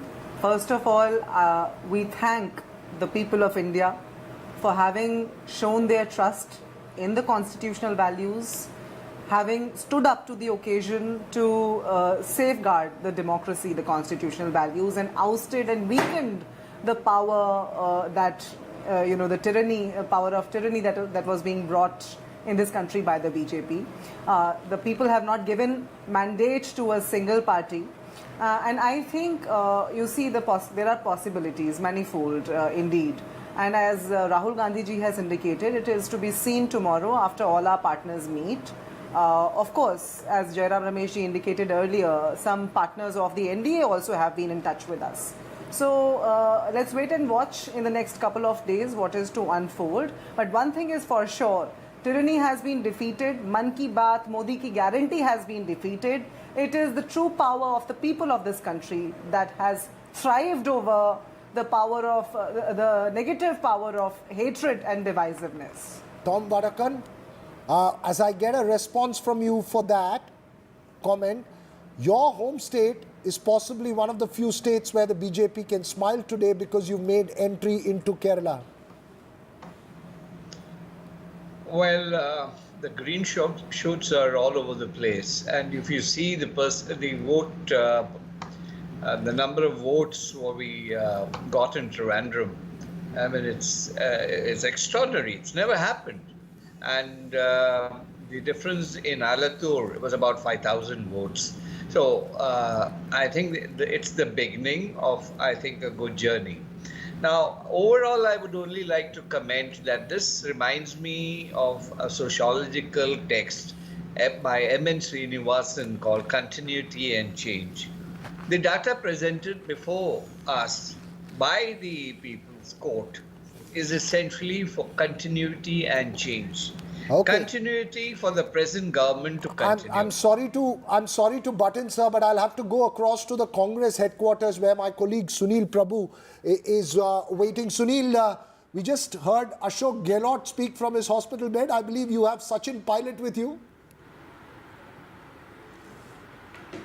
That's right. Ashok Gehlot's son has lost Vaibhav Gehlot by nearly 2 lakh votes, and somebody who's also been campaigning in the state of Rajasthan and been, very responsible for a number of those victories. Sachin Pilot, many congratulations.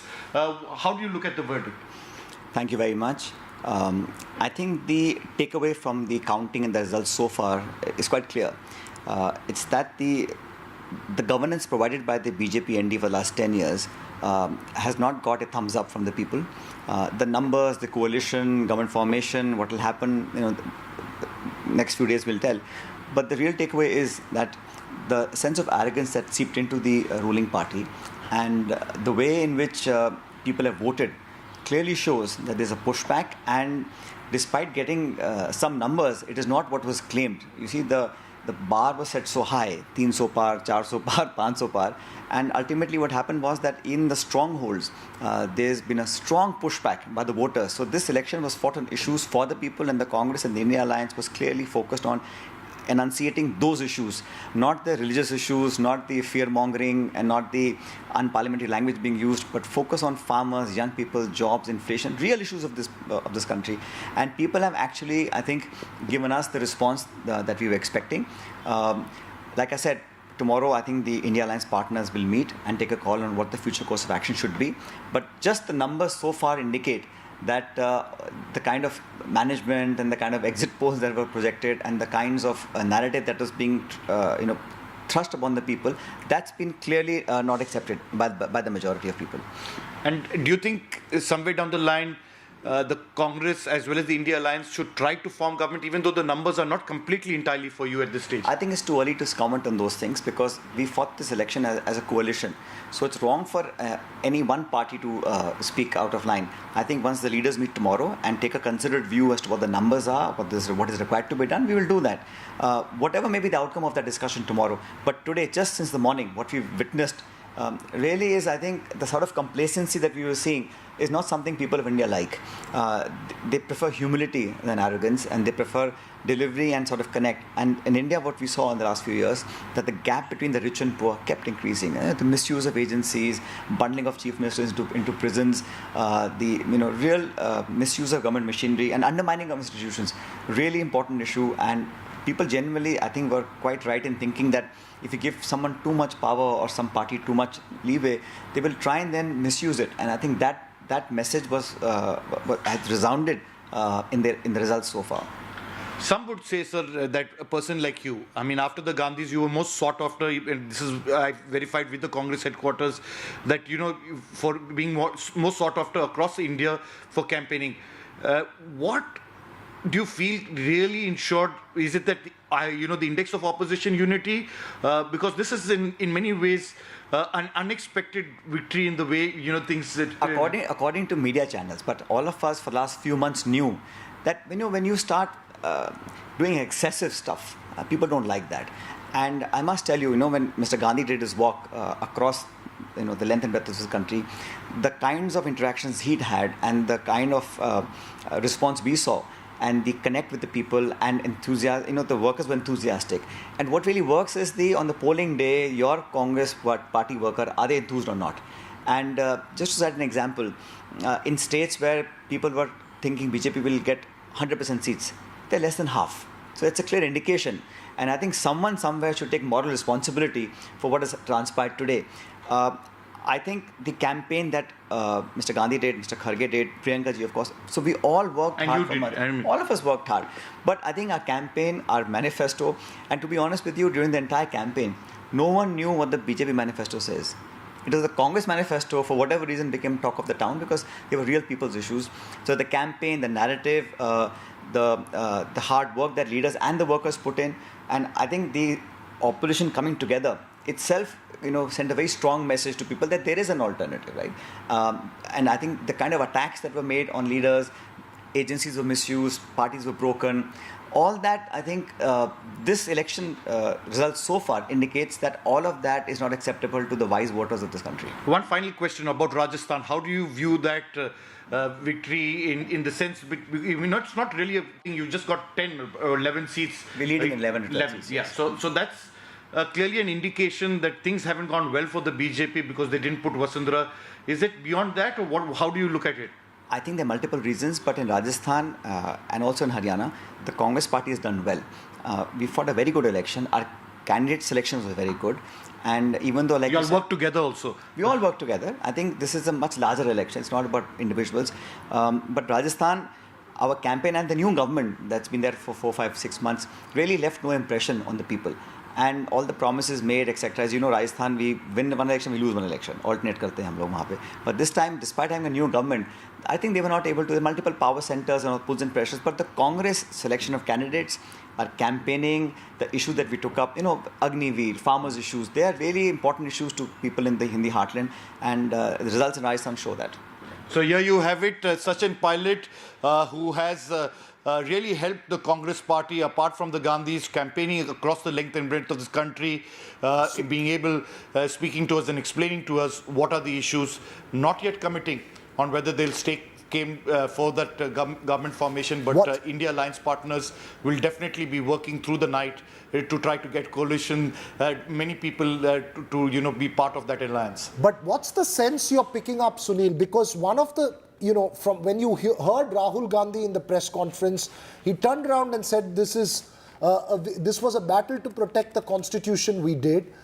You have some of the allies pushing it, but at 100, Sunil, and BJP at 240, 238, 240, it's still a mile and a half away from single party majority. Even in 2004, the Congress was at 145. What's the sense you're picking up? Is it really working towards that, or is this just a way to say that we want to keep the cohesive alliance going as a strong opposition, so we will consult our partners before deciding? I think they're trying to keep their coalition partners together. 130. If you talk about 2004, it was 145, 138.